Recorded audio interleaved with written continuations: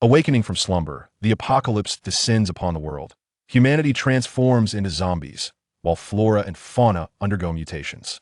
Su Hao and the goddess find themselves trapped on the rooftop, first eliminating the mutated goddess before triggering an infinite selection of divine choices.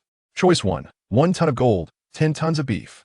Choice 2, a stunning beauty, an alloy broadsword.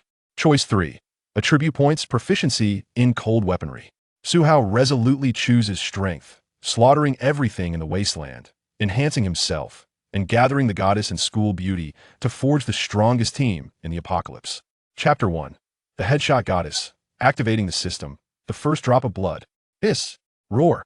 Accompanied by the howls of a horde of zombies, Su Hao grips a steel pipe and a bundle of tape, hiding on the rooftop of the cafeteria at Jiangxing University with a beautiful woman. The roars below echo incessantly, even in the dead of night, more persistent than a rooster. The two have been trapped on the rooftop for an entire night with no way out. Huff. Early in the morning, Su Hao awakens, exhales deeply, and approaches the edge of the rooftop to gaze down. There are too many zombies swarming everywhere. At this moment, the beautiful woman awakens and immediately begins to complain to Su Hao. Is there still no way to leave? Are we just stuck here? Su Hao gestures below. Or do we get down? With tens of thousands of students at Jiangxing University, the apocalypse struck yesterday noon, and there are probably more zombies down there than there is hair on your head. He is a freshman at Jiangxing University. The woman is also a student, but her year and name remain unknown. Dressed entirely in trendy designer brands, she exudes an innate air of arrogance. Her meticulously crafted makeup elevates her original appearance from a modest 70 to an impressive 80. The designer skirt she wears is exquisitely tailored, but she has lost one shoe and is now barefoot on one foot. A student dressed like this is likely a prospective socialite. She is aware of the abundance of zombies, but chooses to complain, blame, and deflect responsibility. Upon seeing the steel pipe in Su Hao's hand, she points at him with her delicate fingers. Don't you have a weapon? Su Hao, holding the steel pipe, can't help but chuckle. Just around the cafeteria, there are no fewer than 1,000 zombies. What use is a steel pipe? Even if 1,000 pigs laid down for him to slaughter, he would hardly know how long it would take. To be honest, someone like him, a latent combatant and strategist in games, does harbor a desire to fight zombies, but he is also rational and sensible. The sheer number of foes is overwhelming. Zombies do not engage in fair one-on-one battles. You find it pointless to say more. The two had fled to the rooftop yesterday noon, and after a day and night, their patience has worn thin. Having gone so long without water, he feels parched. Su Hao first checks his phone. The network is down, and even the satellite positioning has failed. It seems electronic devices are no longer functional. He glances at the last message in the group chat. Jiangxing University, class of 2024 freshman group 1. Shiming from the Chinese language department. Help. What's happening? I'm trapped in my dorm, and there's zombies outside. Con Lean from the music department. This must be the apocalypse. There's zombies everywhere downstairs. Xu Qing, a medical assistant. Students, prioritize self-rescue. Ensure your own safety and do not act impulsively. The entire group chat of 2,000 people barely saw a few messages before the network cut off, and the phone became merely a clock and flashlight, devoid of any other utility. Meanwhile, the woman notices Su Hao playing on his phone, while her own was lost yesterday, inciting her anger. She approaches Su Hao, preparing to slap his phone away. What time is it? Can't you be of any use? With a resounding slap, Su Hao had anticipated this and swiftly grasped her approaching hand. Are you trying to? The sentence remains unfinished. Su Hao holds her hand and slightly tilts his head to inspect the outer side of her arm. Beneath her cool short sleeve, 3 faintly bleeding marks have turned purple, with the violet veins appearing as though they have been tainted, spreading outward. Normally, such wounds would have scabbed over by now, yet hers have begun to expand significantly. Upon being seen, the woman immediately retracts her arm, her expression flustered. This is just a scrape from yesterday when we fled. Su Hao, upon hearing this, regards her with eyes that seem to say, this is too obvious. He is well acquainted with what a scrape looks like from his days of running and playing basketball. The nature of her wound resembles those inflicted by dark hands. The 3 wounds are aligned and parallel, leaving no doubt. In Su Hao's eyes, her identity has shifted from a prospective socialite to a potential zombie. Observing this, Su Hao glances at the tape he had conveniently grabbed along with the steel pipe. Gripping the pipe in one hand and the tape in the other, he prepares to rise. The woman, seeing this, quickly retreats, attempting to block him while shouting, No, no, what do you intend to do? Su Hao stands up without pursuing her. He gazes at the woman, his voice steady and composed. The rooftop is limited. Where do you think you can run? If you tie yourself up, should you not mutate, I may find something to eat and drink later, and you'll have a share. If you refuse, do not blame me for smashing your head. Suhao tightens his grip on the steel pipe and drops the tape at her feet. The woman stares at him in disbelief. Suhao nods affirmatively, flexing the muscles in his arm while holding the pipe, making his intentions unmistakably clear. If it weren't for the tape, I might have already tossed you off the rooftop. Upon hearing this, the woman's body immediately went limp. After a moment of daze, she began to wipe her tears while starting to bind herself. Wu, Zila. First, bind your feet. All right. Wu, Zila. Rest assured, I will keep my word. Whatever you said to insult me earlier, I take no offense. All right. Wu. Thank you. After binding her feet, there were still her knees left. The remaining hands were bound with the assistance of Suhao, who then allowed her to lean against the wall. Wu. The woman continued to weep, her once delicate features now utterly disheveled. Suhao, holding a steel pipe, sat down nearby. The woman lifted her head, appearing somewhat normal. After all, the apocalypse had frayed the nerves of ordinary people, leaving their demeanor askew. My name is Panya, a junior. Suhao, a freshman. Junior. MHM, senior. Having exchanged only a few words, Panya fell silent again, tears streaming down her face. As time ticked by, the zombies downstairs continued their incessant howling. Panya, on the rooftop, wept while her body began to convulse abnormally, her complexion turning a ghastly pale, eyes reddened and bloodshot. Witnessing this, Suhao shook his head in resignation. Panya raised her head, forcing out a hideous, grim smile. Junior, I'm sorry. It's all right, Suhao replied, shaking his head. You can rest easy. By noon, Panya had transformed into a struggling zombie on the ground, yet the tape restricted her movements. This caused her to writhe and rub against the surface, leaving her bloodied and mangled. Unable to bear the sight any longer, Suhao picked up the steel pipe and sighed. Rest in peace, senior. After speaking, he stepped aside, gripping the pipe with both hands, aimed at the head on the ground, and struck down fiercely. Pooh! One blow. Pooh! Two blows. After several strikes, she ceased her struggles, physically dispatched by Suhao. Under the blazing midday sun, he stood on the rooftop, gazing at the zombies below, tightening his grip on the steel pipe and slightly licking his teeth with force. At that moment, a sudden clear and melodious voice echoed in his mind. Task triggered, the first blood of the apocalypse. Congratulations on activating the God-level choice system.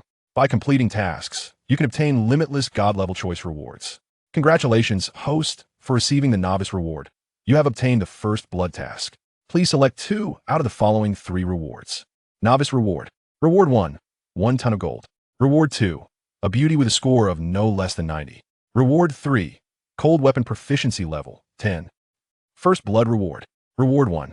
Chapter 2, cold weapons level 10, the great broadsword, 10-man slaughter mission. Novice rewards. Reward 1, 1 ton of gold.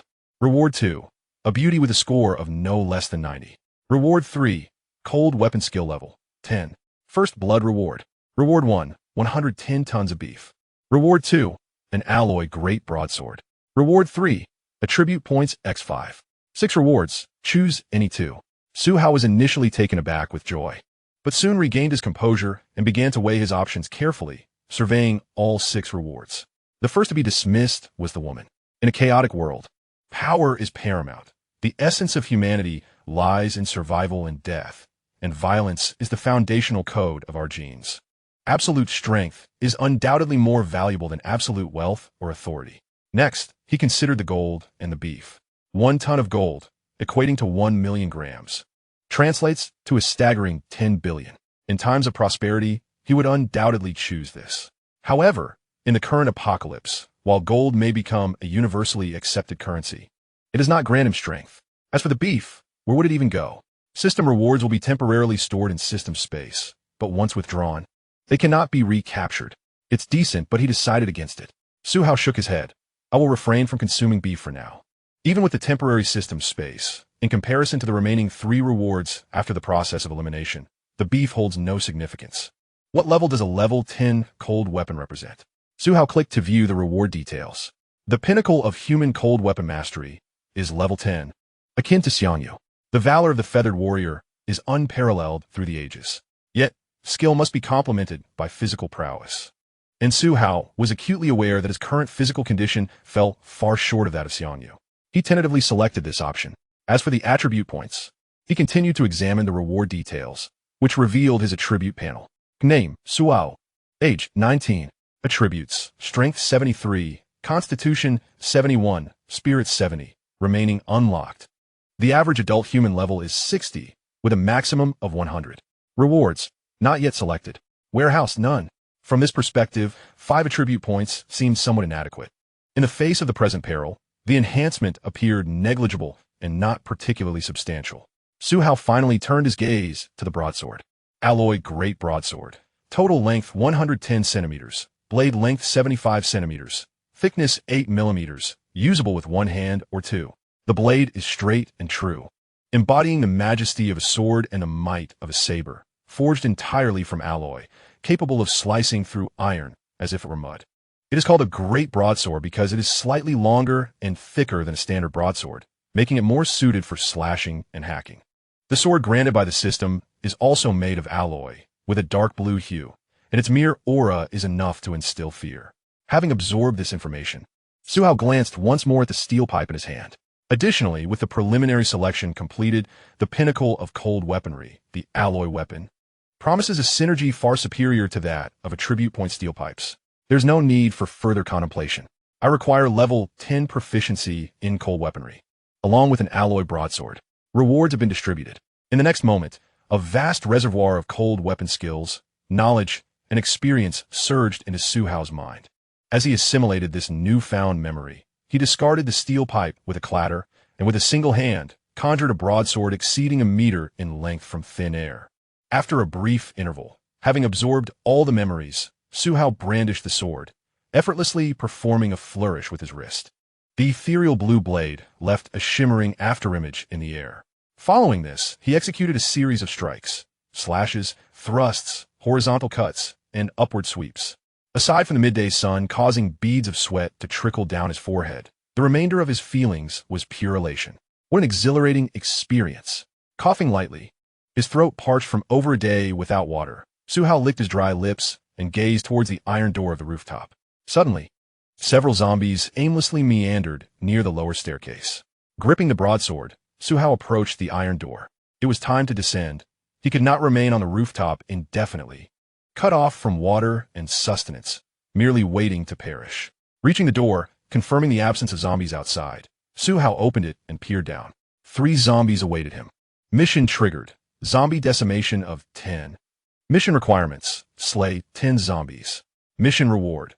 1 opportunity for an unlimited divine selection. The second mission commenced with an immediate demand for the elimination of 10 zombies. Fortunately, he had previously chosen cold weaponry and the broadsword. Otherwise, attempting to dispatch 10 zombies with merely a steel pipe would have been perilously daunting. However, the 3 zombies that had wandered up were manageable. The staircase served as a formidable barrier, allowing him to confront at most 2 zombies simultaneously, as long as he adeptly utilized the terrain and avoided being surrounded. The challenge was hardly insurmountable. Employing the terrain, avoiding prolonged engagements, maintaining distance to prevent entrapment by the stairs, and ensuring his sword did not become lodged in the walls were crucial considerations. Most importantly, he must evade the zombie's grasp. A single misstep could spell utter disaster. Muttering these precautions, Suhao descended the staircase and arrived at the landing at the turn, preparing for an aerial assault. He cleared his throat lightly. Instantly, the 3 zombies below turned their heads, fixating their gaze upon Suhao at the staircase's corner. Among them were 2 former classmates and 1 cafeteria staff member. Their faces and necks gruesomely gnawed at, with putrid flesh and even eyes dangling grotesquely. Blood stained their bodies, saturating their clothing in a dark crimson hue. One of the zombies was even missing a hand, with only 2 bony protrusions remaining. A growl escaped its lips. Recently, a zombie suddenly turned and stumbled over the first flight of stairs, resulting in a loud thud as its eye popped out, bouncing off the floor. The remaining 2 zombies maneuvered around and ascended the stairs, reaching out towards Suhao. Surprisingly, rather than feeling anxious, Suhao experienced a flicker of anticipation. Could it be that he was a battle enthusiast? Although he had been a notorious strategist in games, ruthlessly cutting down enemies with a sense of thrill, reality presented a stark contrast, and this was far too tangible. After a few seconds, as the distance between them diminished, Suhao adjusted his stance. Gripping his knife with both hands, gathering a slight surge of energy. With a hiss, he swung horizontally at the nearest zombie, executing the move with precision and force. The head of the closest zombie was severed cleanly. Yet, the encounter was not over. A second zombie approached, drawing upon the momentum. Suhao twisted his wrist and delivered another diagonal slash. The second zombie's head flew off as well. The two headless corpses collapsed, motionless. The last remaining zombie crawled on the ground, first ensuring that the other two were thoroughly dispatched. Suhao stepped over them and thrust his knife into the remaining zombie skull. With a satisfying plunge, he eliminated the final threat. Task completed, 10 zombies slain. Taking a deep breath, he felt a sense of satisfaction. Only 7 more to go. He flicked his knife to rid it of blood, allowing himself a moment to breathe. The feeling was not merely good, it was exquisite. Observing the bodies strewn about and the pooling blood, he felt little discomfort, only a gnawing hunger and thirst that made him slightly nauseous from the scent. His stomach growled audibly. Rubbing his belly, Suhao thought, I need to find something to eat. I am too hungry. If he failed to replenish his water and food, he would likely weaken by nightfall, which would pose a significant problem. The cafeteria spanned 3 floors, and he currently occupied the third. The third floor served multiple purposes, primarily for staff rest and meetings. His next objective remained to scour the area. The cafeteria housed 3 floors. Aside from the multifunctional third floor, the first and second floors were dedicated to dining. To find food, he should head to the second floor. However, after a moment's consideration, he decisively rejected that idea. He could not simply go to the second floor. He needed to clear the third floor of zombies first, even if the selection of food was limited on the third floor. It was imperative to dispatch all threats there first. In a confined space, it was best to eliminate all zombies instead of risking encounters. Should he neglect the third floor and head directly to the second, he might inadvertently attract more zombies during a fight, leading to a precarious situation. In games, one could swing a sword tirelessly from north to south, but reality was governed by different rules. In reality, even the most vigorous individuals, when besieged by zombies, can only fight for a few minutes before succumbing to exhaustion, a truth understood by anyone who has ever chopped wood or engaged in physical labor. First, eliminate the zombies on the third floor. The good news is that there are not many zombies there. Suhao wielded a hefty broadsword and began to stride towards the living room. As he turned the corner into the room, he cast a quick glance. Fewer than 20 zombies. This was indeed fortunate, for the second floor undoubtedly harbored no less than 100. Approaching with his blade drawn, he targeted the nearest zombie, sweeping his sword with a decisive stroke. With a sickening thud, he decapitated it. The fallen zombie collapsed, drawing the attention of others who began to reach for Suhao. Most of this horde consisted of former staff, yet their fates were tragically similar. Some had faces and necks gnawed to shreds, while others bore the marks of natural mutation and gnawed hands, all bearing the scars of struggle. The surrounding furniture lay scattered in disarray, the room resembling a battlefield. Observing the encroaching mass of zombies, Suhao licked his parched lips and boldly advanced towards them. His approach was not reckless. He understood that allowing the zombies to surround him would diminish his maneuvering space and increase their density, complicating the battle. Instead, he sought out the solitary zombies. Swinging his blade, decapitation, he then moved strategically, remaining vigilant to avoid tripping over the debris. His goal was to isolate the remaining lone zombies, striving to create conditions for one-on-one or one-on-two encounters against these slow-moving adversaries, thereby gaining an advantageous position. With precision, he swung his sword. Decapitation. Swing after swing, heads rolled. Under the peak proficiency of cold weaponry, Suhao wielded his over a meter-long broadsword, maintaining a controlled distance within 30 centimeters of the blade's edge, delivering precise executions. This method may not have appeared the most glamorous, but it was undoubtedly the most efficient and effortless. Moreover, the alloy blade was sufficiently sharp, severing spinal columns with a smoothness reminiscent of slicing through a carrot. After a brief flurry of activity, all 20 zombies lay decapitated. Suhao leaned against a nearby window, breathing heavily as he regained his strength. The limitations of an ordinary human body were all too apparent. With the zombies on the third floor eradicated, he took a moment to rest while checking his system. Congratulations on completing the task. Decapitate 10 zombies. Infinite divine selection has been unlocked. Please choose one of the following 3 options. Reward 1, 100 tons of bottled water. Reward 2, 25 forged sabers. Reward 3, 10 attribute points.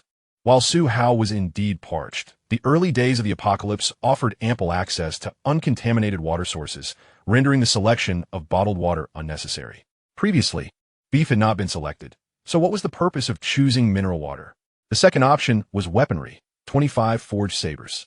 Although the sabers were well suited for slashing, such a quantity was entirely unnecessary. Moreover, he currently possessed a superior alloy broadsword. Thus, Suhao turned his attention to the third option, which boasted an impressive 10 attribute points. Previously, with only 5 points, the enhancement was somewhat meager and yielded minimal effects. However, an increase to 10 points would undoubtedly produce a more pronounced impact. Suhao examined his attributes panel. Strength 73, Constitution 71, Spirit 70. Each attribute represented specific facets of his physical and mental capabilities, warranting a closer inspection. He'd delve into the detailed descriptions. Strength signifies muscular power, bone density, neural recruitment capacity, tendon strength, and skin resilience, among other aspects of human physicality. Constitution denotes stamina recovery, endurance limits, organ strength, neural response, and wound healing, reflecting the body's functional resilience. Spirit embodies willpower, energy capacity, energy recovery, sleep requirements, mental clarity, intelligence quotient, and information processing, representing the core cognitive capabilities of a human being. Thus, the three dimensions of human attributes are aptly summarized as strength, constitution, and spirit, thoroughly encompassing and logically delineated. The average adult level is set at 60, with the human upper limit being 100. Suhao, having previously engaged in sports, exhibited slightly greater strength than the average individual. Yet he had not reached the level of an athlete, who typically falls within the range of 75 to 85. World records hover around 90. After confirming the details, Suhao resolutely opted for the third reward, prioritizing strength above all.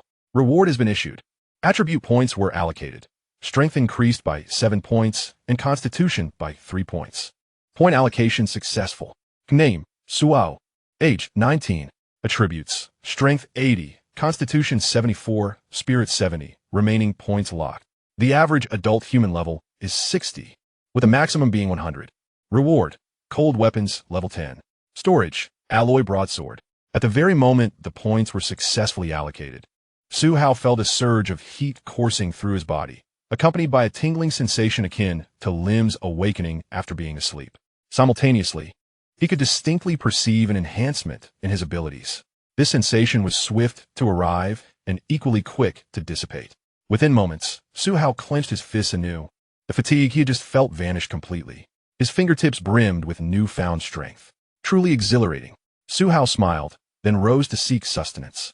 However, just before he could depart, a sudden crash echoed from outside. Suhao turned to see a chair hurled from the dormitory building, and upon hearing the sound, a swarm of zombies swiftly encircled the chair. Looking upward, he noticed a female student from the dormitory adjacent to the cafeteria waving at him. Upon realizing that she had spotted him, her demeanor shifted. The woman waved her hands repeatedly, yet refrained from shouting, fearing the attention of the zombies. From her lip movements, it seemed she was pleading for help. Suhao silently shook his head. He simply did not have the luxury of time to ponder such matters. With 4 individuals per dormitory and 6 stories in the building, there were at least 1,000 zombies lurking within, not to mention those who were absent from their dorms. To save one, would he need to slay 1,000? What was he even thinking? Why should he fixate on this one woman when there were others? He took a moment to assess her appearance. She scored around 80 points, slightly better than the senior he had dispatched earlier on the rooftop. Even if he aspired to form a team of goddesses, there was no rush. His immediate priority was to find sustenance. However, at that moment, a notification appeared, detecting the host's intention. Quest triggered. Assemble a goddess team. Quest description. In the apocalypse, restoring various living conditions necessitates a team and skilled individuals. Women, compared to men, are more likely to idolize the strong, making them easier to recruit and less prone to betrayal. Please identify the first woman you encounter in this desolate world. Approach her to acquire detailed information and achieve a comprehensive score of 85 for system recognition and rewards. Temporary quest reward. 1 infinite god-level choice. Permanent quest reward. For each high-scoring goddess above an average of 85 points recruited, receive an infinite god-level choice. Chapter 4. The 100 Slaughter Quest. Another senior in distress? Upon triggering the quest, Suhao was somewhat taken aback. Could quests be initiated in this manner? It seemed he would need to think more creatively in the future. The more quests he undertook, the more he could accomplish, and, consequently, the greater the rewards. Since failure bore no penalties, merely resulting in an incomplete status, he would welcome as many quests as possible. The more, the better. Returning to the previous quest description, it was undeniably accurate. In the apocalypse, women were indeed easier to control than men. Those who had suffered betrayals from women were either swayed by substantial benefits or were simply too weak, allowing for casual treachery without fear of retribution. If one possessed sufficient strength, women were far more inclined to submit to and accept powerful figures than men. To put it bluntly, in times of peace, strength equates to capital and power. In times of war, strength is represented by armies and authority, but in apocalyptic times, strength is solely defined by absolute power. Given the allure of the rewards, he decided to seize the opportunity to explore further. However, he would not act recklessly. Careful planning was essential. His immediate plan was to continue clearing out the zombies in the cafeteria while searching for food, armed with a large cleaver. Suhao began his search through the various rooms on the third floor of the cafeteria. He found bottled water, chips, snacks, bread, cookies, and cola. Not bad at all. After spending an hour or so, he successfully searched the entire third floor. Suhao discovered an abundance of food. Chinese people have a penchant for stockpiling provisions, leaving some items unattended, perhaps those they do not typically favor. Yet, in times of urgency, they become invaluable. He also stumbled upon a wardrobe filled with numerous snacks. The cola and chips were retrieved from within. Zila, crackle, crackle. With the food in hand, Suhao began to eat leisurely. He hadn't consumed anything for an entire day, although it is said that one can survive 3 days without water. A full day without sustenance can already lead to weakness. The decline of the human body is akin to a progress bar, not merely a phase. As he munched, Suhao took out his phone to check the time. It was now 3 in the afternoon. With the remaining hours of the day, he could manage to clear the second floor at best. By dusk, he needed to ensure all was in order and retreat to a safe haven for rest. Engaging in prolonged combat after nightfall was out of the question. Task triggered. Zombie slaughter 24100. Task description. After slaying a total of 100 zombies, your proficiency in handling them will reach an adept level. Task reward. 1 infinite divine choice. Another task had been activated. Suhao relished the abundance of tasks. Moreover, there was good news. The count of slain zombies was cumulative. The task required 100, and he had already accumulated 24. Continuing to enjoy his meal and sip cola, Suhao planned to rest a while before proceeding to clear the zombies on the second floor. After a brief respite, having eaten until he was about 70% full, he stood up once more, gripping his knife. He felt ready to begin the hunt. It was nearly 4 o'clock, and the sun was beginning to set. He needed to dispatch as many zombies as possible before darkness enveloped the land, hoping to access the cafeteria come morning. Armed with his broadsword, Suhao adjusted his mindset and descended to the second floor. Upon arrival, he was met with a daunting sight. There were indeed numerous zombies, most of whom appeared to be students. Tables and chairs from the cafeteria were strewn about, along with unfinished food scattered everywhere, and appliances lay toppled. A rough count suggested there were nearly 200 of them. The pressure was immense. Even 200 pigs would not be so easily dispatched. Most of these students had undergone natural mutations, the most apparent sign being the absence of severe wounds. Conversely, those who had been infected bore faces and necks that were gruesomely mangled. The resistant ones had their hands similarly ravaged. Some fingers had been bitten off, others entire hands, and some were even missing limbs, with a few reduced to mere halves. No matter, he would take his time. Following the principles of restraint, Suhao licked his lips, grasped the hilt of his knife firmly, and steadied his resolve. Let the slaughter commence. He approached the nearest zombie, noticing 2 leaning against one another, and swung his blade with precision. With a sharp sound, the deed was done. 2 zombie heads suddenly soared into the air before crashing down to the ground. Instantly, the nearby zombies sensed the disturbance and lunged towards Suhao's position. Suhao bravely confronted the onslaught, deftly maneuvering to create a space of 1 against 3, relentlessly wielding his blade in a flurry of strikes. Slash after slash, the rhythm was relentless, an unyielding onslaught of carnage. The sound of flesh being cleaved echoed in the air. As he slashed, he also stepped over the fallen corpses. The efficacy of his cleaving technique was unparalleled. There was no room for grandstanding in such dire circumstances. Only the most effective and least laborious methods prevailed. The number of zombies was rapidly dwindling. Yet 200 was still an overwhelming horde, equating to nearly 45 classes worth. No matter how adept Su Hao was at evading, he was gradually forced back to the staircase. By this time, he had already dispatched 40 zombies. Their lifeless bodies sprawled across the ground, tripping many of their companions, while some heads were inadvertently kicked, like soccer balls, rolling haphazardly in every direction. One head even tumbled down the stairs, startling the zombies on the first floor, who began to stir restlessly. Meanwhile, in the girls' dormitory adjacent to the cafeteria, Huang Shanshan was engulfed by a wave of anger, despair, and disappointment upon witnessing Su Hao shake his head and depart. She was on the verge of crying out in frustration when her gaze fell upon the horde of zombies below, prompting her to abruptly stifle her voice. Bang! Behind her, the dormitory door was barricaded with an assortment of chairs, tables, and cabinets. Outside, zombies prowled menacingly. During the initial outbreak, her roommates had fortuitously been absent, leaving her alone in the dormitory, which spared her from dire consequences. Although there was food available, it would only sustain her for 3 days at most. The harrowing screams echoing through the building the previous night attested to the fact that others had been overrun by zombies as they forced their way through doors. She had spent the entire night in abject terror. Calling for help was futile. The phone lines were down, and there was no internet to reach anyone. In her anxiety, Huang Shanshan pulled out her phone, refreshing the screen in vain despite the absence of a network. Damn it. ISNT, there anyone coming to rescue me? This situation is utterly dreadful. Just moments ago, Huang Shanshan had been observing the surroundings from her balcony. Upon discovering someone battling zombies on the second floor of the opposite cafeteria, she had been intently watching ever since. However, being on the 5th floor, with the cafeteria situated on the 3rd, her view was limited. She could only see Su Hao dispatching a staggering 45 zombies, each one beheaded with precision. How formidable! Huang Shanshan was initially taken aback, then turned her attention to the cafeteria, noticing the corpse of a senior on the balcony. Since the senior had been bound with tape prior to her transformation, her appearance had not drastically changed. Overwhelmed by horror, she gasped.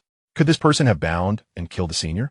After a moment of contemplation, she recognized that, despite the grim nature of the act, the individual before her was indeed powerful. Moreover, he represented her only glimmer of hope. Thus, she hastily grabbed a chair and hurled it to create noise. Hoping to draw Su Hao's attention back to her, she waved her hand, and he shook his head in response. Huang Shanshan was overwhelmed with fury. Her face flushed crimson. Possessing strength and a blade, yet refusing to rescue me. He is the worst among villains. That knife would be better off in my hands. With it, I might very well carve my way to safety, for I merely lack a weapon. If I encounter him again, I shall find a way to procure that knife. Chapter 5. Genetic Optimization Fluid, the Surge in Physical Abilities. On the 2nd floor of the cafeteria, amid the relentless encirclement of zombies, Su Hao was forced back to the stairwell. It was not a matter of inability to fight, but rather a constraint of space, needing to ensure an unscathed passage. This was no video game where one could simply rush in and slash indiscriminately. After enhancing his attributes, Su Hao managed to dispatch over 40 zombies in one breath before beginning to feel the strain.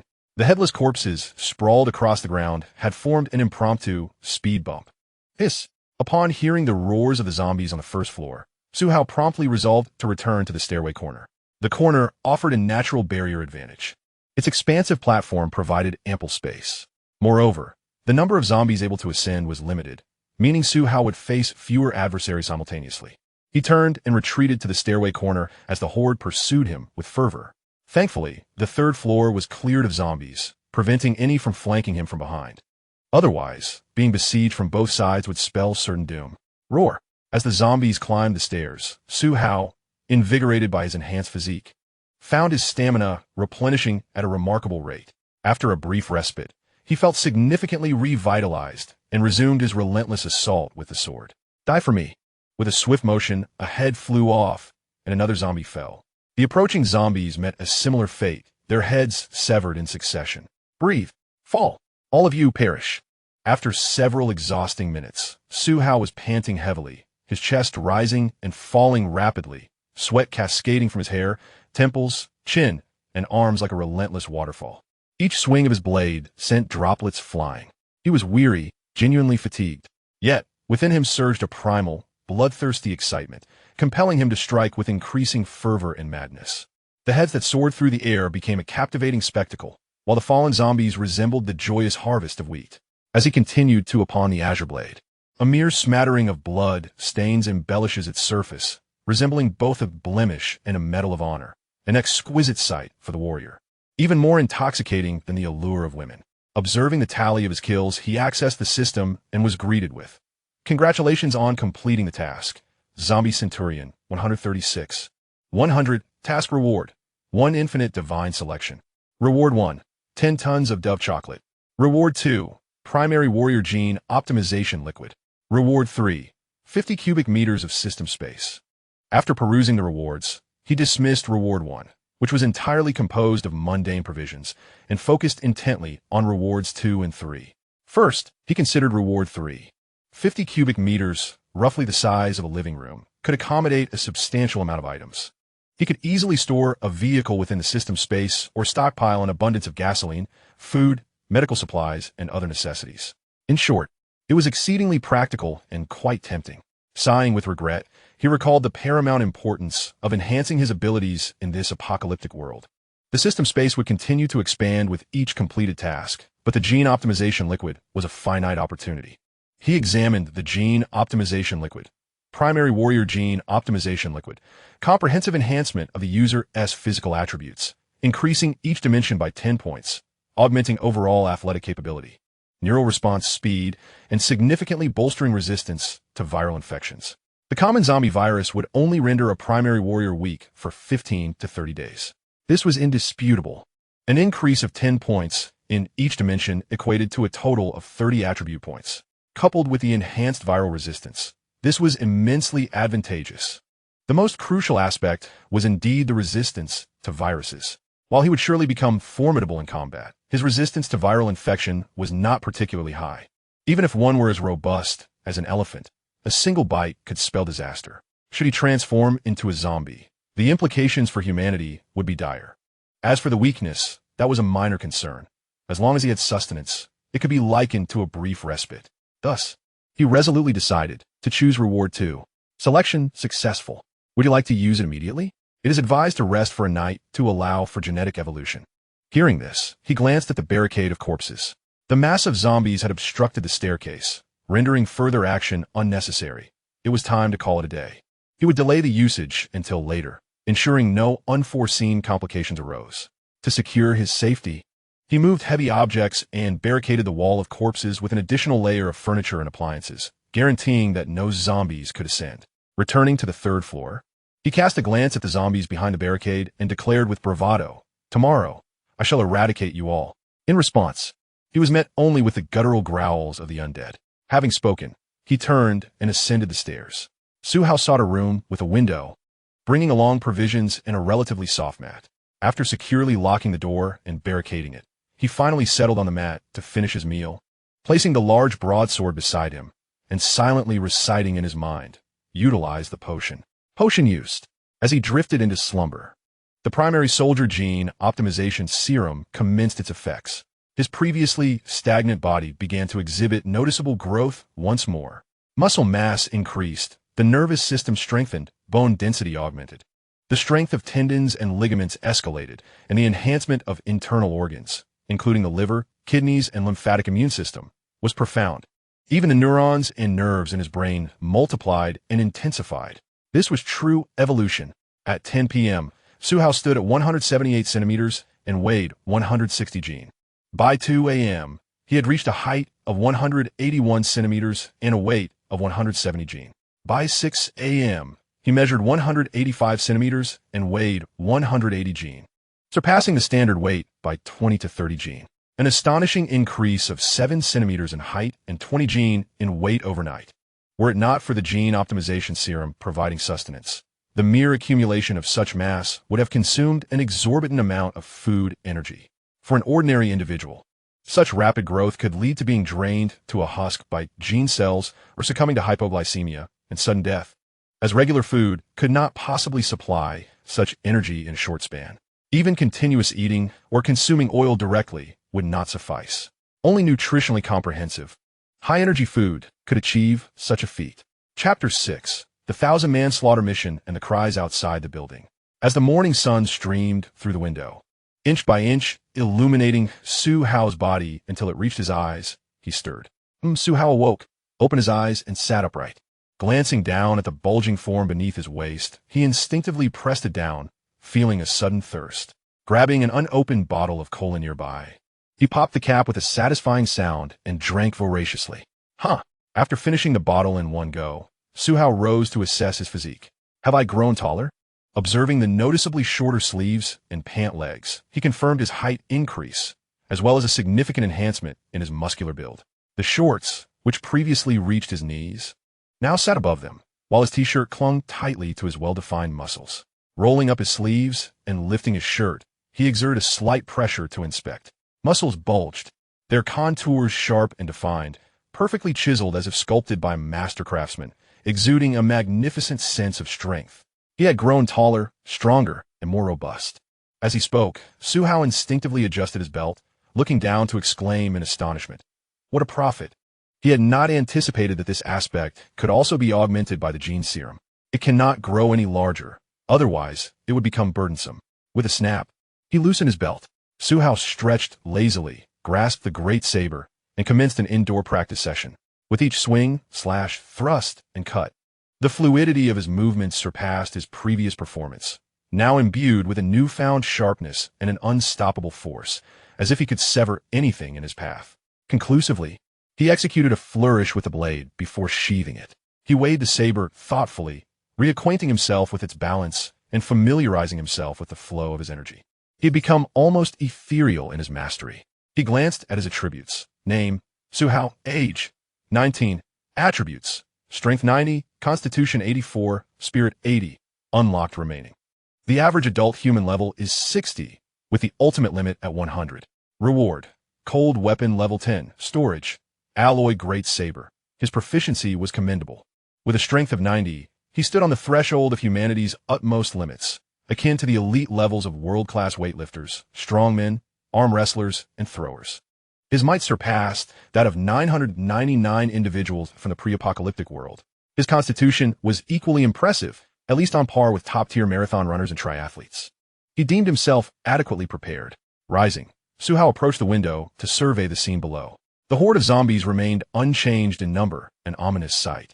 The school's population density was alarmingly high, making escape nearly impossible for ordinary individuals once surrounded. In other buildings, there were ample staircases and even emergency exits, often unoccupied. However, dormitory buildings typically featured only two entrances. Once blocked, the only means of exit was to fight one's way out or descend from the balcony. Yesterday, he had managed to dispatch over 100 zombies throughout the day, yet a single dormitory likely harbored hundreds, if not thousands, of the undead, a truly terrifying prospect. Nonetheless, with his current dexterity and strength, he felt capable of slaying 100 zombies without breaking a sweat. Without further ado, he resolved to break through to the cafeteria and seek out the female survivor he had encountered yesterday. As for the method of approach, he would simply hack his way through. Task triggered. 1,000 zombies slaughter. 1-361-000. Task description, kill. Task reward, 1 infinite divine choice. Upon seeing this task, Su Hao felt a mix of exhilaration and disdain. Whether it was for 1, 10, or 100, the escalating challenge of achieving 1,000 was daunting. Just as he contemplated this, another task was triggered. Task triggered, break out of the cafeteria. Task description, how can a true man languish beneath the cafeteria for long? Please eliminate your way out within a day and proceed to any location. Task reward, 1 infinite divine choice. This was indeed a favorable development. Su Hao mused further. With these 2 new tasks added to the Goddess Team mission from yesterday, he now had 3 tasks at hand, a most advantageous position. The more tasks he had, the better. He was ready to commence his assault without hesitation. Su Hao began to remove the large wooden table and benches that he had used to block the door yesterday. The task had been somewhat arduous the previous day, but today he felt as though it was effortlessly light. The boost in strength he experienced was far beyond mere numbers. Sometimes, a slight increase in power could lead to drastically different outcomes. Having cleared the entrance, he opened the door to survey the 3rd floor. Fortunately, no zombies had ascended. As he reached the staircase, he noted that the furniture and appliances he had positioned there were still in place, along with the bodies. However, the blockage was primarily at the main stairway, where the railing could not be obstructed. After a night of waiting, the zombies from yesterday had dispersed. At that moment, only a few zombies lingered at the stairway. It was time to leap over and engage them. Suhao had done similar feats during his middle school days. If he found himself surrounded, he could always retreat. With a plan in mind, he armed himself with a knife, bracing himself with one hand, and vaulted over the railing from the third floor to the second. His feet landed firmly on the second floor railing before descending to the ground. The commotion attracted the attention of the nearby zombies, who lunged towards him. Without hesitation, Suhao charged forward, knife in hand, ready to strike. He confronted the zombies head-on, delivering a fierce slash. With a swift motion, he cleaved the first zombie from its left neck to its right arm, sending both its head and limb flying. After dispatching the first, he embraced the brutality of the moment while maintaining his composure. He slashed, struck, and maneuvered with steady steps, feeling the enhancement of his total attributes. Today, he felt markedly stronger than the day before, an impressive leap in capability. 3 zombies approached from the front, while 4 more drew near from the left. Suhao swiftly eliminated the 3 ahead, then turned to dispatch 2 from the left. He maneuvered to avoid the right flank and finished off the remaining 2.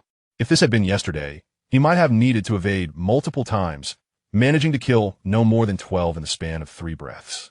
Today, however, the conditions allowed him to slay 5 zombies in a single, decisive stroke. As the hours slipped by, only one figure remained standing on the second floor of the cafeteria, Suhao. The rest of the zombies lay sprawled across the floor, their heads and bodies perfectly aligned. He exhaled, holding his bloodied sword, slightly winded but exhilarated. The thrill of vanquishing so many zombies flooded him with dopamine, combined with the exhilarating rush of exertion. To describe it in one phrase, it was more satisfying than any other endeavor. He glanced at his kill record. Mission: 1,000 zombie slaughter. 2561000. What a gratifying accomplishment. Suhao exhaled deeply, feeling a sense of clarity wash over him. Could it be that I am truly a battle maniac? He flicked the blade of his knife, shaking off the blood. Just as he contemplated finding something to eat and checking the second floor of the cafeteria, a chilling cry of desperation pierced the air from outside. Damn it! Chapter 7. Breaking out of the cafeteria, the arrogant senior sister. Upon hearing the weeping curse, Suhao approached the window to discern the source of the sound. That anguished shout not only caught the attention of the horde of zombies, but also drew several human figures onto the balconies of the dormitory buildings. Suhao glanced around, somewhat surprised to see a considerable number of survivors, though still not many. The apparent abundance was due to the fact that, for the past couple of days, no one had dared to show themselves. He had almost assumed that most had perished, for if all 4 in a room were present, the odds would be either 2v2 or 1v4, and emerging unscathed would be quite a challenge. What remained were those fortunate enough to be alone or with only one roommate, thus avoiding such dilemmas. Yet the unfortunate reality was that escape was impossible. Get lost! The malevolent shouts echoed once more, now laced with madness and a tone of self-destruction. Suhao, along with the other survivors, turned to look. Beneath one of the male dormitory buildings, a male student hesitated for a long moment before finally leaping from the 3rd floor, clutching the wall as he descended. Judging by his condition, Suhao surmised that there was no food left in the dormitory. Before the water supply was cut off, there had still been a trickle in the pipes. If desperate, one could even resort to the toilet, but when it came to food, there was absolutely none. The apocalypse had persisted for 2 days. Although one could survive a few days on water alone, no one would willingly push themselves to that extreme. It was true despair. Thus, after enduring 2 days of hunger, the young man made the fateful decision to jump from the balcony, hoping to take his chances. He aimed to minimize the height of his landing. Fortuitously, he landed without injury. Unfortunately, the horde of zombies was overwhelming. As he darted left and right, he was seized by a zombie, which tore away a small piece of flesh from his shoulder. His first scream was a harbinger of the agony to come. Once infected, fleeing became futile. He would transform into a zombie within a day, and his cries were filled with hopelessness. The young man ran for a while, his shouts attracting a multitude of zombies that began to converge on his location. At least thousands of them started moving towards him. Realizing the danger he had unwittingly drawn upon himself, he suddenly shouted towards the dormitory behind him, "To hell with it. I'm done for. Come on, you damn zombies. Come chase me." With that, he continued shouting as he ran, desperately trying to lure as many zombies as possible towards the open expanse of the sports field. Suhao silently watched the young man's departure, sighing with heartfelt admiration and nodding in respect. Safe travels no matter what. His final actions were truly commendable. Even though he undertook them only after realizing he was in dire straits, the deed was done, and regardless of the motive, the outcome was undoubtedly positive. As anticipated, once the majority of the zombies were drawn away, the vicinity of the southern dormitory building saw a significant reduction in their numbers. The once dense horde of zombies had now dispersed into smaller clusters, with some having recently been lured out from the dormitories. Witnessing this, at least half of the remaining survivors began attempting to climb out from the balconies, predominantly from the first and second floors.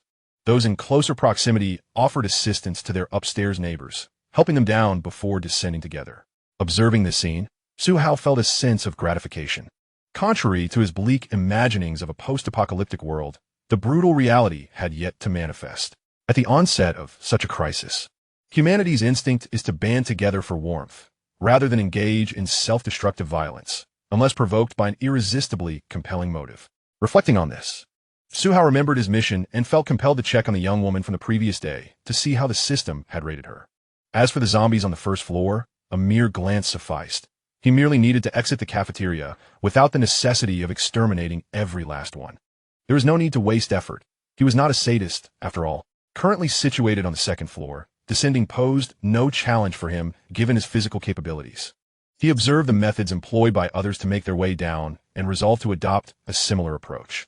At that moment, individuals descending from other dormitories began to sprint towards the less populated gymnasium, information building, art building, and administrative offices, areas where zombies were scarce. The dormitories and classrooms, being the most crowded, were unsuitable for prolonged stays. At this juncture, sensing the timing was right, the girl from the balcony re-emerged and called out to Su Hao in a hushed tone. However, upon her initial glance, she was taken aback. Was it the same person from yesterday? He seemed taller, perhaps even more robust, exuding a newfound strength. The knife remained the same, yet he appeared to have transformed significantly. At this point, the girl perceived nothing amiss. After Su Hao turned his head towards her, she quickly urged, "Come save me. Most of the zombies have left. I'm from the student council. My boyfriend is the vice president. He will grant you extra credits, scholarships, and membership. Anything you desire." Su Hao was momentarily taken aback. "What do you mean by that? Who is your boyfriend?" He thought, bewildered. Was she merely speaking nonsense, or had he misheard? For a fleeting moment, he contemplated turning away, dismissing her as just another distraction. Yet, he hesitated. Abandoning the mission would not be wise. Taking a moment, "Let me observe the score the system assigns you. If you are not a goddess, I shall sever your head from your body without hesitation." Meanwhile, Huang Shanshan from the 5th floor of the neighboring dormitory, noticing Su Hao's daze, hastily prodded him with mild irritation. "What are you dawdling for? Did you not hear?" Su Hao glanced at her, remaining silent. He grasped his knife and leaped from the second-floor window of the cafeteria. His feet landed on the lawn below. Without a moment's pause, he took a step onto the road, then 2 steps across most of the street, and 3 steps onto the opposite lawn, finally arriving at the dormitory building's edge. Directly ascending to the first-floor balcony, Huang Shanshan interpreted this as his agreement and felt compelled to urge him further. "Hurry, hurry!" Su Hao, without uttering a word, swiftly continued his ascent. One hand gripping the knife, the other clawing at the wall, he found his footing on the air conditioning unit at the balcony's edge. With a powerful push, he propelled himself upward, grasping the second-floor balcony with one hand. With sheer strength, he hoisted his entire body up. He repeated the motions: jump, climb, pull up, stabilize, continue. After several iterations, he effortlessly vaulted into her dormitory balcony amidst Huang Shanshan's astonished gaze. As soon as he arrived, Huang Shanshan pointed towards the rooftop, indicating the lifeless body of a senior. "That person was undoubtedly killed by you. I witnessed it. You must have committed murder, perhaps even something more heinous. This could land you in prison, but if you stick by me and protect me, I will keep this secret. My lips are sealed. You wouldn't want the police to discover this and face imprisonment or even a death sentence, would you, Junior?" Chapter 8. Another senior slain, utilizing 2 rewards. Su Hao had initially hoped to test his luck upon arrival, unaware that he would be engulfed in a dire situation. He had overestimated the intellect of humanity in this apocalyptic landscape. Was it greed, or perhaps a forgetfulness of one's origins? Perhaps they simply failed to grasp the gravity of reality. Su Hao fixed his gaze upon her, sighed, and refrained from speaking, opting instead to probe her personal information. "The only thing that could save you now is your rarity, dear President of the Student Council." Upon probing, Huang Shanshan's personal information materialized within Su Hao's retina. Huang Shanshan, age, 21, external comprehensive rating, 66 points. External factors include appearance, physical potential and strength, genetic endowment, etc. Internal comprehensive rating, 57 points. Internal factors include character, intelligence, worldview, humanity, morality, etc. Ability comprehensive rating, 34 points. Ability potential includes awakening potential, ability strength, growth and development, etc. Subjugation suggestion, low. Suggestions categorized as extremely low, low, medium, high, extremely high. The above ratings average 60, with a maximum of 100. Having perused all the information, Su Hao was profoundly shocked. The details were astonishingly thorough. Nevertheless, it was advantageous, as it allowed him to eliminate 999 targets from the outset. Given his intention to assemble a team of goddesses, he sought only the elite among the elite. Moreover, the system recognized only those goddesses with an average score exceeding 85. As for the individual before him, what utter mediocrity! The detailed data indicated her beauty score was 76, yet her overall external score plummeted to 69, adversely affected by other genetic and physical evaluations. The recommendations for recruitment were categorized into 5 levels. However, in Su Hao's estimation, 2 additional levels should be introduced, one labeled a mere roadside find and another at all costs. The exceedingly high scores would undoubtedly warrant every effort for recruitment. Reflecting on his own character, Su Hao mused, I may not be a virtuous individual, but I am not entirely malevolent, cough cough. Speaking of this extraordinary ability, upon reading the information, he surmised that in the apocalypse, the surviving humans would awaken latent powers. This suggested that the catastrophic environment was facilitating human evolution. The precise timing of such awakenings remained uncertain. That was a matter for the future. He shook his head. It is both a blessing and a curse. If humanity is destined to evolve, it follows that animals and plants will inevitably undergo transformation as well. The pace of such evolution is difficult to predict. Furthermore, marine creatures outnumber terrestrial ones significantly, as oceans encompass approximately 70 of the Earth's surface, and their volume is immense. What they were to take flight? How formidable might they become? Of course, such considerations were far off. Meanwhile, Huang Shanshan observed Su Hao's silence, mistakenly believing he was at a loss for words. Thus, she adopted a manipulative tone, reiterating, before long, the government will undoubtedly deploy the military to re-establish safe zones. If you continue to take lives and are discovered within a safe zone, you will face dire consequences. However, if you accompany me, I assure you, your secret will remain safe. Once you learn to recover, my previous words will still hold true. Just obey, hand over the knife to me, and I can also slay zombies. Su Hao cannot help but chuckle. Huh? Huang Shanshan's expression hardened. What are you laughing at? Are you unwilling? What will you do then? Su Hao examined the large broadsword closely. You still desire the knife? Yes, Huang Shanshan affirmed, nodding. It's not so much a demand. Consider a loan, and I shall return it to you later. Return it to me? Su Hao smiled broadly. Isn't it a 24-hour borrowing privilege? Huang Shanshan realized her intentions had been seen through. Anger surged within her. Will you give it to me or not? Suawadiman Saidant. Further discussion felt like a waste of time, as he had pressing matters to attend to. Thus, under Huang Shanshan's watchful gaze, he sheathed the broadsword at his waist and assumed a stance as if drawing it. The muscles in his shoulder tensed, and, as he adjusted his breath, an aura of intimidation emanated from him. An instinctual fear surged within Huang Shanshan's heart, born from the primal nature of living beings. She gazed at Su Hao in disbelief. Are you really going to kill me? Have you lost your mind? I've known Senior Han Jiangxue, the top of the Swordsmanship Society, for 4 years. She is undoubtedly more formidable than you. I also know Su. Before she could finish, Su Hao disregarded her words and swiftly drew his blade. In one fluid motion, a severed head soared into the air, accompanied by Huang Shanshan's incredulous expression, filled with the realization of his audacity to take her life. The headless corpse collapsed with a thud. As the head ascended, Su Hao contemplated and attempted to execute a series of aerial slashes. 3 rapid strokes followed in succession. In the aftermath of the shimmering blade and glimmering swordplay, fragmented remnants akin to garlic cloves cascaded from the balcony, greeted by the zealous pursuit of the zombies below. Su Hao shook his head in resignation. I typically refrain from harming women, yet when I do seek to kill, I often remain indifferent to gender. He sighed, not out of regret, but rather from a sense of discontent. Just moments ago, he had witnessed an inspiring scene, only to be confronted with a despicable one immediately after. The disparity between humanity's heights and depths remains astonishingly fluid. Sheathing his sword, he wiped the blade with a bedsheet from the female dormitory. Although the alloy blade was impervious to blood, he still felt a sense of sullied discomfort and found solace in the act of cleaning. This marked his first instance of taking a human life. He had only dispatched the rooftop sister pan after she had turned into a zombie, which hardly counted. Of course, he felt neither guilt nor a perverse satisfaction. Instead, he felt exasperated at encountering such a wretched individual, someone he would have previously regarded as mere entertainment, now unexpectedly faced before him.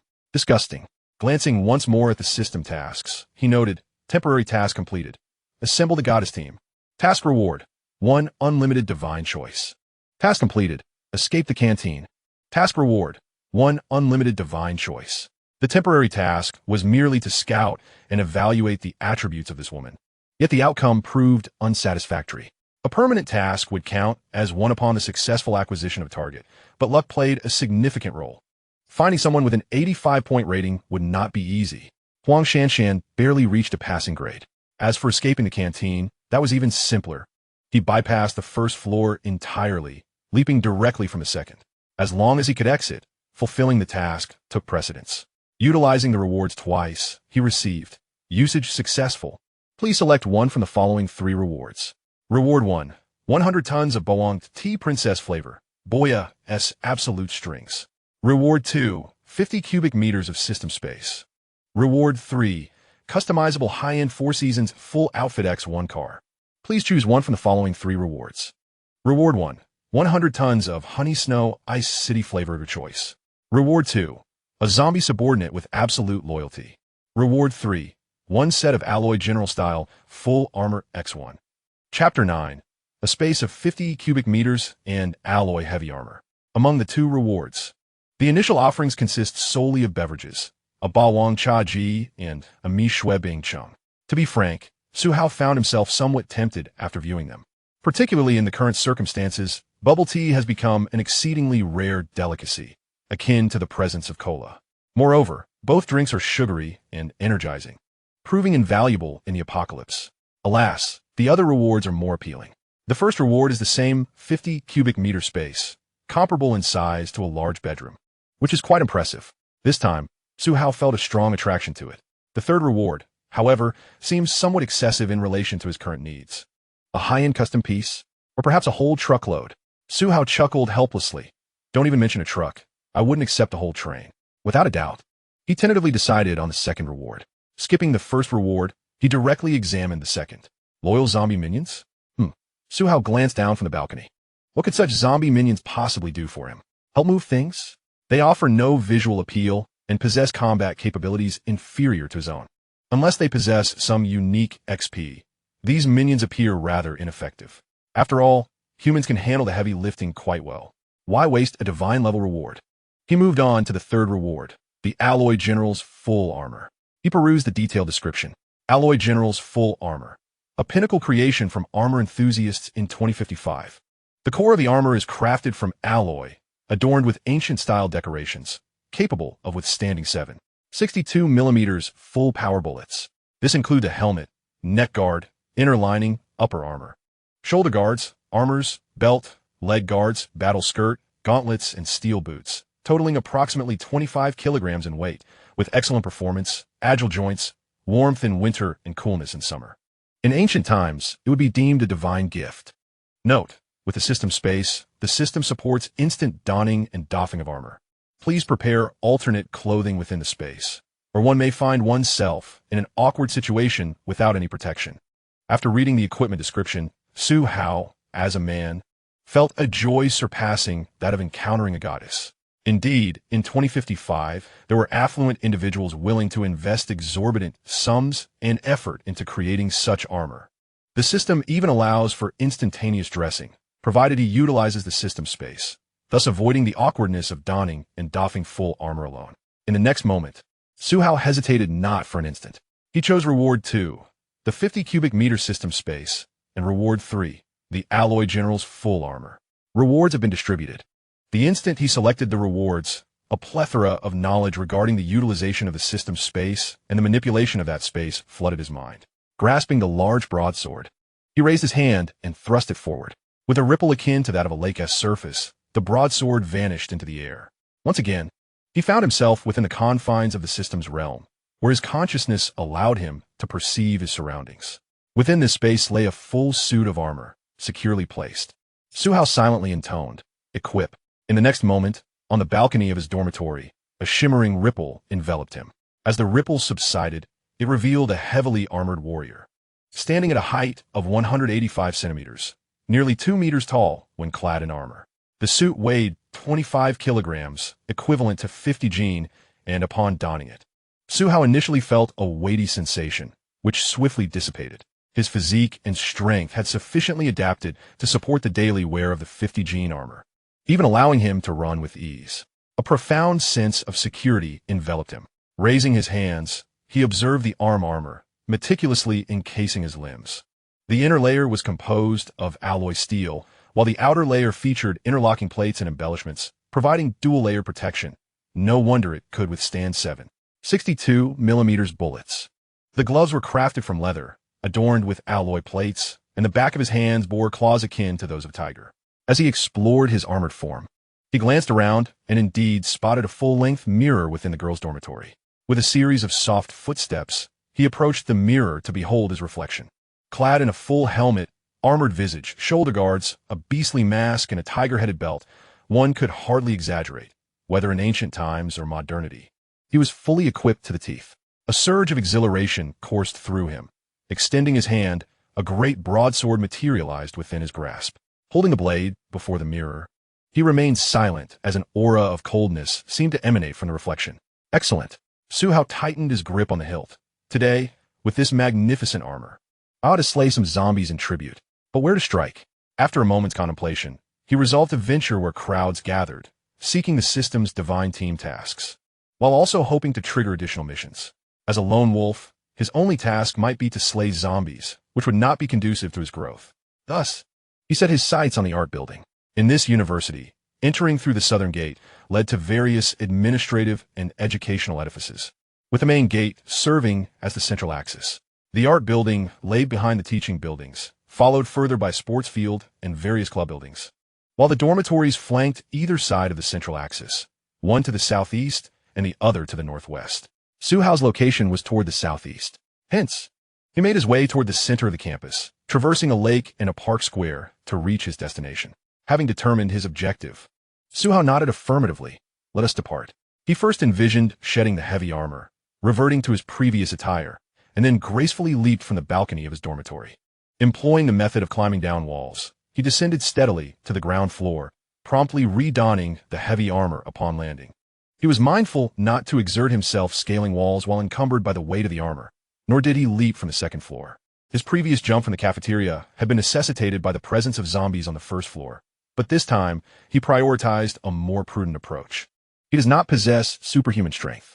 If he were to sprain his ankle, would he still be able to don his heavy armor? How would he proceed with his subsequent plans? How long would recovery take?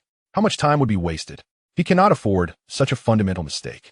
Even if the probability is minimal, one must take precautions, for any misstep could lead to irreparable losses. Steadiness.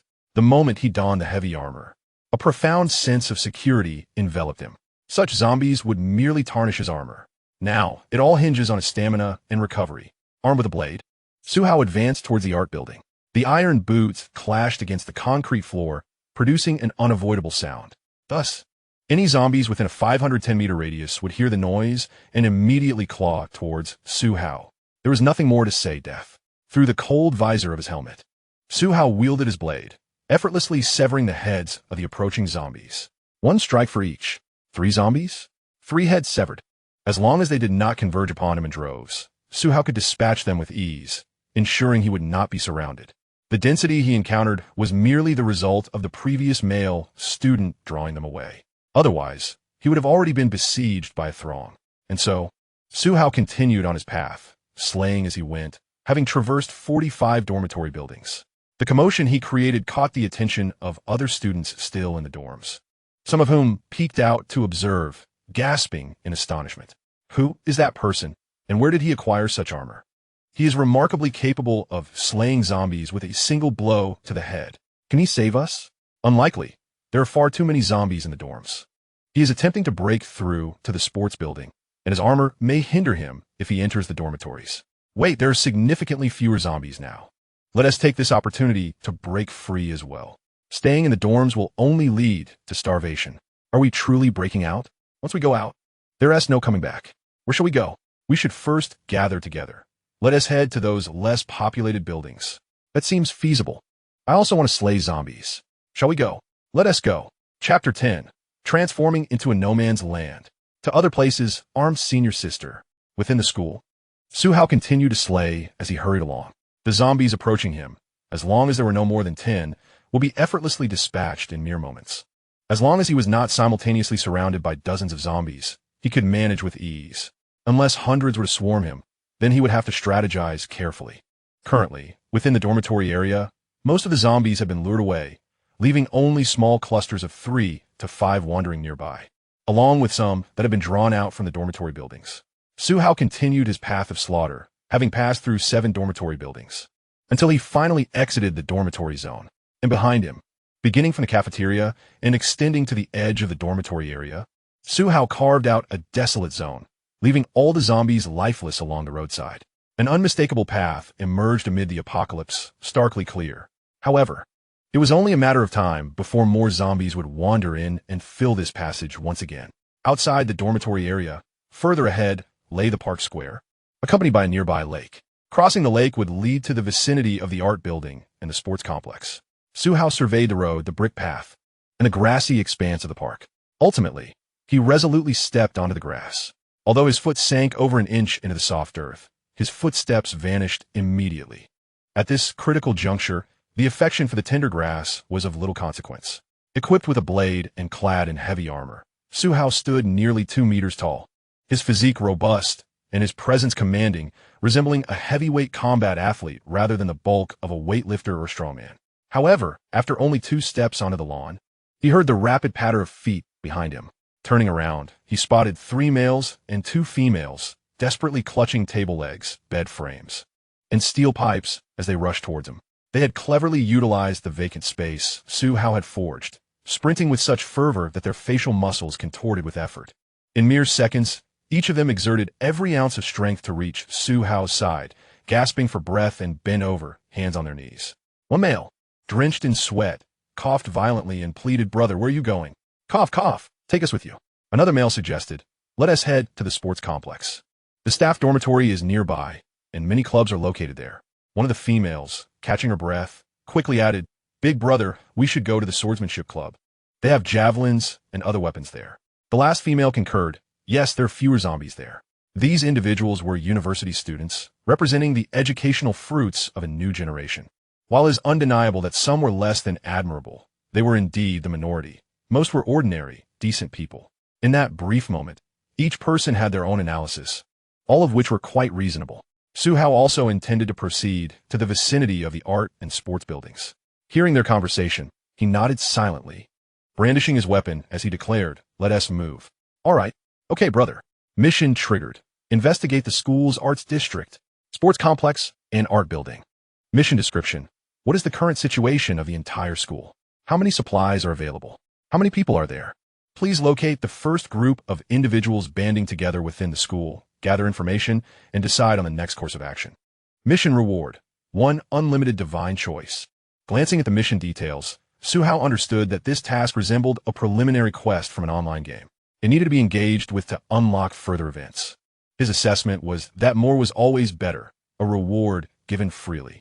At this moment, he had transformed from a solitary individual into a group of 6. Suhao did not pay them special attention. He merely walked ahead, dispatching the undead as he progressed. He had initially presumed that the 6 individuals trailing behind him would hesitate to confront the zombies. However, the reality was quite different. When 2 or 3 zombies approached, they collaboratively dispatched 1 or 2, with even the female members daring to engage the zombies, luring them into a misstep while another male struck from the side or behind. This was a stark contrast to the portrayals he had seen in films. Yet, it made sense. Those who feared confronting the undead were likely still cowering in their dormitories. Those who dared to venture forth were undoubtedly the courageous, the proactive. This, perhaps, is nature's filtering system. The individuals he encountered now were primarily those willing to take action. The timid would not have survived to this point, remaining hidden in their dorms. Thus, this election meant that those brave enough to follow Su Hao's lead were indeed warriors. With swift precision, Su Hao severed the heads of 3 more zombies. Observing the others as they coordinated to eliminate a single zombie, he commended them. "You are quite impressive." Such individuals were worthy of his companionship, unlike a throng of panicking bystanders, ineffectual and useless. After dispatching their foe and ensuring the area was clear, the initial male expressed admiration. "Bro, you are truly formidable. Following you brings an immense sense of security." When you step forward, the skies seem to darken. "I thought the sun had set. By the way, I'm Chenjiu. Are you the esteemed leader of the swordsmanship club? I can't believe our school boasts such a powerhouse." Su Hao shook his head. "I am Su Hao, a freshman." Upon hearing this, the 3 boys and 2 girls widened their eyes in astonishment. One girl gasped, "Brother, you absolutely cannot become a zombie. Otherwise, humanity would be doomed." Su Hao retorted, "Are you speaking coherently?" As he noticed the zombies beginning to wander closer, he urged, "Let us move swiftly to the sports building." There was no time for idle chatter. It was nearly noon, and these individuals likely hadn't eaten. "All right. Yes, brother." The 6 continued their advance toward the sports building.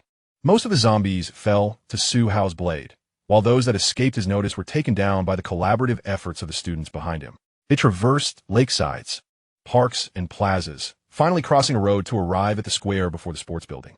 Throughout their journey, Su Hao had dispatched dozens of zombies, yet felt no fatigue, merely a slight increase in breathlessness.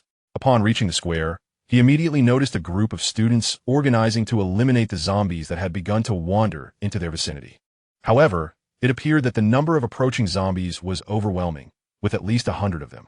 Among these individuals, astonishingly, there were javelins, improvised weapons, and even sharpened blades in their possession. Leading the charge was a girl with flowing long hair, wielding a machete longer than the broadsword of her male counterpart. With a swift motion, she effortlessly severed the head of a zombie, albeit with a hint of exertion.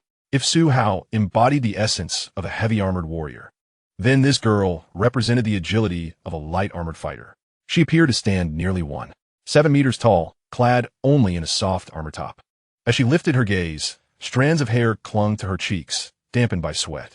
Amidst her disheveled locks, her amber eyes sparkled like molten glass, framed by delicate features. Her lips pressed tightly together. When evading the claws of the undead, the muscles in her neck and thighs were taut and fluid, and her strikes showcased a beauty and strength. Such companions, Su Hao mused. In times of chaos, talent is never in short supply. How valiant she is. Who could be her commander? A girl of such prowess must surely be highly rated by the system. Upon witnessing her, Chun Jiu exclaimed in surprise, "That's Senior Han Jiangxue? She is here too, and those appear to be members of the swordsmanship club. Fantastic. They come equipped. However, there are far too many zombies. Should we assist them?" Han Yanggu. Su Hao suddenly recalled that she was the very person Huang Shanshan had boasted of knowing before her demise. There was little to deliberate. His purpose here was twofold: to complete his mission and to seek out individuals. Gripping his sword, Su Hao began to jog, resembling a ferocious beast unleashed. Let the onslaught commence. I shall charge forth as a heavy-armored warrior. Chapter 11. The armored juggernaut warriors emerge, annihilating the undead. In the square before the main entrance of the sports building, this group had already been fending off the horde of zombies for some time prior to Su Hao's arrival. After that boy diverted the attention of the undead, the throngs of zombies were, to some extent, influenced to move erratically, ultimately converging near the sports building. The sports facility was typically one of the least frequented buildings, utilized mostly during evenings and weekends. Thus, when the apocalypse struck, there were few individuals within, resulting in a scarcity of zombies as well. In the wake of the catastrophe, students who were conscious and close to the sports building hurriedly made their way there. Coincidentally, several clubs were organizing their routine activities, with the swordsmanship club being among them. Students armed themselves, modifying makeshift weapons, sharpening wooden spears, and utilizing javelins to combat the zombies, yielding initial success. The swordsmanship club possessed several sharpened weapons, primarily collectibles, which now found practical application. As a top-ranked member of the 4-year combat club, Han Jiangxue was naturally entitled to wield one of the sharpened weapons, specifically that very machete. At this moment, she was donned in the soft armor typically used for training, lacking additional gear as it would hinder her mobility. Being June, clad in short sleeves and shorts, she was soon drenched in sweat, discovering that real combat demanded far more exertion than she had anticipated.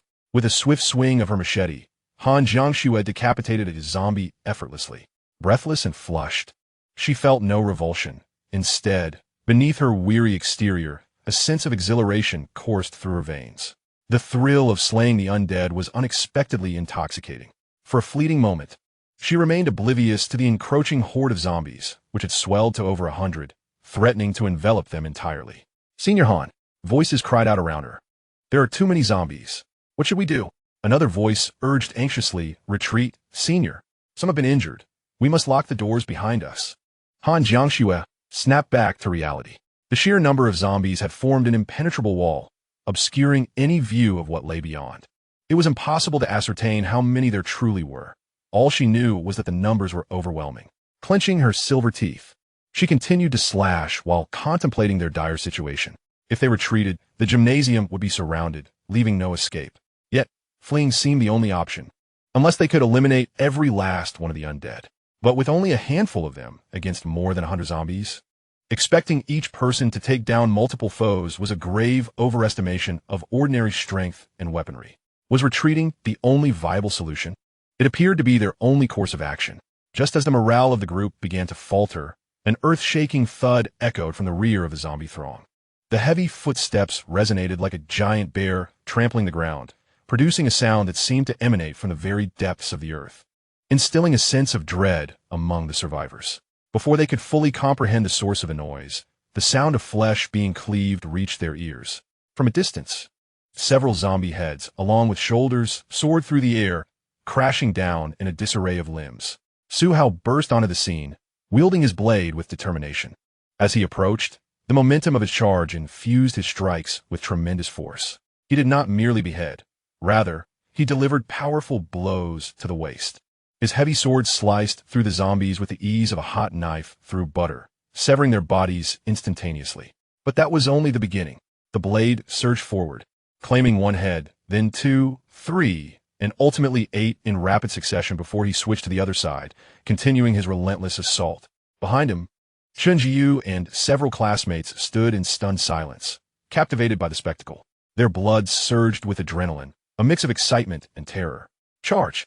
Chun Jiu shouted, gripping a steel pipe as he surged forward through the path carved by Su Hao, coordinating with his peers to dispatch the remaining zombies lurking at their flanks. At that moment, Su Hao resembled an indomitable armored bulldozer. His towering figure, clad in heavy armor, stood at an imposing height of 2 meters, navigating the horde of zombies as if traversing an uninhabited realm. He surged forward, wielding his gleaming blade with precision. Each strike effortlessly cleaved through multiple zombies, creating a scene where severed limbs and dismembered bodies flew through the air, drenched in a visceral display of carnage and brutality. In the sports hall square, Han Jiangxue and her companions gazed in astonishment at the armored warrior, their eyes and mouths agape, as if thunder had struck within their minds. They stood transfixed, momentarily frozen in disbelief. In mere moments, Su Hao had dispatched over 30 zombies, visibly clearing an area around him. Who is this? Stop staring. We must help. As they regained their senses, the onlookers rushed forward to assist. Han Jiangxue, equally astonished, observed the armored warrior. The glint of his blade sent blood and flesh splattering in all directions. Severed limbs and heads soared into the air, as if he were effortlessly chopping vegetables. The scene laid bare the essence of violence in all its unrestrained glory, leaving her breathless and biting her lip, a surge of primal power welling within her. Grasping her machete, she charged forward, attempting to emulate the armored warrior's lethal efficiency against the zombies. Yet, she soon realized her limitations. When she aimed to sever a zombie, her blade became lodged in its midsection, and as the creature clawed at her, she kicked it away with a grunt, extracting her blade and finishing off the fallen zombie. It became evident that the strength of the armored warrior was beyond her reach. Amidst the chaos of blood and gore lay a testament to raw power, a feat she could not replicate. Han Jiangxue could only display her own grace and finesse. With each swift strike, she decapitated zombies, all the while keenly observing the armored warrior. She noted, with sharp insight, that at first he exhibited a certain elegance in his beheading technique. But as the number of zombies increased, he abandoned finesse for efficiency, focusing solely on landing a clean blow rather than maintaining symmetry or precision. He even spun his blade with a flourish. In the blink of an eye, approaching zombies found their heads severed, their demise almost imperceptible, reduced to mere shadows of motion. Impressive. Han Yang marveled inwardly. In terms of strength, skill, and experience, the armored warrior resembled a hexagonal fighter, seemingly devoid of weaknesses. After a brief interlude, the surrounding individuals gradually ceased their efforts.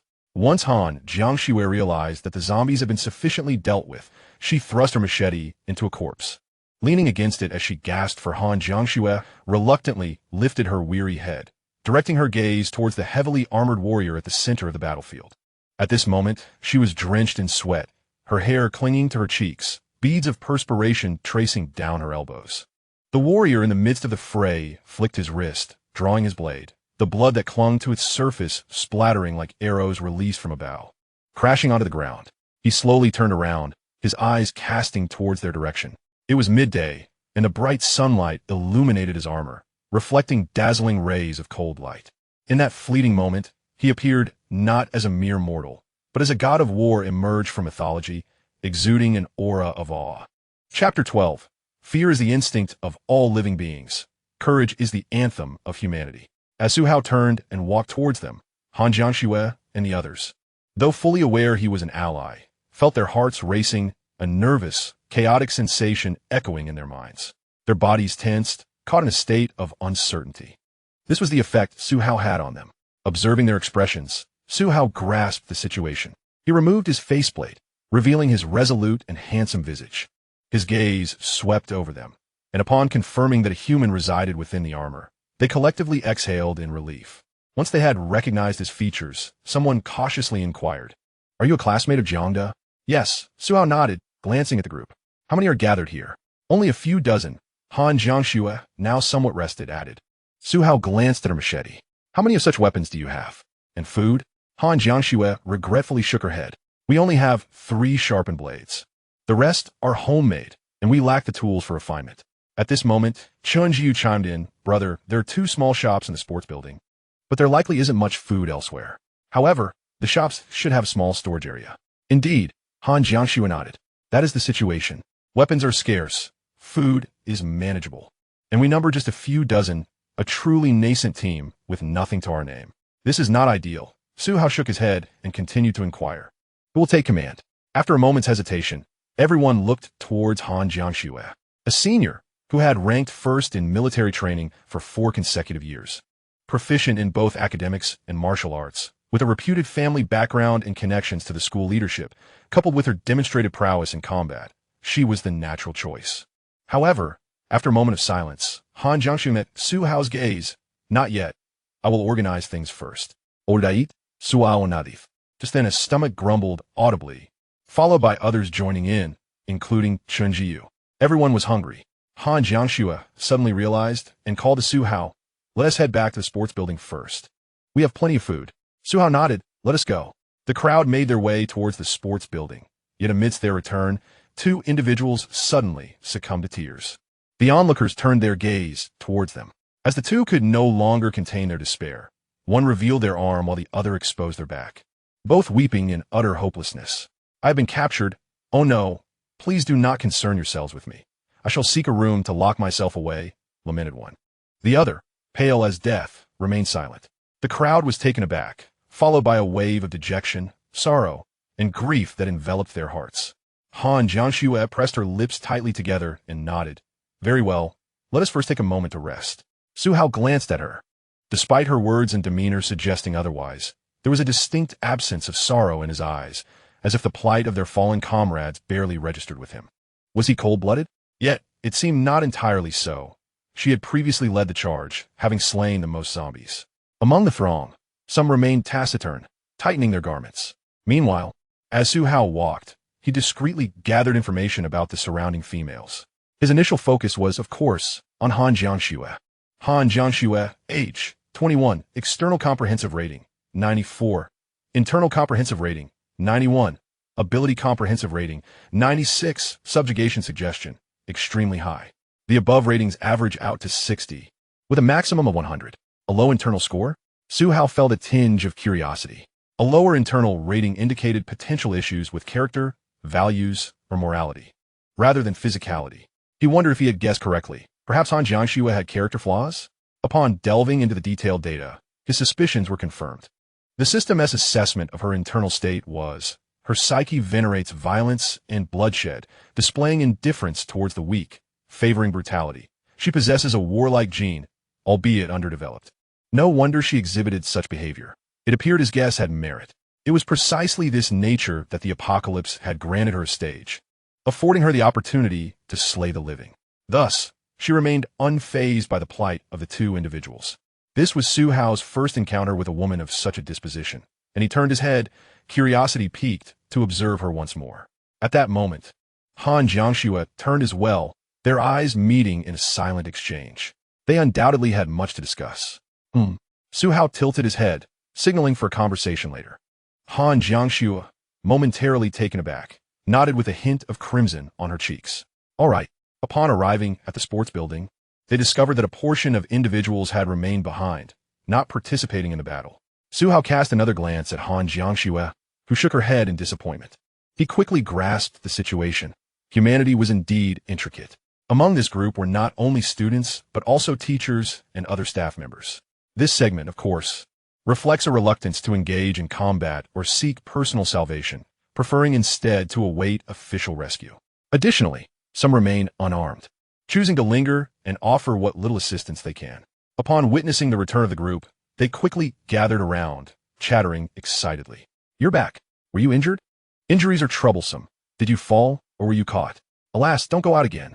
There's so many zombies. Let us conserve our supplies and wait for official assistance. What if someone dies? Wait, one of them is hurt. What should we do? Should we quarantine them? I've said it before, don't go out to fight. Just barricade the doors. Sure. Who is that one in full armor? Where did they get such armor? The crowd buzzed with chatter. Su Hao heard everything, but much of it was rather unpleasant. Ultimately, in an attempt to alleviate their guilt, they portrayed those who ventured out to battle as misguided, thereby justifying their own positions. It is often said that one's rear end dictates their thoughts, and allegiance determines one's stance. The two injured individuals, upon hearing this, turned pale, regretting their earlier decision to engage in combat. Had they known better, they would have refrained from such bravado. Sighing, Su Hao shook his head in resignation. He approached the two injured individuals, gently patting their shoulders, and said previously, I dealt with a senior who had mutated into a zombie after being captured. Whether humanity can withstand the mutation virus remains uncertain. However, perhaps if we endure, we may emerge stronger. Do not reach the point of no return, heeding the words of others and regretting past decisions, thus denying your former selves. Fear is an instinct of living beings, while courage is the anthem of humanity. Chapter 13. The situation at the base and Su Hao's future plans. Fear is an instinct of living beings, and courage is the anthem of humanity. In Su Hao's view, those who dare to fight should not be belittled by the timid. They deserve respect. Upon uttering these words, the timid individuals were taken aback, seemingly astonished that Su Hao had the audacity to speak thus. Did he even deserve to? However, those who had ventured into battle were acutely aware of Su Hao's previous valor and prowess, as he faced hordes of zombies with the ease of slicing through vegetables. Very well. The two injured individuals, hearing this, felt a renewed glimmer of hope in their eyes.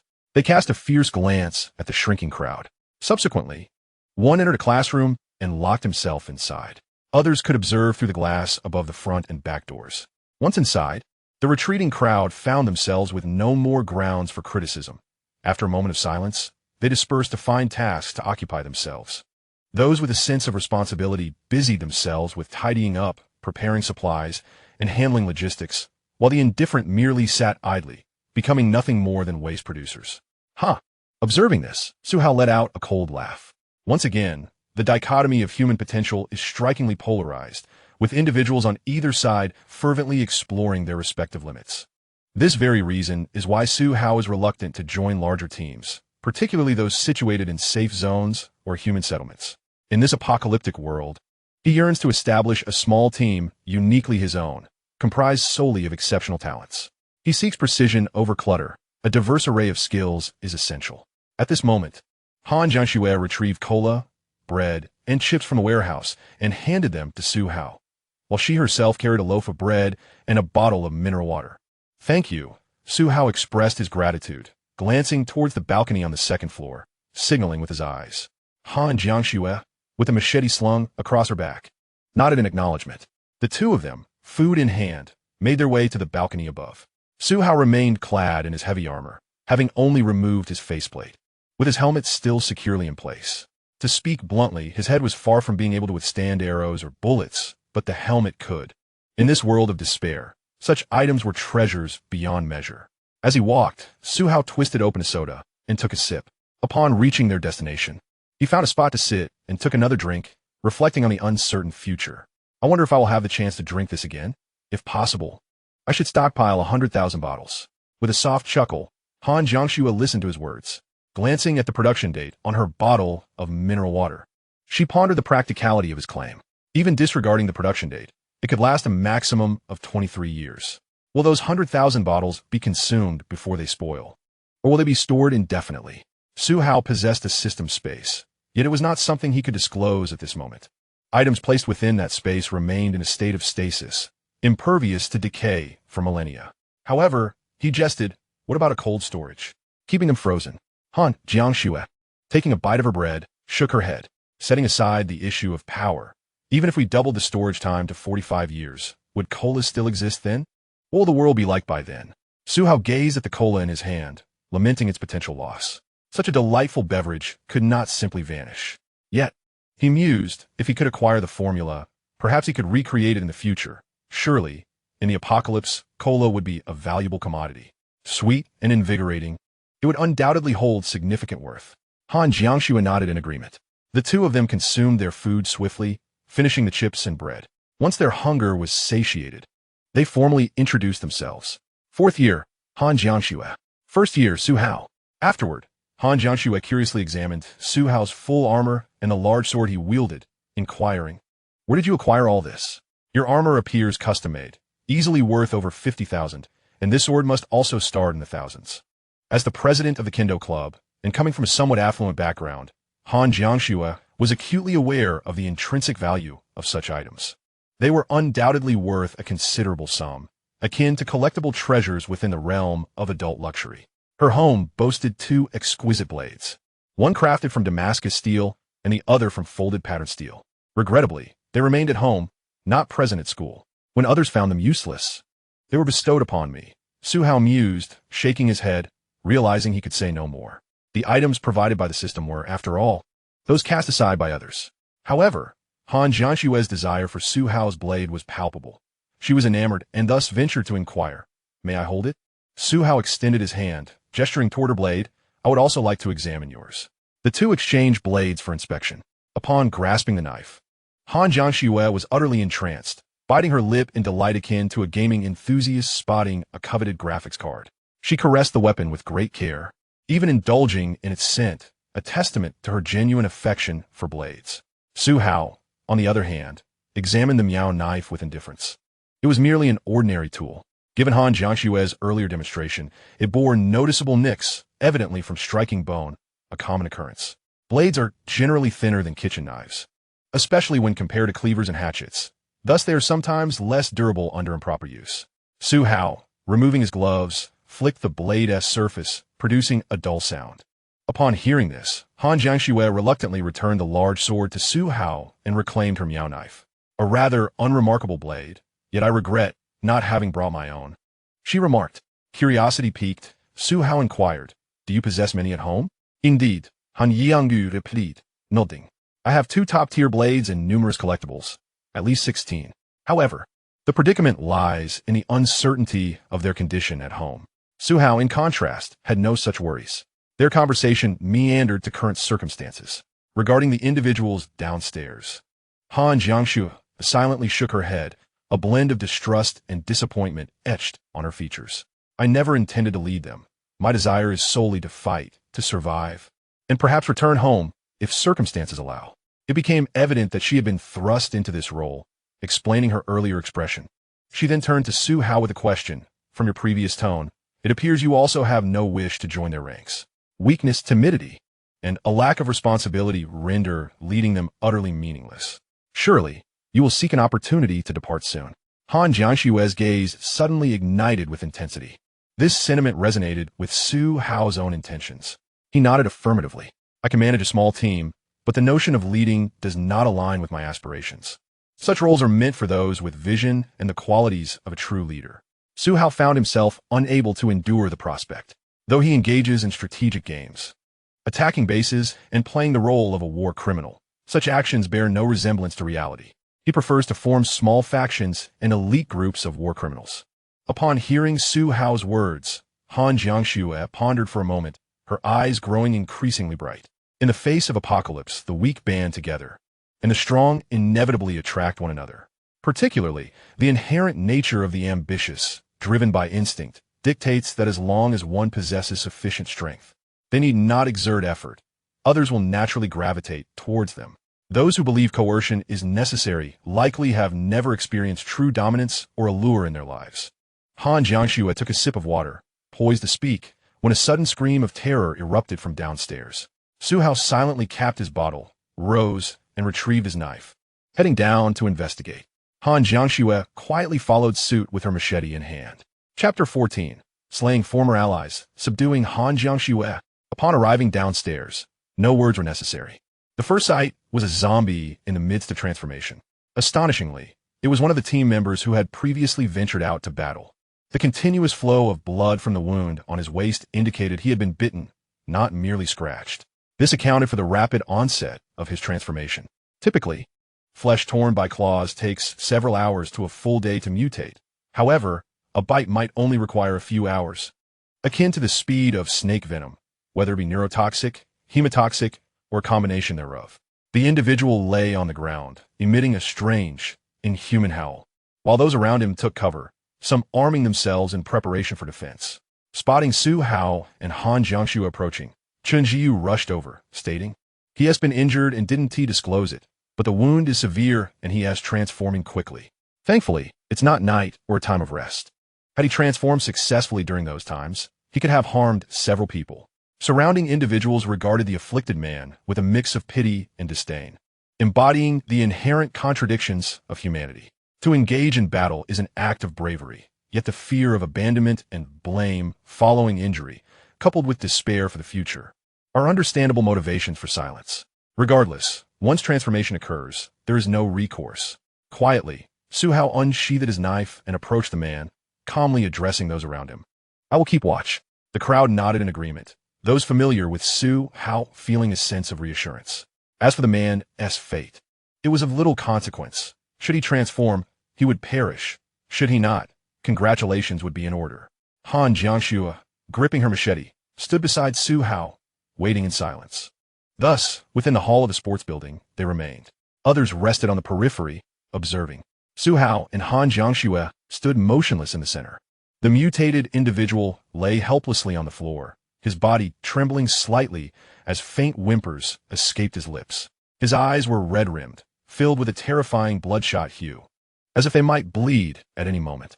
Saliva dripped uncontrollably from the corners of his mouth, pooling into a small puddle on the floor. The sight was agonizing, yet the consciousness had already faded from his eyes. At this moment, Su Hao realized that the mutation had essentially succeeded, with the loss of awareness. He was no longer human. However, Su Hao chose to wait a little longer. Half an hour later, a roar, wholly inhuman, pierced the air. Su Hao silently drew his knife and with a swift motion, pierced the creature. The zombie's convulsing body stilled, its head gently separating from its torso, toppling to the side. The bystanders gasped in astonishment at the sheer decisiveness of the act. "Clean it up," Su Hao commanded, sheathing his knife as he turned to leave. Han Jiangshue, watching the swift execution, bit her lip gently, a hint of tension in her demeanor. Once Su Hao departed, she instructed those around her to clear away the remains before following him back to the balcony on the second floor. Upon reaching the second floor, Su Hao promptly inquired, "What is your next plan?" He sought clarity on their progress to inform his own strategy. Han Jiangshue understood immediately. "Are you planning to leave?" "Su Hao Nadith. Staying with them serves no purpose. I intend to seek out elites and form my own team." Han Jiangshue's eyes brightened at this prospect. "What defines an elite in your eyes?" Su Hao counted off on his fingers strength, knowledge, skills, each worth a total of 100 points. If anyone scores 85 or above in any one category, they qualify as an elite. Do you qualify? Han Jiangxue asked directly. Su Hao gazed into her eyes, those deep brown orbs brimming with an insatiable craving for violence and fervor. Her upbringing in a distinguished family and the peace of society had constrained her. Yet in the apocalypse, her true potential could flourish. Without deliberating on the matter of qualification, Su Hao concluded, "You certainly do. Your overall score exceeds 90. Eager to avoid unnecessary discourse, he straightforwardly asked, "Will you accompany me?" "I will." "Can feelings develop over time?" "They can." "Good." Their exchange was brisk, akin to a rapid-fire QA. As Han Jiangxue processed the conversation, her face flushed crimson, and she shot him a reproachful glance, her reaction instinctual and unfiltered. This was precisely the outcome Su Hao desired. In the face of apocalypse, there was no room for modesty. They were all rational beings now, and mutual understanding was a welcome foundation. Congratulations on completing the task. Assembling a divine team to recruit a goddess. You have earned a reward, a single infinite divine selection. You may view the detailed profile panel of team member Han Jiangxue. Su Hao will open this reward later. For now, let us consider the immediate plans. Han Jiangxue, having acquiesced to Su Hao's leadership, inquired about their next course of action. Su Hao glanced at his tasks, which consisted of 3 in total. The goddess mission could be repeated. Among them, one artistic area remained unfinished. This was due to the fact that only the sports building had been explored, while the art building remained uncharted, in addition to an unfinished mission titled 1,000 Zombies. There were still nearly 600 zombies left to slay.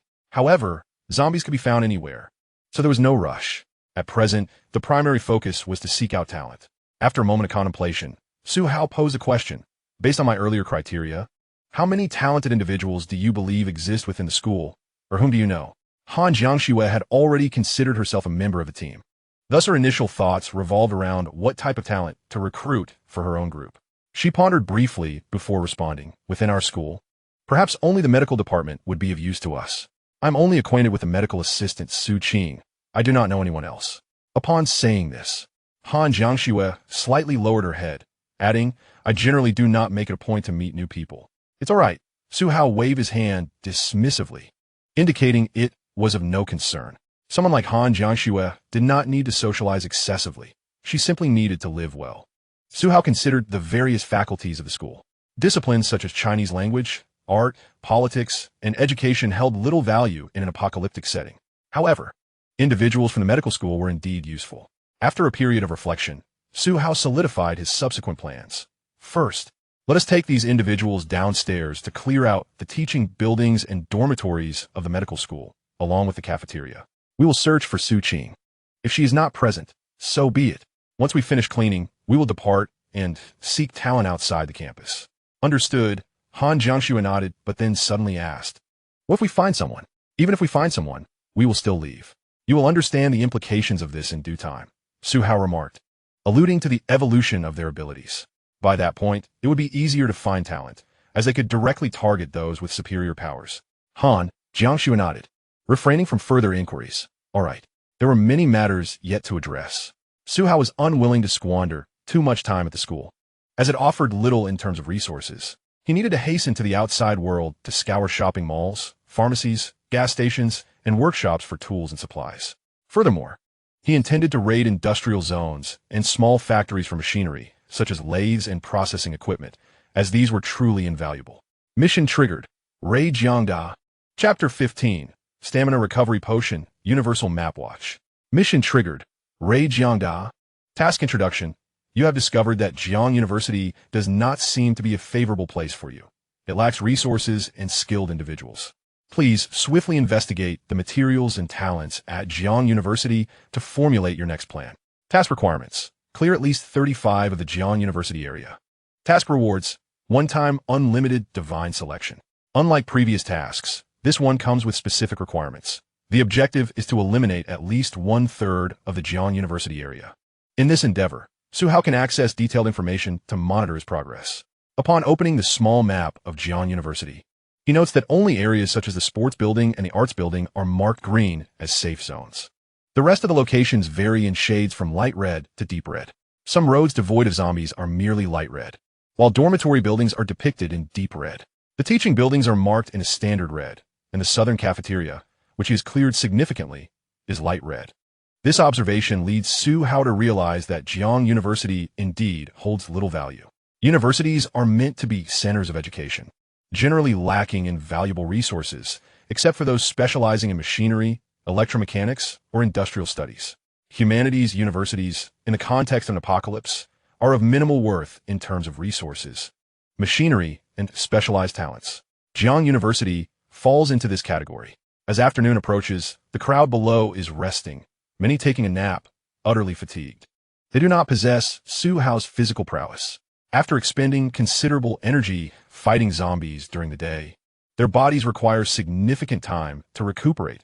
Some may even need up to 3 days to recover if they are less physically active. Han Jiangxue stifles a yawn and glances at Su Hao in his heavy armor. Aren't you going to take that off? It must be quite hot. Su Hao shakes his head. Not really. Primarily, I do not trust the people here. Moreover, the heavy armor is made of heat-insulating material, with an inner lining that quickly absorbs sweat and dissipates heat, maintaining a comfortable temperature. Without air conditioning, it is preferable to wear it rather than remove it. However, noticing the emptiness on the second floor, he contemplates and catches Han Jiangxue's gaze. With a gentle clap of his hands, a ripple of energy envelopes him, reminiscent of shimmering heat waves in summer. In an instant, his heavy armor vanishes, replaced by a short-sleeved shirt and shorts. Han Jiangxue gasps, her eyes widening in astonishment. At such close proximity, she is certain she has not misperceived the transformation. He vanished in an instant. Her eyes sparkle with wonder, as if filled with stars. How is this possible? Su Hao ponders. Consider it a spatial ability. Abilities? Does that mean we can awaken powers as well? Indeed, but the timing remains uncertain. Why? The apocalypse should be a process of evolution. All creatures are evolving, and the future promises to be even more perilous. Is that so? Merely these thoughts plunge Han Jiangxue into deep contemplation. After a moment of profound reflection, she glanced at Su Hao, her admiration for the man before her growing ever stronger. The apocalypse had only just begun, while others languished in anticipation of evolution. Yet this man had already commenced his fierce onslaught. If one were to rank talents, his would undoubtedly be unparalleled. While others sought mere survival, he was engaged in annihilation, scouting for exceptional individuals and vital resources. No wonder he looked down upon this place. These people, he harbored grander ambitions and foresight.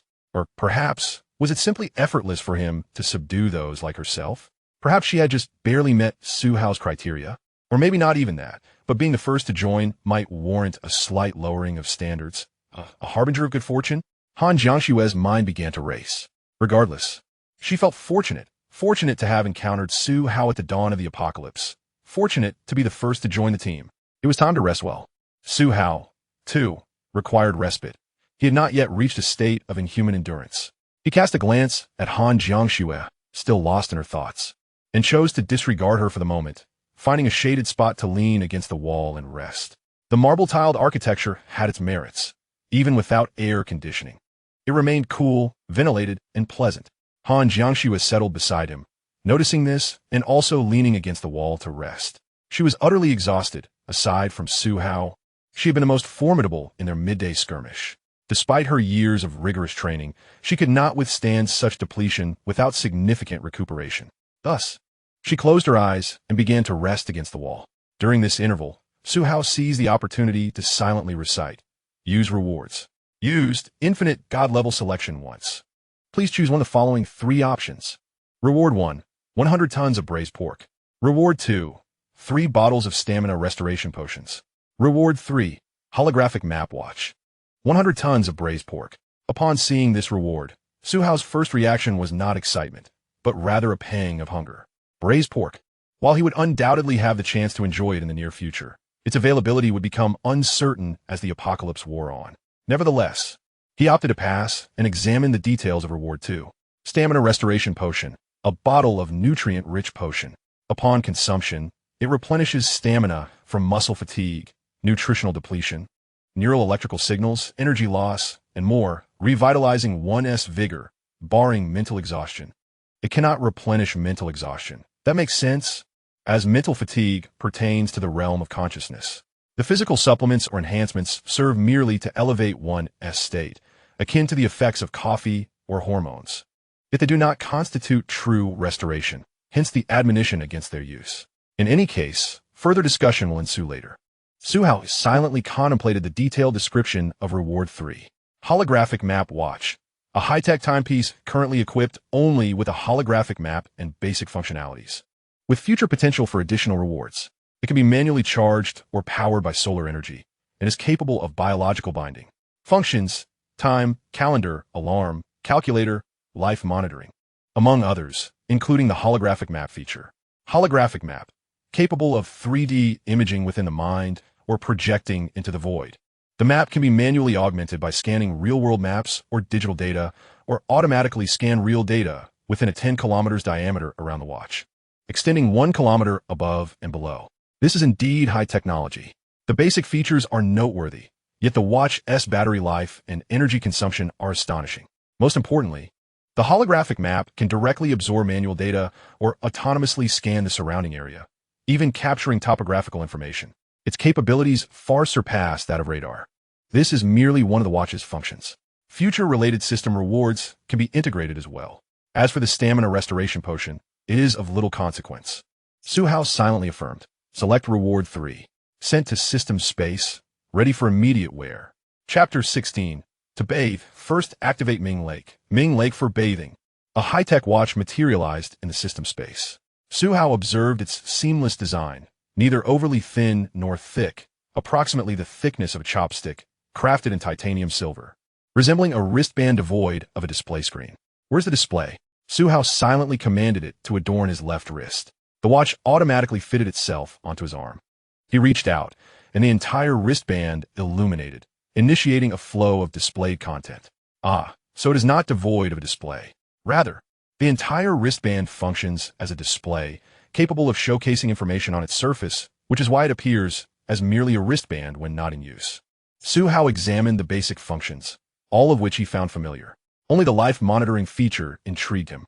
It precisely detected his vital signs, including heart rate, activity level, sleep patterns, body composition, and more, an extensive array of modern medical analytics. It surprisingly encompassed most of what he needed. A commendable feature indeed. Lastly, the holographic map. This will prove invaluable both now and in the future. Without a map, how does one discern their path, locate resources, or identify suitable short dash, medium dash, or long-term habitation sites? Familiarity with one's city is advantageous, but in an unfamiliar locale, one is at a loss.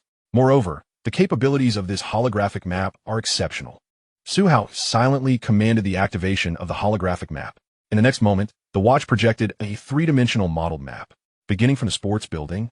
An area with a diameter of 10 kilometers and a vertical span of 1 kilometer was unveiled, reminiscent of Iron Man's artificial intelligence projection.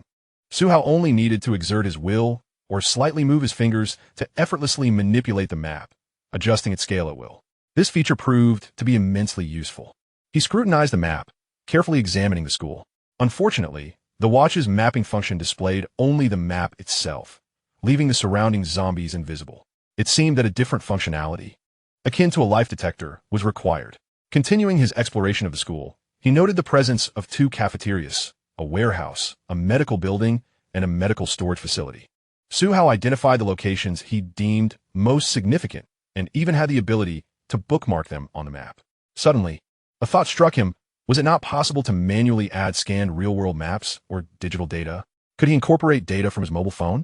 He retrieved his phone, which had been on standby for over a day and was nearly out of battery, with only the last red bar of power remaining. It was currently in power-saving mode. Suhao could not afford to ponder too long. He promptly opened the map application on his phone and attempted to sync it with his watch. Would it upload? Would he need internet access? Surely, it wouldn't require a data cable, would it? Where would he even plug it in? He examined the phone again, yet it remained unresponsive. However, the watch soon displayed. New map data received, update complete. Upon reopening the map, Suhao was astonished to find that the scope had expanded beyond the initial 10 kilometers. The watch now showcased a detailed nationwide map, down to the minutiae of streets and alleys. It also revealed rudimentary map data for most countries around the globe, precise to the roads. This was more than sufficient. With this map, future navigation would become vastly more convenient. He contemplated the possibility of acquiring military maps later. Military maps would be even more formidable, detailing water sources, terrain, materials, and so forth. But such thoughts were premature. He resolved to consider them when the opportunity arose. Su Hao then stowed his phone in the system space and began to rest with his eyes closed. At that moment, the person leaning beside him, Han Jiangxue, suddenly slumped onto his shoulder. Glancing down, he could only see her flowing hair. To be honest, there was no discernible scent, given the amount of sweat. It was a relief that there was no odor. Observing Han Jiangxue's rhythmic breathing, Su Hao decided not to dwell on it and continue to rest. Time passed, and before he knew it, he had fallen asleep and then awoken. Raising his hand to check the time, he realized it was just before 2 p.m. He had barely slept for an hour. The weight of Han Jiangxue was no longer on his shoulder. She had shifted to sleep on his legs. Remembering that he needed to move, Su Hao gently lifted her head and placed it on the mat before rising to his feet. There was no way he would wait like a warm-hearted gentleman for her to wake before leaving. After Su Hao rose to go to the restroom, Han Jiangxue gradually awoke. Stretching languidly in the corner, she opened her eyes and watched Su Hao's silhouette depart. Taking a deep breath, she closed her eyes and reminisced about the brutal skirmish from earlier that day. Mangled limbs, as if chopping vegetables, flesh and blood flying in a savage display of combat. To the ordinary eye, it may have appeared horrifying and gruesome, too distressing to behold. At that moment, she noticed other members of the group retching and coughing incessantly. Yet for her, it was exhilarating. The act of striking was a sheer delight, a sight of exquisite beauty. How could Su Hao wield such power during the slaughter? Exuding a violent aesthetic that was utterly addictive? Han Jiangxue brushed her lips thoughtfully and, as she attempted to rise, a sudden sensation of her skin sticking to the ground overwhelmed her, a discomfort she could hardly bear. She had perspired excessively. Her skin felt oily and clammy. This was unavoidable unless she could take a shower, but now, with the power and water cut off, finding a place with stored water was imperative. She pondered. Perhaps the lake at the school? It was the only option, but was it too perilous? Just then, Su Hao emerged from the restroom, a hint of despair on his face. There was no water, and washing his hands or wiping his body was impossible. Surely, he had also sweated. It was June, and after 2 days of heat, feeling sticky was to be expected, a most unpleasant sensation. Su Hao scratched his head, contemplating, if this continues, I will surely begin to smell. Han Jiangxue nodded in agreement, acknowledging the necessity of a shower, yet the absence of water posed a dilemma. Su Hao turned to her, suggesting, what if we raid the cafeteria storage? We could waste a bit, using bottled water to wipe ourselves down. That would be preferable to feeling perpetually sticky. Han Jiangxue noticed Su Hao's new watch, but refrained from commenting. Instead, she proposed, I have an idea, though it is somewhat perilous. What is it? He inquired. Let us head to Ming Lake. While the water remains unpolluted, we can bathe there. After a moment of thought, Su Hao replied, let me consider. We need the bottled water for drinking. Bathing would be wasteful. The lake water should be fine. Ming Lake, located a mere few hundred meters from the sports building, is quite large. It is indeed feasible. Task triggered, bathing in Ming Lake. Task description. Bathing is one of the evolutionary standards of human civilization. Neglecting to bathe can lead to deteriorating health and even illness, along with mental distress. Please cleanse the zombies near Ming Lake and enjoy a refreshing bath. Task reward. Infinite Divine, Choice X1, Chapter 17. Journey to Ming Lake, 1v100. The advantage is mine. A task for bathing? Su Hao began to grasp the conditions for task activation, engaging with new experiences and meaningful endeavors.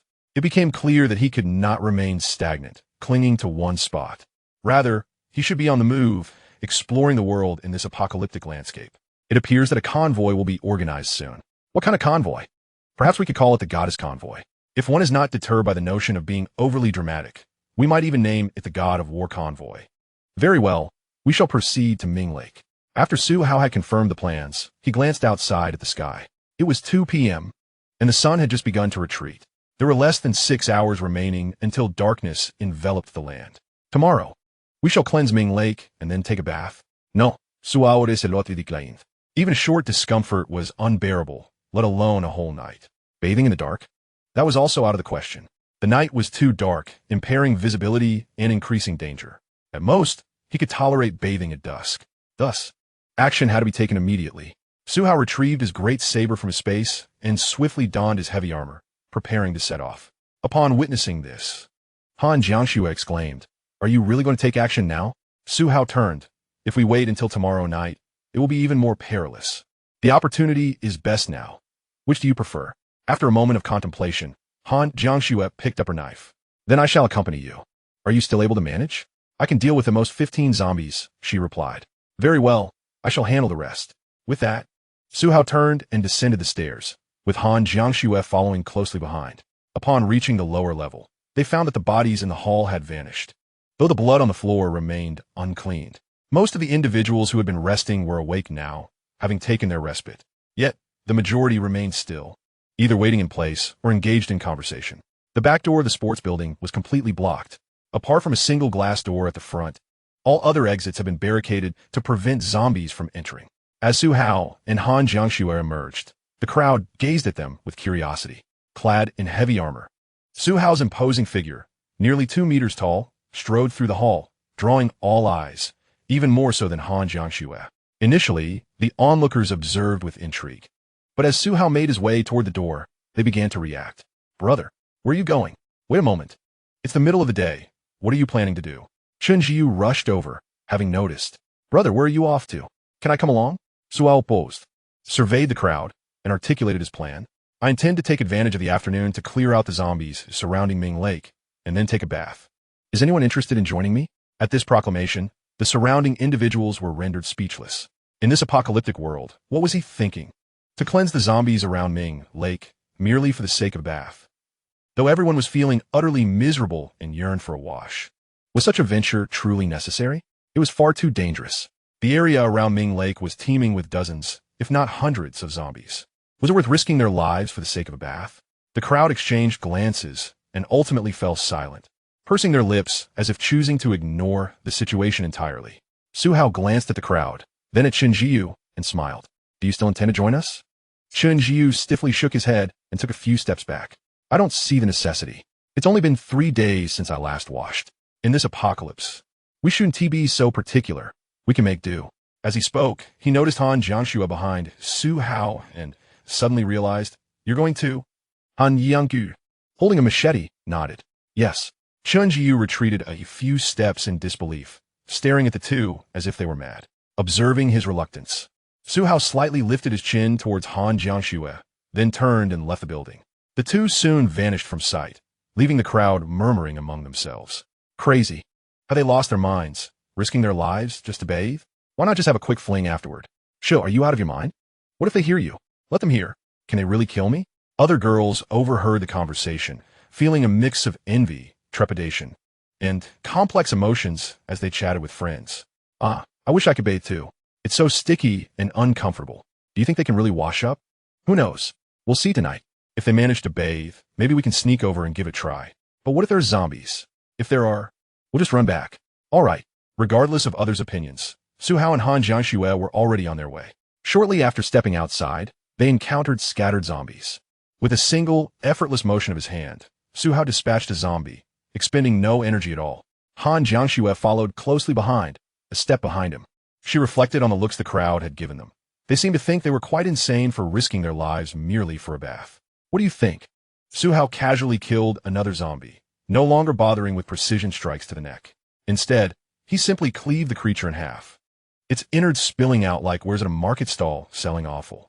Han Jiangxue observed this visceral display of brutality, her face subtly flushed, as if touched by a natural blush, starkly different from any cosmetic enhancement. Simultaneously, she instinctively pressed her lips together, that slight tension suggesting she was suppressing some ineffable emotion. She spoke the truth. I find it exhilarating. After dispatching the zombie, Su Hao flicked the blade, dark blood splattering onto a roadside sign. The crimson droplets blooming like flowers against the backdrop of Ming Lake. Exhilarating indeed. After walking for a while, they reached the vicinity of Ming Lake. Before them, nearly 100 zombies wandered about in the square. Su Hao first ensured that the water in the lake remained clear, and upon confirming its transparency, he turned his gaze towards the horde of zombies, a smile gracing his lips. There is something even more exhilarating. To enjoy a peaceful bath. Every one of these zombies must be slain. Otherwise, where would one find tranquility? He certainly did not wish to be pursued mid-bath by the undead. With his target set, he was ready to engage. Su Hao turned back, revealing a roguish half-smile to Han Jiangxue. Unlike his usual demeanor, he now radiated an eagerness for battle and violence, his narrow eyes glinting with a dangerous light beneath his tousled hair. Han Jiangxue clenched her teeth, drawing her machete, nodding with determination. I will do my best to keep up with you. Good. Su Hao retrieved his last face shield and gently secured it to his helmet. Let the slaughter commence. In an instant, he lifted his blade. The sound lingered as he dashed forth like an arrow released from a bow. The blade flashed like lightning, and flesh and blood flew. Accompanied by the chaotic scene above Han Jiangxue, Su Hao surged forward like a rampaging bulldozer, emanating a chilling aura, embodying the fearless spirit of a war god as he commenced his massacre against the zombie horde. 1 against 100, the advantage is mine. Chapter 18, Annihilating the Zombies. Bathing together and scrubbing each other's backs. With a power level of 90 and a physique of 84, Su Hao possessed the physical prowess of an elite international athlete, instilling him with the confidence to charge into the zombie horde clad in heavy armor. The zombies posed no threat. At worst, they would mar his armor. A simple wash would suffice afterward. One-on-one dueling is an art, filled with intricate techniques and exchanges. Yet the battlefield is different. It is a realm purely defined by strength, experience, and endurance. Once engaged, the precise location of the strike becomes inconsequential. What matters is to strike first. His level 10 cold weapon combat experience advised him. Aim for the torso and head. As long as he avoided the limbs, any strike would suffice. Decapitate. Sever in two. Decapitate. Sever in two. Amidst the relentless tide of zombies, Su Hao moved with agility, each swing of his broad blade infused with formidable force and resolute momentum. For the sake of a bath, and since he would have to bathe regardless, he relished the unique thrill that violence provided, as if immersed in a brutal feast solely for himself. Oh, and it became evident that Han Jiangxue could not keep pace with Su Hao. He could charge into the fray, sometimes swinging his blade without a moment to spare, but when confronted by approaching zombies, he could still deliver a powerful punch to their chests with his armored gauntlets, continuing his slaughter. However, Han Jiangxue was unable to match his speed. She could only watch helplessly as Su Hao weaved through the densely packed horde. With his blade in hand, he ruthlessly cleaved through the zombies, limbs flying as he moved. Wherever the blade passed, zombies fell in rapid succession, their numbers dwindling at an alarming rate. She could only clear the solitary zombies on the periphery, lest Su Hao waste time dealing with the trivial few himself. Before long, after merely half an hour of combat, Han Jiangxue found herself breathless and fatigued. The earlier skirmish had already drained much of her stamina, and now, another battle in the afternoon had taken its toll. As a girl, her ability to endure this far spoke volumes of her strength, surpassing that of at least 99 other females. Meanwhile, Su Hao had also nearly finished his own task. With the sound of a final decapitation echoing, he casually swung his arm, sending a zombie's head soaring through the air, rolling lifelessly on the ground. Thus, all zombies surrounding Ming Lake had been vanquished. Surveying the scene, he beheld a grim tableau of carnage. Nearly 100 corpses sprawled haphazardly, limbs severed and bodies cleaved. An exaggerated sight akin to the loss of 2 entire classes of students. Letting out a sigh of relief, Su Hao steadied his inner turmoil, glanced at the time, and noted it was 4 in the afternoon. Turning to Han Jiangxue, he remarked that it was time for a bath, and with ample time remaining, they could indulge in a long one. Han Jiangxue, still catching her breath, appeared exhausted, her smile towards Su Hao somewhat strained. I can hardly move, she confessed, acknowledging the day's draining exertion as the most taxing she had ever experienced. Continuing to push herself could risk muscle breakdown. Suao nodded. Forming Lake was just ahead, the steps leading down not far off. After ensuring their surroundings were clear, he thought to himself, change attire. In an instant, his heavy armor vanished, replaced by a casual short-sleeved shirt and shorts. Approaching Han Jiangxue, he wrapped his arm around her slender waist and gently pulled her to lean against him. Let us go, he said, her cheeks tinged with a faint blush. She found comfort in his embrace. They made their way to the steps of Ming Lake. Su Hao, using his keen eyesight, assessed the water, confirming that the fish had not mutated before guiding her down to sit on the steps leading into the water.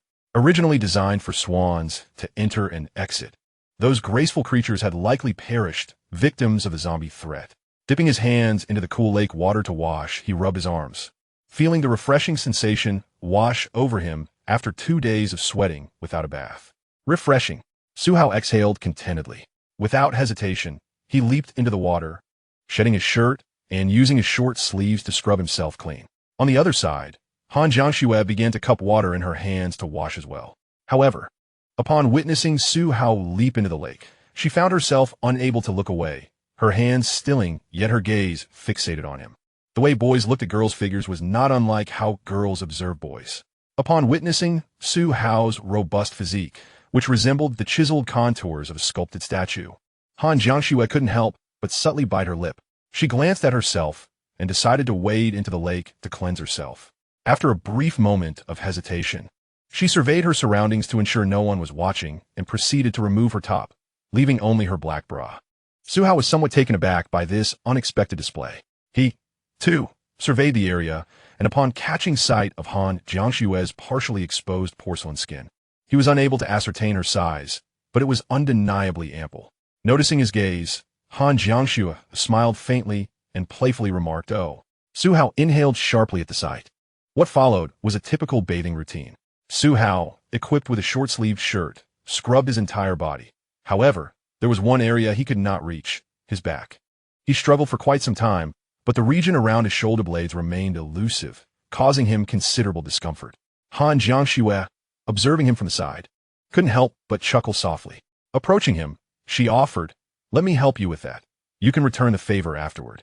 "All right," he replied, as he positioned himself with his lower body submerged in the lake and his upper body resting on the steps. Han Jiangxue took her own shirt, wet it, and began to scrub his back. The motion, however, was rather gentle, akin to a caress rather than a vigorous scrub. "Apply a bit more pressure, Jiangxue," he encouraged. Realizing her mistake, she quickly adjusted her strength. Initially, she had been too preoccupied with admiring Su Hao's toned waist, broad back, and the defined muscles along his sides, reminiscent of a shark's dorsal fin. After a while of scrubbing, the layer of perspiration and oil on his back was removed, yet no mud appeared. The emergence of mud signifies the prolonged accumulation of oils mixed with fine dust. "All done," she announced as she finished with his back. Su Hao then stepped aside, allowing Han Jiangxue to take his place on the steps. "It's my turn now." "Okay," she nodded, adding softly, "but please be gentle." "Really?" Su Hao replied with a smile. Gentleness seems rather peculiar. Had he not perused Han Jiangxue's detailed information, he might have genuinely believed that women preferred a lighter touch. Yet, it was evident that Han Jiangxue favored a more vigorous approach. It was merely an aspect of her character that had not been fully explored.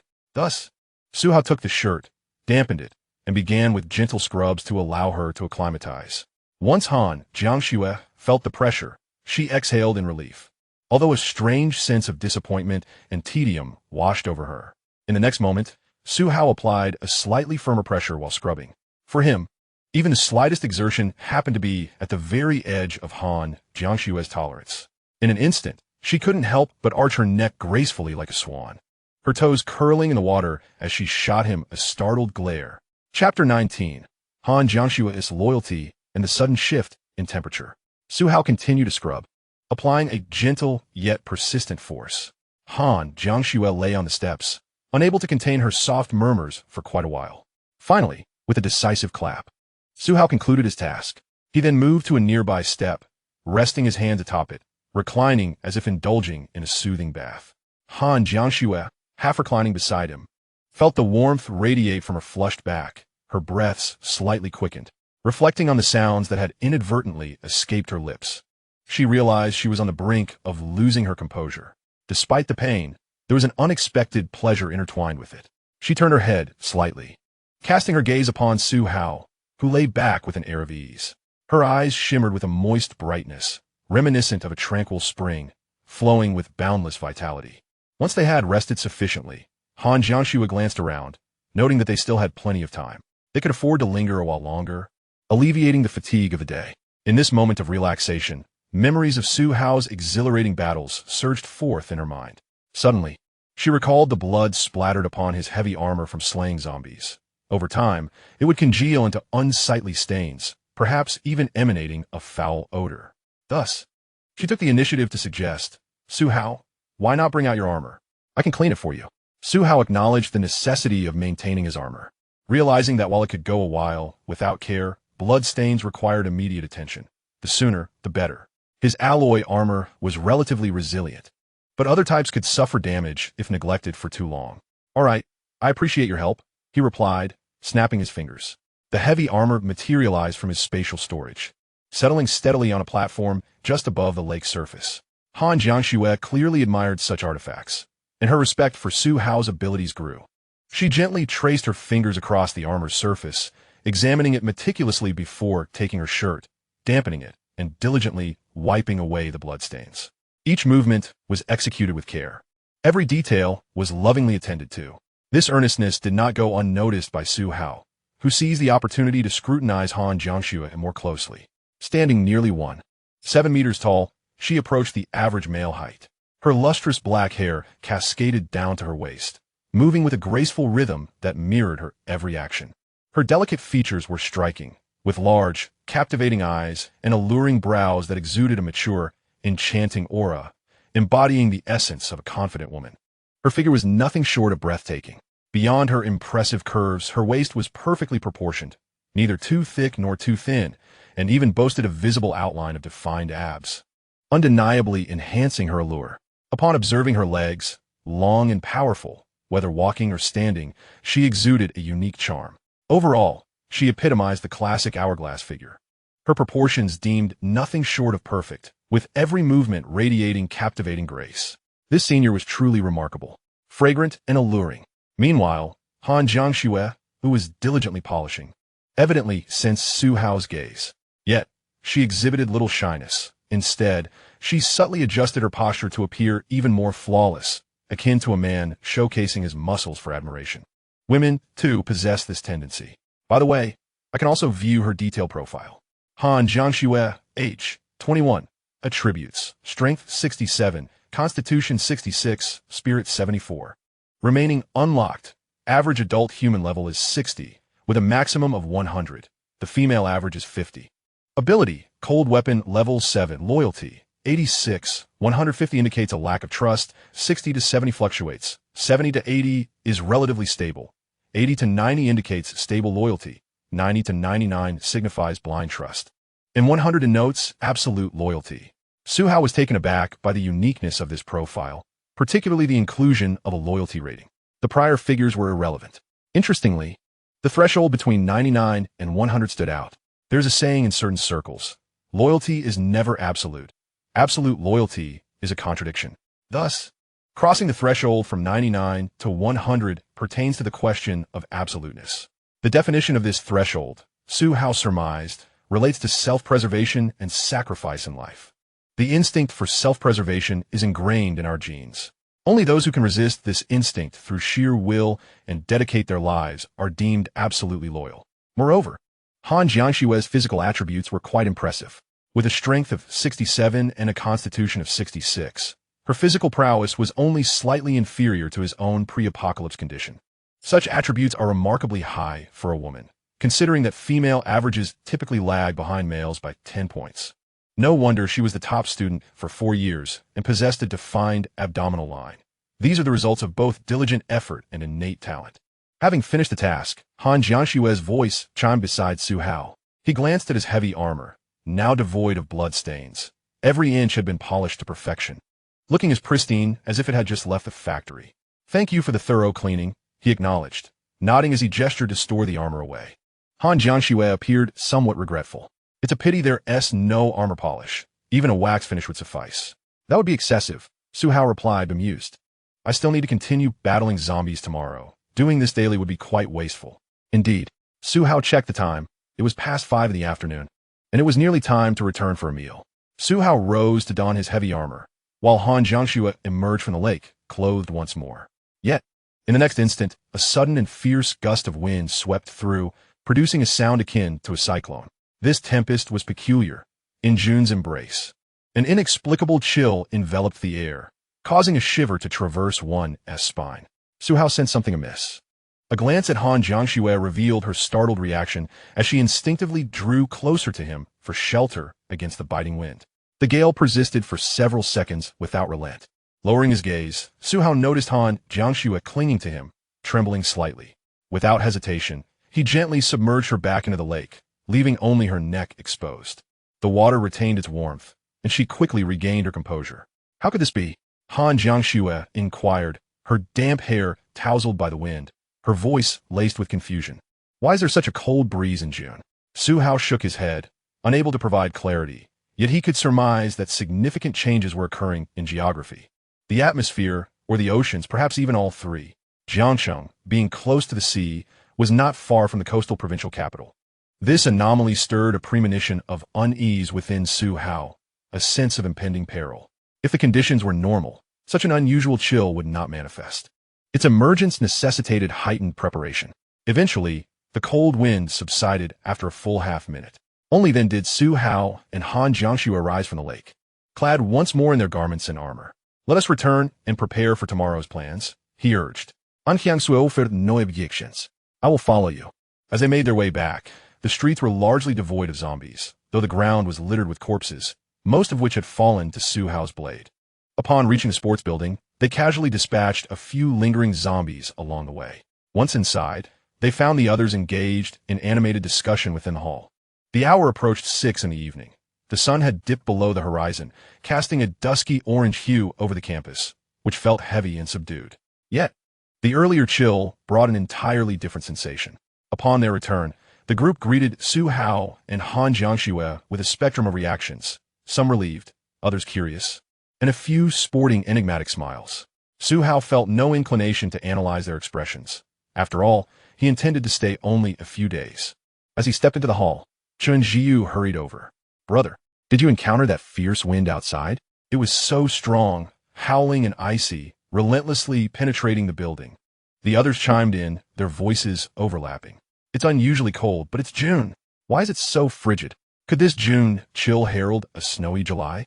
What has transpired? Is it the end of days, with even the temperature undergoing mutation?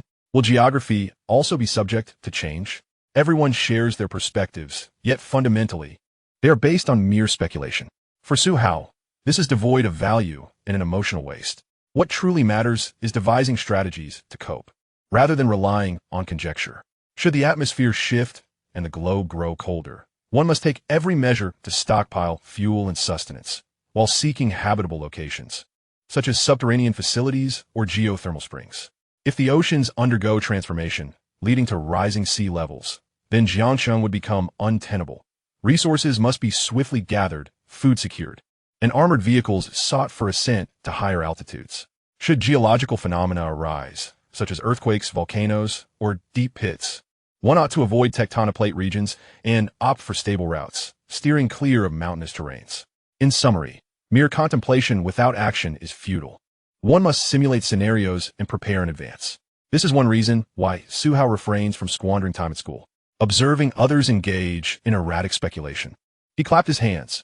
Is everyone finished? The discussion among the crowd nearly halted, and all eyes turned to Su Hao. Among the dozens present, most respected him, not only for his equipment, but also for his capabilities. However, a few regarded him with disdain, their defiance evident, though they lacked the courage to confront him directly. As silence fell, Su Hao commenced addressing the matter at hand. Since you have formed a collective, it is imperative to establish a unified direction for the team. Within the campus, how much food, how many supplies, and how many weapons remain? What is the status of the students and faculty? Are we fortifying the school as defenses? Or are we seeking official rescue? Who is preparing for what? The crowd pressed their lips together, rendered speechless. The apocalypse emerged the day before yesterday.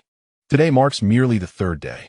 They were lost in confusion, instinctively clustering together. Yet once united, what next? No one was willing to step forward, nor did anyone possess the strength or credibility to do so. Before Su Hao's arrival, only Han Jiangxue could be considered a semblance of a team organizer. A capable team organizer or leader is a rare find among the current students. With a mentor, there might be some semblance of organization, but that does not guarantee effective leadership. Noticing the collective silence, Su Hao continued, since there is no one, I shall outline a preliminary plan. You may choose to heed it or not. It matters little to me. I shall execute my intentions resolutely, and how you choose to proceed is your affair. Upon hearing this, several individuals rose to their feet. If there's nothing to discuss, please share, brother. Even if we cannot combat the zombies, we can still lend a hand. Brother, we are girls. We truly cannot confront zombies. By the way, brother, can we still take baths in Ming Lake? Suao Ikshan da helpless glance we san Jiangxue. Han Jiangxue cast him a knowing glance, one that had long been anticipated. There was no alternative. The majority of individuals in this world are mere NPCs, ordinary folk. Su Hao shook his head in resignation and stated plainly, the tentative plan is to assess the situation at the school. We will begin by systematically clearing the buildings near the sports complex, such as the nearby art building, the education building of the medical college, and the dormitories. If we find food, we shall transport it back for storage. If there are people, we will attempt to rescue them. If not, we shall let it be. This constitutes the first step of the plan. Is anyone willing to participate? Upon finishing his statement, Su Hao's gaze swept across the room. The individuals he beheld all recoiled, reluctant to step forward.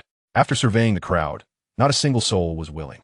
A few hesitated, yet upon recalling the locked-in individuals from noon and pondering whether they had mutated, along with thoughts of exhaustion and the possibility of making fatal mistakes during combat, they too withdrew. Ordinary people possess a remarkable resilience under pressure. Until they reach their limits, they typically do not retaliate. It was only the third day of the apocalypse, and the mindset of this group remained stable. They had not succumbed to despair. Food and water were plentiful, with no signs of scarcity. The presence of others contributed to their morale. In such circumstances, unless faced with dire straits like being cornered at noon, few, if any, were inclined to venture forth and fight. Moreover, those few who did muster the courage to strive would soon feel a sense of injustice. Why should they be the ones to fight while others could merely cower? Everyone could share the rations. Why should one person choose to remain idle?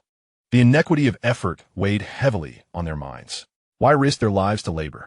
Thus, in summary, under various conditions, retreating seemed far preferable to risking everything in a desperate struggle. Sual understood. He observed the crowd without breaking down, casting blame, or expressing anger. This reaction was, after all, anticipated. His plan entailed shouldering the bulk of the zombie-slaying tasks himself while allowing others to scavenge for leftovers. Even if they chose not to participate, it would not significantly impact him. Good night, everyone. I shall take my leave to rest. Su Hao waved farewell to the group, preparing to ascend the stairs in search of a room. Han Jiangxue, without glancing at the others, followed him upstairs. On the staircase, she grasped Su Hao's hand and assured him, tomorrow, I will accompany you. Su Hao regarded her, questioning, will your body be able to recover by tomorrow? Han Jiangxue was unlike the others below. Her exertion today had undoubtedly far surpassed that of the crowd. It should be fine. I even took a bath this afternoon, she estimated. Very well. Su Hao nodded, ready to find a room. Han Jiangxue, observing his actions, inquired with curiosity, is it absolutely necessary to find a room to sleep?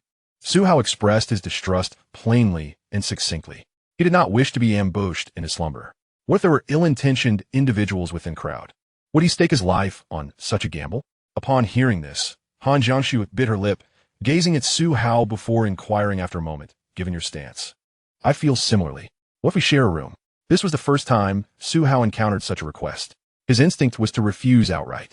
Yet, upon witnessing Han Jiangxue's loyalty rated at 86, he nodded in acquiescence. I trust you. Let us proceed. Very well. A score of 70 to 80 indicated relative stability, while 80 to 90 signified steadfast loyalty. Anything below 80 would certainly warrant a vigorous dismissal, as it would likely suggest treachery. However, a score above 80, particularly 86, was generally trustworthy. Should he refuse her now, it might imply a lack of faith in Han Jiangxue, potentially jeopardizing her loyalty. Chapter 21. Super Dynamic Vision and the Feverish Han Jiangxue. Nighttime. After feasting and prior to entering their quarters, Su Hao began his customary review of his tasks. Task: bathing in Ming Lake. Completed. Task: slaying 1,000 zombies. 458-1000. Task: sweeping Jiang University. Incomplete. Task: investigating the school's art district. Sports Building 11. Art Building 01. Task: assembling the goddess team. Ongoing. The task of bathing in Ming Lake had recently been completed, while the achievement of slaying 1,000 zombies was underway. The tasks concerning Jiang University and the investigation of the school area were progressing quickly, expected to conclude in just a few days. The endeavor to form the goddess team was considered a perpetual task. Thus, he found himself with an opportunity for an unlimited divine-level selection reward. Reward claimed. Please choose one from the following 3 rewards. Reward 1. 100 tons of canned peaches. Reward 2. Ability to imitate voices. Reward 3. ability of super dynamic vision. Powers? Should he opt for 2? Did this suggest that the era of abilities was approaching? He promptly dismissed Reward 1. No matter how delectable the canned peaches might be, they could not compare to the allure of extraordinary powers, unless they were extraterrestrial or science fiction delicacies. Next, he examined Reward 2 for further details. Ability to imitate voices. Your throat, through evolution, can produce any similar sound, including but not limited to age, tone, gender, various animals, objects, and artificial sounds. At the pinnacle of evolution, it can emit special sound waves that may rupture eardrums, inflicting mental harm on those nearby, indiscriminately affecting friend and foe alike. Upon reading this description, Suhao is thoroughly perplexed. If he were to categorize abilities by rank, he would consider this one at best a D level, primarily due to its potential for causing area-wide mental harm. However, it is indistinguishable between friend and foe. Should one rely on stealth, ultimately striking with area of effect damage amidst the enemy ranks? Pass. Next, supernatural dynamic vision. Slightly increases daily mental consumption, but enhances your perception of dynamic objects. Any moving entity within your field of vision will instantly capture your attention. When your ability reaches a formidable level, with utmost concentration, you will enter a bullet time state. Bullet time state. Everything occurring within your sight slows down, though the reality's pace remains unchanged, simultaneously consuming a significant amount of your energy. When energy is depleted, it may lead to fainting. Intriguing. Suhao is familiar with the definition of bullet time. It accelerates the transmission and processing speed of your neural responses. In ordinary circumstances, it enhances one's ability to detect dynamic phenomena, noticing even the slightest rustle of grass or leaf. When taken to the extreme, the pace of reality seemingly decelerates, though to others, it appears unchanged. In the days before the apocalypse, during sudden emergencies, a select few could trigger this ability, often unconsciously, albeit for a fleeting moment, yet proving immensely helpful. For Suhao, the greatest enhancement is undoubtedly in combat reflexes, intuition, and perception. Hence, the choice of reward is unequivocal. I choose Reward 3. Reward has been granted. In the next moment, Suhao distinctly felt as though his eyes were gently enveloped by a stream of pure spring water, offering a refreshing sensation that penetrated not merely the surface of his eyes, but delved deep into his brain, imparting a wondrous feeling. Yet this was not the end. The coolness emanated from the depths of his eyes, coursing along the invisible pathway of the optic nerve, smoothly spreading until it reached a specific region deep within the brain, cleansing everything in its wake with that unique sensation of coolness. This feeling was extraordinary and undeniably pleasurable. When this refreshing sensation gradually faded, Suhao opened his eyes and surveyed his surroundings. There was no need for excessive focus. As long as something moved within his field of vision, be it a key, a leaf, a textbook, or the corner of a garment, his consciousness would instantly take note. It was akin to an instinctive reaction. No wonder there was an increase in mental consumption. Suhao blinked, having already adapted. It seemed he would need to be mindful of enhancing his mental acuity going forward. To become a multifaceted warrior was imperative. After dinner, Suhao sought a room with a lock and a window to rest. Han Jiangxue also entered, wielding a machete. Finding a corner, Suhao waved a hand, and the soft cushion, removed from the cafeteria, appeared in the corner, laid out as if by the ripple of space, with some dust blown away by the breeze. In that fleeting moment, even the tiniest speck of dust caught Suhao's attention. Each glance from Han Jiangxue was filled with novelty. She was curious. Were these all prepared in advance? What else resides within your spatial abilities? Nothing much, Suhao replied as he settled down and twisted open a bottle of iced tea. Taking a sip, I emerged from the cafeteria, but at that time, I had yet to awaken my powers and didn't bring many items. When the opportunity arises, we shall return and raid once more before leaving the school. Han Jiangxue leaned her machete against the wall and sat beside Suhao, tucking her long, graceful legs beneath her.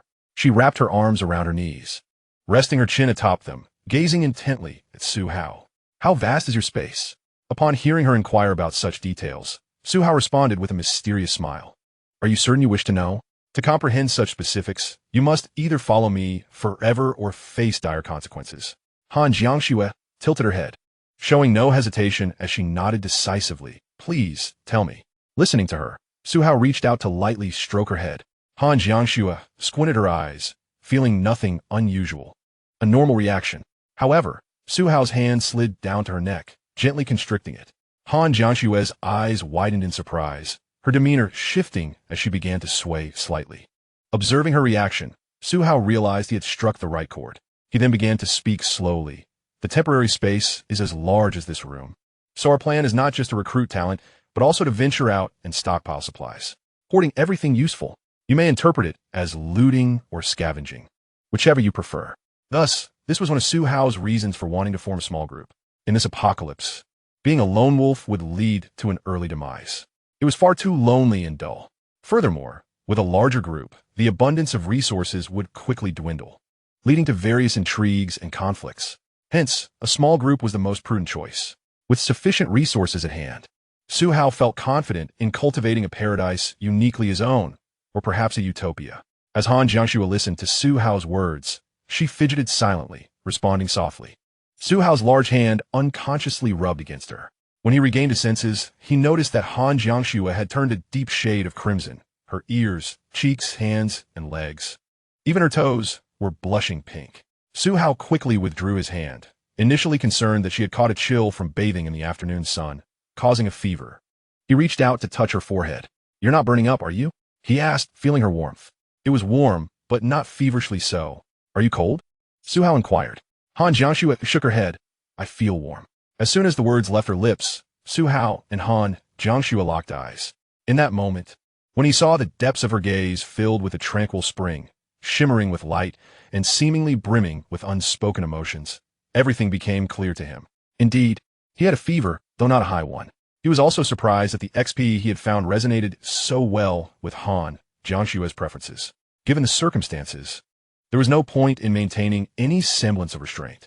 To decline would only render him somewhat lacking in romantic sophistication. The door had long been securely locked. With a snap of his fingers, Su Hao's heavy armor vanished in an instant. He then collided with Han Jiangxue, both tumbling onto the soft mat that had been prepared beforehand. Chapter 22. Has the zombie evolved? Anjinchua's Luyeli Inkrasas. The following day, on the fourth day of the apocalypse, at 9 a.m., Su Hao, accompanied by the slightly awkwardly walking Han Jiangxue, made their way towards the art building near the sports hall to assess the situation.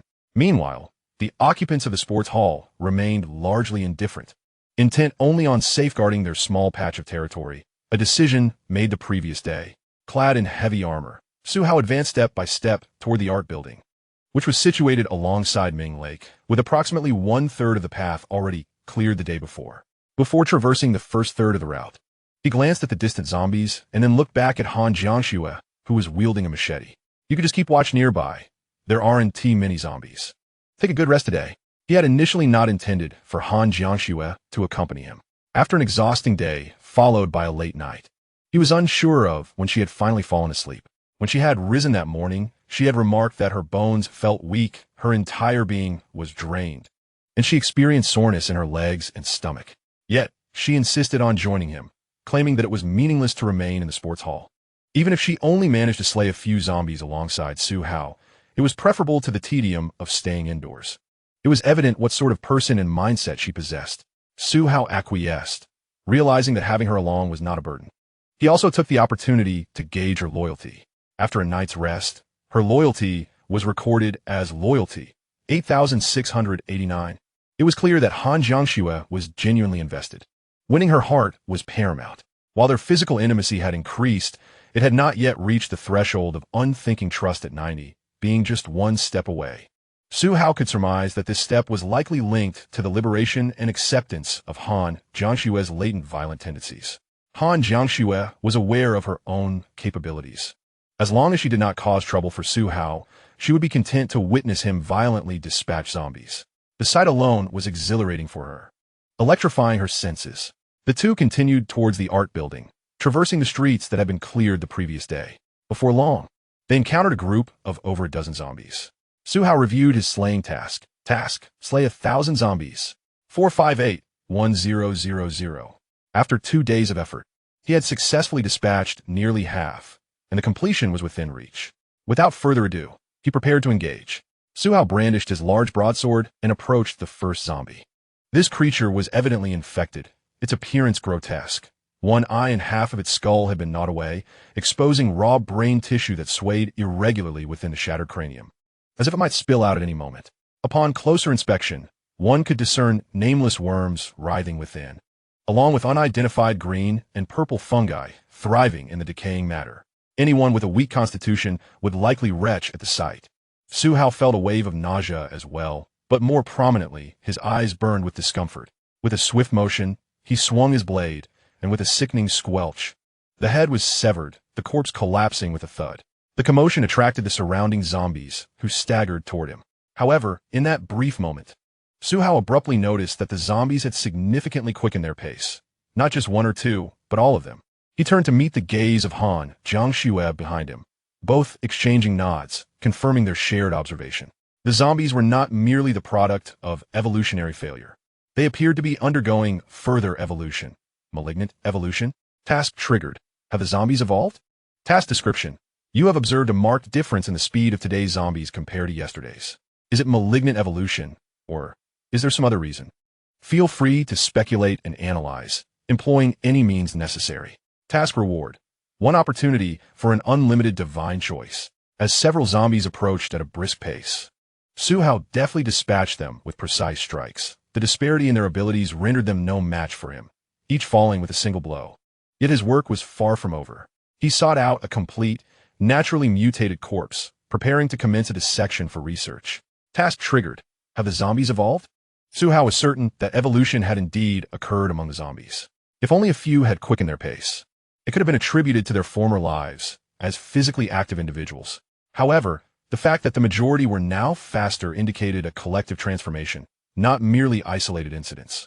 Armed with his knife, he readied himself for a thorough autopsy of the zombie. Han Jiangsu approached, had curiosity piqued. Are you planning to investigate why they have evolved? Indeed, Su Hao replied, scanning the surroundings to ensure safety before proceeding. To know oneself and one's enemy is to win every battle. I must ascertain the underlying reasons. Han Jiangxue nodded, though she too found the scene repulsive. Yet, rather than retreating, she covered her mouth and nose, observing with keen interest while occasionally checking their surroundings for safety. Su Hao raised his knife, targeting the chest, slicing from the center of the clavicle down to the abdomen, executing the motion without a sound. The garments, flesh, and bones simultaneously separated and scattered, revealing the open chest cavity. The anticipated stench of decay did not manifest. Instead, an array of unusual viscera emerged before the two individuals. There was no scent of death. Su Hao remarked in astonishment. It has been 4 days since June, and these living corpses emit no foul odor. Only the deceased carry such a stench. Does this imply that the zombies are not truly dead, but rather exist in a different state of life? Han Jiangxue concurred with this notion, replying, it seems so. At that moment, as Su Hao finished his analysis, a notification of task progression echoed in his mind. Could there be a progress bar? That would certainly be convenient. He scrutinized the viscera closely. The innards of this zombie were not decomposing, but rather gradually coalescing into a mass, as if striving for fusion. Additionally, the surface of the organs bore not capillaries, but an intricate web of greenish-purple patterns resembling mold. What could this be? Su Hao utilized a blade to sever a segment of the greenish-purple pattern, and the exposed area puffed up like a fluffy mushroom, only to wither almost instantaneously, resembling dried and desiccated remnants. This transformation occurred at an astonishing speed. In the blink of an eye, the entire viscera within the chest cavity visibly shrank and deteriorated, while the muscle tissue remained largely unchanged. What was happening? Turning his attention to the head, Su Hao applied gentle pressure to perform a craniotomy. Upon opening the skull, he was taken aback to find the brain's surface also adorned with the greenish-purple patterns. Su Hao exchanged a glance with Han Jiangxue, then, wielding his knife, he proceeded to cut into the brain tissue. Much like the viscera, the cerebral matter rapidly withered, shrinking into a vacuum-dried semblance. This was no longer animal tissue. Su Hao mused, furrowing his brow. It felt increasingly akin to a mutated plant. As soon as Su Hao articulated this new hypothesis, the resolution surged, indicating he was nearing the truth. Chapter 23. The surrounded art building, en route to the medical school. Although he was close to an answer, it still diverged in the realm of the unknown. Su Hao glanced at the other corpses. One sample was insufficient. He promptly replicated his previous actions on 2 additional zombies. only to find the same greenish-purple patterns present. Virus? Bacteria? Toxins? Su Hao pondered numerous possibilities, yet the results remained consistent. The resolution plateaued at 50, lacking crucial evidence. Aliens? UFOs? KFC? He continued experimenting for a while longer. Observing the stagnant resolution, Su Hao relinquished his efforts. Never mind. Let's set this aside for now and head to the art building. Hanyangu Konsuriyat. She suggested. I believe it would be prudent to find someone of mentor caliber from the medical school. That would provide us with greater clarity. Suawagrev Odait. Wiping his blade, he stepped over the bodies, leading the way toward the art building. Along the route, numerous zombies lingered. In the brief span of a few hundred meters, he encountered over 30 more before nearing the vicinity of the art building. Yet, they halted short of reaching it. Both Su Hao and Han Jiangxue paused, deterred by the overwhelming number of zombies in the area. A quick assessment revealed that the plaza in front of the art building alone was teeming with no fewer than 300 zombies. Inside the hall, they were densely packed. At least 200. Gazing upward, he scrutinized the second, third, and fourth floors. Each level, each classroom, was inhabited by a significant number of zombies. Thus, it appeared that there were no less than 1,000 zombies encircling the art building. How could there be so many zombies? Su Hao turned to Han Jiangxue. Was there a major art class prior to the apocalypse with this many people? Han Jiangxue pondered briefly before shaking her head. I'm not quite sure, but I heard it was for an art assessment. Su Hao sighed in resignation. Then, this is quite the predicament. It seems most of the art students in the school are gathered here. There may even be others from different departments. This renders exploration futile. He shook his head, unwilling to proceed. Glancing at his watch, he confirmed his suspicions. The previously indicated zombie density outside the building now enveloped the entire structure in a deep crimson hue, signifying an exceedingly high concentration. However, his primary concern lay with the task at hand. System task: investigate the school's art zone, gymnasium, and art building. The gymnasium has become a temporary gathering point, while the art building is swarming with zombies. Task completed. Rewards dispersed. Excellent. 1 lottery chance acquired. Fortunately, the task merely required investigation, not extermination. Otherwise, it would take Su Hao days to eliminate over 1,000 zombies, a considerable waste of time. The optimal strategy for zombie slaying was to accumulate kills while undertaking other tasks, rather than dedicating efforts solely to zombie eradication. Su Hao, seasoned in task execution, reflected on this. Han Jiangxue glanced at the horde of zombies and decisively shook her head. She turned to Su Hao, inquiring, "What is the next plan? Shall we seek out individuals from the medical school?" Su Hao contemplated for a moment. Are there any mentors or professors currently conducting classes at the medical school and its dormitory? The medical school dormitory is quite distant, Han Jiangxue asserted, and there are unlikely to be any mentors there. However, what if the medical school is also overrun with zombies? Su Hao examined the system's map feature. They then located the teaching building of the medical school on the map. The outer circle of the medical school was also populated by zombies, but their presence was moderate, indicating that they were neither sparse nor overwhelming. If there were any, they would not be particularly difficult to manage. Let us proceed to the medical school teaching building, Su Hao said as he took the lead. Han Jiangxue followed closely behind, brandishing her machete. She surveyed her surroundings, observing the campus. Upon seeing the distant cafeteria in another area teeming with zombies, a thought crossed her mind. Turning to Su Hao, she inquired, "Before we leave, should we empty the cafeteria? There should be quite a bit of food. Wouldn't you agree?" Su Hao nodded, but then shook his head. "It is possible, but it is not worthwhile. The cost-to-benefit ratio is too low." "Why?" Han Jiangxue asked, puzzled. The cafeteria-esque cold storage is not extensive, and given that the apocalypse has lasted 4 days, any meat without refrigeration is likely spoiled. Only a few vegetables remain edible, and the back kitchen of the cafeteria has had frequent deliveries, resulting in minimal stockpiling. Su Hao gestured with his hand to clarify. Considering all these factors, combined with the number of zombies in the cafeteria, the effort required does not justify the rewards. The cost-effectiveness is simply too low. I fought my way out of the South District cafeteria, and even without clearing the first floor, I had already dispatched nearly 300 zombies to escape. For Su Hao, the plan for survival in this apocalypse necessitated efficiency and a favorable cost-to-benefit ratio. Given the density of zombies in the school cafeteria and the inventory available, how long would it take to eliminate so many zombies? How much in resources could be retrieved? Was it truly worth it? With that time, wouldn't it be more advantageous to scour a convenience store instead?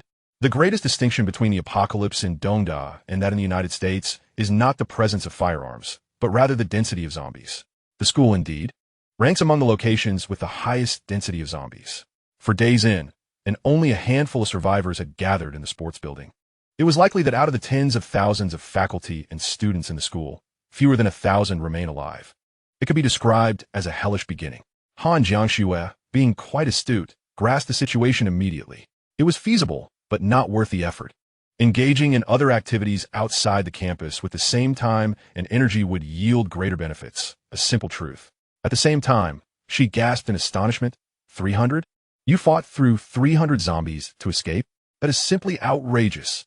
She had already taken down a fair number herself, but it was only in the tens, which she considered substantial. Yet, in comparison to 300, that was an entire order of magnitude less. This was merely the count from that moment.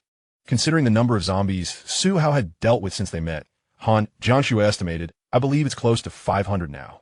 Exaggerated, far too exaggerated, she thought. Recalling Su Hao's ferocity, she could not help but clasp her legs together. However, Han Jiangxue speculated, once we have thoroughly explored the medical school, should we not prepare to leave the campus? Indeed, Su Hao nodded, then suddenly recalled something and asked, by the way, do you have a vehicle to school? No. The car is at home, she replied. Han Jiangxue shook her head, coming to a realization. Could we drive out of the campus? It might be possible, but only in an electric vehicle. Suddenly, she understood. Gasoline-powered cars, with their engines, would inevitably attract zombies due to the noise generated during travel. Unless one could drive continuously without stopping, gasoline vehicles possess inherent disadvantages in the apocalypse. The unavoidable noise is a significant liability. However, they do have a distinct advantage, refueling. In contrast, electric vehicles can operate at a slower pace, allowing them to evade detection until they are too close for the zombies to pursue. Yet there are drawbacks, particularly the need for charging. Nevertheless, considering the refueling capabilities of gasoline vehicles and Su Hao's access to a system space ensuring ample fuel supply, it was evident that electric vehicles suffer from limited range and the inconvenience of recharging. Was there a way to achieve the best of both worlds? Su Hao pondered for a moment, and suddenly, an idea sparked in his mind. Yes, there exists a solution. The range-extended electric vehicle. Chapter 24. Automobile-specific mission. Slaughter at the medical building. The range-extended electric vehicle, also known as a plug-in hybrid, features a small battery for short-distance travel, typically offering a range of 50 to 200 kilometers, while also being equipped with a fuel tank and a generator for power generation. Although generating power does create some noise, it is significantly quieter than that of an engine and exhaust. This would be more than sufficient. Mission triggered. Acquire a range-extended electric vehicle. Mission description. You are well aware that without a means of transportation, the effective action radius for humans is merely 30 to 50 kilometers per day. With an electric vehicle, this range can extend to 100 to 200 kilometers, and with a car, it can soar to several hundred, even thousands of kilometers. Therefore, considering all factors, please obtain a range-extended electric vehicle by any means necessary. Mission reward. One opportunity for a limitless premium selection in the automotive category. At the moment Su Hao glimpsed the reward, he double-checked and confirmed that it was indeed a special version. The automotive reward indicated that all rewards derived from this mission would pertain exclusively to vehicles. Furthermore, the acquisition method was unrestricted. Any means of obtaining it would suffice, even through methods akin to his previous endeavors. This made the task rather simple. Su Hao nodded. In an apocalypse, vehicles were abundant. Finding a plug-in hybrid should not pose a challenge. Upon reviewing the reward, Su Hao, accompanied by Han Jiangxue, ventured forth, battling their way to the vicinity of the medical building. The map on Su Hao's watch indicated that the number of zombies near the medical building was neither excessive nor scant. It appeared to be just right. Additionally, there was good news. Su Hao, the entrance to the medical building was barricaded. Han Jiangxue pointed in the direction of the entrance. Su Hao glanced over and nodded in affirmation. Indeed, this entrance was blocked. It contrasted starkly with the completely open entrance of the art building. An open entrance signified that the interior was accessible, with perhaps only a few classrooms still resisting. Conversely, the medical school's entrance remained firmly obstructed. The narrative reveals the presence of a guarding force. As for the stark contrasts observed, excluding the number of zombies, it may be that individuals from the medical school have encountered a greater quantity of corpses and have engaged with them more frequently. Thus they possess a certain audacity when confronting zombies. Suhao stood up and began surveying the other levels of the medical building. On the first floor, the main entrance was barricaded, revealing nothing of interest. The second floor, however, was populated. There were individuals within the classrooms and others in the corridors. On the third floor, no zombies were found, although a few were confined within classrooms. On the fourth and final floor, several people were seen gazing about. At that moment, the individuals on the fourth floor spotted Su Hao and Han Jiangxue. The visible surprise on their faces was evident as they abruptly stood and began to wave vigorously. A few of them clapped and nudged each other, leaving only one person behind while the rest hurried down to find others. In a matter of minutes, more people ascended. A diverse group of men and women, including students and presumably instructors. Upon seeing Su Hao, they too waved, albeit without shouting. Su Hao acknowledged them with a gesture, then directed his gaze downward, pointing towards the throng of zombies on the first floor. Outside the medical building, there were approximately 200 zombies, neither an excessive nor a scant number, but rather just right. Under the watchful eyes of the gathered crowd, Su Hao unsheathed his knife, pointing it at the assembly of zombies below, while the onlookers, confused, pondered the meaning of his actions. The distance between them was several hundred meters, making it impossible to convey words, let alone discern lip movements. Lacking the opportunity to elaborate further, Su Hao opted for action instead. He brandished his weapon, glanced back at Han Jiangxue, and advised her to assist from the periphery. Han Jiangxue, clutching a machete, nodded in agreement. Her expression flushed at the thought of the imminent scene, her heart racing and breath quickening with anticipation. With that, Su Hao turned, wielding his knife. And clad in heavy armor, he strode purposefully towards the medical building. At that moment, the individuals atop the building began to grasp the situation. Would he truly come to slay them? Was that even conceivable with over 200 zombies outside? They hastily urged one another to descend to the first floor for a clearer understanding. Clad in such formidable armor, what if he was a warrior of unparalleled strength, capable of cleaving through foes with ease? 200 zombies awaited outside. Did they think them mere, insignificant creatures? Regardless, the crowd surged downward, eager to assess the unfolding circumstances. This is merely a glimpse of those who are still capable of action. Many of our famished classmates and teachers, lacking the strength to move, are seated in the first-floor classroom, lost in thought as they conserve their energy. Suddenly, a student nearly crashes through the classroom door, startling everyone, who momentarily fears that a horde of zombies has invaded. Relief washes over the group upon realizing it is merely a fellow student. However, the words that follow instill a renewed sense of dread. Two peculiar individuals have arrived outside. One is clad in heavy armor, wielding a sword like an ancient general, while the other resembles Senior Han Jiangxue brandishing a machete, and they are making their way towards us. The revelation leaves the assembly in stunned silence. Just two individuals? Indeed. What could two people accomplish against the over 200 zombies lurking outside? Yet, these individuals must have fought their way here, undoubtedly slaying countless zombies along the way. We should take a look. This may be our only opportunity. What more can we do? Indeed, if we endure another day of hunger, we will be left with no choice but to attempt a breakout. The medical building differs from the others. It lacks a convenience store, and there is no food or even water available. After several days, the scant provisions that the students had preserved have long been consumed. Almost everyone present has been starving for 2 days. At this moment, the group turns their gaze to a woman in the corner. Her lips are parched and cracked from thirst, and her head spins from hunger, her consciousness fading. A female student rushes to her side. Sister Su Qing, wake up. There are people here to rescue us. We will break out today. You must come with us. The woman, referred to as Su Qing, slowly shakes her head. Her voice is faint and hoarse. I can't move anymore. You should go on without me. A hush falls over the crowd. Some female classmates even have tears welling in their eyes. Su Qing is their senior, pursuing both her master's and doctoral degrees, and has been serving as a mentor. During these harrowing days, she has shared the majority of her food with the younger students, subsisting on only enough to maintain her vital signs. After so many days of hunger, she has become too weak to stand. Lacking water and energy, her brain has instinctively reduced its energy consumption, causing her awareness to wane. Don't cry, one of the female students whispers, covering her eyes. The atmosphere is laden with a tragic sense of resignation. Boom! Just then, another individual bursts in, urgently shouting, "Those who still have strength, quickly grab your weapons and help." That general is incredible. He has already slain dozens of zombies. We must join him. With the newcomer's rallying cry, the group snaps back to reality and rushes outside. Some wielding metal implements, others brandishing makeshift wooden clubs fashioned from mops. While due to the blockage of the main entrance, they found themselves unable to exit through the front door.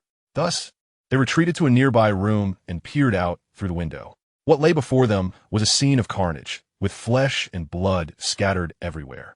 The sheer number of zombies obscured their view of the heavily armored warrior they had seen earlier. All they could observe were heads and limbs soaring through the air, plummeting to the ground in a gruesome display. I see him. Over there. Suddenly, a student pointed at the throng of zombies, shouting out about a figure in full armor. That armored figure was none other than Su Hao.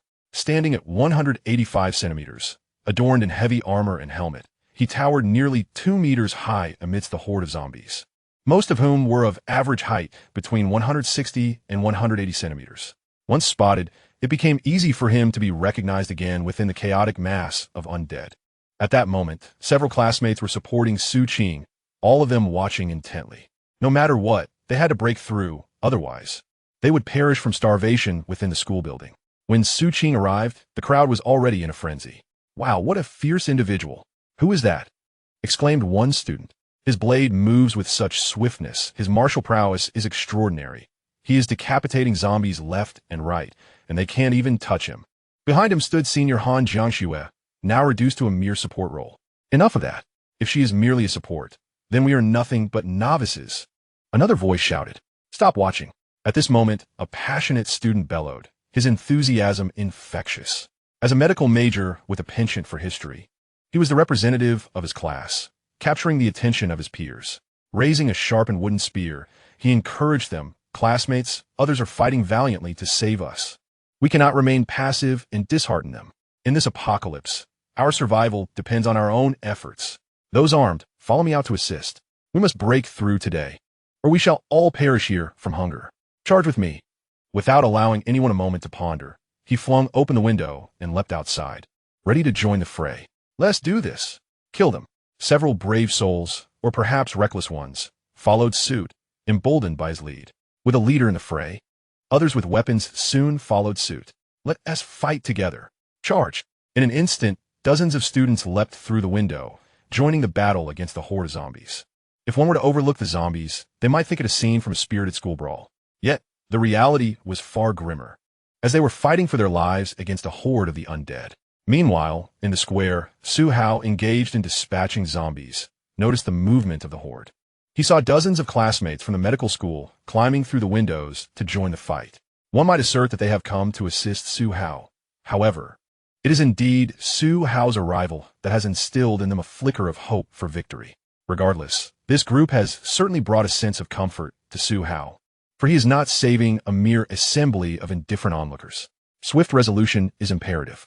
Su Hao accelerated his onslaught, armed with the extraordinary ability of super dynamic vision. He now possessed an unparalleled visual acuity. He could discern the minutest movements of the zombies, capturing every subtle reaction with clarity. In his perception, the zombies posed no challenge. He was almost effortlessly overpowering them, with only his stamina as a limiting factor. As several zombies lunged at him with menacing ferocity, it appeared they aimed to engulf him in an instant. Yet, Su Hao remained calm and collected, his expression unwavering. With a swift flick of his blade, he instinctively executed precise slashes and thrusts, skillfully coordinating his footwork to maintain optimal distance from the undead. Thus, through the relentless repetition of these maneuvers, the aggressively charging zombies fell like wheat before a scythe, one after another. On average, a zombie succumbed every 15 seconds under Su Hao's relentless assault. With the assistance of his medical school peers and Han Jiangxue, this rate extended to approximately one every 121 seconds. A horde of over 200 zombies was decimated in mere minutes, thanks to Su Hao's formidable prowess and the enhancement of super dynamic vision. Finally, with a resounding thud, the last zombie collapsed. Han Jiangxue, breathless and wielding her knife, surveyed the surroundings beside Su Hao. She had dispatched a dozen zombies herself. Similarly, the medical students were also panting, some even kneeling to catch their breath, averaging one zombie slain per person. Together with Han Jiangxue, their combined efforts accounted for around 50 zombies. The remaining 100 or so had fallen to Su Hao's hand. Seated on the ground, some individuals cast glances at the heavily armored Su Hao, feeling a profound sense of fear and awe. How remarkable he was, having slaughtered so many while barely breaking a sweat. How could he possibly achieve such a feat? Was he even human? A lively discussion ensued, with each person offering differing opinions. At that moment, Han Jiangxue sought out a girl, inquiring, "Is Senior Su Qing here?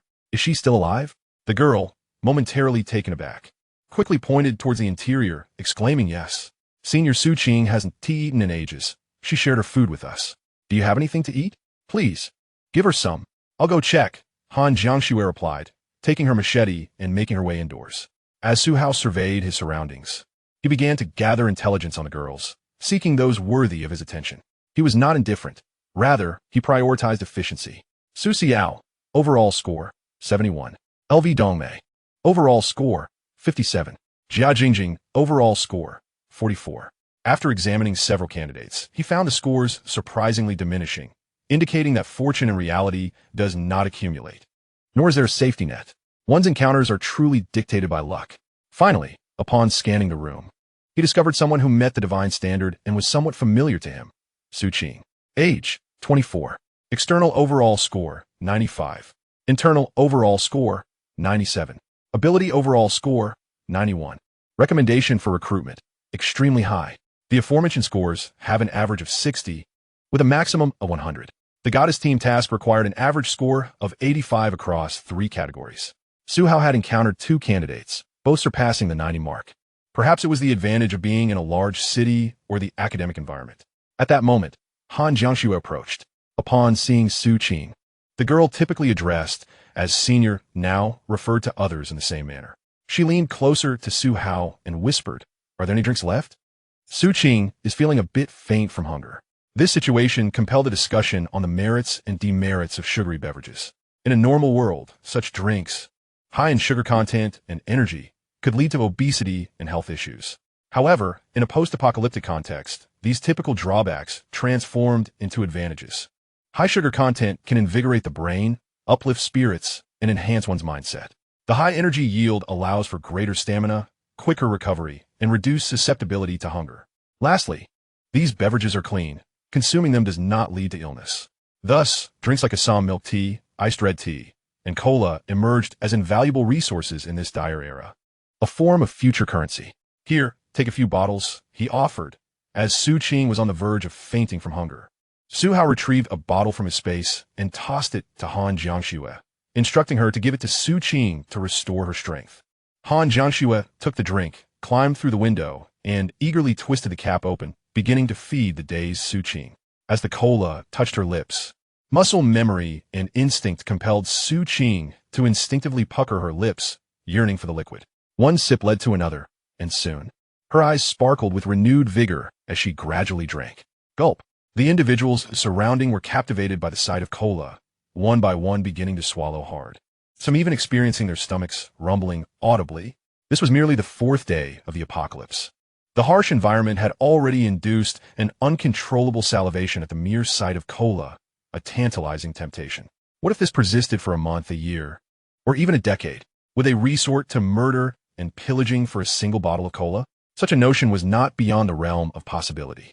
Observing that no one dared to rush forward, they all understood the precarious state of Su Qing, thus managing to restrain themselves. At that moment, the boy who had previously rallied his classmates to fight, after resting, stepped forward to call out to Su Hao. "Are you a classmate, great warrior? Thank you so much. Without your guidance, many of us might not have survived today's breakout. How is the situation at the school? Where are the other students congregating? Let's regroup. By the way, I am Song Zaheo." Upon hearing the voice, Su Hao turned to look. Song Zaheo felt a shiver as he met the gaze of the armored warrior and instinctively took a step back. With a deliberate motion, Su Hao removed his faceplate and secured it to his belt, addressing him directly. "There are still dozens of survivors in the gymnasium. You can gather there." After a moment's pause, Su Hao continued, glancing around at the gathered individuals. "They lack an organizer or a leader, hence they possess neither morale nor goal.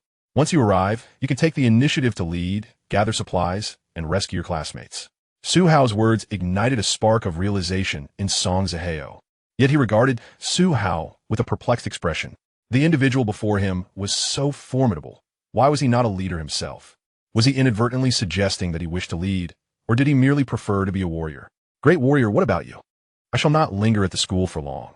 I am not suited for forming alliances. Do you understand? Yes, I understand. Awaken, giving his shoulder a reassuring pat. Do well. Your recent performance demonstrates the most leadership I have witnessed since the onset of the apocalypse. This is your opportunity to showcase your abilities. Song Zaheo felt his face flush, uncertain whether it was excitement from the recognition or embarrassment for being discovered. Nevertheless, he possessed capabilities far superior to those of ordinary students. If he could lead others in gathering supplies and rescuing more classmates, it would be far more advantageous than allowing a crowd to cower and become mere fodder. As the group rested, Suhao observed them before addressing Song Zaheo once more. You should lead a group to the gymnasium. There is still some food available. Su Qing can share with me and Jiang Shui.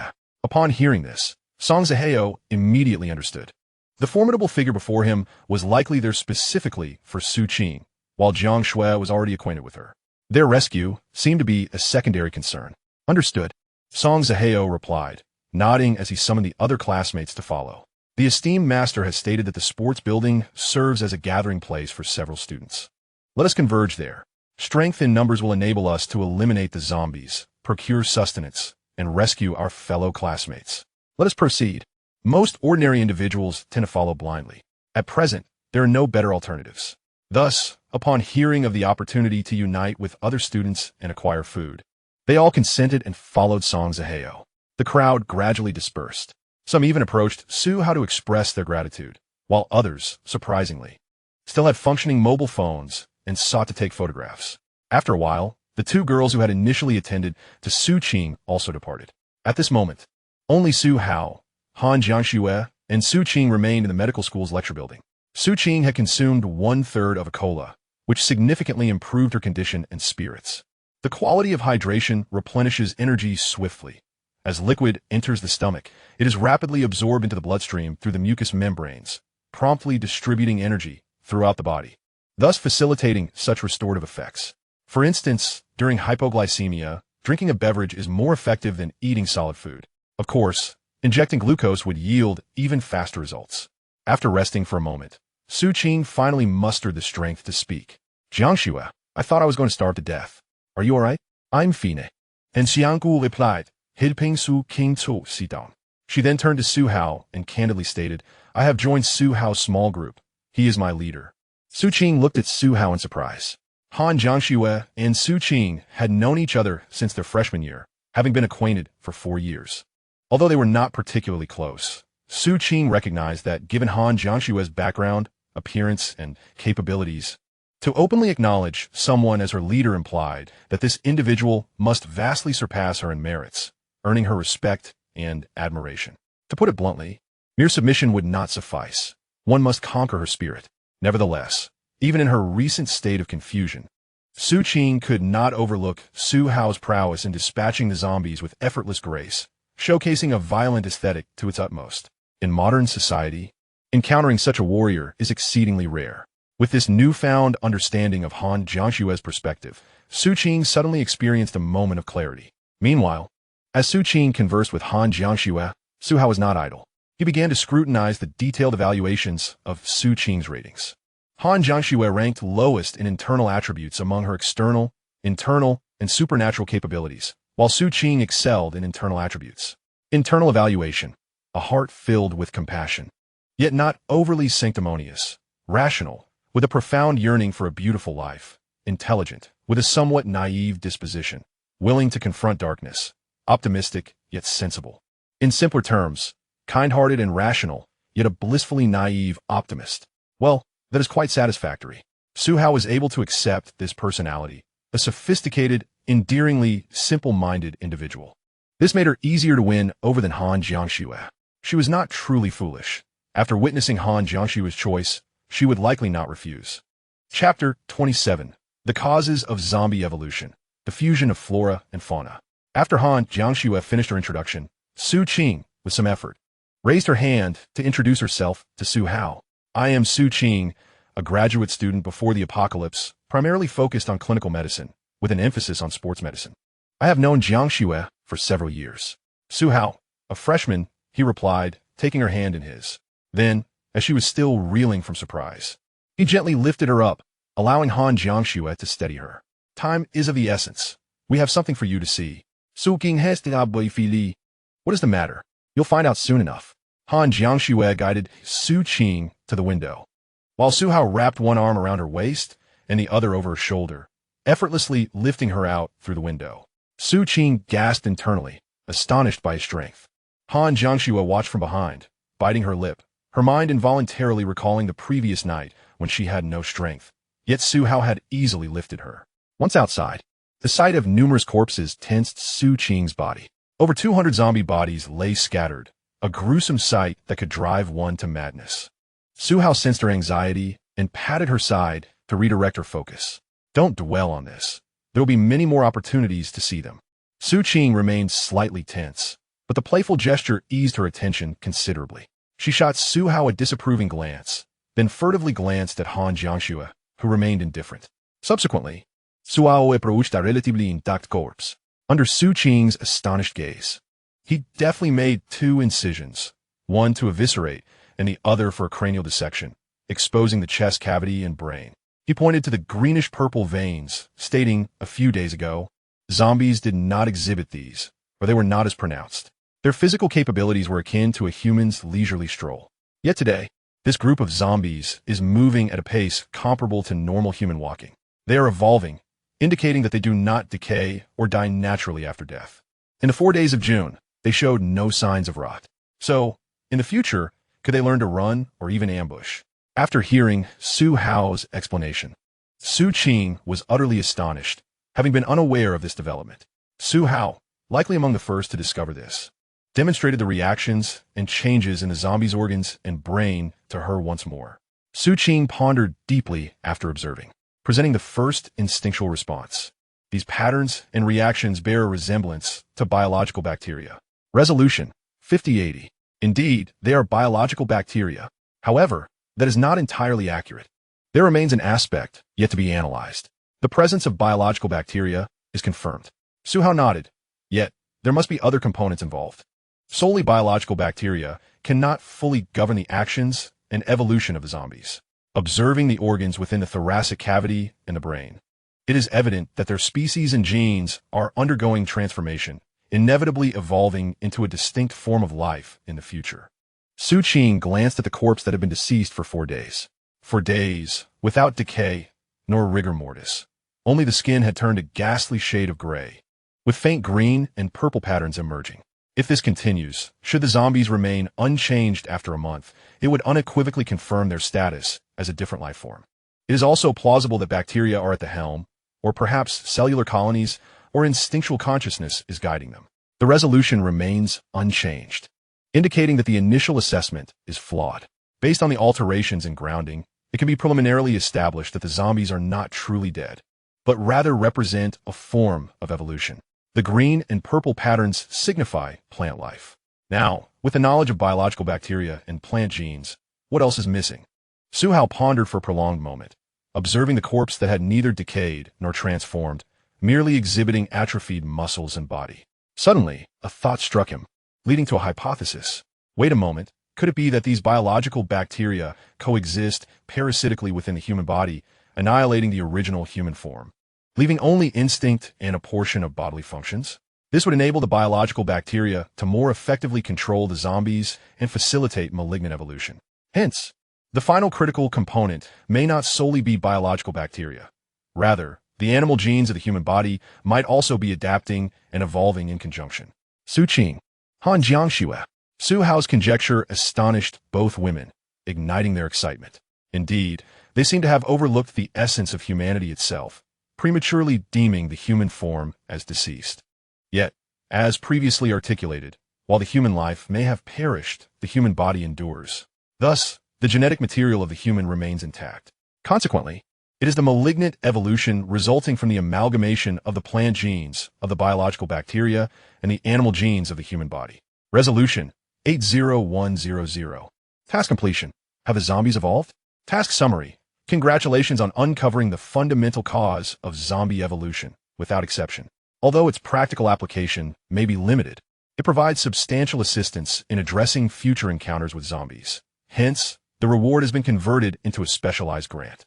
Task reward: 1 chance for a supreme level draw of plant-based supernatural abilities. Plant-based supernatural abilities? As long as it doesn't mutate my own body, the rest is inconsequential. Confirmed. Suhao nodded, finalizing his answer. What I just stated is fundamentally accurate. Su Qing pondered for a moment before finally nodding her head in agreement. The theory was sound. However, it lacked empirical validation. Nonetheless, it could serve as a reference without issue, which was quite rigorous. Suhao glanced at the time, noting that it was nearly noon. He looked at the still frail Su Qing and the 2 companions who were almost on the verge of hunger. He then waved his hand. Let us return. We should eat something first and prepare for the afternoon's tasks. Han Jiangxue immediately nodded in affirmation. Her swift response suggested she had not given it much thought, merely agreeing without hesitation. Su Qing cast a curious glance at Han Jiangxue. This was not merely a matter of responding or not. It was an issue of attitude. Han Jiangxue's earlier affirmation indicated that Suhao's word was final. She too nodded. All right. Thus, Suhao led the way, with Han Jiangxue supporting Su Qing as they made their way back to the sports building. Along the path, they encountered a few wandering zombies, which Suhao effortlessly dispatched with a couple of swift strikes. Su Qing was internally astonished by his formidable prowess. Following such a heavily armored warrior provided her with an overwhelming sense of security. It felt as though there was nothing to fear. Even the prospect of sleeping overnight in that very spot seemed manageable. As the trio walked past the art building from a distance, Su Qing gazed sorrowfully at the structure, now teeming with zombies both inside and out. She sighed, feeling an unexpected sadness. The building was swarming with the undead, their figures shifting in the corridors, classrooms, and various corners. The once artistic canvases were now marred with splatters of blood, creating a grotesque and dark contrast. Chapter 28. The Reunion of Survivors. Humbly seeking guidance from Suhao. At the sports building, when Song Zihao and the others arrived and made contact with Chen Jiu, both parties were essentially filled with relief and joy. It was a reiteration of a fundamental truth. The instinct to huddle together for warmth is inherent to humanity. The subsequent issues arose from the complexities of human nature and needs once they united. Are you all from the medical school? Chen Jiu inquired upon seeing the group. Eager to know, how is everything at the medical school? Are there any others? Song Zihao shook his head. At the medical school, it is likely just us remaining. Upon hearing this, Chen Jiu let out a sigh. Oh, by the way, how did you come to be here? How did you know we were here?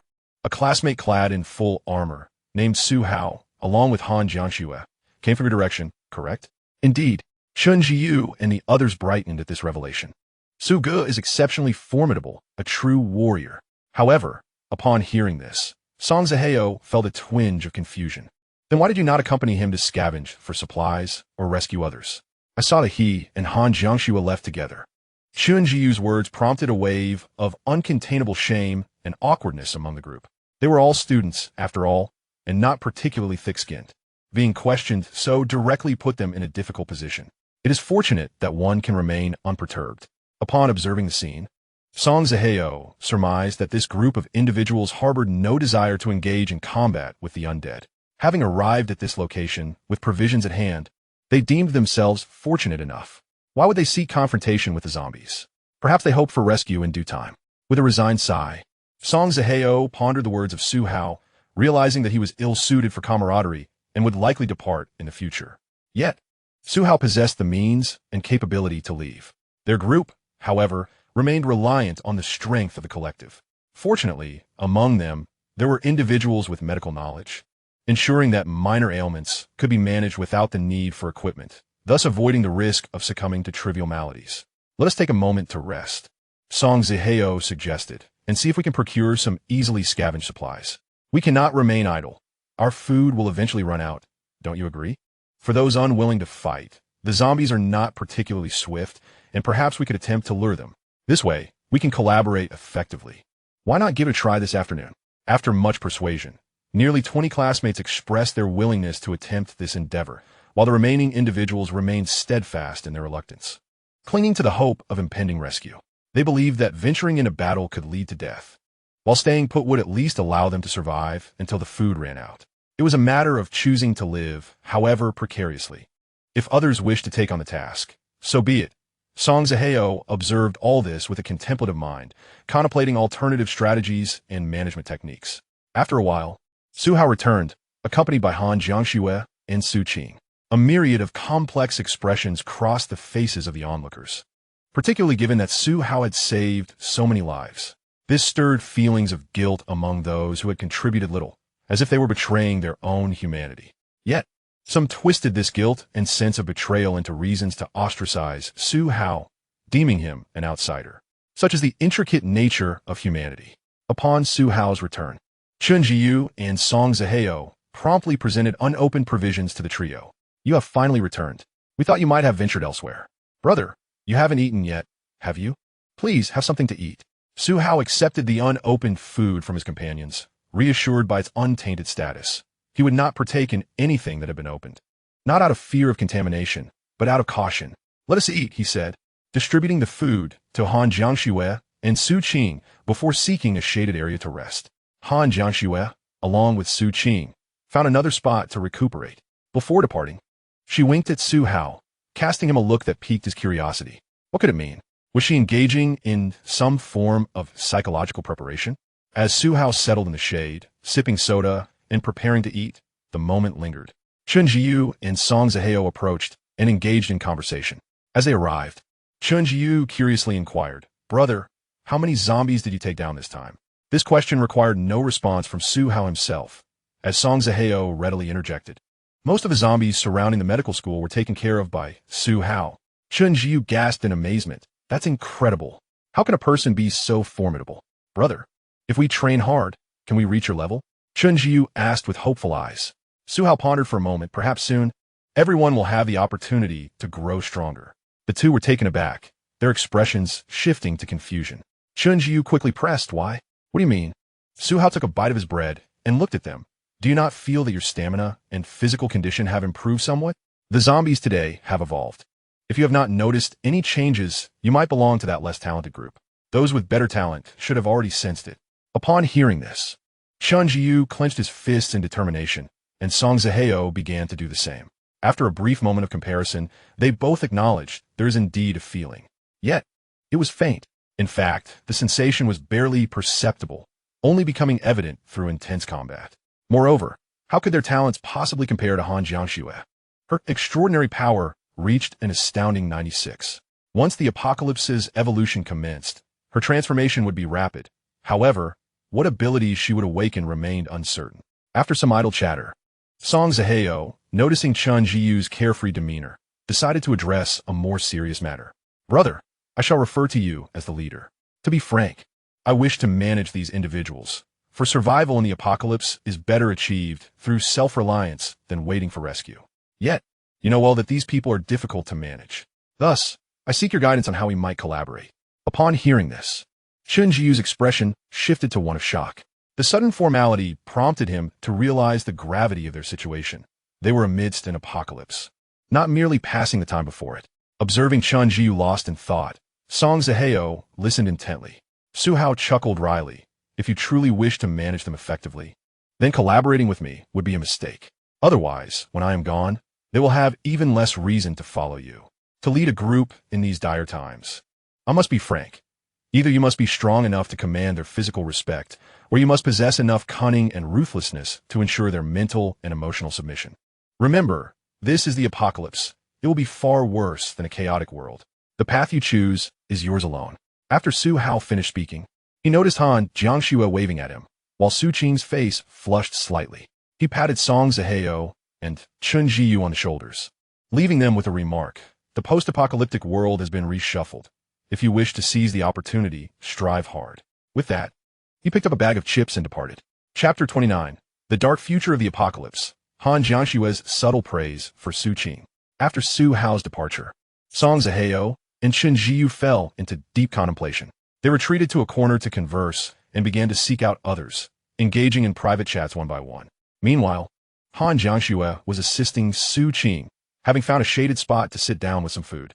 They began to eat, and Su Qing took a sip of her drink, while surreptitiously glancing at Su Hao in the distance. Due to the inadequate ventilation, she soon caught a whiff of the oily scent emanating from her own hair. having gone nearly 2 days without washing it before the apocalypse. And now, with an additional 4 days elapsed, it had been nearly a week since her last bath. The oiliness was now so pronounced that it was detectable.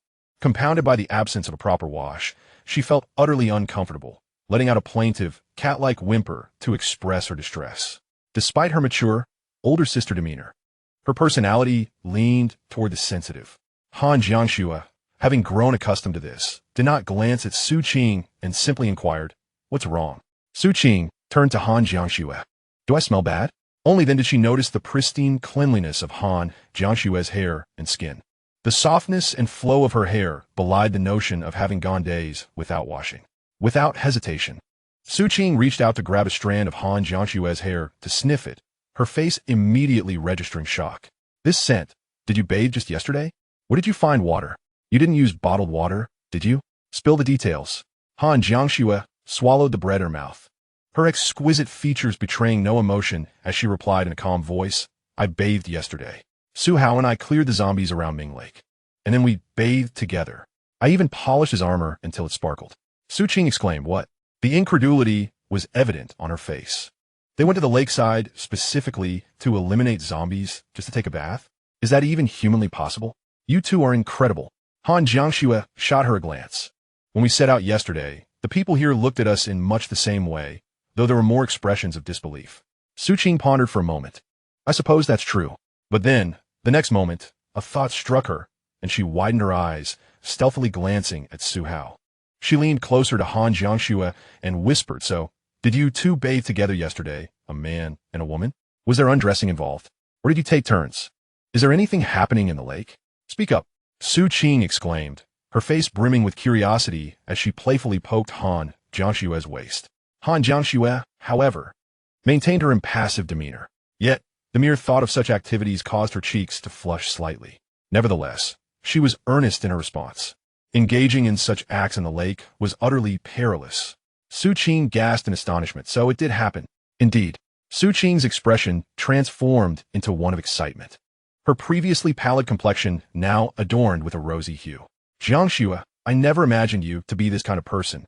After 4 years of appearing indifferent to men, you managed to secure the affections of a heartthrob during the apocalypse?" Han Jiangxue pondered for a moment. "I suppose I was the one who was captured." "What?" Su Qing's shock was palpable. "What transpired? Please do tell." She adopted a childlike demeanor, pleading with Han Jiangxue. Despite being the senior, 3 years her elder, it was amusing to see the mature woman acting coyly towards her junior. After finishing her bread, Han Jiangxue turned to Su Qing with a serious expression. "Let me ask you something, Su Qing." Seeing the gravity of her expression, Su Qing's demeanor shifted to match. "Go on.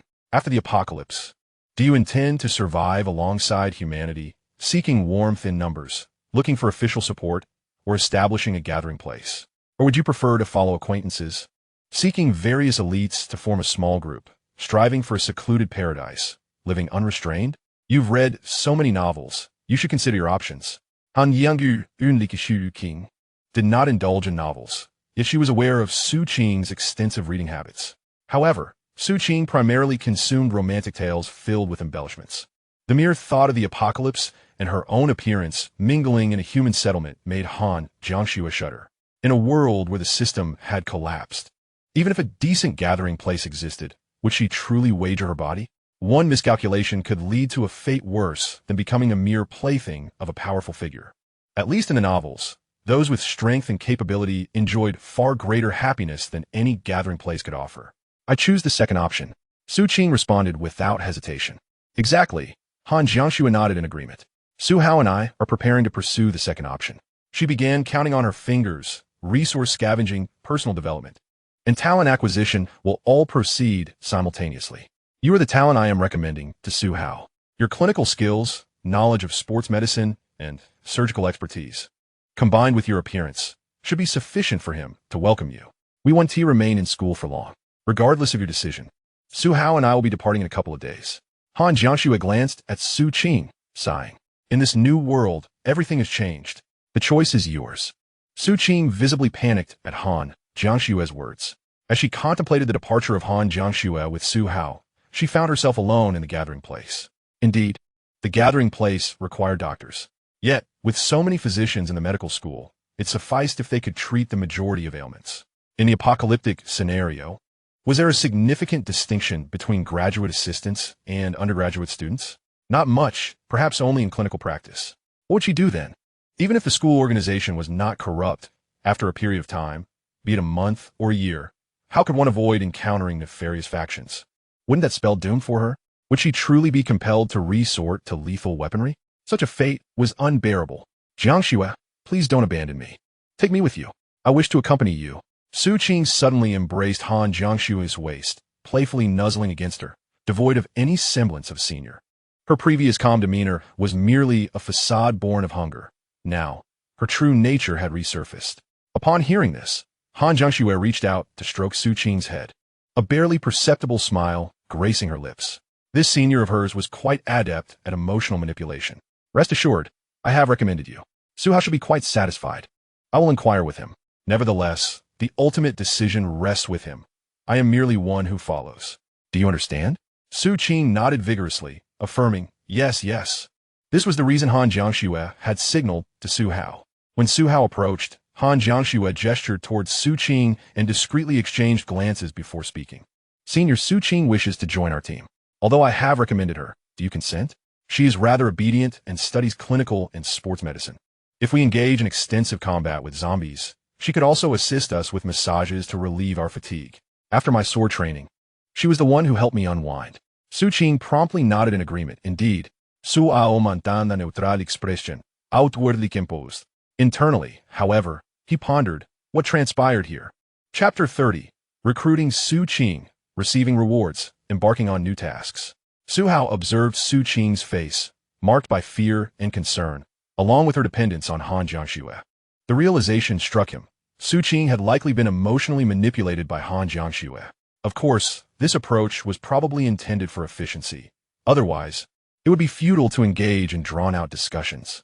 It would be better to resolve matters swiftly and proceed with the next phase of the plan. Clearing his throat, Su Hao exchanged an owing glance with San Jiangxue. He regarded Su Qing's expression and calmly remarked, Jiangxue must have conveyed everything necessary to you.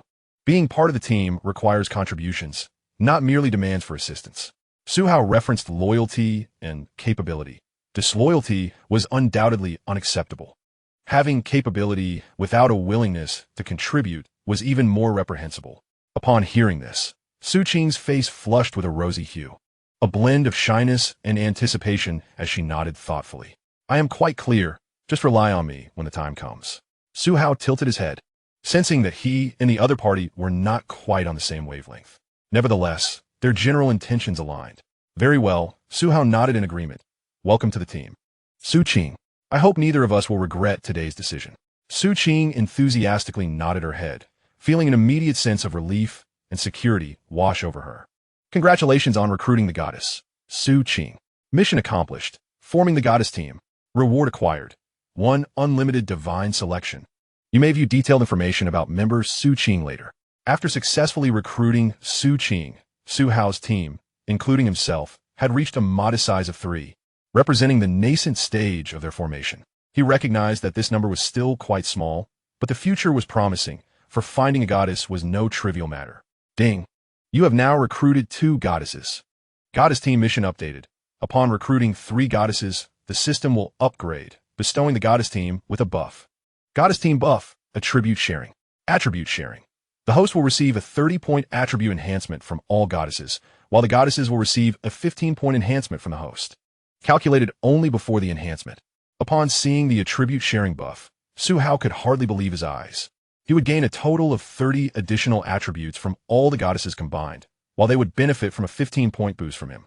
Although the calculation was restricted to before enhancement to prevent conflicting boosts, the magnitude of this attribute enhancement was still astonishing. With just 3 ordinary goddesses, Su Hao's attributes would nearly reach the human limit. What would happen if his talents awakened? Accumulating 5, 10, or more in the future would lead to even more extravagant statistics. Furthermore, the goddesses would also benefit from his growth. A 15-point enhancement would become significant as he advanced. During the midday break, everyone was feeling quite fatigued, especially the medical students who had gone 2 days without food. After a grueling battle, they finally emerged and, upon consuming some nourishment, found themselves unable to resist the urge to sleep once their tense demeanor relaxed. Meanwhile, Chen Jiyu and Song Zaheo were deep in discussion, likely contemplating how to effectively manage this team and ensure compliance for smooth operations. In a game, commanding subordinates to perform tasks, even leading them to their demise, is a straightforward endeavor. However, manipulating people in reality is a far more complex affair. While managing a small team may be manageable, orchestrating a larger group is an entirely different challenge. Consequently, Su Hao had no desire to engage in power struggles or underhanded tactics, even if he understood the dynamics. He was disinclined to partake in such machinations. His current path is one that he finds satisfactory. In the afternoon, in the cool and well-ventilated area of the sports building, Han Jiangxue leans against a corner, her eyes closed in a light slumber, while Su Hao rests his head on her lap, relishing the comfort of her knee pillow, along with the faint fragrance in the air, though that might be disregarded if he hadn't tea-bathed for several days. After all, one is not a machine. Both body and spirit require repose. The midday heat is oppressive, and after dispatching numerous zombies in the morning, even Su Hao yearns for a respite until the afternoon to resume their endeavors. A few hours' delay is inconsequential. After her afternoon nap, Su Qing joins Su Hao. Sitting beside him, she glances at him, and upon confirming he is awake, she discreetly initiates a conversation. What shall we do next? When should we leave? Su Hao, without opening his eyes, turns slightly to face her and inquires, what is the matter? Su Qing, feeling a bit shy, candidly expresses her thoughts. Before we leave the school, could we check the parking lot? My belongings are in the car. My change of clothes, a medical first aid kit, and a box of snacks. Han Jiangxue, resting against the wall, suppresses a smile at Su Qing's request. Su Hao, contemplating her words, responds with a question of his own. What car? Su Qing and Han Jiangxue exchange glances, surprised by the significance of his inquiry. Su Qing quickly clarifies, the range-extended vehicle. Su Hao finally opens his eyes. Oh, the L6? All right, let us take a look before we leave. We'll set out tomorrow. Su Qing replies, so soon? If there are too many zombies, then never mind. After their conversation, Han Jiangxue gently caresses Su Hao's cheek, gradually coming to understand. Initially, she had thought that Su Hao would dismiss Su Qing's seemingly foolish request. Will they really lack clothes? Once they leave the school, clothing stores abound, and branded items are readily available. Will they run out of medical supplies? There are pharmacies every 500 meters, at most 2 kilometers apart, with an abundance of common medications. What use is a box of snacks? They would need to raid supermarkets and cold storage facilities instead. Thus, Han Jiangxue found amusement in Su Qing's naive inquiries. But then Su Hao's next question struck her. Is it a range-extended vehicle? This revelation brought clarity to Han Jiangxue. Indeed, walking is far too inefficient. Gasoline vehicles offer high endurance, yet their engines and exhausts are noisy. Electric vehicles provide safety, but they face challenges with range and charging.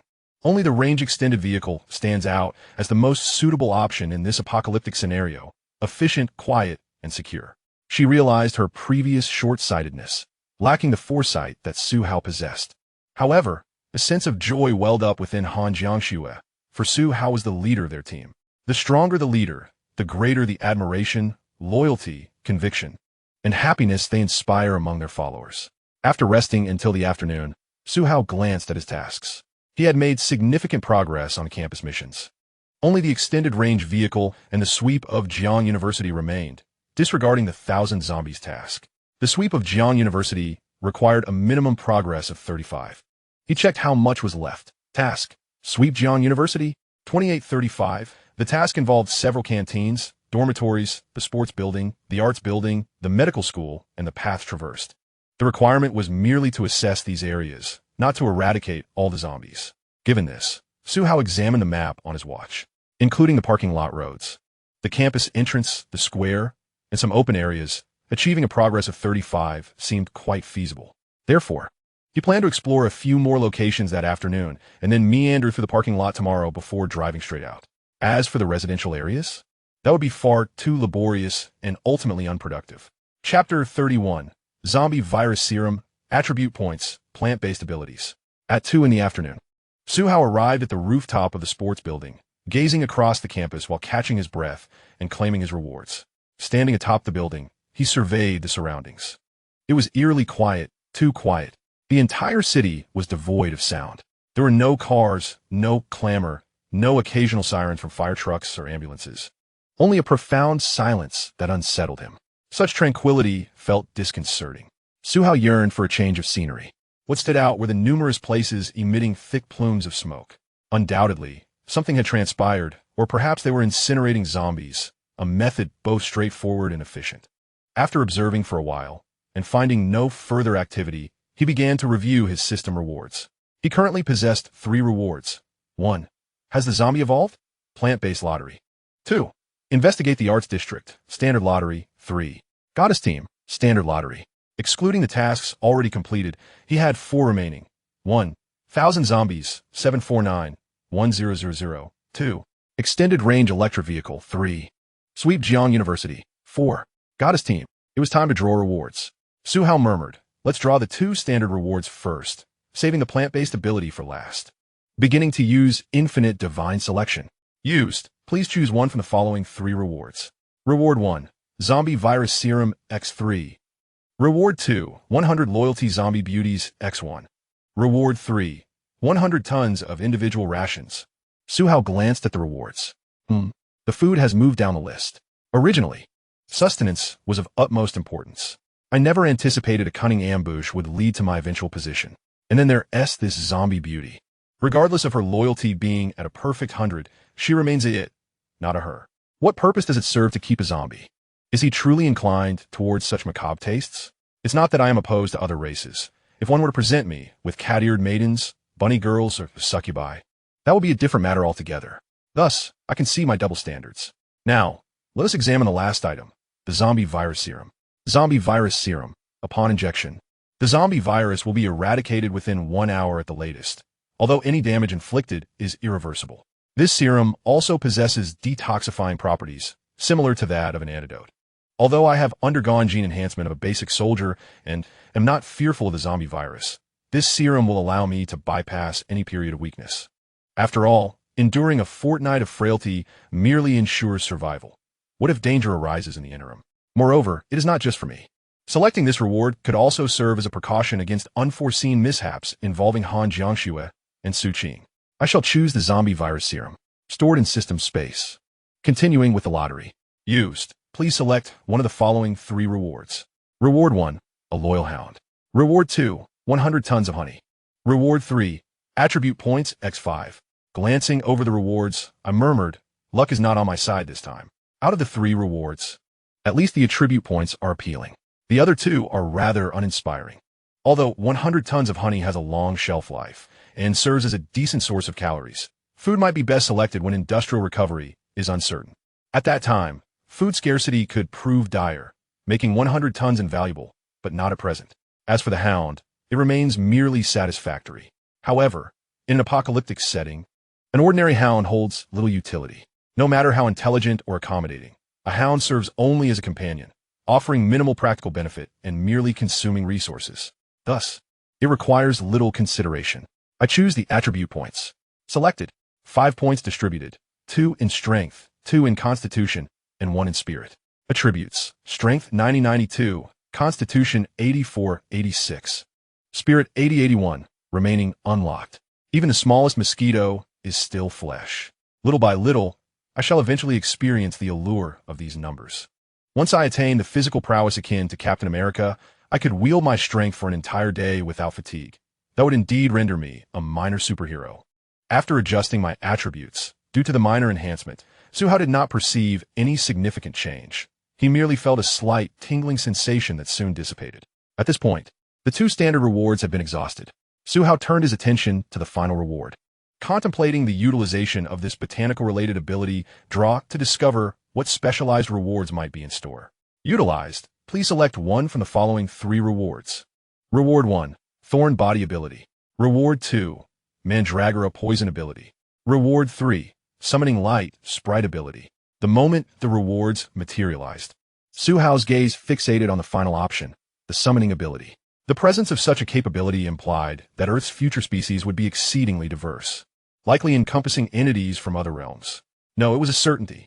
Consequently, future abilities would undoubtedly be bizarre and extraordinary. How marvelous it was to possess a summoning capability. Su Hao began to scrutinize the descriptions of the abilities one by one.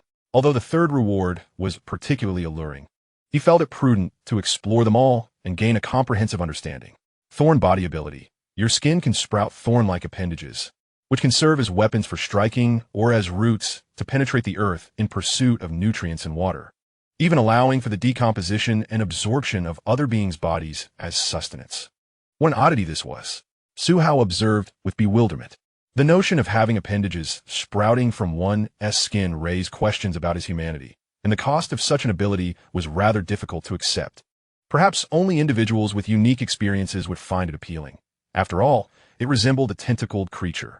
Nonetheless, there were benefits. For instance, the appendages could absorb nutrients akin to plant roots, whether from the ground or within living organisms. This implied a reduced risk of starvation, allowing for prolonged survival, provided one could endure such a state.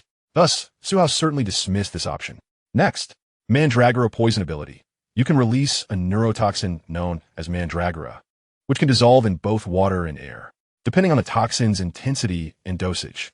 The effects can range from mild muscle spasms and loss of bodily control to severe respiratory failure, unconsciousness, and sudden death. This ability was rather grim and insidious. However, Su Hao regarded it with a grave demeanor. The mere fact that the system could present such a reward suggested that there might indeed be individuals capable of awakening this ability. If used maliciously, it could lead to dire consequences. Mildly, it could incapacitate individuals. Severely, it could result in mass devastation. He hoped that few would awaken such a power. Su Hao shook his head. He could not concern himself with the abilities others might awaken. They would do as they pleased. Now, to examine the final ability. Summoning Light Sprite ability. Chapter 32. Contracting the Light Sprite. Could this light generate electricity? The ability to summon the light spirit is an extraordinary gift, belonging primarily to the realm of flora and, secondarily, to the domain of light. Born of nature, it is a cherished child of the cosmos, possessing remarkable intelligence. It inherently discerns the intentions of all living beings towards itself, and under its radiant influence, creatures are invigorated, while plants flourish abundantly. The light spirits are categorized into various forms: the small spirit, the great spirit, the elder spirit, and the spirit queen. Their growth necessitates several conditions: the absorption of natural essence, the inhalation of the aura from their contracted partner, and the assimilation of the essence from the treasures of the natural world, all without causing harm to the source. The requirements for contracting a light spirit dictate that for every 100 points of mental capacity, one may contract a single spirit. Should one possess between 80 and 100 points, a contract is still feasible. However, if the mental capacity falls below 80, the spirit will refuse, and a capacity below 60 results in a catastrophic failure leading to brain death. Having perused extensive information, Su Hao was astonished, for it was his first encounter with such a wealth of data from the system. In summary, the ability to contract a light spirit is predominantly beneficial. Once a contract is established, proper care and nurturing will yield increasingly abundant rewards. Moreover, should one manage to cultivate a light spirit into a queen, one would effectively possess an entire race, a remarkable feat indeed. Su Hao took special note of the capabilities of the light spirits. At the small spirit stage, they resemble diminutive, fluffy orbs of light akin to jellyfish. Though they cannot verbalize, they communicate their thoughts to their contracted partner. The light they emit bestows enhancements upon both individuals and plants, accelerating recovery rates for stamina, wounds, and energy. The effects on flora are similarly beneficial, promoting rapid growth. As the Great Spirit stage is reached, the light spirit evolves into a palm-sized, humanoid figure. At this juncture, the Great Spirit can articulate and cast spells, a requisite for agricultural advancement. After absorbing all this information, Su Hao felt no hesitation in selecting the option to summon a light spirit. Upon making his choice, a vast reservoir of knowledge flooded his mind, imparting everything about this extraordinary ability and the light spirits. It was revealed to him that the summoning contract was not inherently difficult. The challenge lay in one's capability and the subsequent nurturing of the spirit. It became clear that the spirit possesses high autonomy and intelligence. Should it find disfavor with its partner or be treated poorly, it may simply depart without consequence. Thus, it dawned upon Su Hao that this process was akin to caring for a pet. Understanding this, He promptly initiated the summoning of the light spirit on the balcony of the sports building. Su Hao silently recited incantations within his mind, channeling his energy to summon the spirit of light. In the next moment, a golden magic circle, the size of a basin, began to materialize before him. Initially translucent, the magic circle gradually became radiant as Su Hao's mental energy was consumed, akin to a charging process. No wonder it demanded that one's mental state must exceed 80 to summon. Otherwise, it could indeed drain a person's spirit to the point of collapse. Simultaneously, Su Hao felt his vitality waning, fatigue overwhelming him, and his mind clouded. His focus dissipated rapidly, yet he gritted his teeth, determined to sustain the magic circle's energy. The brilliance progressed slowly, and just as Su Hao felt he could no longer endure, the progress bar finally reached its zenith.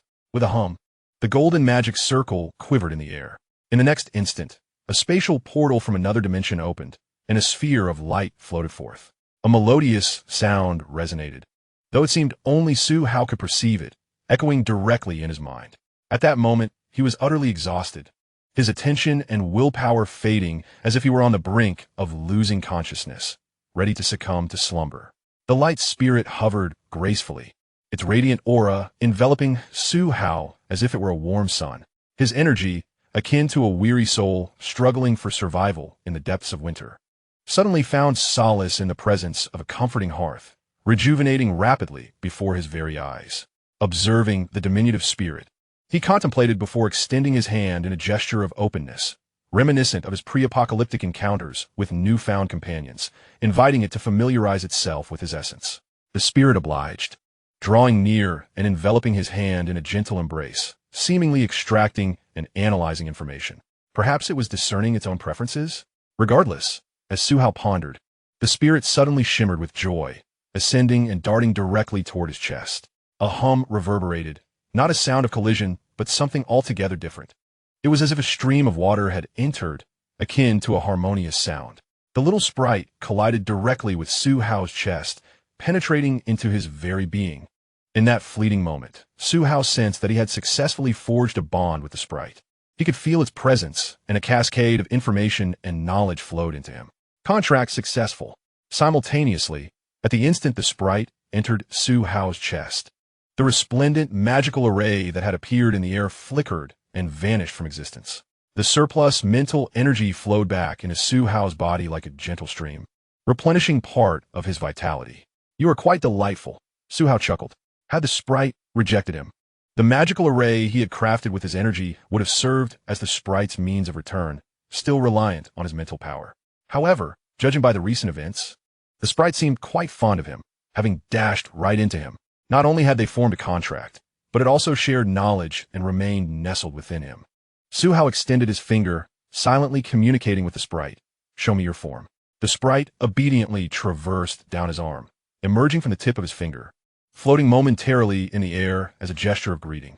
Simultaneously, a message resonated in his mind, roughly conveying, "Hello there." Observing the sprite's luminosity, it was not overly bright, but radiated a comforting warmth. In an instant, a thought emerged in his mind. Could this light generate electricity? Chapter 33. The Survivor Team's Disputes and Preparations for Departure. If this light could generate power, wouldn't that be a remarkable discovery? The light sprite could shine perpetually. Even if it did not provide infinite energy, its sustainability would be comparable to nuclear power. Perhaps he could later experiment with a solar panel.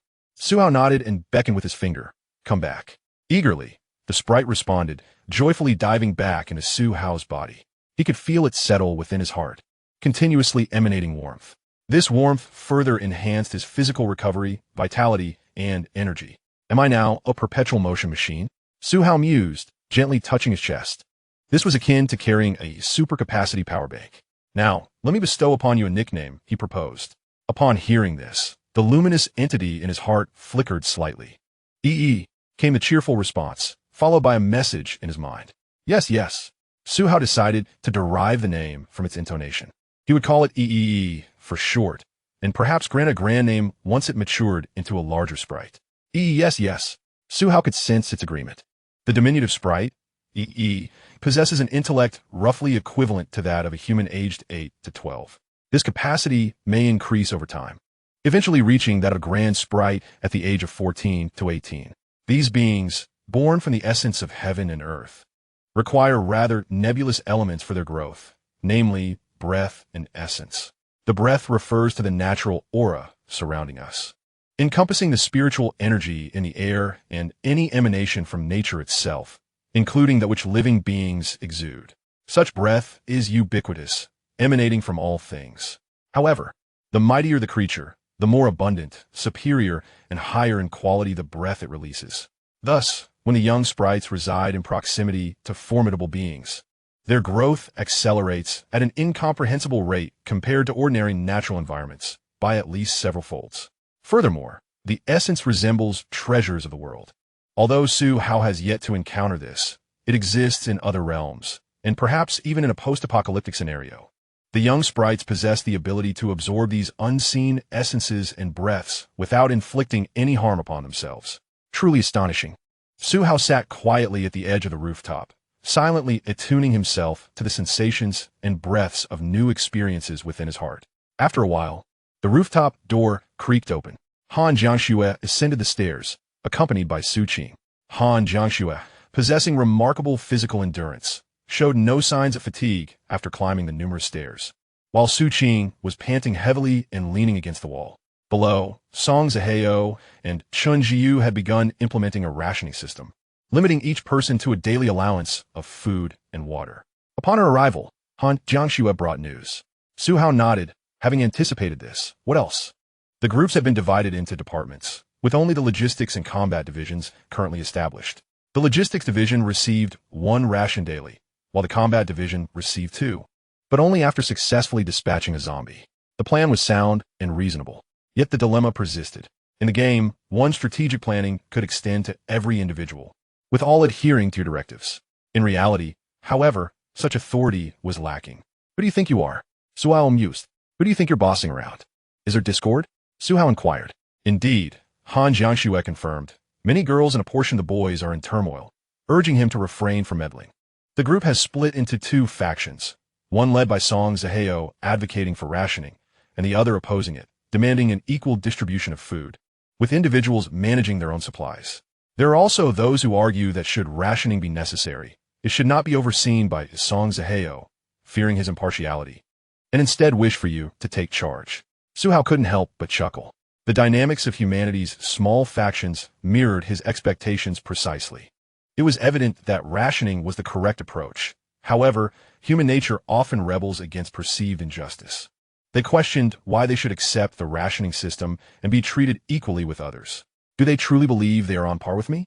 A secondary option is to divide all food equally. However, individuals are inherently different. As the food diminishes, humanity's darker tendencies will inevitably surface: greed, deception, and trade. Such malevolence will only intensify until it spirals beyond control. After hearing this, Su Qing felt fortunate to have joined Su Hao's elite circle, for they would not face such dilemmas. What shall we do now? Su Qing inquired, glancing at Su Hao. Will you intervene to uphold justice? They even suggest implementing a rationing system, or so they claim. In response to this query, Su Hao turned his gaze back to the scenery and simply uttered 2 words, not my concern. Their affairs were of no consequence to him. He preferred to avoid meddling and unnecessary worries. What one may perceive as a call for justice may not be regarded as such by them. Moreover, even if justice were pursued, would this group truly find their path rectified? Would the future improve? It is unlikely. Otherwise, why would there be adages about how certain individuals cannot be uplifted or transformed? If this group bore potential, he would be inclined to assist, but he anticipated their inevitable fragmentation, each going their separate ways. This was Su Hao's prediction. Among the youth, it is only natural that no one yields to another. I understand, Su Qing acknowledged thoughtfully, nodding. Although she lamented the lack of unity during apocalyptic times, it was beyond her control. She too was merely a survivor in this dire era. Su Hao glanced at the time, 3 in the afternoon. The sun was not overly intense, making it suitable for action. Noticing the hour, Su Hao rose, clapping his hands together. Let us go. We shall undertake an expedition today and depart early tomorrow. Han Jiangxue nodded, grasping her machete and following suit. Su Qing trailed behind, casually asking, where to? To Ming Lake. Didn't he wish to bathe? We'll wash up. Then visit the small supermarket to scavenge for some supplies before returning. Given the opportunity to bathe, Su Hao saw no issue in doing so every couple of days. It would only take a few hours. As for the on-campus supermarket, one was located near the cafeteria, primarily selling water, snacks, and daily necessities. With the group downstairs implementing a rationing system, Su Hao decided against seeking food from them. His own supplies were ample, and it was time to begin stockpiling. Upon hearing about the bath, Su Qing glanced at Han Jiangxue with a mixture of anticipation and shyness. Yet, Han Jiangxue remained expressionless, as if it were an everyday occurrence. The three descended to the lobby, where hundreds had gathered. The rationing and equal distribution factions stood opposed, both sides poised for conflict at the slightest provocation. Chun Jiu and Song Zihao represented the rationing side, and to Su Hao's surprise, the numbers appeared quite balanced. He had initially assumed the rationing group was the weaker faction. The footsteps of the three echoed through the hall, particularly the heavy clanking of Su Hao's armor, each step resonating deeply. The onlookers observed intently. Chun Jiu rushed over, exclaiming, "Brother, wait a moment. Chapter 34. Does the flower of the department wish to follow?" "No, you are not worthy." Chun Jiu hurriedly approached. "Where are you all headed this time?" "We are debating whether to implement a rationing system or an egalitarian distribution. Would you care to share your thoughts?" Song Zihao also jogged over, stating, "Rationing is the most effective system under the current circumstances. Of course, the allocations are not fixed. As long as we slay zombies, we can increase the quotas. Even physical labor, like moving supplies, will be accounted for. This way, the group can endure longer, await rescue, or even become self-sufficient." He enumerated the advantages he espoused.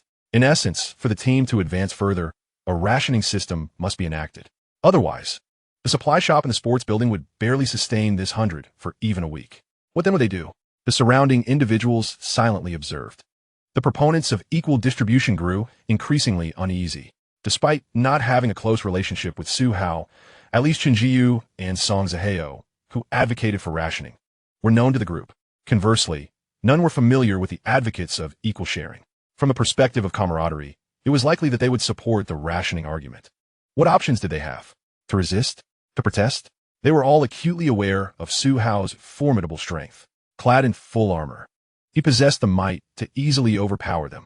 Ultimately, they would acquiesce to the rationing system, albeit with covert dissent, protests, slander, and backbiting. However, what no one anticipated was Su Hao's silence on the matter.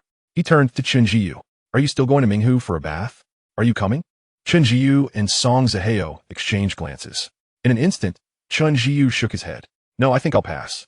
Su Hao then addressed Song Zihao. "I don't anticipate returning tonight. You all can manage thereafter." The crowd gasped. "Not returning?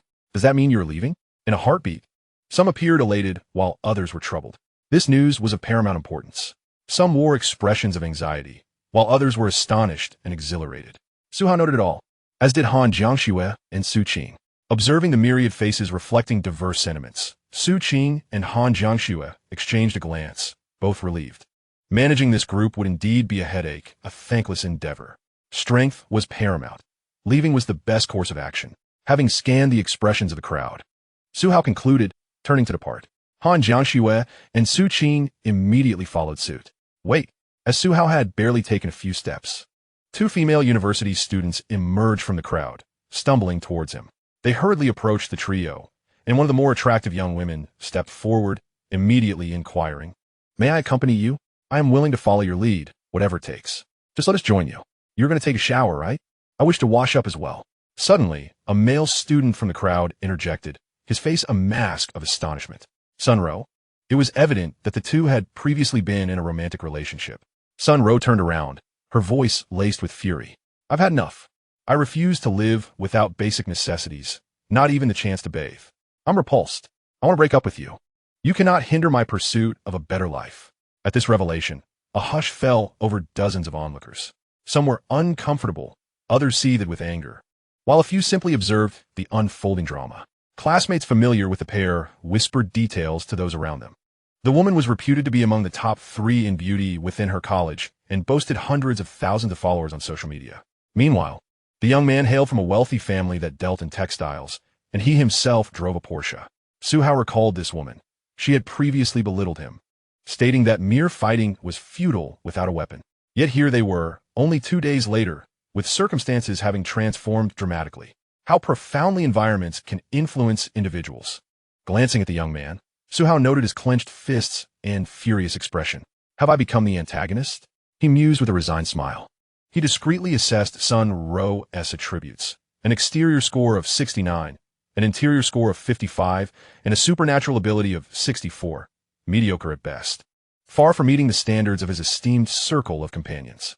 Meanwhile, Han Jiangxue patiently awaited, confident that Su Hao would not be swayed by such a woman. On the other hand, Su Qing felt a twinge of anxiety, concerned about the allure of a woman presenting herself so readily. After all, why would a man refuse such an opportunity? Perhaps it was merely a change of taste. However, the reality proved otherwise. Su Hao remained discerning. He cast a glance at Sun Ro, waved his hand dismissively, and turned to leave. You are not worthy. Return and strive for improvement. With that, he departed. Han Jiangxue smiled, following closely behind Su Hao without sparing a glance at Sun Ro. Su Qing widened her eyes in admiration for Su Hao. Left behind, Sun Ro stood frozen in place, her eyes wide and filled with confusion. She could hardly fathom being rejected so nonchalantly, even blandly.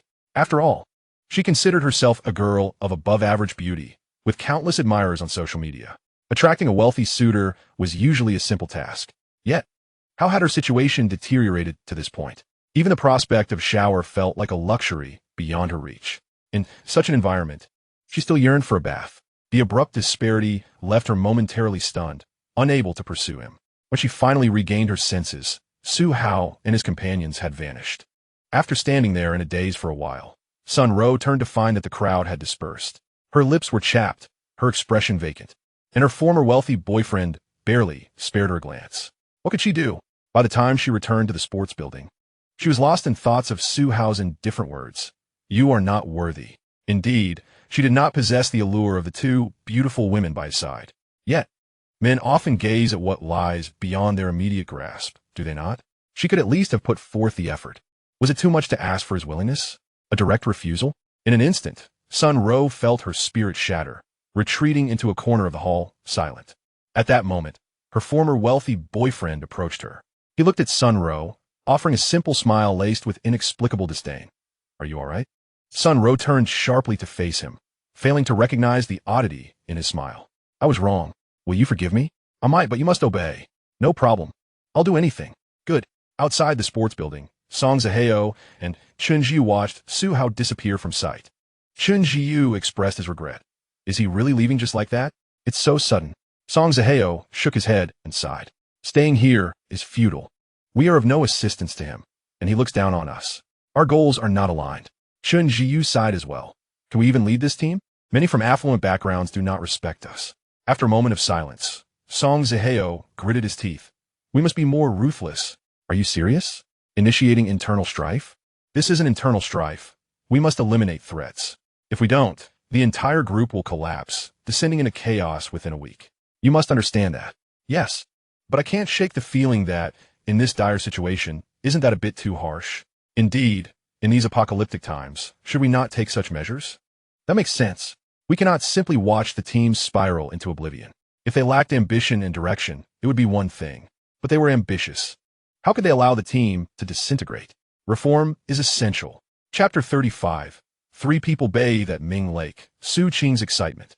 At Su Hao's end, after leaving the sports building, they headed straight for Ming Lake. The previously cleared path was now once again beset by a few zombies, all having wandered over. The corpses from before still lay in repose.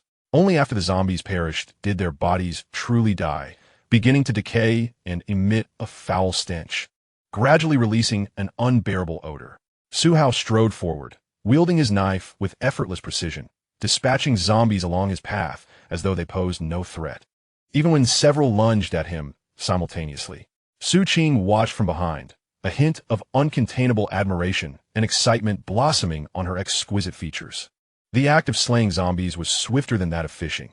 A single stroke sufficed for the former, while the latter required a minimum of 3 to 5 cuts.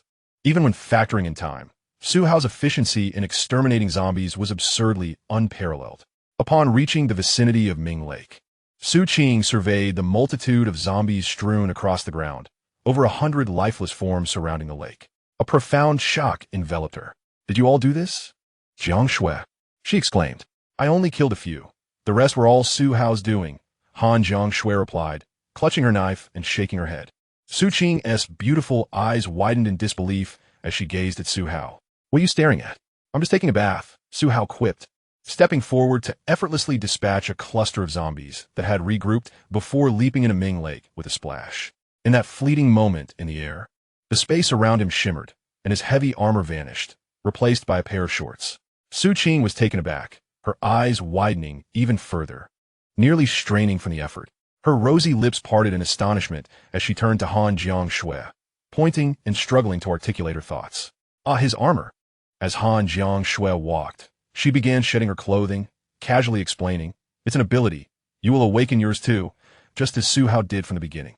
Upon hearing this, Su Qing, momentarily shaken, rushed to the edge of the lake and leaped in with a splash. Immediately, she found Su Hao underwater and excitedly inquired, let me see again. Is this real? It's so magical. What kind of ability will I awaken? With a snap of his fingers, Su Hao summoned a bottle of cola that fell from the air before Su Qing, who hastily caught it, nearly toppling into the water. As she twisted the cap and took a sip, she exclaimed, it's real. Otherwise, would it be fake? What ability will I awaken? Will it be useless? Uncertain. It depends on you, but your ability 1TB too weak, he replied. Why not? Otherwise, why would I take you in? He added with a playful grin. Su Qing, upon hearing this, burst into a fit of joyous laughter, sounding adorably silly. Su Hao cast a helpless glance at Han Jiang Shui, who shrugged in resignation, implying that this was just her way. Although she appeared to be a senior sister, she had a sweet and naive demeanor, her bosom more pronounced than Jiang Shui's. With the revelation of her potential, Su Qing seemed to open up considerably, lowering her guard against Su Hao. Observing Han Jiang Shui's fierce demeanor, she promptly removed her top, donning only her bra as she began to bathe in the lake. With a splash, she even started swimming, playfully splattering water at Han Jiang Shui. With a resigned gesture, attempted to shield herself from the unexpected shower. Then a reminder, noisy disturbances outside will attract zombies, should they be drawn in by your antics. You'll have to deal with it yourself. Su Qing immediately became more subdued. Yet, her hands remained restless as she swam over to Han Jiangshui's side, initiating playful contact, claiming it to be a form of assistance in bathing. Su Hao watched the scene with amusement. Compared to himself, Su Qing's current behavior was even more suggestive. Su Qing was indeed quite entertaining. Despite her hunger the previous day, she appeared revitalized after eating, unperturbed by concerns for the future or present circumstances. This carefree attitude was a commendable mindset in this apocalyptic world. Some individuals, faced with such dire straits, would not even wait for the zombies to act, opting instead for despairing leaps from heights, suffocated by hopelessness. Enough. Han Jiangshui, unable to endure Su Qing's antics, hastily pushed her away and approached Su Hao. Let me help you polish your armor. All right. Su Hao snapped his fingers, and the full suit of heavy armor once again lay flat on the steps. Fortunately, these steps are not akin to a staircase, but rather expansive flat surfaces. Otherwise, the armor could not possibly fit. Han Jiangshui gazed at the armor, gently caressing it, her expression a blend of earnestness and affection, reminiscent of Su Qing's earlier demeanor. With a swish, Han Jiangshui began to clean the armor.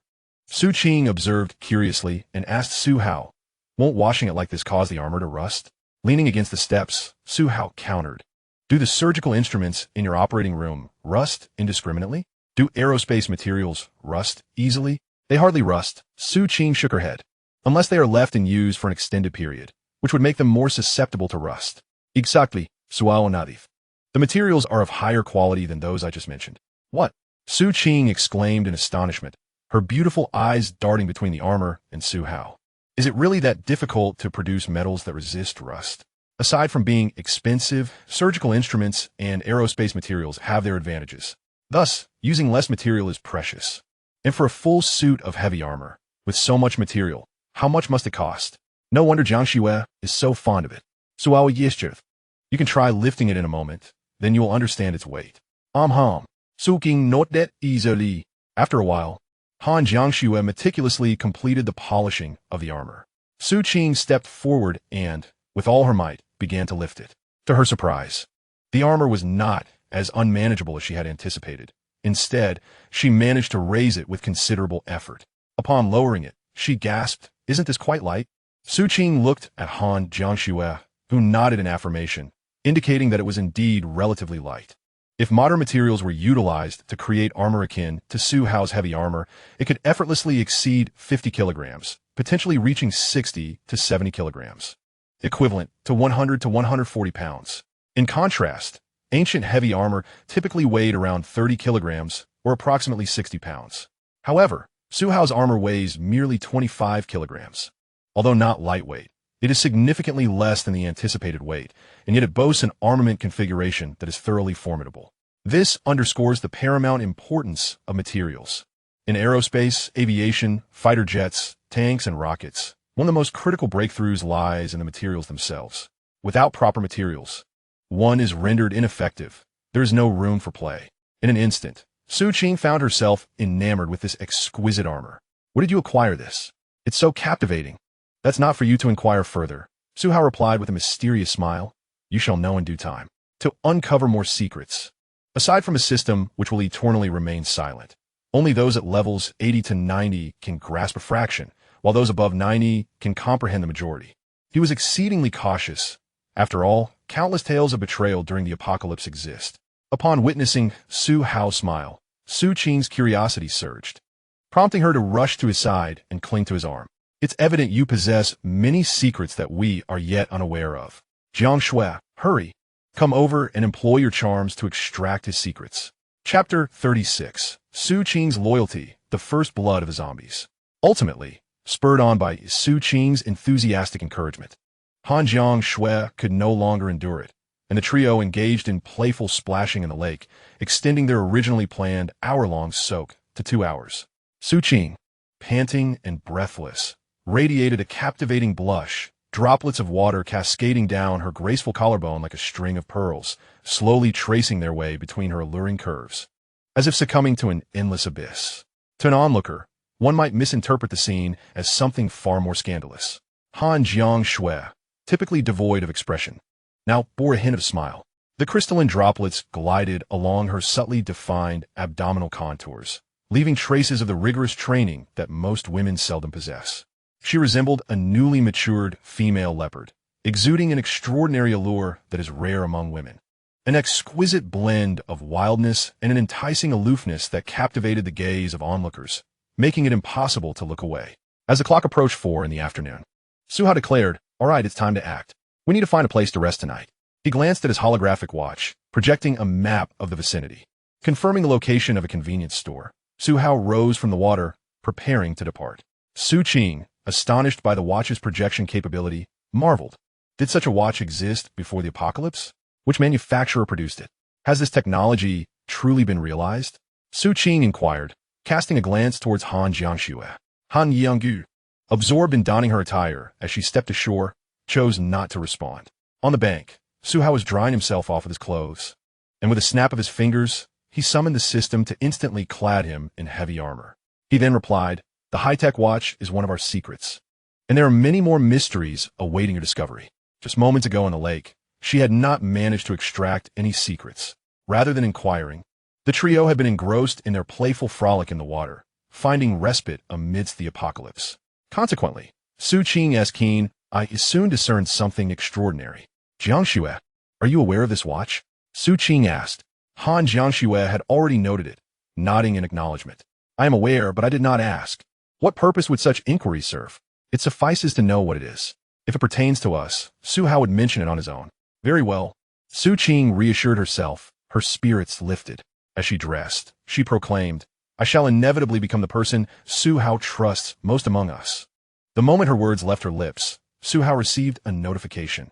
Su Qing, loyalty, 8,089. Huh? Su Hao mused in bewilderment within his mind. Why has it increased? After a moment as contemplation, clarity dawned upon him. It is a result of competition. At least half of Su Qing's initial motivation to join the group stemmed from her close friendship with Han Jiangxue. Her feelings towards Su Hao were primarily rooted in a desire for safety rather than trust or affection. Consequently, her loyalty surged due to the competitive dynamics surrounding secrets and Han Jiangxue, resulting in a remarkable increase of 89 points, reaching a stable level of loyalty. She was but a step away from unwavering trust. How intriguing! This competition, It is no wonder that capital thrives on such practices. With this realization, Su Hao felt a surge of sentimentality. Minimal investment, maximum return. Who wouldn't favor such an approach? Once the trio had donned their garments, they set off towards the convenience store. Su Hao discerned the direction and led the way. Along the path, should a horde of zombies, perhaps even dozens, confront them, Su Hao would swiftly wield his blade to dispatch them. If only a few, he would allow Han Jiangxue the opportunity to hone her skills. Just then, 2 zombies staggered towards them. Without uttering a word, Han Jiangxue volunteered, "Leave these 2 to me." Very well. Su Hao sheathed his weapon and stepped aside. Su Qing, taken aback, widened her eyes in surprise at Han Jiangxue's boldness. So courageous? She is stepping forward on her own? Meanwhile, Su Hao stood to the side as Han Jiangxue gripped her blade, taking a deep breath as she advanced. Her movements were commendable, each step deliberate and steady. As she calculated the distance in her mind, 2 zombies approached in unison, creating a scenario of 2v1. She deftly maneuvered to the side, forcing the zombies to redirect their attention, transforming the encounter into a 1v1, with the other zombie lingering behind. As the opportune moment arrived, with sufficient distance between them, Han Jiangxue boldly stepped forward and swung her blade. A sharp sound echoed as the zombie's neck was severed, causing it to collapse with a thud, its head rolling away. Having dispatched the first zombie, the distance to the next one was now clear. Han Jiangxue, fueled by determination, stepped forward once more and struck another decisive blow. The same outcome ensued. The zombie was similarly cleaved. Applause rang out softly from Su Hao. "Very impressive. Your fundamental skills are quite solid. At your current level, zombies would never reach you unless they managed to exhaust you or surround you." Han Jiangxue, having slain 2 zombies, wore a rosy complexion. Su Hao's praise filled her with joy, surpassing her previous experiences. "Not nearly enough. I wish to learn more from you," she replied eagerly. Su Hao nodded in agreement. "In the future, when I have time in the evenings, I shall take you for simulated combat training." He had reached level 10 in cold weaponry, standing at the pinnacle of human skill. Beyond this level, human reflexes and physical capabilities could not keep pace. Han Jiangxue, at level 7, was indeed a master, yet the gap between them remained vast. If one lacked aptitude or physical attributes, ascending even one more level would be akin to scaling the heavens. Upon hearing this, Han Jiangxue's eyes sparkled with excitement. That would be wonderful. The art of combat in modern times is a niche pursuit. Finding a teacher can be exorbitant, especially a renowned one. With her current progress, few could offer her guidance. Yet Su Hao could easily surpass her. Thus, his willingness to engage in simulated battles felt like a feast. For merely practicing was less effective than actual combat in fostering growth. Meanwhile, Su Qing watched with wide eyes, curiosity piqued. She raised her hand. "I have a question. Why is it that when Su Hao strikes zombies, their limbs fly off and heads soar into the air, while Jiangxue's targets simply roll down?" Han Jiangxue chuckled helplessly at this observation. As they continued walking, they encountered 2 more zombies. With an educational purpose in mind, Su Hao stepped forward, executing 2 swift strikes. One blow was deliberate, the other executed with such speed that the zombies could only perceive a blur.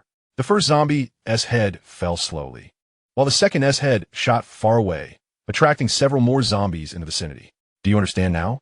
Su Hao inquired. Su Qing nodded enthusiastically. "I understand. Jiangxue's strength is simply insufficient. The practical application is just right. My strength is merely excessive," Su Hao clarified. And so, the trio continued on their path, engaging in lessons along the way. At one point, Han Jiangxue handed her knife to Su Qing, allowing her to tackle a zombie on her own. Chapter 37. The Convenience Store, the Zombie Horde, and a Ruthless Slaughter. Su Hao discovered that Su Qing was unlike ordinary girls. Beneath her seemingly naive and innocent exterior lay a chilling indifference towards life.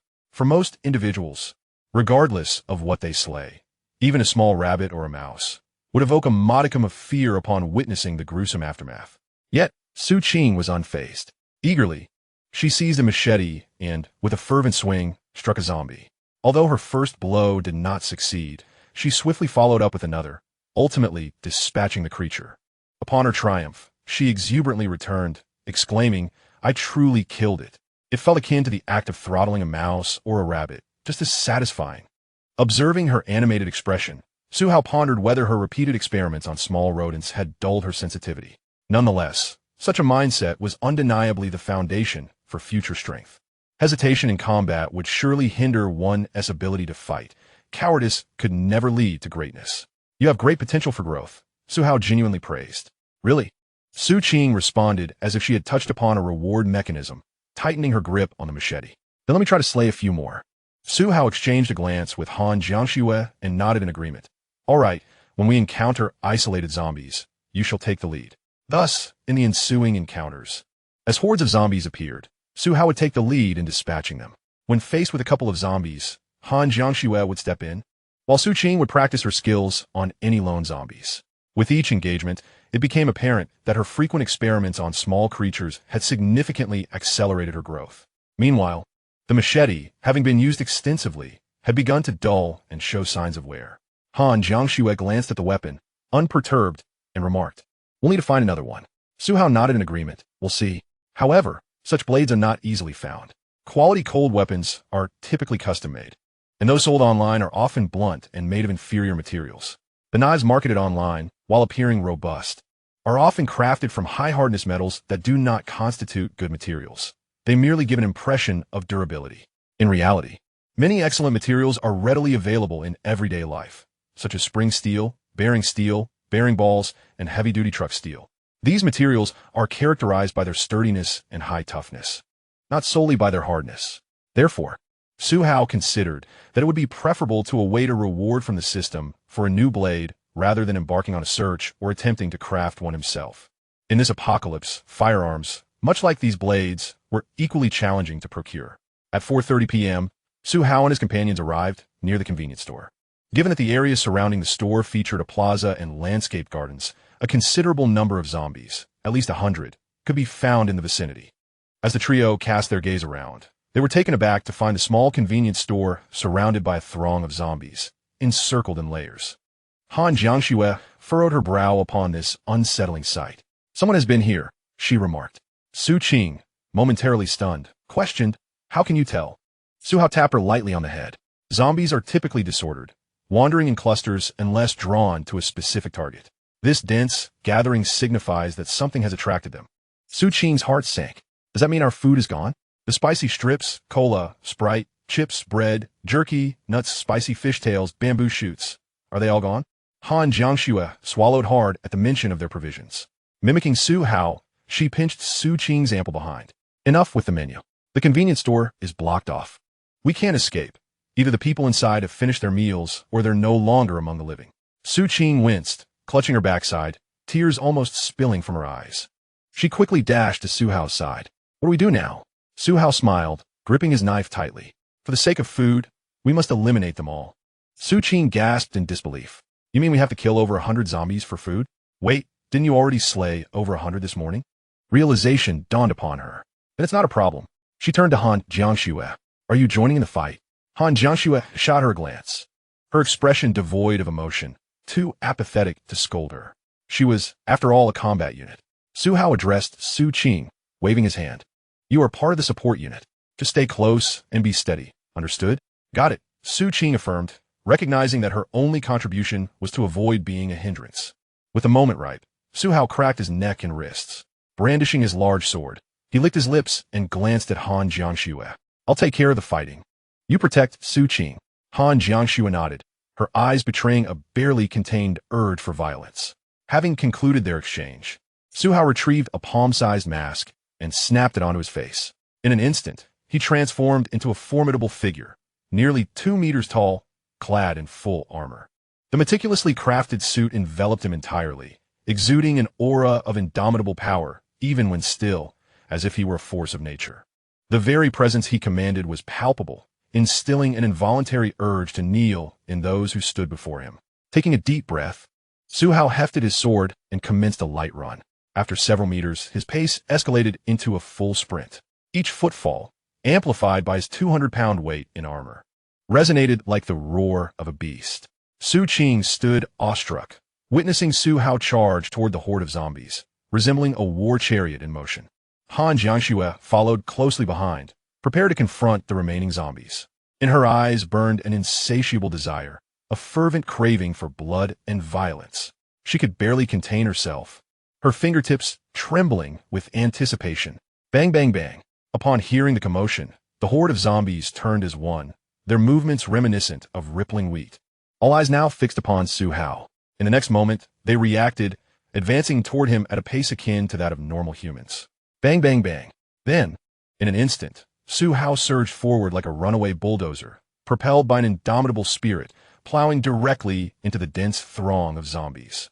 Amidst the chaos, flashes of blades illuminated the scene, limbs flying in all directions. His gaze was electrifying, filled with a chilling ferocity.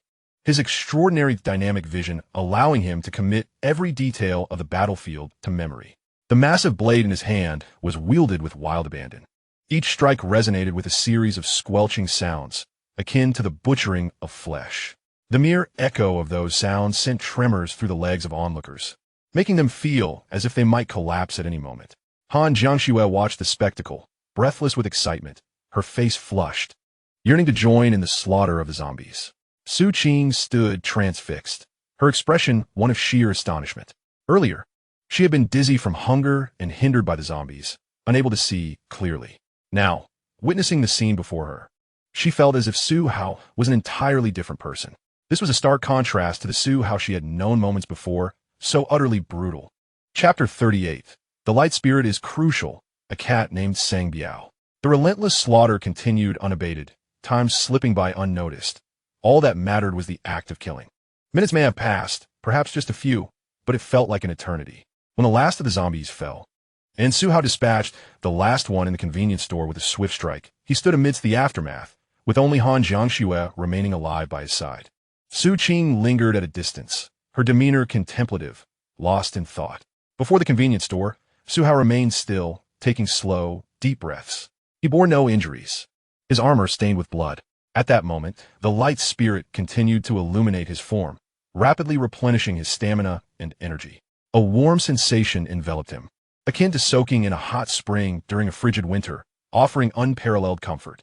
Remarkably, the restoration did not commence only after the killing ceased. This vibrant effect had activated as soon as he began to exert himself, or rather, it had been in effect all along. Consequently, he had barely tapped into half of his physical reserves.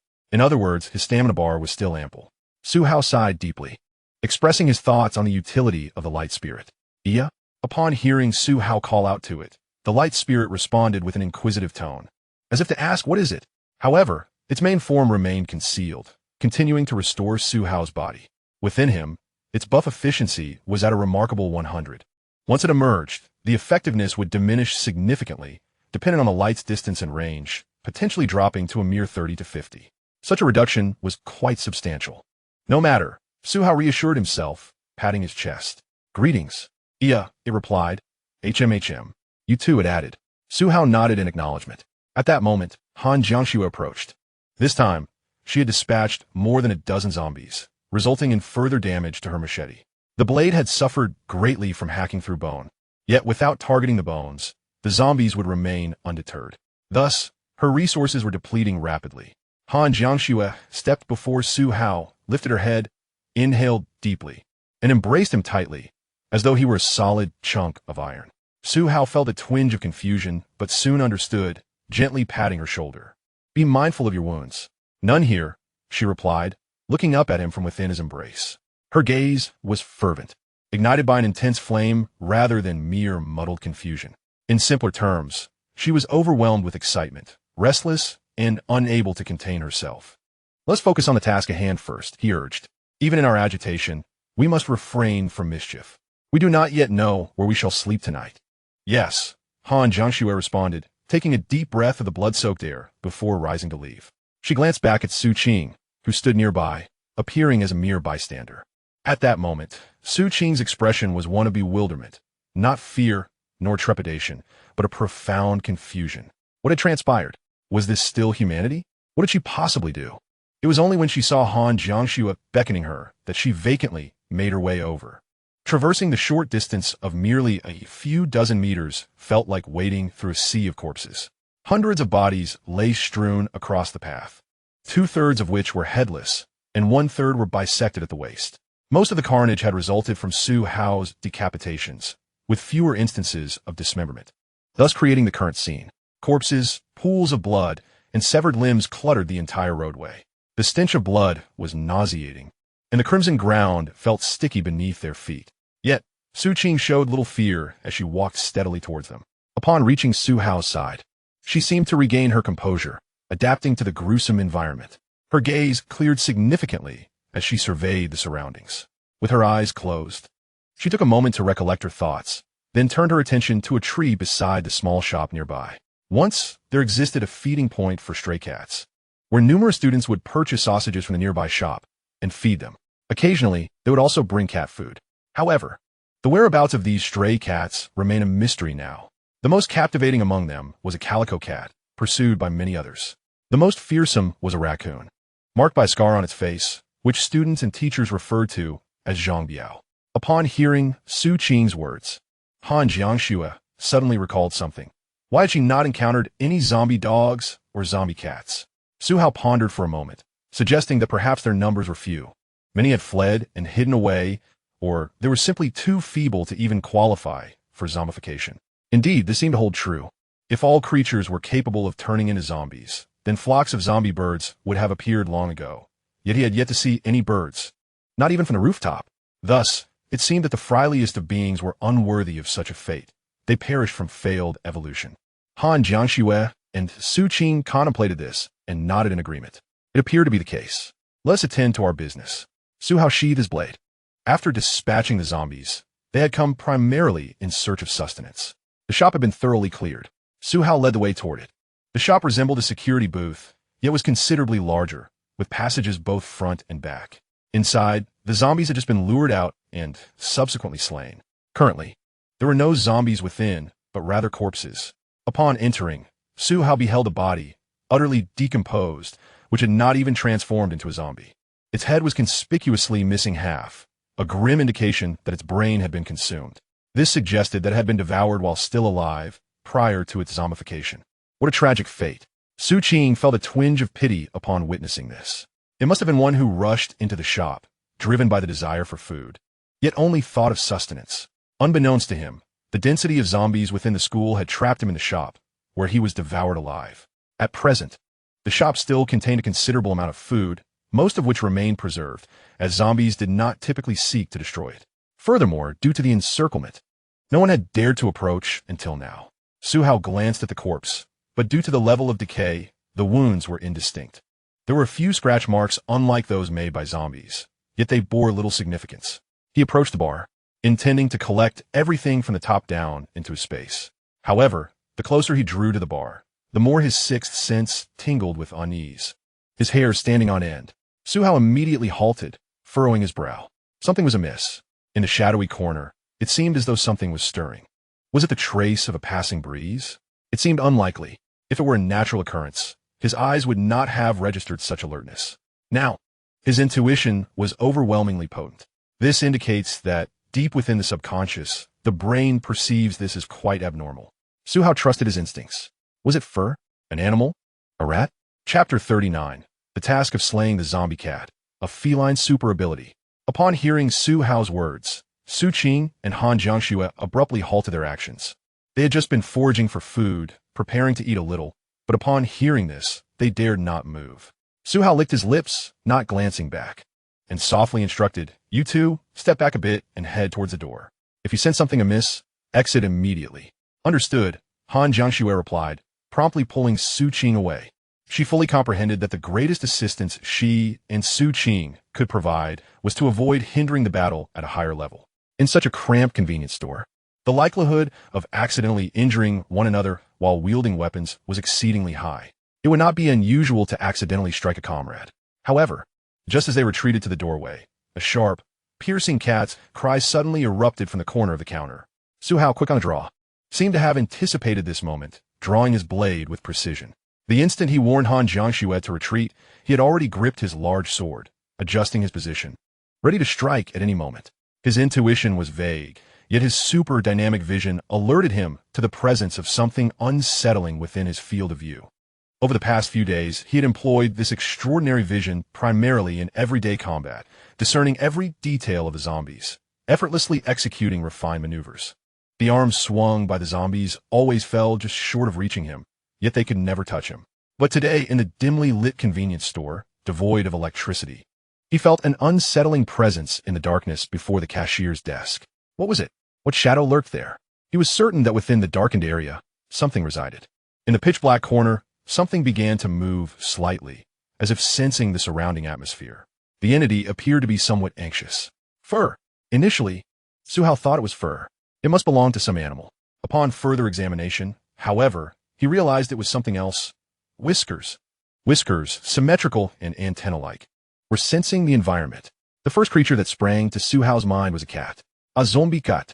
Just as Suhao's conjecture formed, a pair of blood-red vertical pupils opened in the dark corner. Undoubtedly, it was a zombified creature. In the next moment, the sharp cry of the cat coincided with its lightning-fast movement. Han Jiangxue and Su Qing turned to see a nearly invisible shadow darting by. Yet Suhao's reflexes were remarkably swift. He not only saw that the figure charging forward was indeed a zombie cat. In an instant, he struck at the shadow. Sparks flew in the dimly lit environment. Under the illumination, Han Jiangxue and Su Qing finally discerned the creature before them. It was a zombie cat. Su Qing gasped in astonishment upon recognizing the feline. A zombie beast. Thus, this entire sequence of events transpired in mere seconds. Even Suhao's initial thought of utilizing the light sprite for illumination could not be realized in time, as matters escalated rapidly. At this juncture, it seemed unnecessary to bring it out. After a flurry of sparks from his blade, Suhao finally beheld the full visage of the undead feline. Firstly, it was significantly larger, comparable to a dog, reaching the size of a medium dog or an oversized cat. Its fur was predominantly a mottled gray-black, allowing it to blend seamlessly into the darkness. Only its silvery gray whiskers betrayed its presence. Were it not for Suhao's extraordinary dynamic vision, he would not have perceived the whiskers dancing in the pitch-black void.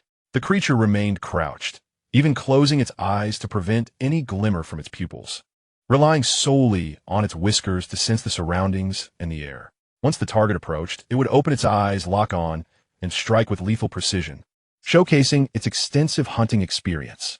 Moreover, with Su Qing's exclamation of zombie beast, Suhao took a closer look. Indeed, a scar marred the creature's cheek, extending to its eyelid, and combined with its fierce expression and blood-red eyes, it was quite terrifying. Particularly alarming were its claws, glistening with a dark metallic sheen, which had already gouged several holes into the floor. The first cat encountered in this post-apocalyptic world turned out to be a zombie cat, Suhao mused. At this moment, both parties faced each other in a tense standoff. Suhao was resolute in his stance. He was determined to acquire the supplies from the small shop. The zombie cat, unfamiliar with the concept of retreat, would only withdraw if it were gravely injured and sensed imminent death. Yet, for the time being, it was unsure how to attack the ironclad figure before it. The armor was simply too thick. Thus, they remained locked in a stalemate. Mission triggered. Eliminate the zombie cat. Mission brief. The true lethal threat to the shop's survivors stemmed from this zombie cat. Now it has set its sights on you, and you are in dire need of sustenance. An epic confrontation looms. If you fail to slay this cat, it will hold a lifelong grudge, perpetually stalking you and awaiting the next opportunity to hunt. Mission reward. One-time selection of a supernatural ability from the feline category at an infinite divine level. Feline abilities? If one were to inquire which category of creatures possesses the highest combat aptitude in nature, aside from humans, the answer would undoubtedly be felines. The innate hunters. Lions and tigers belong to this category, and debates over their supremacy abound online, underscoring the combat prowess of felines. There is no doubt about it. This reward is a necessity. As Suhao spoke, he decisively ended the standoff, lunging forward with his blade. He had no intentions of sparing the creature, let alone attempting to tame it. This was a zombie cat. The zombie cat, however, reacted with remarkable speed. With a powerful push of its forepaws, it executed a backflip, twisting midair to land back on the counter. It then gathered strength in its limbs, its claws carving a series of holes into the surface. With a vigorous leap, it launched itself directly towards Suhao's face. Not only did it refuse to flee, but it audaciously initiated an attack against him.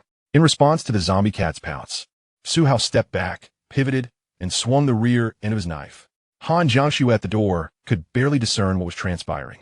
All she heard was the zombie cat's cry, followed by Suhao's swift turn and strike. By the time she could see clearly, the zombie cat had retreated to the entrance, its stout tail lying on the ground, still writhing. Impressive speed. Su Hao glanced at the severed tail. His intention had been a clean slice, but the zombie cat's speed had only allowed him to sever the tail it used for aerial maneuvers. Without that tail, it could no longer perform complex acrobatics or make sharp turns in the air. He noted that the infection from the zombie virus did not always lead to a gradual increase in speed. Initially, humans were so occupied, perhaps due to the complexity of their brains and nerves, that the virus took time to integrate and control them, resulting in a gradual transition from slow to fast. However, the zombie cat, upon infection, became immediately faster, even exceeding its prior capabilities. At that moment, the zombie cat stood at the entrance, glancing back at its missing tail. The two strikes had made it acutely aware that this metal man was formidable, not an ordinary biped that could be easily dispatched. The zombie cat pondered briefly, casting a deep glance at Su Hao, Han Jiangxue, and Xiao Qing, before slowly retreating, preparing to flee. It would wait for an opportunity to hunt when they were relaxed. Now it sought to escape? Su Hao chuckled upon seeing the zombie cat retreat. This was merely animal instinct at play. Initially, it had ambushed him, but realizing it could not overpower him, it opted to flee after sustaining injuries. Too late. Chapter 40. Mission accomplished. The zombie cat plays dead. Seeing the zombie cat attempting to escape, Su Hao could not allow his prize to slip away so easily. He advanced with his knife drawn. The zombie cat, reacting with extraordinary speed, turned and leaped into the air, intent on fleeing. It covered several meters in a single bound, moving several times faster than an ordinary cat. Its astonishing leaping ability made it seem as though it were flying. With a dog-like physique, leopard-like agility, blade-like claws, and a reaction time surpassing that of a normal cat. This combination of attributes would doom any ordinary person. Regardless of the circumstances, Su Hao was determined not to let it escape. It must be slain. The creature attempts to flee. Su Hao dashed outside. The zombie cat raced towards the grand tree beside the convenience store, intending to leap atop its branches and ascend to the canopy, where the metal figure would surely be unable to pursue. With determination, the zombie cat sprang forth, soaring through the air, preparing to reach the tree. However, by the time Su Hao emerged, the feline was already airborne. His blade lacked the distance to cleave the creature mid-flight. Once the zombie cat ascended the tree, it could vanish from sight after merely a couple of bounces. Su Hao could not leap up to slay it. What to do? It was imperative that he did not allow it to escape. If released, the creature possessed a notable intellect and bore grudges. Should it track Su Hao and await the opportune moment to strike, it would spell great trouble. There exists a saying, a thief can only evade capture for so long. There is no such thing as eternal vigilance. What now? As he watched the creature preparing to flee, Su Hao glanced down at his blade. An idea struck. Without hesitation, he hurled the knife. Whoosh! The hefty blade sliced through the air, creating a thunderous wind. Ha! The zombie cat sensed the imminent threat behind it. The great knife flew with precision towards its target. Should it remain in its trajectory, it would surely meet its end mid-air. Yet, a cat can change direction while airborne. With a twist of its waist and a flick of its head, not to mention the crucial movement of its tail. Wait, the tail was gone. In mid-flight, the zombie cat contorted its body, attempting to redirect its path. The key to this maneuver lay in the motion of its tail, which would allow it to propel itself away. However, Su Hao had severed the tail. At this moment, the zombie cat's tail flailed desperately, appearing vigorous yet utterly ineffective. Without the tail's propulsion, its ability to change direction in the air was diminished to less than 30%. Growling, facing the oncoming blade, the zombie cat emitted a low growl of defiance. The next moment, the blade struck. Thud! The great knife sliced into the zombie cat, embedding itself with tremendous force into the tree. Hiss! The creature did not perish instantly. Instead, it writhed violently beneath the blade, struggling for several moments before finally convulsing and falling still. Exhaling deeply, Su Hao felt a wave of relief. He had hit his mark. Had he missed, the zombie cat would have certainly escaped. Once it reached the upper floors, he would have been left powerless against it, living in constant fear for an extended period. Now, all was well. The creature was eliminated, and he was fortunate to have severed its tail beforehand. What a stroke of luck. Through super dynamic vision, he observed with great clarity. Just before the knife struck the air, the zombie cat desperately twisted in midair, its tail thrashing, yet to little avail. Its attempt to maneuver was significantly inferior to previous efforts. Su Hao stepped forward, intent on retrieving the knife. Is it over? At that moment, A voice emerged from around the corner of the convenience store. Su Qing's voice. Su Hao turned to see Su Qing and Han Jiangxue emerging from the other side, approaching the corner of the store to take a look. The two peered around the corner, and upon spotting the zombie cat pinned to the tree by the knife, Su Qing exhaled deeply and stepped out, exclaiming with joy, "We won. How wonderful." That zombie cat was terrifying. Han Jiangxue nodded in agreement and joined her. Su Hao could combat the zombie cat, but for them, even discerning its movements was a challenge. Its speed was too swift, coupled with the sharpness of its claws. A mere scratch could spell disaster.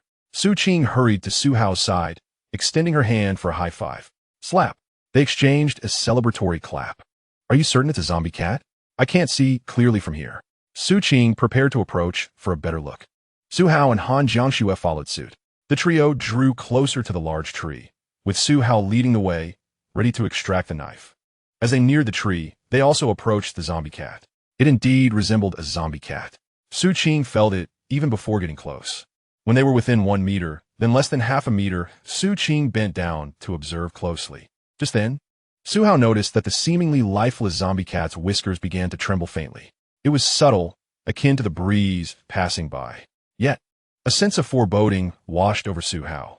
In a fleeting moment, he checked the task with his consciousness. Task: eliminate the zombie cat. Task description: the task was incomplete. This meant they had to retreat.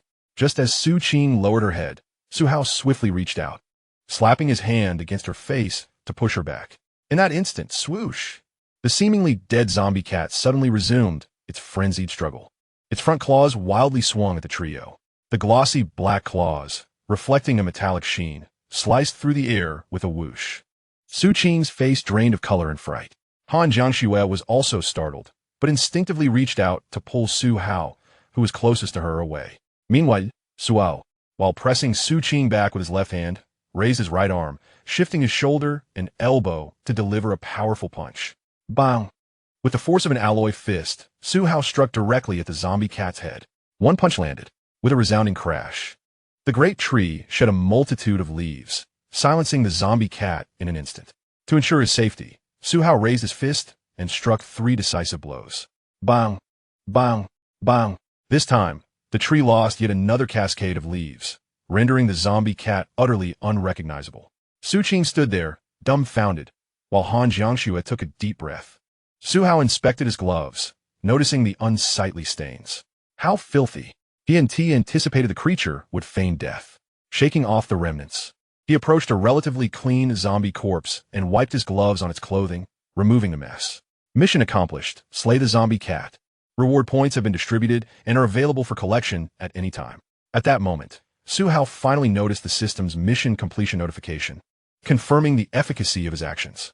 Henceforth, for any kill missions, regardless of whether the target feigned death, he would first ascertain the mission status before proceeding.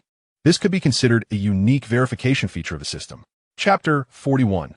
Raiding the convenience store, returning to the girls' dormitory. Around 5 p.m., as the sun began its descent into the ocean, the sky was painted a vivid crimson. Yet, this hue appeared somewhat unsettlingly bloody.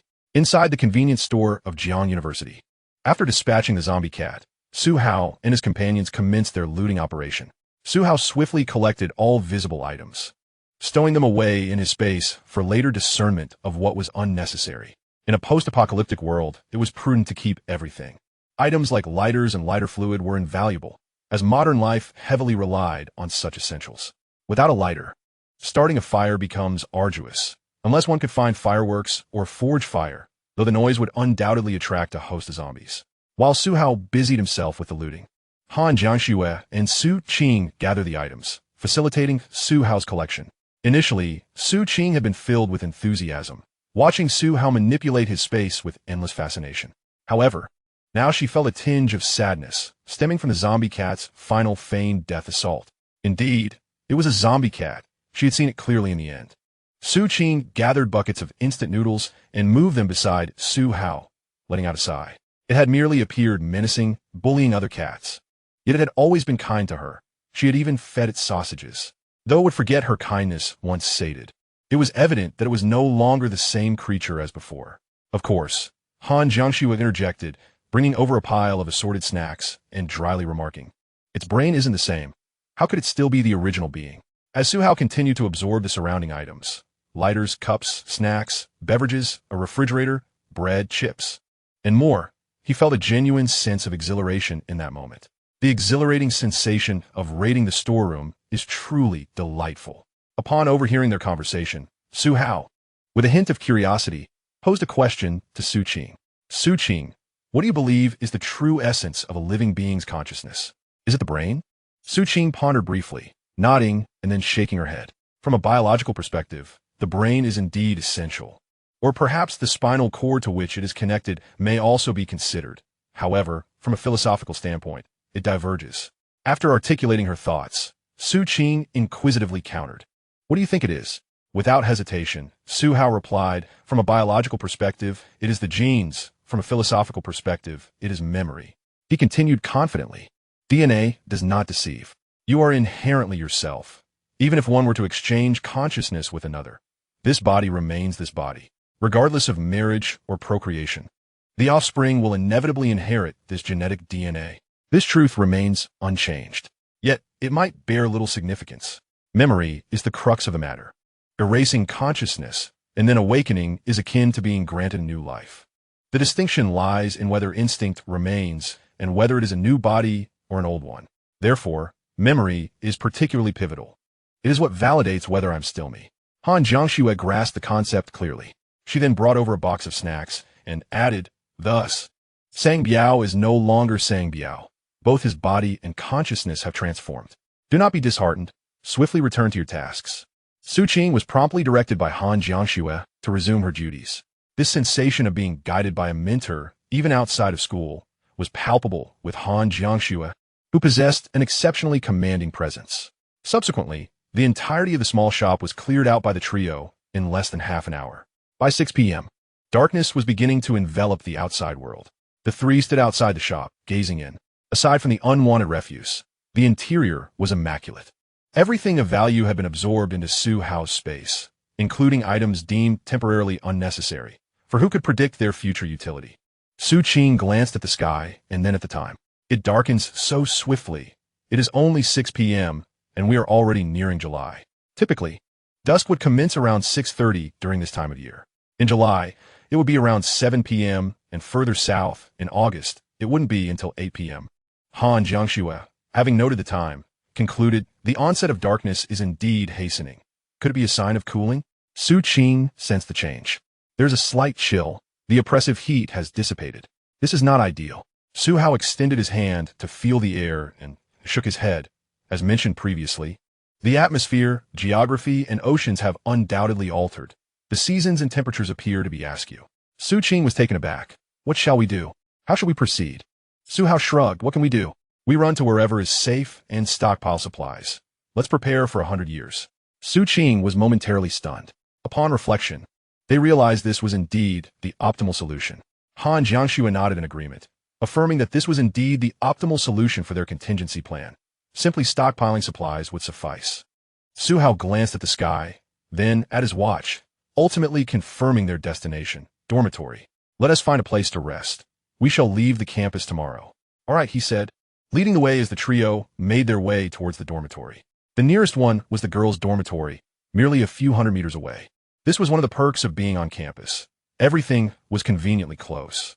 The downside, however, was that danger lurked everywhere in the form of zombies.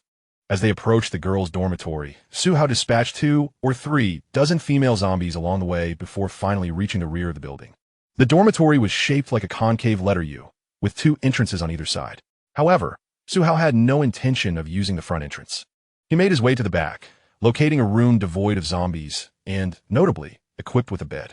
He nodded in approval. This one will do. Let us get inside. Huh? Su Qing seemed taken aback. Hurry, you go first. All right, she replied, and as she climbed in, the two watched her. Meanwhile, Han Jiangxue surveyed their surroundings. Suddenly, her eyes brightened as she seized a machete and cut down 2 slender saplings from the landscaping. She then trimmed the branches and placed them on the dormitory balcony. In response to Su Hao's bewilderment, she mimicked a sword-fighting stance and tilted her head. Are we still going to practice combat tonight? Oh, that?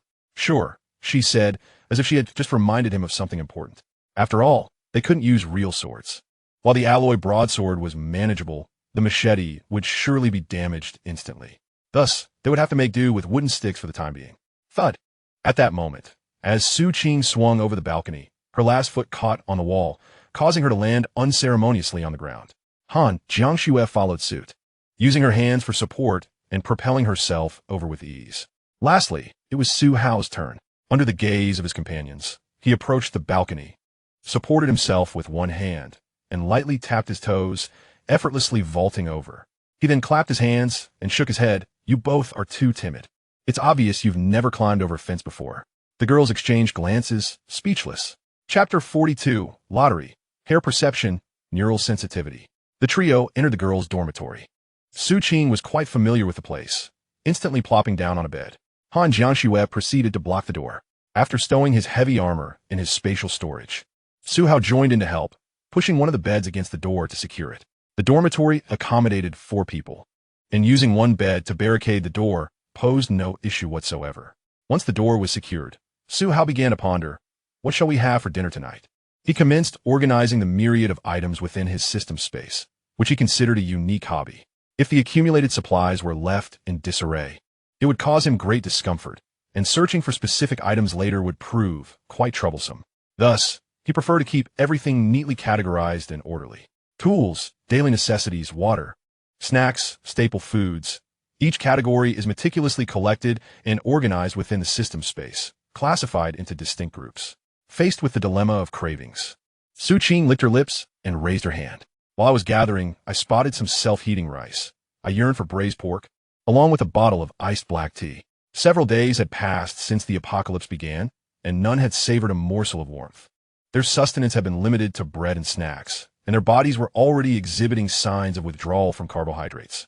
Merely reminiscing about the aroma of cooked rice stirred an insatiable hunger. Not to mention the current scarcity of food, it was utterly tantalizing. Han Jiangxue pondered for a moment before nodding in agreement. I do like self-heating rice as well, and some mineral water will suffice. Very well, within the system space. The arrangement and categorization of items were executed with remarkable precision. Whatever he envisioned in his mind was instantly mirrored in the space, proving to be exceedingly convenient. Thus, Su Hao swiftly organized an entire convenience store's worth of goods. He retrieved 3 bottles of water and 3 boxes of self-heating rice. Su Qing opted for braised pork, while Han Jiangxue selected spicy stir-fried meat, with Su Hao mirroring her choice. Following the prescribed steps, in a mere 10 minutes, the trio finally relished the long-awaited taste of rice. Though it was rehydrated rice, in the current dire circumstances, the opportunity to consume cooked rice was indeed a luxury. The aroma was simply intoxicating. Su Qing's cheeks were plump as she savored her meal, and upon swallowing, she exclaimed, "This is exquisite. I've never found rice so delectable." Han Jiangxue nibbled delicately, nodding in agreement. Su Hao remained silent, immediately shoveling more into his mouth. Oh, how heavenly it was. Just a few days into the apocalypse, rice had become a rare delicacy. As time passed, vegetables and meats, perishable commodities, would become increasingly scarce. Likely, the cafeteria's vegetables and meats had already spoiled and were rendered useless. Only packaged foods, crafted with modern techniques, would endure the ravages of the apocalypse, awaiting humanity's scavenging efforts. Su Hao swallowed the rice and shredded meat. Once they exited the school, supermarkets and warehouses would be the primary targets for looting. Every supermarket they passed must be raided, ensuring no packaged food was overlooked. Agreed. Su Qing note that. I concur, Han Jiangxue added, also in agreement. Su Hao mentally calculated what supplies they required. The desire for a warm meal was pressing. Electric heating was out of the question due to the absence of power, unless they stumbled upon a self-charging vehicle, accompanied by an induction cooker. Alternatively, a gas cylinder would suffice. After finishing their meal, Su Qing sprawled on her bed, exuding contentment. Having taken a shower in the afternoon, enjoyed a meal in the evening, and now having a bed to rest upon. This was a remarkable blessing in the midst of the apocalypse. Though only a few days have passed since the apocalypse began, one can hardly fathom the days she endured previously, nearly starving in the medical building. Compared to those earlier days, even the current circumstances bring considerable satisfaction to Su Qing. She sprawled out on the bed, embracing the moment with a blissful expression, and within moments, she drifted off to sleep. Han Jiangxue cast a glance at her, feeling drowsy herself. Throughout the day, her nerves had been taut, ever vigilant for the lurking zombies. Now that she finally relaxed, fatigue surged in her mind, making it nearly impossible to stave off sleep. Suhao sat on the bed near the balcony, his feet resting at the foot of the bed, leaning against the wall. Yet his thoughts were elsewhere. He had just completed a task, another unique selection.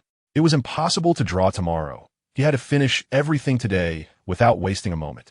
Thus, Suhao submerged his consciousness into his mind, contemplating. Utilize the feline-type supernatural ability selection. Selection completed. Please choose one of the following 3 rewards. Reward 1, supernatural ability, muscular agility. Reward 2, supernatural ability, hair sensory perception. Reward 3, supernatural ability, neural sensitivity. Suhao glanced at the options. Each reward appeared advantageous, seemingly appealing. Moreover, the abilities of feline creatures held practical significance in battle, avoiding erratic evolution. Those species that evolved incorrectly had already faced extinction. Such is the nature of the world. Logically, humanity had once again entered a biological survival competition, and the apocalypse was merely another facet of nature. Let us examine them one by one. Supernatural ability, muscular agility. Except for the immutable structure of your spine, your muscles, tendons, and joint bones will undergo further growth, achieving remarkable jumping ability, flexion angles, and overall resilience that surpasses human limitations. You will be capable of executing astonishing human feats. Upon reading the description of muscular agility, Suhao scratched his head, deciding against it. The mere notion of a permanent physical transformation was unacceptable to him. If it were a temporary transformation, perhaps it would be tolerable. Yet a lasting change? Absolutely not. He was content with his current form. Additionally, the positive enhancement to his strength was not substantial, leaning more towards lateral improvements. Therefore, he chose to pass and moved on to the next option. Supernatural ability, hair sensory perception. Your body's hair follicles will undergo further growth and evolution, enriching your nerves and enhancing information processing capabilities. Your body hair will be able to detect surrounding scents, temperatures, humidity, environmental awareness, wind direction, pheromones, and more, allowing you to perceive a richly diverse world, even with your eyes closed. Suhao scrutinized this option, pondering for a moment. This ability was indeed remarkable. Although it also provided a lateral enhancement to combat prowess, it evidently offered substantial improvement in sensory awareness. He recalled the encounter with the cat-like figure during the day. With closed eyes, one can perceive the surrounding environment merely by the movement of their whiskers. This variability was why Suhao initially failed to notice it, only realizing the cat's presence when he observed its whiskers stirring. Otherwise, he might have been stealthily ambushed by that feline. How cunning. Chapter 43. Heightened sensitivity, lightning reflexes. Millisecond response. Let us tentatively set this aside and examine the final ability. Suhao stroked his chin. Enhanced sensory nervous system. Your nervous system will undergo further growth and evolution, becoming more robust, thus achieving a swifter nerve conduction velocity and enhanced reflex capabilities. Based on the strength of your brain, with an anticipated response time of 520 milliseconds. Additionally, it passively augments your nerve regulation ability, allowing for more precise control over your physical capabilities. Upon reviewing the final abilities description, Suhao comprehended that one of the fundamental prerequisites for transforming into a super warrior is the nervous system. This seemingly inconspicuous system plays a pivotal role. The average human reaction time ranges from 200 to 300 milliseconds, while professional athletes can achieve response times under 100 milliseconds. Should Suhao attain a mere 20 milliseconds, it would equate to 10 to 15 times the reaction speed of an average individual, thereby surpassing professional competitors and embodying the true essence of lightning speed. Moreover, the velocity of neural responses is crucial in combat. Whether one strikes first or counters, a swifter pace is essential for effective responses. A quicker neural reaction also signifies an accelerated information processing speed, making it increasingly difficult to be ambushed, even if initially unnoticed. As long as the body can keep pace, one can react in time to evade. To illustrate, consider a catching sport where a ball is released in free fall. Many fail to catch it.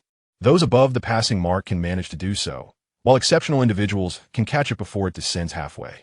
If Suhao were to choose this ability, he might react the moment someone releases the ball, potentially even preventing the release altogether.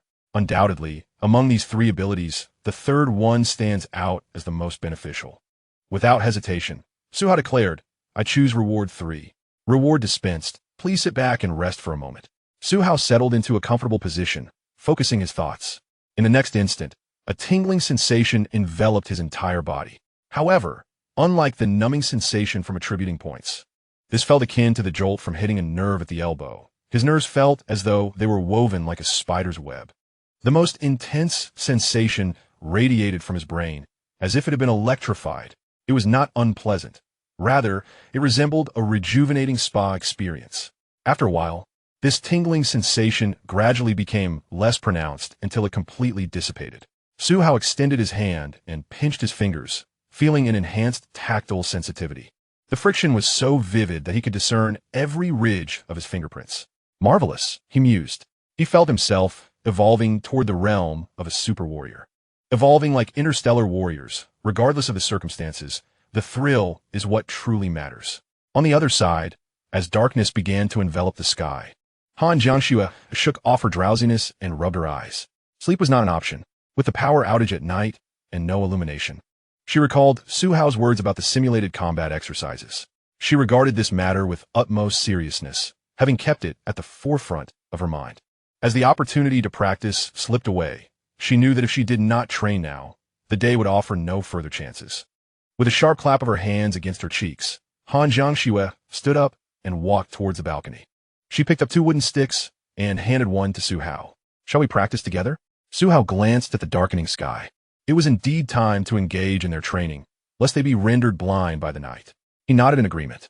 It's a perfect opportunity to practice our reflexes. Regardless of one's abilities, continuous training is essential. Taking the wooden stick, Su Hao joined Han Jiangxue on the balcony. The space was neither particularly large nor small, but it sufficed for their close-range practice, akin to fencing.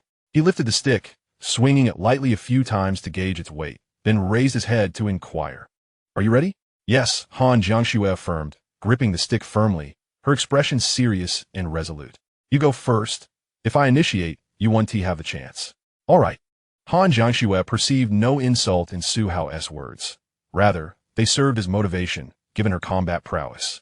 Taking a deep breath, her elegant, elongated eyes locked onto Su Hao as her entire body adjusted, her muscles slowly coiling with power. She inhaled deeply, filling her lungs with oxygen. In the next instant, she lunged forward with a thrust. In the constrained space of the balcony, retreat was not an option, making the forward thrust the most effective form of attack. A moment's delay in reaction, a slight decrease in speed, or an inadequate defense would inevitably result in her being struck in the chest, the most challenging area to defend. Just like in badminton or table tennis, where the ball is often played to such a position, it proves quite difficult to handle. Cold weapons, however, are significantly longer than a badminton racket.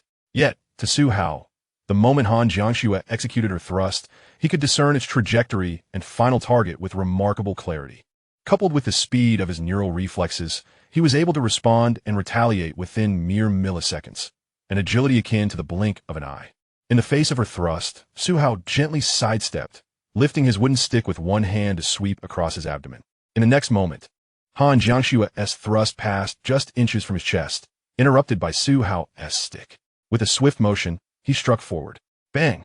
Accompanied by a dull thud. The wooden stick in Han Jiangxue's hand was knocked off course, causing her grip to falter. This was the first step, and according to their pre-apocalyptic training, it should have been time to cease. Yet, Su Hao did not relent. After deflecting the stick aimed at his chest, he swept downward with one hand, producing a sharp crack against Han Jiangxue's side. He targeted this area specifically, as it would impart a lesson without inflicting any injury that might hinder her tomorrow. Han Jiangxue winced and retreated, yet she refrained from shielding the struck spot. This was indicative of her solid foundational skills. She bore the pain without complaint. Many novices instinctively clutch at their wounds, but what does pain in real combat signify? Do you wish to forfeit your life? Observing Han Jiangxue's momentary pausa, Su Hao maintained an impassive expression and continued with a calm demeanor, instructing her to persist in her assault without faltering. Only practicing one set is of no consequence. Real combat is a comprehensive confrontation that continues until one side is utterly vanquished. Understood? Han Jiangxue nodded, her expression earnest. She clenched her teeth, a serious demeanor gracing her features, though a faint blush began to bloom on her cheeks, imbued with an inexplicable allure. At 7 p.m., darkness enveloped the city, casting a shroud over the entire earth, extinguishing the brilliance of yesteryears. Within the female dormitory, one individual was fast asleep, while outside on the balcony. Two figures engaged in a cacophony of sounds, the rhythmic clashing of wooden sticks. Occasionally, the resonant thwack of the sticks striking flesh could be heard. No, your footwork is off. Your body cannot recover. Wrong again. Who taught you to move your hands and shoulders like that? Only bending your elbows without engaging your wrists? Still incorrect. Coordinate all parts of your body instead of merely mobilizing one or two. In that moment, the dormitory was filled with an unceasing series of sharp sounds. Chapter 44. Sparring with Han Jiangxue. Enormous environmental changes and the peril of white mist. After this, the two had practiced for merely half an hour. And Han Jiangxue found herself utterly exhausted, having endured countless strikes from Su Hao's stick. In the pitch darkness, both her offense and defense became increasingly arduous. Yet Su Hao remained unchanged, finding her defenses ever simpler to breach, to the point where he could block her attacks merely by moving his hands without shifting his body. How astonishing! Throughout history, few have achieved such mastery. If slaying zombies serves as a benchmark for demonstrating strength and brutality, this sparring session vividly showcased Su Hao's prowess. His skill had reached an almost superhuman level, inciting a sense of despair in Han Jiangxue, regardless of whether she was on the offensive or defensive. Even when she initiated the attack, she never once managed to breach Su Hao's defenses. No, Su Hao didn't even employ any defenses. He solely relied on counterattacks and blocks, and each time they proved successful. However, as they practiced, Han Jiangxue's cheeks grew increasingly flushed. Even in the pitch-black night, Su Hao could perceive her vibrant visage and the warm, moist breath escaping her lips. With a swift motion, he effortlessly knocked the wooden stick from Han Jiangxue's grasp once more. Su Hao paused, while Han Jiangxue found herself utterly exhausted. Yet, unable to restrain herself, she silently turned, yielding her position to him. After a while, feeling no familiar reprimand, Han Jiangxue glanced back, her eyes glistening as they met Su Hao's gaze. It was nearly enough. Su Hao observed the sky. Continuing would lead to bruising. Practicing late held little benefit. Han Jiangxue exhaled deeply, a sense of regret washing over her. Nevertheless, she replied, "Just right, I'm out of strength too." With that, she intended to take a moment's respite. But as she lifted her foot, her legs weakened, and she collapsed. Su Hao, standing nearby, reacted swiftly. He reached out and caught her, lifting Han Jiangxue effortlessly into his embrace. Their eyes locked. The city lay shrouded in darkness. Yet the moon and stars shimmered brilliantly. A great battle loomed on the horizon. However, before it commenced, Su Hao glanced inside. Su Qing seemed to be asleep. Yet he sensed a pair of eyes observing them. Before he could discern further, he felt a delicate hand unfastening his belt. Suddenly, Su Hao found himself unable to resist. He lowered himself, covering Han Jiangxue. The aftermath of their practice ignited a spark akin to gasoline, ready to combust. Inside, Su Qing had dozed off for a brief moment, akin to a midday nap, when the sounds of clashing drew her attention. She tilted her head in curiosity. In the dim light just awakening, her eyes were too bleary to focus clearly. She observed the two figures, weapons clashing with sharp sounds. On the right, Han Jiangxue was relentlessly on the offensive, but each assault was effortlessly thwarted by Su Hao, who countered with precision, targeting the soft curves of Han Jiangxue's sides. Su Qing wore a perplexed expression, struggling to suppress laughter. In her memory, Han Jiangxue was a champion in combat throughout her 4 years at university. This competition was open to all universities in Jiangcheng, thus holding considerable prestige. Han Jiangxue had barely claimed victory in her first year, then secured it steadily in her second, and in the following years, she triumphed with ease. This illustrated Han Jiangxue's innate talent and formidable strength, and with these accolades bolstering her reputation. Today, Han Jiangxue was subjected to an unexpected fate, mercilessly crushed under a relentless onslaught, enduring punishment as if it were her destiny. How ironic it was, for she had initiated the confrontation.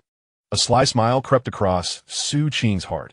At last, you have encountered someone capable of bringing you to heel, Jiangxue. Do continue to maintain your aloof facade. Initially, Su Qing couldn't help but chuckle. However, as the skirmish between the two ceased for a moment, the situation took a turn akin to a bulldozer, plowing through uncharted territory. They resumed their brawl. This time, only Su Hao was armed. Earlier, when he had glanced over, Su Qing had instinctively closed her eyes, pretending to be asleep. After a while, She opened her eyes only to witness the two engaged in combat once more, this time transitioning from the balcony to the bathroom. Listening to the commotion, Su Qing felt a tingling sensation throughout her body. She was astounded by the unexpected sounds emanating from the seemingly frigid Han Jiangxue. Such an alluring tone. Su Qing's mind became hazy, her hand unwittingly reaching towards the comfort of her blankets. Time slipped away, and before she knew it, she had succumbed to slumber, her body weary from prolonged hunger. The following day, when Su Hao awakened, it wasn't a natural awakening. Instead, the light spirit emerged from his chest, whispering in his mind, "Awake, awake." Upon rousing, he glanced at the time, discovering it was around 6:30 a.m., with dawn just beginning to break. A quick survey revealed Han Jiangxue nestled beside him on a single bed, her arm draped around him, her legs resting atop his. Across the room, Su Qing lay in slumber on her own single bed, both of them still lost in dreams. What is going on? Su Hao quietly pondered within his mind. However, as he uttered the thought, he sensed something amiss. "Look down," said the light spirit. He turned his gaze towards the floor, where he beheld a thick layer of white mist, roughly the thickness of his palm, swirling like dry ice, resembling smoke that moved in a slow, erratic manner. What was this? Su Hao had never encountered such a phenomenon before. He hesitated, uncertain whether to rise from the bed. This white mist was unlike any fog he had ever seen. It was far too dense. At that moment, the light spirit descended from the bed, directly hovering over the white mist. Su Hao did not intervene. He had faith in the light spirit, a treasure of nature. As expected, after a brief interval, the light spirit returned, stating, "The white mist is not for consumption." Not for consumption? Su Hao mused, silently reframing it as being unsuitable for inhalation. Did this imply the mist was toxic? Indeed, the spirit confirmed. Is it safe to touch? Su Hao inquired further. Yeah, the island of Phuket remains a mystery. After a moment of contemplation, Su Hao concluded that if it is said one must not inhale, then it is indeed imperative to refrain from doing so. However, if even touching is prohibited, it suggests that this white mist has escalated to a truly alarming level. Corrosive? Su Hao leaned on the bed, retrieving a pair of chopsticks, a bag of plastic, and some food from the system space. He cast all of them into the white mist. After a while, there was no noticeable change in these items. Su Hao was certain of the first conclusion. There was no external effect. With this initial validation, he extended his finger, gradually approaching the mist, seeking to sense its nature. As he drew near, he felt nothing. Pressing even closer, still, there was no sensation. Next, he cautiously inserted his finger into the mist, which was only half a fist in height. After a moment, Su Hao nodded, confirming. Indeed, there was no impact on the tangible exterior. This validated another hypothesis. It was certainly inadvisable to consume it, meaning inhalation was prohibited. This indicated an internal threat. Chapter 45. The first toothbrushing in the apocalypse. Absolutely no entry to the city center. At this moment, hearing Su Hao's movements, Han Jiangxue and Su Qing gradually stirred awake.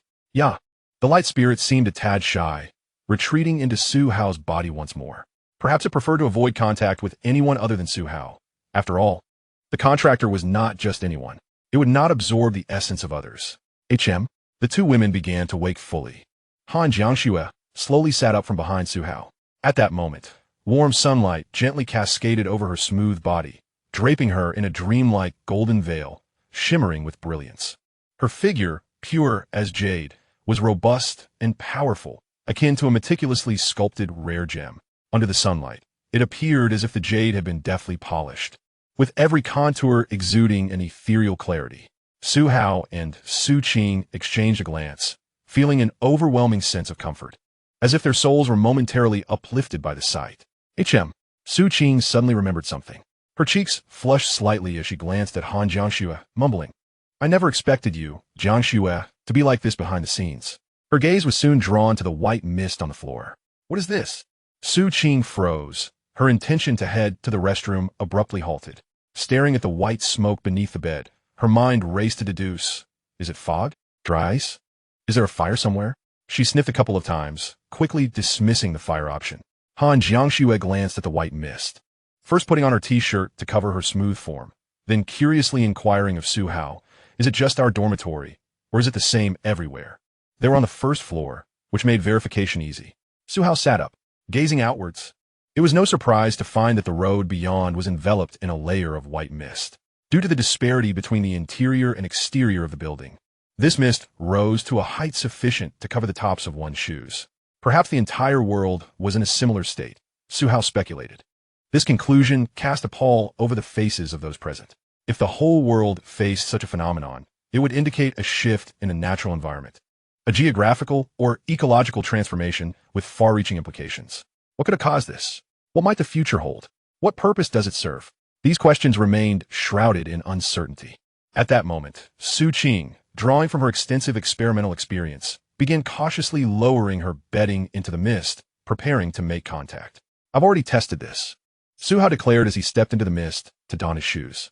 As it stands, this white mist does not appear to affect the surface of the skin or other materials. However, it must not be inhaled, as it could potentially be absorbed by the mucous membranes. Yet, its toxicity remains unknown, its degree, its nature, and its effects. Upon reaching this conclusion, Su Qing exhaled in relief, patting her chest. That's a relief. It suggests this is at least a chronic toxin. Otherwise, if it were acutely toxic, there would likely be some corrosive properties. She reasoned that the mist, at this moment, posed little risk. Su Qing also put on her shoes and rose. Noticing Su Hao retrieving bottled water, disposable cups, a toothbrush, and toothpaste, her eyes brightened, and she hurried after him. I want some too. Please, I haven't brushed my teeth in days. Behind her, Han Jiangxue glanced at the marks on her sides, noting only faint red impressions. Recalling the events of the previous night, her cheeks flushed, but she quickly regained her composure. Dressing herself neatly, standing, she stepped into the mist, which instantly swirled away like smoke. She pondered whether this white mist, which had appeared so suddenly last night, would continue to grow in height and density. Suddenly, Su Qing shuddered, a realization dawning upon her. Turning back, she scratched her head with both hands. What if it keeps rising and multiplying? What shall we do then? Currently, it only reaches the tops of our shoes, but tomorrow it could be at our ankles. Next week at our calves, next month at our height, and next year. What if it reaches the ceiling? It cannot continue to rise indefinitely. The thought of it reaching thigh height was already alarming. It must not be inhaled. Yet, accidents could happen, like tripping or falling. With this in mind, she turned her gaze towards Su Hao, who was brushing his teeth on the balcony. What should we do, Su Hao? If it keeps rising, it could spell disaster. Meanwhile, Su Hao, with his toothbrush in his right hand, extended his left to gauge the temperature.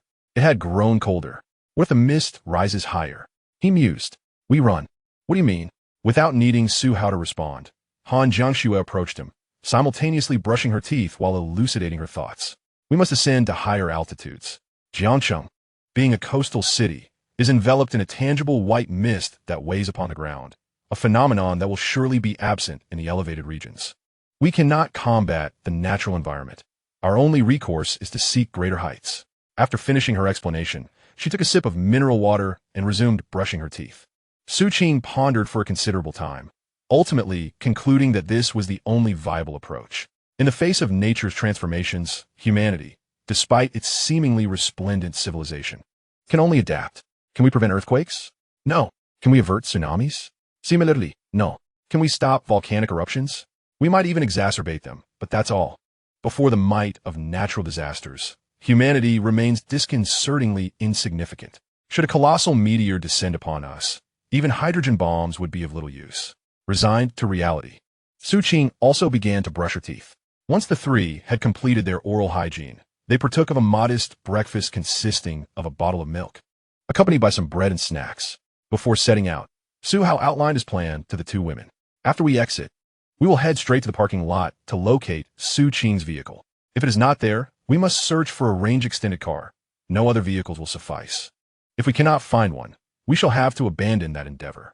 As they stepped out of the school gate, they proceeded westward toward the suburban regions of Zhongyuan, scavenging for various supplies along the way. However, they would avoid the supply points in the city center and the tourist areas, focusing only on locations with a moderate number of people.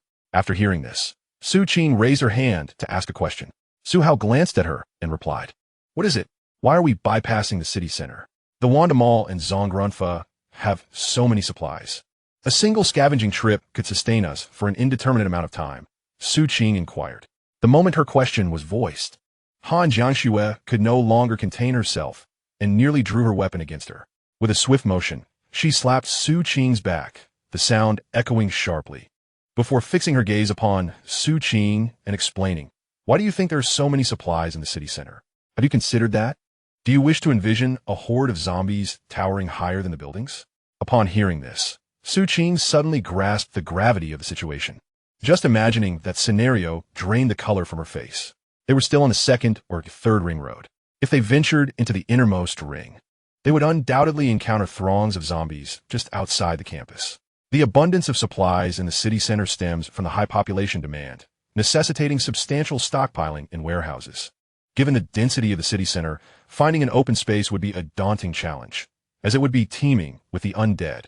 Thus, in the apocalypse, using population density as a reference, the Eastern University truly represents a hellish challenge. Entering the city center is utterly out of the question, considering such a population base. The potential for chaos within the city center is unimaginable, and Su Hao dared not speculate on the monstrous entities that could arise. Chapter 46. Task Arrangements, Supplementary Zombie Extermination. In the essence of slaughter. Discussion en opérationnel, metteurs en Suède. Su Hao commenced his route planning. Where to begin? Undoubtedly, as long as he avoided the city center, he would scour for resources near the 35th Ring Road, then head towards another city's vicinity of the same.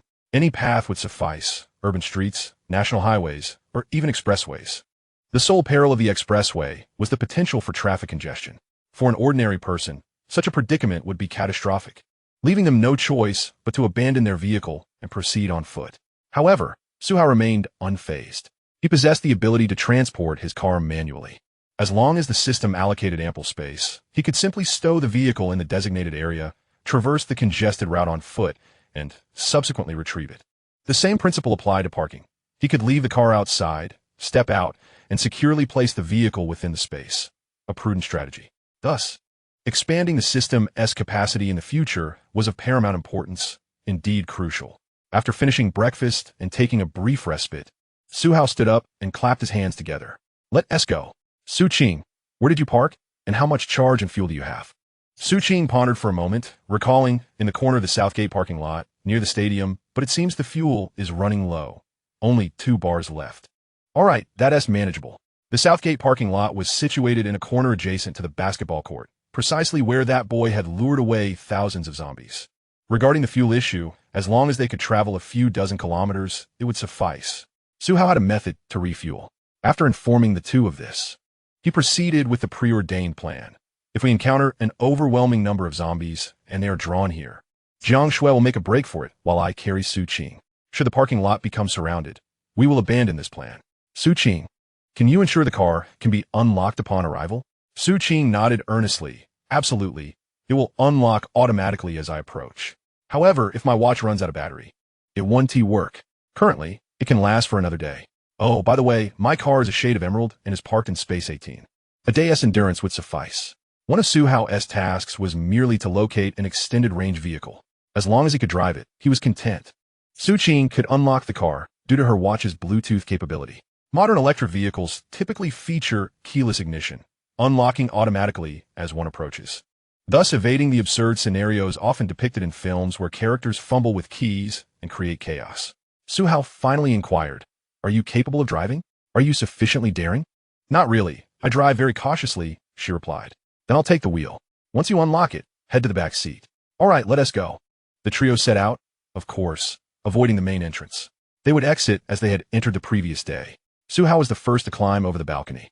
Upon landing, he felt a distortion of space enveloping him, and in the next moment, he transformed into a heavily armored warrior clad in full battle regalia.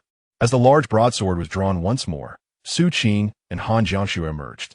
Han Jiangxue had already acclimated to the situation, but Su Qing was momentarily taken aback by the stark contrast presented before her. Clad in armor, she resembled a valiant warrior, ruthlessly dispatching the undead, yet without it.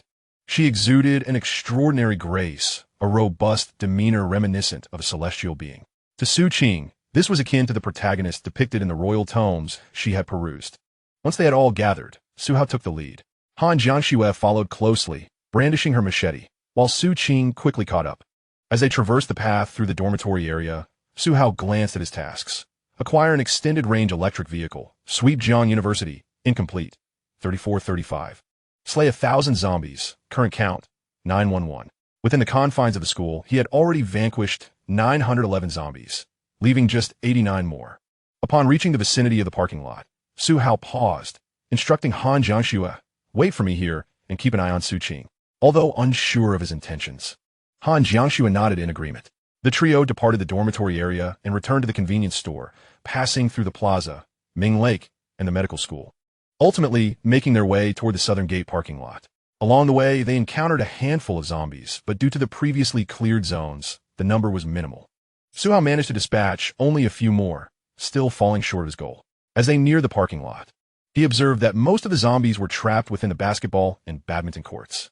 After confirming the situation with a glance at Han Jiangxue, he nodded and gestured toward the parking lot. "You two go ahead. I'll catch up shortly." With that, he hurriedly strode toward a small cluster of zombies. The heavy armor thudded against the ground, producing a series of resounding echoes. Su Qing was not the only one astonished. Han Jiangxue was equally taken aback. "Where are you going?" she exclaimed, regaining her composure and prioritizing Su Hao's earlier instruction. She gently patted Su Qing's shoulder. "We should move." Anzai, Su Qing zipli, keeping pace as she observed Su Hao charging headlong into the horde, dispatching them with ferocity. Taking a deep breath, she inquired, "What has gotten into Su Hao?" Han Jiangxue shook her head. "I'm not sure." Su Qing pondered for a moment before whispering, "Could it be that Su Hao possesses some latent violent gene? Perhaps it has been suppressed until now, and with the apocalypse upon us, he feels an overwhelming urge to slay zombies daily to maintain his composure. Only after such slaughter does he find relief." Han Jiangxue was momentarily taken aback by this assertion. "Is there such a gene?" "Of course, there is," Su Qing elucidated. "It is not the so-called hypermasculine gene, which can disturb one's mental state. The gene I refer to is the killing gene, a trait that has gradually faded in human evolution. It is exceedingly rare. Individuals possessing this gene appear entirely normal on the surface. However, upon witnessing blood, they become insatiably bloodthirsty, craving violence and destruction. Yet, once they have indulged their urges, they can swiftly return to a state of calm, remaining undetectable in everyday life. I am not speaking whimsically. This has been the subject of research." Su Qing's words plunged Han Jiangxue into contemplation as she walked. Su Qing's statements were mere conjecture, and whether Su Hao possessed such a trait remained uncertain. Yet, it dawned on Han Jiangxue that she embodied the very person Su Qing described. Could it be that Su Hao shared this trait as well? Han Jiangxue bit her lip and turned to Su Qing, continuing to inquire, "Please elaborate on this elusive killing gene." Certainly, Su Qing was well informed. She began to explain, "In ancient times, from the moment humanity learned the art of hunting, this killing gene has been passed down through generations. Those adept at hunting survived, while the inept perished. Moreover, it is not merely ancient humanity. Even in earlier epochs, individuals were engaged in relentless violence. Only those with the killing gene endured, as generations of elimination left behind the descendants who possessed this trait. In modern times, however, this gene manifests subtly on the battlefield. In recent history, it has become less necessary, resulting in only a scant few being aware of their possession of it, often discovering it by chance. Of course, those who abuse humans and animals or exhibit sheer brutality do not possess this gene. Such individuals are mentally unhinged, preying only on the weaker. Conversely, those with the killing gene disdain the weak, favoring challenges from the strong. They exhibit greater self-control, appearing no different from ordinary individuals. Yet their true nature emerges in times of war.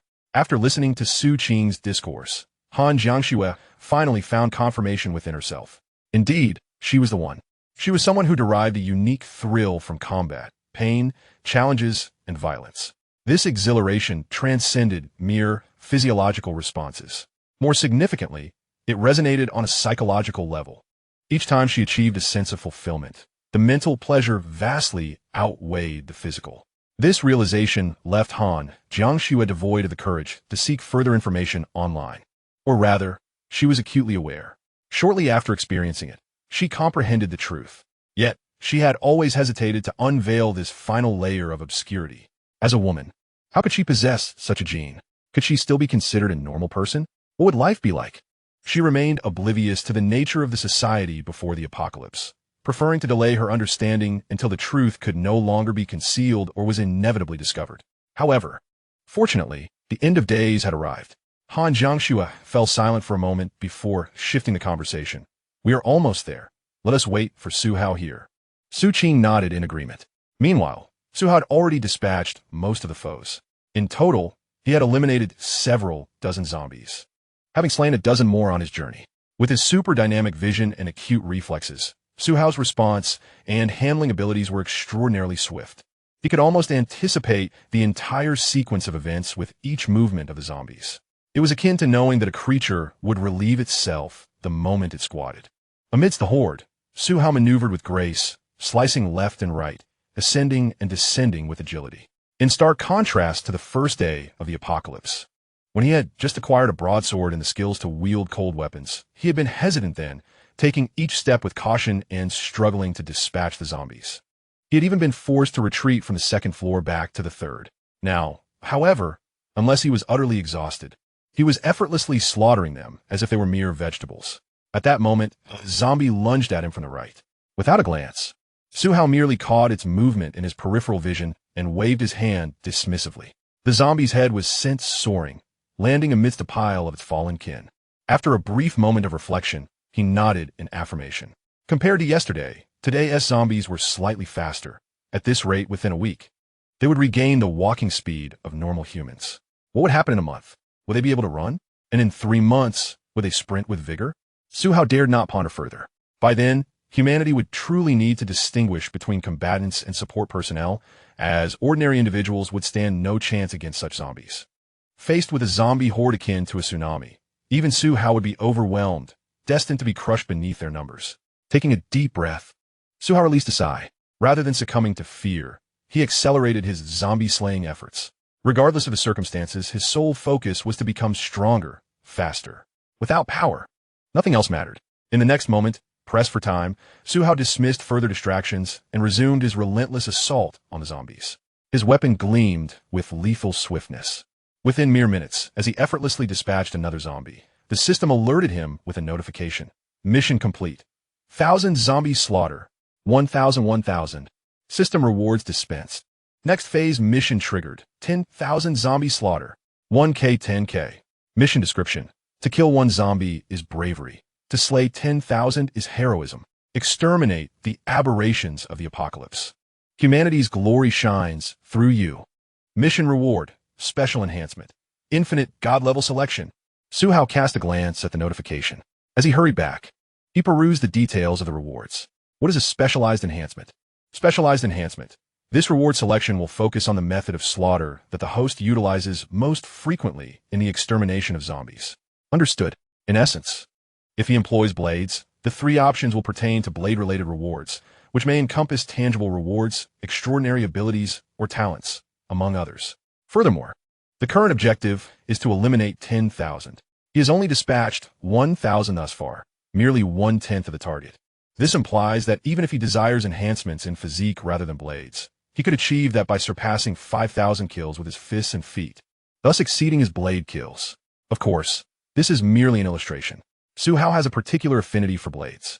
Any exchange would only be acceptable if he were offered an energy weapon with limitless ammunition. Conventional firearms are inadequate. They suffer wear and tear and require reloading, rendering them useless against hordes of zombies, except in military contexts where even a gun with infinite bullets would be insufficient. Therefore, cold weapons remain his preference. He is confident that he will eventually attain the prowess to slice through bullets with his blade. Upon returning, Su Hao, after dispatching the zombies, refrained from further attacks. He jogged back to Han Jiangxue and Su Qing, alerting them before arriving. Let us go, keep up. Han Jiangxue and Su Qing immediately sprinted to catch up. The trio dashed into the parking lot, which also harbored several zombies, many of whom were teachers and social workers. They had attempted to drive during the apocalypse, only to be ensnared by the undead. Su Hao brandished his large broadsword, cleaving through the foes to carve a path. Su Qing called out from behind, "Parking spot A18. I usually park there." The 3 raced towards spot 18. As they approached, Su Hao spotted the vehicle Su Qing mentioned, and she pointed her car, the emerald green one. Upon reaching first, Su Hao wielded his blade, swiftly eliminating all zombies surrounding the vehicle, clearing a safe space. Soon, Han Jiangxue and Su Qing arrived. Su Qing approached the driver's side, and as she neared, the vehicle unlocked, allowing her to slip into the back seat. Han Jiangxue took her place in the passenger seat. Su Hao opened the door, settled inside, and pressed the start button. There was no roar of an engine, which was a relief. If it had been an 8-cylinder vehicle, the moment it ignited, the engine and exhaust would have drawn the attention of zombies, leading to inevitable entrapment. As Su Hao sat down and initiated the ignition, a notification from the system emerged. Mission accomplished. Acquired a range-extended electric vehicle. Reward received. One opportunity for a car version of an infinite supreme selection. Su Hao shifted into reverse, turned the steering wheel, and pressed the accelerator. As the vehicle reversed, a resounding thud echoed as it collided with a zombie. Su Qing leaned over the back seat, peering through the rear window. We hit one. Su Hao shifted gears, teasingly inquiring, feeling sorry? Not a chance. Su Qing exclaimed excitedly, her lips glistening as if coated in honey. With our lives at stake, who cares about the car? Besides, it's not even my money. While she gleefully expressed her sentiments, Su Hao deftly turned the steering wheel to the left, shifted into drive, and pressed the accelerator to the floor. Su Qing, caught off guard, was jolted towards the back window. Han Jiangxue, clutching her machete, held on tightly. Silent and composed, with a swift press of the gas pedal, the vehicle surged forward towards the southern gate of the university. This is yet another advantage of electric vehicles in a post-apocalyptic world. They accelerate swiftly and quietly without the roar of an engine. It's not that Su Hao had a preference for electric cars. It was simply a necessity in these dire times. The robust American V8, with its environmental considerations, paled in comparison to the utility of a heavy-duty truck. Chapter 48. A final farewell to Jiang University, leaving campus in search of fuel. With a firm press on the accelerator, the electric vehicle surged forward. Although not particularly fast, approximately 6 seconds from 0 to 60, it was still impressive given the 3 passengers and the vehicle's inherent weight. Su Hao deftly maneuvered the steering wheel, pressing the accelerator to its limit. He made only slight adjustments to the steering wheel, ensuring that the vehicle would collide with zombies using its sides, allowing for effortless impacts. Under the weight of the electric vehicle, zombies were easily flung aside. Han Jiangxue, holding her machete, intently observed her surroundings, absorbing the technique. After a moment, she grasped the strategy. Colliding with the sides would not hinder speed, allowing for continuous strikes. Exactly. Su Hao nodded, albeit with a hint of regret. If only we had a push bar for such collisions, we could be more reckless. Han Jiangxue calmly suggested, we could consider modifying the vehicle in the future. Installing a conical push bar would allow us to deflect zombies without risking a crushing impact that could slow us down. Directly colliding with zombies is ill-advised. Standard vehicle designs never account for such scenarios.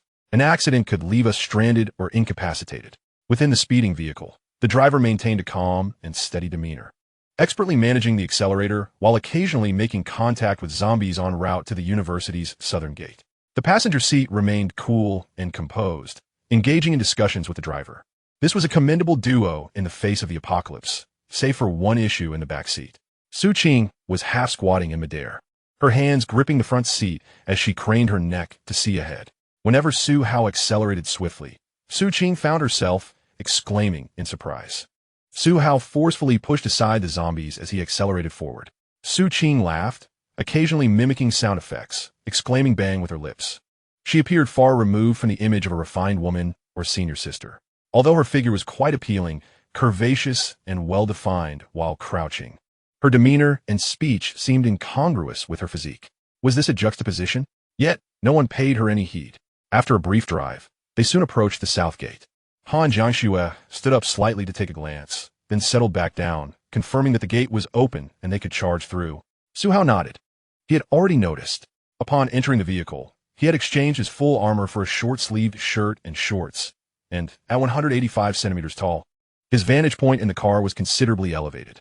The vehicle, an SUV with a slightly higher chassis, was poised to burst through the south gate. Just as he was about to charge out, Su Hao glanced at his mission. Mission: Sweep Jiang University, 3535, which had already been completed. Excellent. There was little left to linger over at this school. He cast a glance at Su Qing, who was still craning her neck. Buckle up, we're going bumper car racing, he declared. Han Jiangxue immediately fastened her seatbelt. Su Qing settled into the back seat, gripping the armrest tightly. Without delay, Su Hao pressed the accelerator, found the right direction, and surged toward the south gate.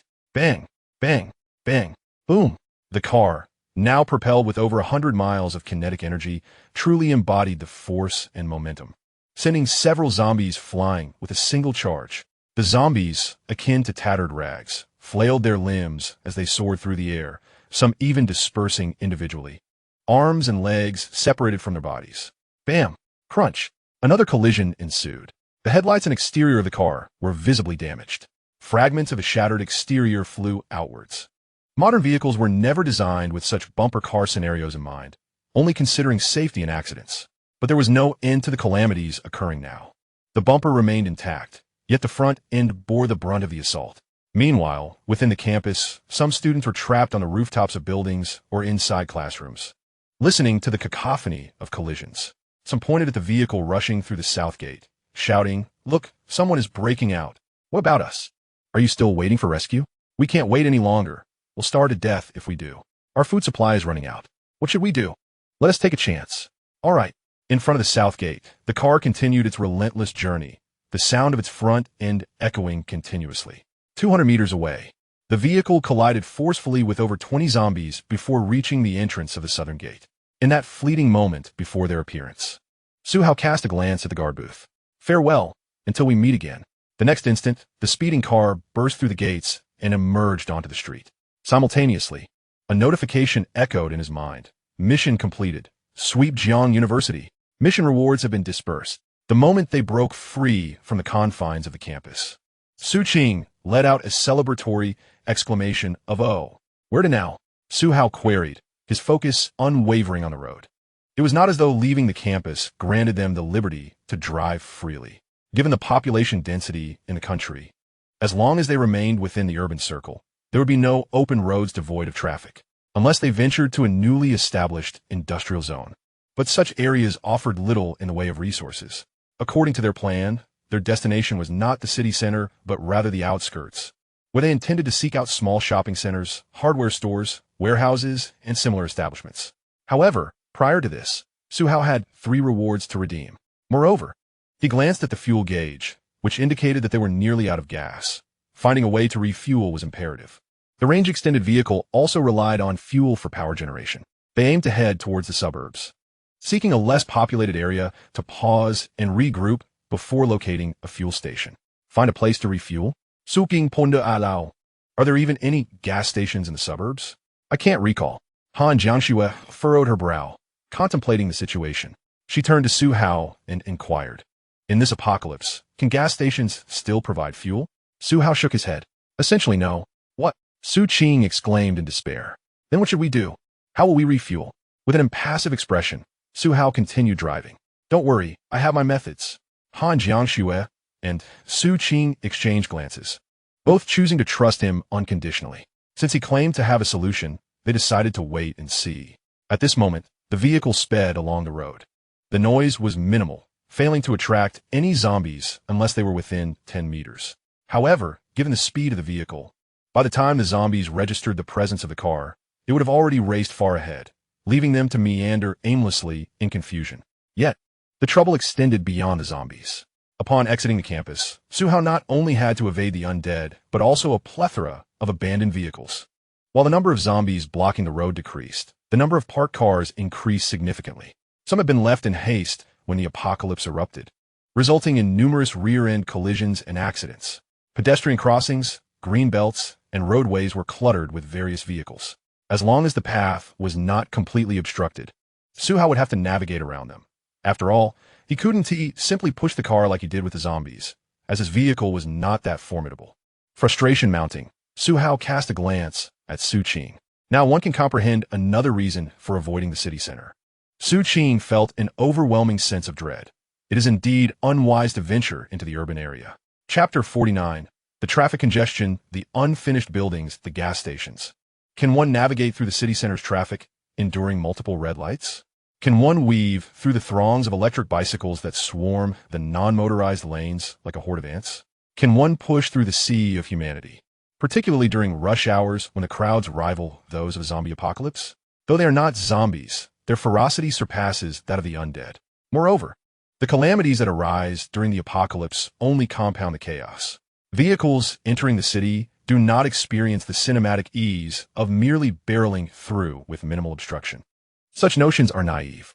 Given the country's vehicle ownership and road usage statistics, Su Hao's attempt to drive into the city would result in an inextricable jam, rendering movement impossible even for a heavy truck, unless one were to employ a tank to bulldoze through. The vicinity of Jiang University lies close to the second ring road. Further into the city center, one would encounter scenarios far worse than Su Hao could imagine. Roads, green belts, non-motorized lanes, sidewalks, and streets would be choked with vehicles. The streets, buildings, and surroundings would be teeming with zombies, their numbers far exceeding those within the school. The thought of such a scene was too harrowing for Su Hao to contemplate. Perhaps leaping from a building would be a form of liberation. Yet, those who could escape might find their potential limitless. Regardless, Su Hao had no desire to initiate his journey in the heart of a sprawling metropolis. Presently, being on the outskirts was preferable, and he had no intention of venturing in unless an overwhelmingly enticing opportunity presented itself. After leaving the school, the tram roared to life, and after traveling several kilometers, the trio successfully arrived outside the third ring road. Su Hao, while driving, surveyed the surroundings until he reached a modestly bustling area that seemed on the brink of closure, known as Xiangfu Mall. Nearby, there was a gas station, a deserted construction site, a bank, newly constructed residential complexes, hotels, and a driving school, all of which provided a comprehensive array of amenities. Fortunately, there was no subway station. Otherwise, the foot traffic would have been considerable. This would suffice. Su Hao parked the car beside the vacant construction site, which was eerily spacious and devoid of zombies, making it suitable for a brief respite. He shifted the vehicle into park and exited, promptly donning his full suit of heavy armor. Even in the vicinity of an abandoned construction site, there were passers-by who had succumbed to zombification, lurking nearby. Upon hearing the sound of the car, they descended upon the area. Su Hao emerged and, conjuring a massive broadsword, swiftly dispatched the nearby zombies. With a series of sickening thuds, the surroundings became significantly clearer. After Su Qing exited the vehicle, her gaze fell upon the gas station not far away, her face instantly reflecting a sense of regret. She was filled with curiosity. Why was it impossible to refuel at the gas station? Han Jiangxue was equally perplexed by this question. However, when Su Hao asserted that it couldn't be done, she accepted his word, which led her to ponder the reason behind it. Su Hao wiped his knife and explained. The fuel at gas stations is stored in underground tanks, and both the filling and extraction processes require specialized tools designed for safety against explosions and corrosion. Even if the fuel pump is connected to photovoltaic power, we must know the pump's code. Given that the world is currently offline, would you still be able to use a self-service pump? Su Qing immediately shook her head. Han Jiangxue understood as well. Gas stations are certainly of paramount importance in terms of security. Even during construction, safety measures were meticulously considered. The underground tanks are fortified against explosions and corrosion, featuring separate channels for openings that cannot be easily accessed. If fuel could be casually extracted, that would indeed pose a significant problem. After all, thieves specifically targeting gasoline would be a concern. Of course, Su Hao contemplated the prospect of extracting fuel from a gas station. A single gas station could contain tons of fuel, enough to sustain them for several years. Even if they relied on a generator daily, it would last for several months. Su Qing pondered, feeling as though a colossal treasure lay before her, yet remained unattainable. She regretfully inquired, is there truly no other way? There is so much fuel. Perhaps they could find a way to use an excavator to dig it up, and then Su Hao could utilize his space to collect it. The idea of employing an excavator indeed presented a feasible solution. However, it would require Su Hao to possess ample system space.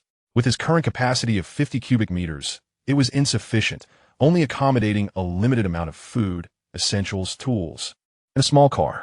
Speaking of excavators, I actually have a plan. Su Hao contemplated for a moment, but it's not feasible at present. My space isn't large enough. We will discuss it when it expands. Su Qing's eyes widened in astonishment. There truly is a solution? She had merely mentioned it offhand, yet it unexpectedly held potential. This was remarkable, considering the fuel storage capacity of a gas station. If they could loot one, it would sustain them for an extended period. If they could acquire even more, they would no longer need to worry about energy issues. The small team could pursue any endeavor. Han Jiangxue nodded vigorously, her eyes sparkling with determination. As long as there was a way, that was all that mattered. For Su Hao, the solution lay in digging, but not merely through excavation. Rather, it involved finding a way to create an opening. As long as the tank did not explode, if they could just make an opening, Su Hao could extract all the fuel through his system space. If necessary, they would wait until the space was sufficiently large. First, they would excavate the tank and store the vast quantities of fuel, then devise a means to create an opening. Ultimately, as long as they could acquire it, the method was inconsequential. At that moment, Su Qing's stomach protested with a growl. Su Qing clutched her flat stomach, exclaiming, "I am so hungry. Let's have something to eat." "All right, let us rest first," replied Su Hao, turning to gaze at the construction site. "Let us head inside." Approaching the vehicle, Su Hao gave it a light tap. In an instant, the entire SUV was seamlessly stored within the confines of the system space. Su Qing stood behind him, momentarily taken aback, her mind racing with astonishment. "Wait, just how vast is your space? You can even store a car." She glanced at Han Jiangxue, who merely looked on with admiration, refraining from further inquiries. Contemplating this, Su Qing chose not to delve deeper. She suddenly comprehended a vital truth. Su Hao's willingness to share this knowledge was a generous gesture in itself, rendering further questions about the specifics of the space, its size, shape, and capabilities unnecessary and intrusive. To pry further would be discourteous, perhaps even perilous. Outside the construction site, Su Hao effortlessly severed the iron lock on the gate and pushed it open. The structure was nearly complete, its framework standing tall, yet had been abandoned midway. Su Hao surveyed the building, lost in thought. Han Jiangxue approached, puzzled. "What is it?" "I was pondering whether, when the space is sufficiently expansive, we could transport an entire house," Su Hao mused, stroking his chin. After a moment's reflection, he concluded that it was indeed feasible. "We could drive during the day with the house packed away and, at night, store the vehicle and unpack the house for lodging. Most of the items we gather could be placed inside the house, leaving ample space for storage." Chapter 50. Expanding Space, Supercars, and Heavy-Duty Trucks. As Su Hao's idea crystallized, both Han Jiangxue and Su Qing visibly paused, their steps faltering. The realization dawned upon them, their eyes shining with excitement. "It can be done like this," Su Qing exclaimed. "If we design the space and shape properly, we could create nesting dolls. Nesting dolls would maximize space utilization, layering one within another, akin to placing a piggy bank inside another filled with coins, thus eliminating the need for separate storage. The caveat being that space must not be calculated independently. However, Su Hao's space proved even more advantageous than traditional nesting dolls, as it allowed access from the innermost to the outermost layers directly, facilitating optimal use of space. "Indeed, it is possible," Su Hao affirmed with a clap and a nod. "We shall discuss this further when the space has expanded." Su Qing, brimming with excitement and anticipation, nodded enthusiastically. "All right." The trio entered the half-finished building. The ground was shrouded in a thin veil of white mist, suggesting that the entire world had succumbed to this atmosphere. As Su Hao walked, he suddenly paused, his gaze fixed on a particular spot. Raising his hand, he commanded, "Stop." The two women suddenly halted, paralyzed by trepidation. They gazed at Su Hao, awaiting his utterance. With caution, Su Hao circled around, casually retrieving a stone he had kicked earlier and hurling it toward the misty expanse before him. A resounding splash echoed as the stone vanished into the white fog. Han Jiangxue's eyes widened, and Su Qing's mouth fell agape in astonishment. In that moment, both understood. A pit indeed lay concealed. Su Hao sighed, nearly meeting an untimely demise before his venture had even begun. Fortunately, his keen eyesight and heightened perception had allowed him to detect the danger in advance. Construction sites often harbor such pitfalls, awaiting the completion of pavement to be filled in. Now, with the mist obscuring the chasms, it had almost gone unnoticed. Should one fall into such a trap, they would be engulfed by the fog, which was perilous to inhale. If startled upon falling, who could predict the extent of inhalation? It was a terrifying prospect. Su Qing, thoroughly startled, became significantly more obedient, meticulously following Su Hao's footsteps. Wherever he tread, she mirrored his path. They continued until they reached the abandoned building, where a palpable sigh of relief escaped her lips. Danger lurked at every turn. "Let's rest," Su Hao suggested. Finding a spot to sit, he retrieved provisions from his spatial storage, laying them out on the ground for the two women to select from, akin to a camping experience. They each took what they desired from the array of food and began to eat while engaging in conversation. After taking a bite, Su Qing absent-mindedly pulled out her long-dead mobile phone from her pocket and pressed the power button. Upon realizing it was useless, she quickly tucked it away again. Han Jiangxue couldn't help but chuckle at the sight. "You still carry that?" It's become a mere brick now. Not entirely, Su Qing sighed. When I have the chance to recharge it, it could serve as a flashlight, take photos and videos, record information, or even function as a computer. I could play some single-player games as well. Have you downloaded any? Downloaded what? Single-player games. No. There you have it. Who could foresee the apocalypse and download single-player games in advance? Now, even satellite signals are useless. Even if the phone were charged, it would only serve basic functions. Su Qing lamented, flipping the lifeless device in her hands, ultimately muttering, I can't even read the book in my hand anymore. Meanwhile, Su Hao appeared to be resting and eating, yet he was diligently engaging with his system rewards.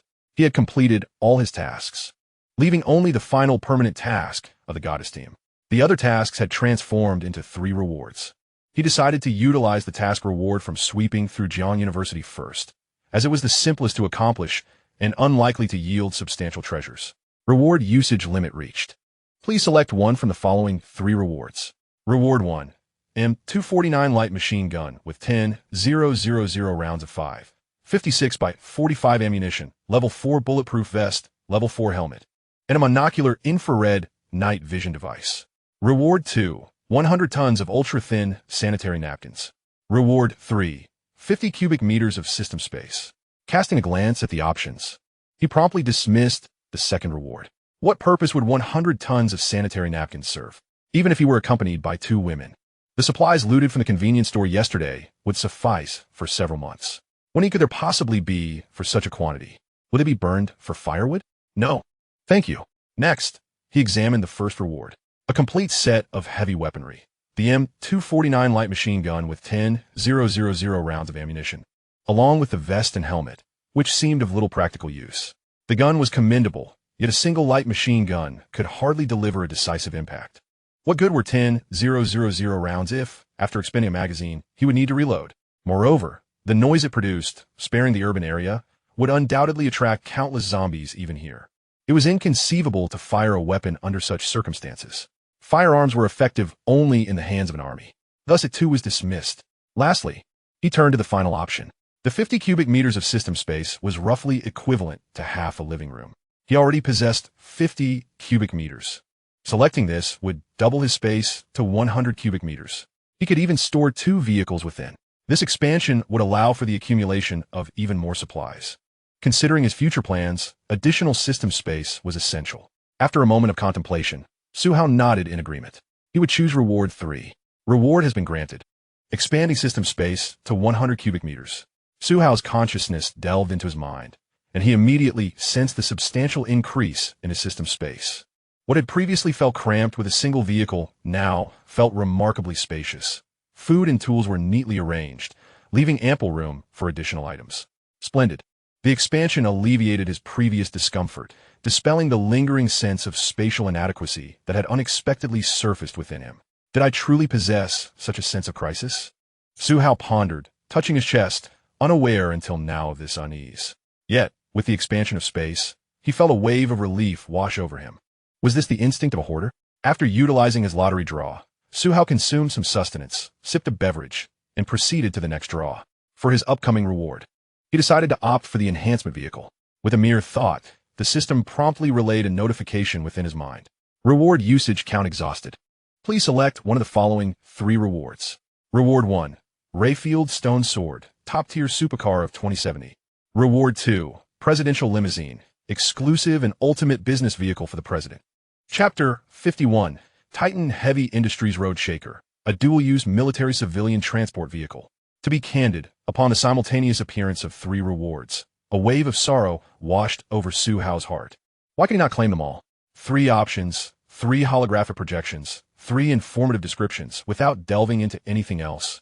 The mere sight of those 3 projections assured him of his admiration for each. These vehicles were undeniably stunning, exceptionally cool, truly embodiments of the future. Alas, he resigned himself to viewing them one by one. With a sigh, he thought that even if he could select only one, he ought to feast his eyes upon them all first. He began with the first, requesting detailed information. Stone in the sword. Type, supercar. Year of manufacture, 2070. Horsepower, 1666. Weight, 1,670 kilograms. Interior, 2 doors, 2 seats. Vehicle material, crystal information metal. Description, As a supercar, it boasts a 0 to 100 kilometers h acceleration in merely 16 seconds, accompanied by an exquisite exterior. While it appears to possess a fully enclosed body, the interior features a holographic information projection cockpit, achieving an almost glass-like transparency that offers an unparalleled driving experience. Impressive. Suhao observed the demonstration. This supercar, aptly named Stone in the Sword, presented a fully enclosed exterior with only the doors capable of opening. Yet within, the entire cockpit was rendered in a transparent state, providing a genuine panoramic environment devoid of obstructions. One could even glimpse the ground beneath and the scenery zipping past from the sides, undoubtedly surging one's adrenaline. In summary, it was a vehicle that exuded an invincible allure. In a contemporary context, it would overshadow any supercar, proving to be overwhelmingly superior. However, a sense of regret lingered. Suhao lamented, what use is it during an apocalypse? Yet here he was, amidst the ruins of civilization. Regardless of how swift a supercar may be, its performance is contingent upon the state of the roads. Is a fully enclosed body robust enough for collisions? It accommodates only 2 passengers. With such a low chassis, it cannot traverse unpaved paths. This reality rendered such a vehicle impractical for apocalyptic scenarios. Thus, he decided pass. With a sense of resignation, he moved on to the next option. Majesty. Type, presidential limousine. Year of manufacture, 2072. Horsepower, 1249. Weight, 5,640 kilograms. Interior, 4 doors, 7 seats. Vehicle material, blast-resistant alloy steel plate. Introduction, unmatched authority, unparalleled solemnity, and supreme security. Even a 127 caliber heavy machine gun would struggle to penetrate this vehicle's chassis within a brief time frame. It is equipped with a self-contained oxygen circulation system and medical tools, providing the utmost safety for every president and dignitary. Suhao examined it closely and nodded. It is undeniable that the vehicle is indeed impressive. Unless one employs an RPG or high-energy explosives, it would take extraordinary weaponry to breach the armor in an instant. However, what kind of firepower could possibly be present in proximity to the president? Conventional bullets would merely tickle this automobile. What purpose would they serve other than leaving a few marks? Although it resembles a sedan, its robust design and over 5 tons of weight instill a profound sense of security. Yet, one cannot forget that this is the apocalypse. Suhao sighed internally. He did not desire a supercar or an armored turtle. He simply yearned for a large, muscular vehicle that is sturdy, resilient, and formidable. The first 2 options simply did not meet his criteria. Before the apocalypse, he might have deliberated extensively. But in this post-apocalyptic world, pass. Let us look at the last one. Titan Heavy Industries Roadbreaker. Type, engineering vehicle. Production year, 2069. Horsepower, hybrid. Empty weight, 15,500 kilograms. Interior, 2 doors, 5 seats. 1 compartment. Vehicle material, dual-use armored transport. Description, Heavy Industries hold little regard for world-class supercars. Their military-grade vehicles are utterly unrivaled. This engineering behemoth is powered by an enormous hybrid engine and a super-energy battery. Despite its staggering dimensions, it can tow a tank and maneuver with agility in nearly any environment. As for drawbacks, who speaks of drawbacks? I consider them mere speed bumps. After perusing the description, Suhao couldn't help but chuckle. This synopsis resonated perfectly with his desires. Powerful, aggressive, and capable of conquering all. It speaks volumes of its own strength, and its specifications align with Suhao's preferences. Dual-use armored transport. In engineering applications, it can transform the compartment into a transport vehicle, traversing any terrain. It utilizes electricity for uphill starts and generates power through wheel adjustments during descents. When electricity runs low, it supplements with fuel, continuing the cycle. Moreover, the dynamic power from the electric motor allows this 15-ton behemoth to start moving effortlessly, without the engine laboring for ages. The torque is immense. The front is bulletproof, as are the windows, and the entire structure is designed to withstand collisions, possibly to navigate through dense forests with ease. When utilized for military purposes, the compartment can be converted into a bulletproof troop carrier, ready to transport soldiers or military equipment. One could even place a tank atop the vehicle, with another tank towed behind. It is truly formidable and rightfully deserves the title of a colossal beast. I find myself particularly fond of this machine. Suhao swiftly concluded that his preference lay with this giant beast. Beyond the consideration of an apocalyptic environment necessitating the choice of this vehicle, there was another reason. He genuinely favored such robust and grand vehicles. For instance, between a supercar and an SUV, he would choose the latter. Between an SUV and a truck, he would again opt for the truck, and when faced with a choice between a truck and a tank, he would promptly select the tank. This encapsulates his desire for something both large and formidable. I shall choose 3. The reward has been issued. Please select a real vehicle as a medium. The system space is ample, and prior to the distribution of the reward, select the vehicle modification projects. Modification is possible? Suhao eagerly glanced at the subsequent modification options. Indeed, there were several choices for the cargo area: transport compartment, troop carrier, trailer, and living quarters. The vehicle's front also offered options: lightweight front, heavy-duty front, bulletproof front, and ram front. For the wheels, off-road tires, explosion-proof tires, tank tracks, and wear-resistant tires. The variety of modification choices was extensive. However, Suhao observed that they generally fell into a few categories: daily use, engineering, military, and personal use. Daily use referred to the bare vehicle, lightweight in design. Engineering and military modifications were tailored for specific projects. Personal use allowed for modifications according to individual needs, whether for travel or snow removal. After meticulously reviewing the options, Suhao commenced with the modifications. His expression was one of utmost seriousness, far more earnest than during study or while watching suggestive videos. He opted for a design tailored for corporate procurement. The cargo area would be a bulletproof living compartment, foldable with double layers. The front would feature a triangular snowplow ram. All glass would be bulletproof, and the tires would be off-road and wear-resistant, avoiding tracks, as he intended to travel long distances. The interior would be equipped with a power system, air conditioning, charging ports, and discharging ports, essentially a living system.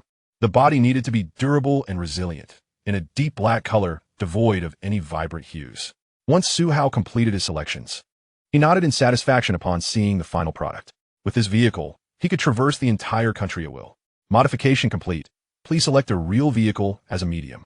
A real vehicle? I shall use Su Qing's car. Please check the system space. Chapter 52. Divine Weapon Sword Box, Lightsaber, and Extraordinary Sword Manipulation. After selecting a real vehicle as the medium within the system space, Su Qing's car began to transform, akin to a transformer evolving in form. In a matter of mere seconds, Su Qing's original vehicle vanished, replaced by this heavy-duty, monstrous machine. The vehicle measures over 10 meters in length, nearly equivalent to 3 sedans, and stands at an impressive height of 2 to 3 meters, almost as tall as a floor of a building. Its exterior is cloaked in a deep, obsidian hue, exuding an extraordinary aura. Particularly striking is the uniquely shaped triangular front, which collectively presents the image of a colossal beast resting upon the ground, majestic and formidable. The rear compartment is also quite substantial, towering even higher than the front. Simultaneously, within the confines of the system space, Suhao could perceive every aspect of the vehicle's condition: tire pressure normal, vehicle system functional, structural integrity intact, and all operational statuses in excellent condition. Everything appeared satisfactory, save for one alarming detail. Warning: fuel level critically low, below 1 tank. Battery charge insufficient. Engine unable to generate power. Please replenish fuel promptly. Originally, Qi Qing had 2 bars of fuel left, which should have amounted to at least several liters. However, upon transferring to this behemoth, the fuel gauge read less than 1. The initial charge had also been ample, capable of traversing considerable distances, yet now was perilously close to triggering a low battery warning. Evidently, this was not merely a behemoth, but a fuel-guzzling colossus. Nonetheless, Suhao remained unfazed. He was not concerned about its appetite for fuel, but rather its operational capabilities. Gazing at the colossal creature within the system space, Suhao nodded in satisfaction. It was time for the final lottery draw. The 1,000 zombie slaughter reward. Let's proceed. Reward usage limit reached. Please select one of the following 3 rewards. Reward 1, Divine Weapon Sword Box. Reward 2, Force Lightsaber. Reward 3, Psychic Sword Control. The moment Suhao laid eyes on the rewards, he was momentarily taken aback. It was not that he was stunned. Rather, he realized the difficulty of the 1,000 zombie slaughter task, and the corresponding rewards were indeed commensurate. If this was the reward for slaying 1,000, what would it be for 10,000? The thought was almost too daunting to entertain. Let us examine each option closely. Divine Weapon Sword Box contains 10 finely crafted divine weapons, each capable of effortlessly slicing through steel. Beneath the glimmer of blades lies one of the most sought-after weapons by countless swordsmen throughout history, having once stirred a maelstrom of bloodshed in the martial world. Su Hao scrutinized it closely. It appeared as a rectangular box, aptly named the sword box. Approximately 16 meters tall, its dimensions were perfectly suited for storing weapons. Each weapon within possessed a strength comparable to the alloy broadsword in Su Hao's hand, if not greater, potentially imbued with special effects. 10 weapons, indeed a considerable number. He could easily bestow one upon Han Jiangxue, rendering her obsolete weapon a mere relic of mediocrity. However, upon glancing at the remaining 2 rewards, he found both the lightsaber and the final option to be far more enticing than the divine weapon sword box. Thus, he decided to pass. Let Jiangxue endure a little hardship for now. Su Hao sighed, contemplating the battles ahead. If he encountered combat, a little fatigue was a small price to pay for a greater kill count. When the time came to discard weapons, he could bestow the great broadsword upon Jiangxue. This was in accordance with the theory of replacement akin to that of a hermit crab. Her dagger would surely be rendered obsolete. Once Su Hao acquired alternative weaponry and found the broadsword unnecessary, he could pass it on to Han Jiangxue. It was a perfect arrangement.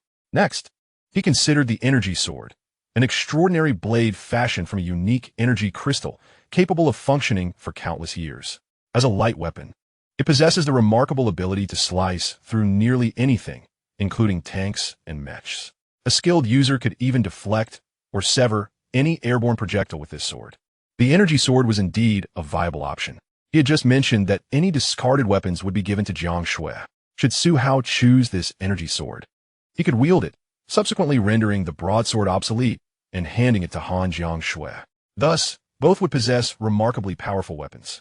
Moreover, the nature of the energy sword allowed it to cleave through virtually any material, enabling Su Hao to potentially dismantle tanks, armored vehicles, and artillery. However, such audacity bordered on folly. Just because the sword could cut through objects did not guarantee his safety from explosive retaliation. With sufficient reflexes, perhaps even bullets could be deflected. But could he truly slice through artillery shells? Su Hao smirked at the thought, deciding against such a reckless endeavor.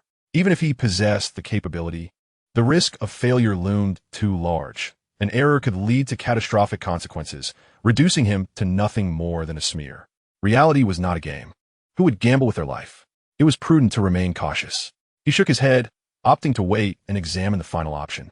Curious about the effects of the sword control ability. Why was it classified as a supernatural ability? Sword control. Harness your mental energy to command the sword, striking enemies from afar with but a thought. When enveloped in one's mental energy, cold weapons could be manipulated freely, significantly enhancing their lethality. The greater the expenditure of mental energy, the more the speed, power, intensity, and capacity of the weapon would be amplified. Note, this supernatural ability requires a minimum mental threshold of 80. Otherwise, the cold weapon may not be fully enveloped, leading to a lack of control and potential collateral damage. In essence, this ability allows one to wield swords with the power of the mind. No wonder it was deemed supernatural. It envelopes and permeates the blade with mental energy, achieving a level of control akin to an extension of oneself. The effectiveness during use hinges not only on the blade's inherent qualities, but primarily on the wielder's mental fortitude. The more energy expended, the greater the effect. In terms of lethality, it ultimately boils down to sharpness, speed, and strength. Even if one wished to soar through the skies upon a blade, the extent of that ability would depend on how much mental energy could support their weight. The heavier one was, the more energy consumed. Thus, one could even deliver takeout while riding a sword, simply by securing a package to it. When unrestrained, energy is akin to vitality. Viewed from a different perspective, this concept becomes significantly simpler. Su Hao contemplated deeply. This peculiar ability primarily depletes mental strength. What was my level? He glanced at his status panel. Mental, 81. That suffices. I also possess the light spirit, which continuously replenishes stamina, energy, and injuries. It is as if every time I wield my sword, I expend energy while simultaneously restoring my mental strength. This ensures sustained use. A spark of realization illuminated Su Hao's eyes. The endurance is undoubtedly assured, just as one begins to charge a device upon initial usage. It is akin to using a phone while it charges. In the early stages, this significantly enhances endurance, and in the later stages, as his mental fortitude strengthens and the small spirit evolves into a larger one, He might even achieve perpetual usage without depletion. This leaves no room for doubt. This is the art of swordsmanship. Though it is an extraordinary ability, it remains the same. I shall choose option 3. Su Hao felt an immediate sense of resolution. Rewards have been granted. Please utilize them at your convenience. Chapter 53. Mastery of the sword in combat is ultimately a matter of mental control. The moment he selected his reward, knowledge and skills pertaining to swordsmanship flooded Su Hao's mind. How to envelop and permeate a cold weapon with mental energy. How to command it with thought as if it were an extension of his own body. How to amplify and diminish the regulation of mental power. After a brief moment of silence, Su Hao opened his eyes, having mastered the use of his swordsmanship ability. Meanwhile, in the dilapidated building, Han Jiangxue and Su Qing observed Su Hao, who had been resting with his eyes closed after finishing his meal.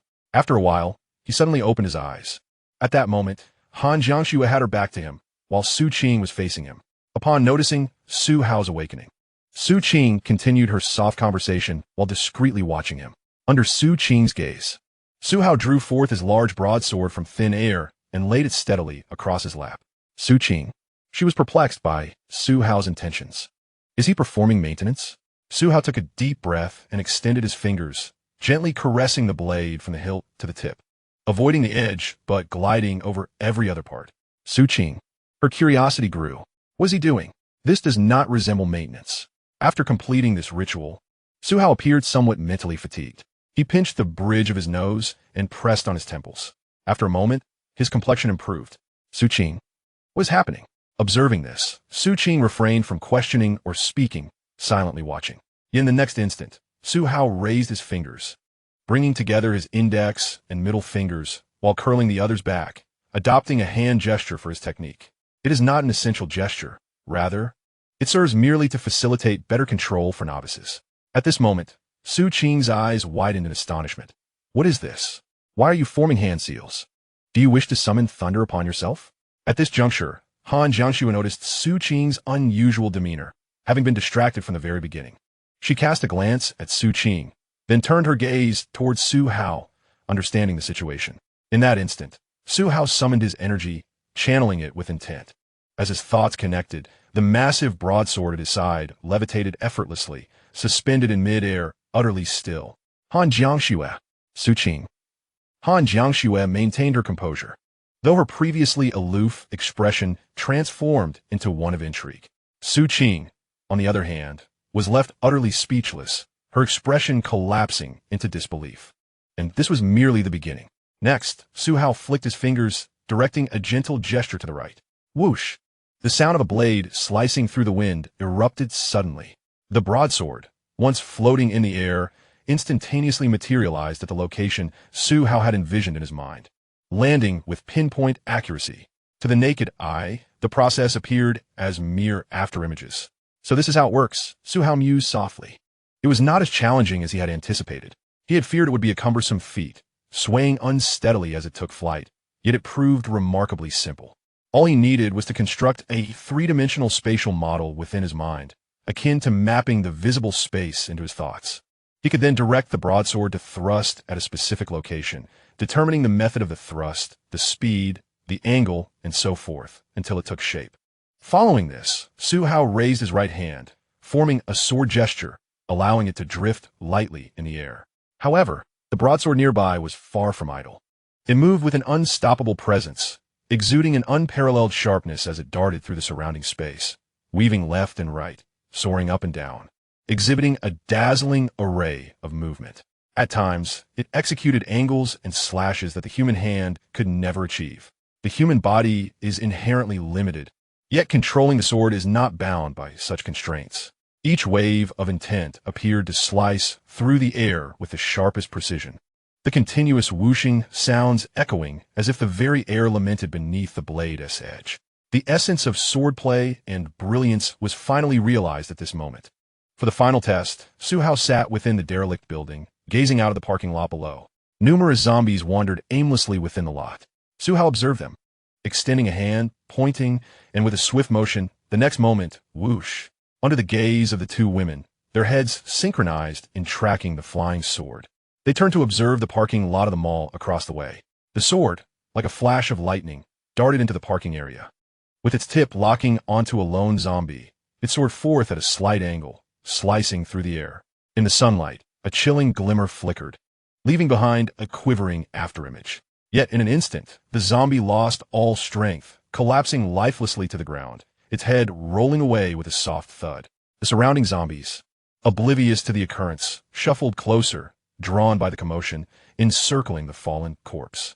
Unbeknownst to them, the sword remained suspended in the air. Suhao observed intently, waving his fingers. In the next moment, the blade gleamed like lightning, accompanied by a series of chilling swishes and thuds. Within mere seconds, a dozen zombies lay defeated, their heads tumbling aside, nodding in satisfaction. Suhao directed the sword to venture further. At 30 meters, 40 meters, and then 50 meters, the sword began to quiver slightly. By 60 meters, it swayed as if intoxicated. Suhao's expression darkened with concern. At 70 meters, the sword danced erratically, resembling a small plane in a game. And by 80 meters, it descended like a malfunctioning aircraft, flying lower and lower. Taking a deep breath, he commanded, "Come back." With a flick of his hand, the sword steadied and gracefully returned. Although it had not reached its limit, there was no need to push it to the brink. He had gathered sufficient understanding. 80 meters would suffice, a distance acceptable to him, as long as it was not merely 10 or 20 meters. Moreover, the figure of 80 meters coincided closely with his mental capacity. 1 point of mental energy equating to 1 meter? It must be more than that. In the later stages, with 1,000 points of mental energy, it would be improbable that it would only extend to 1,000 meters, likely possessing some multiplier effect. Stowing away the sword, Suhao rose to his feet, taking a few moments to recuperate.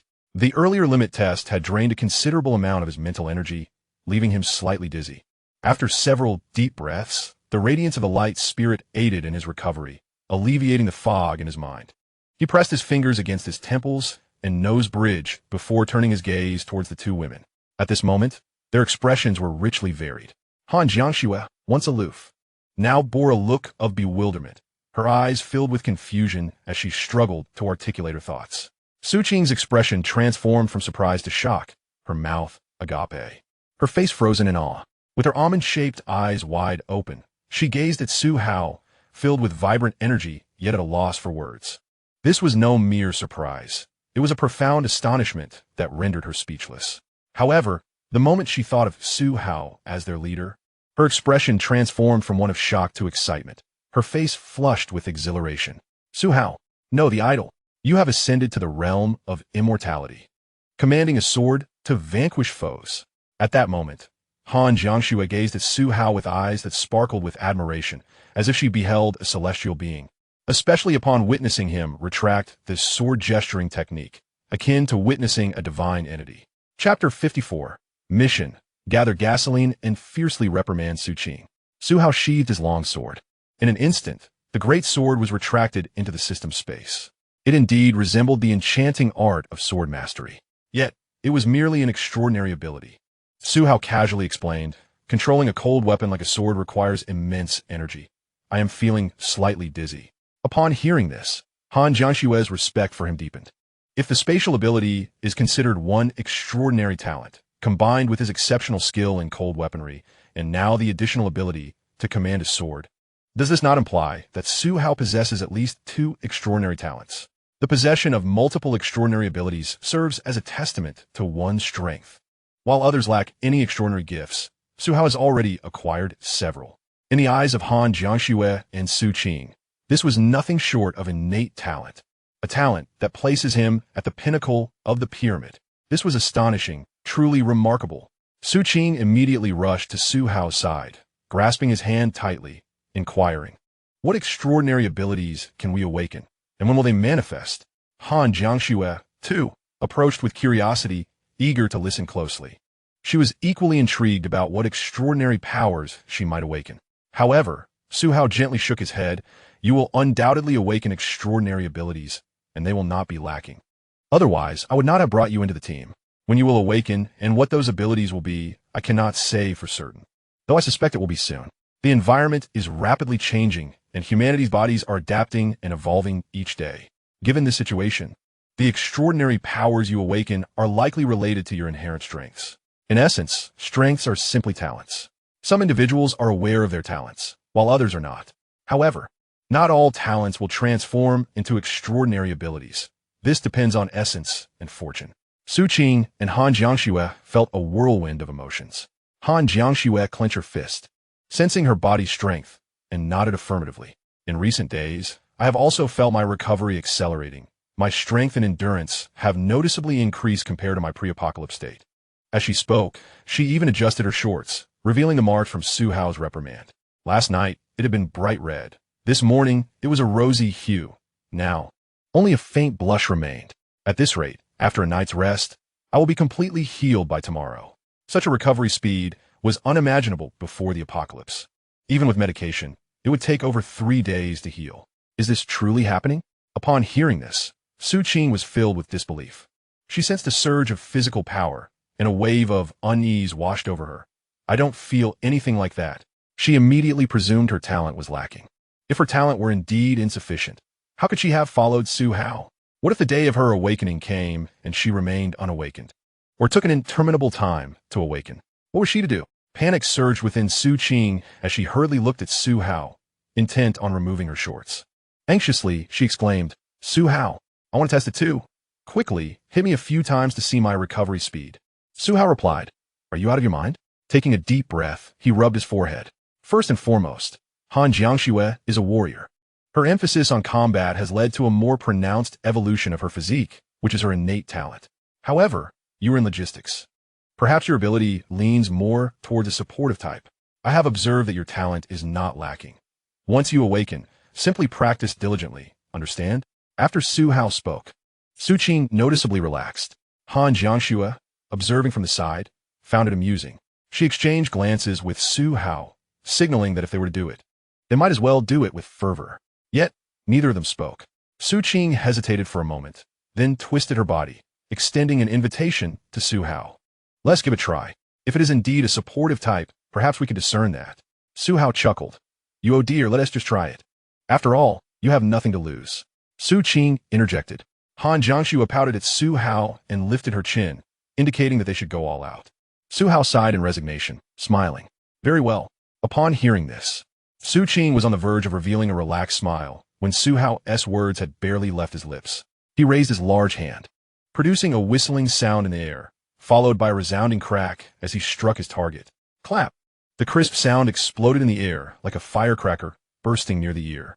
The ripple of impact emanated from the palm of Su Hao, spreading outward in waves. Han Jiangxue, upon hearing the thunderous noise, gaped in astonishment. The zombies outside the dilapidated building were momentarily drawn to the sound, turning their heads or twisting their bodies to seek the source of the commotion. However, the distance was too great for them to approach. Inside the abandoned building, Su Qing let out a cry, launching herself several meters away in a single bound. In the pre-apocalyptic days, this would have been considered an adrenaline-fueled leap, reaching the level of an athlete's standing long jump. Yet in midair, Su Qing instinctively knew she must not attract the zombies. Thus, she covered her mouth, emitting muffled cries from her throat. Upon landing, Su Qing leaped to Han Jiangxue's side, clinging tightly to her. In pain, she twisted her body, writhing back and forth to alleviate the discomfort from the impact. Han Jiangxue pressed down on Su Qing's shoulder, observing the other woman's body contorting in pain with a tinge of empathy, or rather, a sense of shared experience. After all, she too had endured a similar ordeal, albeit not as severe. After a brief moment, as Su Qing regained her composure, beads of sweat adorned her forehead. She inhaled deeply and let out a long sigh, swiftly removing her half-pants to inspect the situation. To her astonishment, a distinct handprint marked her skin, resembling a tattoo. Su Qing gasped sharply, her silver teeth clenched. You are far too ruthless. Su Hao cast a sidelong glance at Han Jiangxue, but addressed Su Qing, saying, This is to prevent you from becoming addicted. Han Jiangxue's cheeks flushed crimson as she slightly turned her head, pretending not to notice. Meanwhile, her mind raced with astonishment.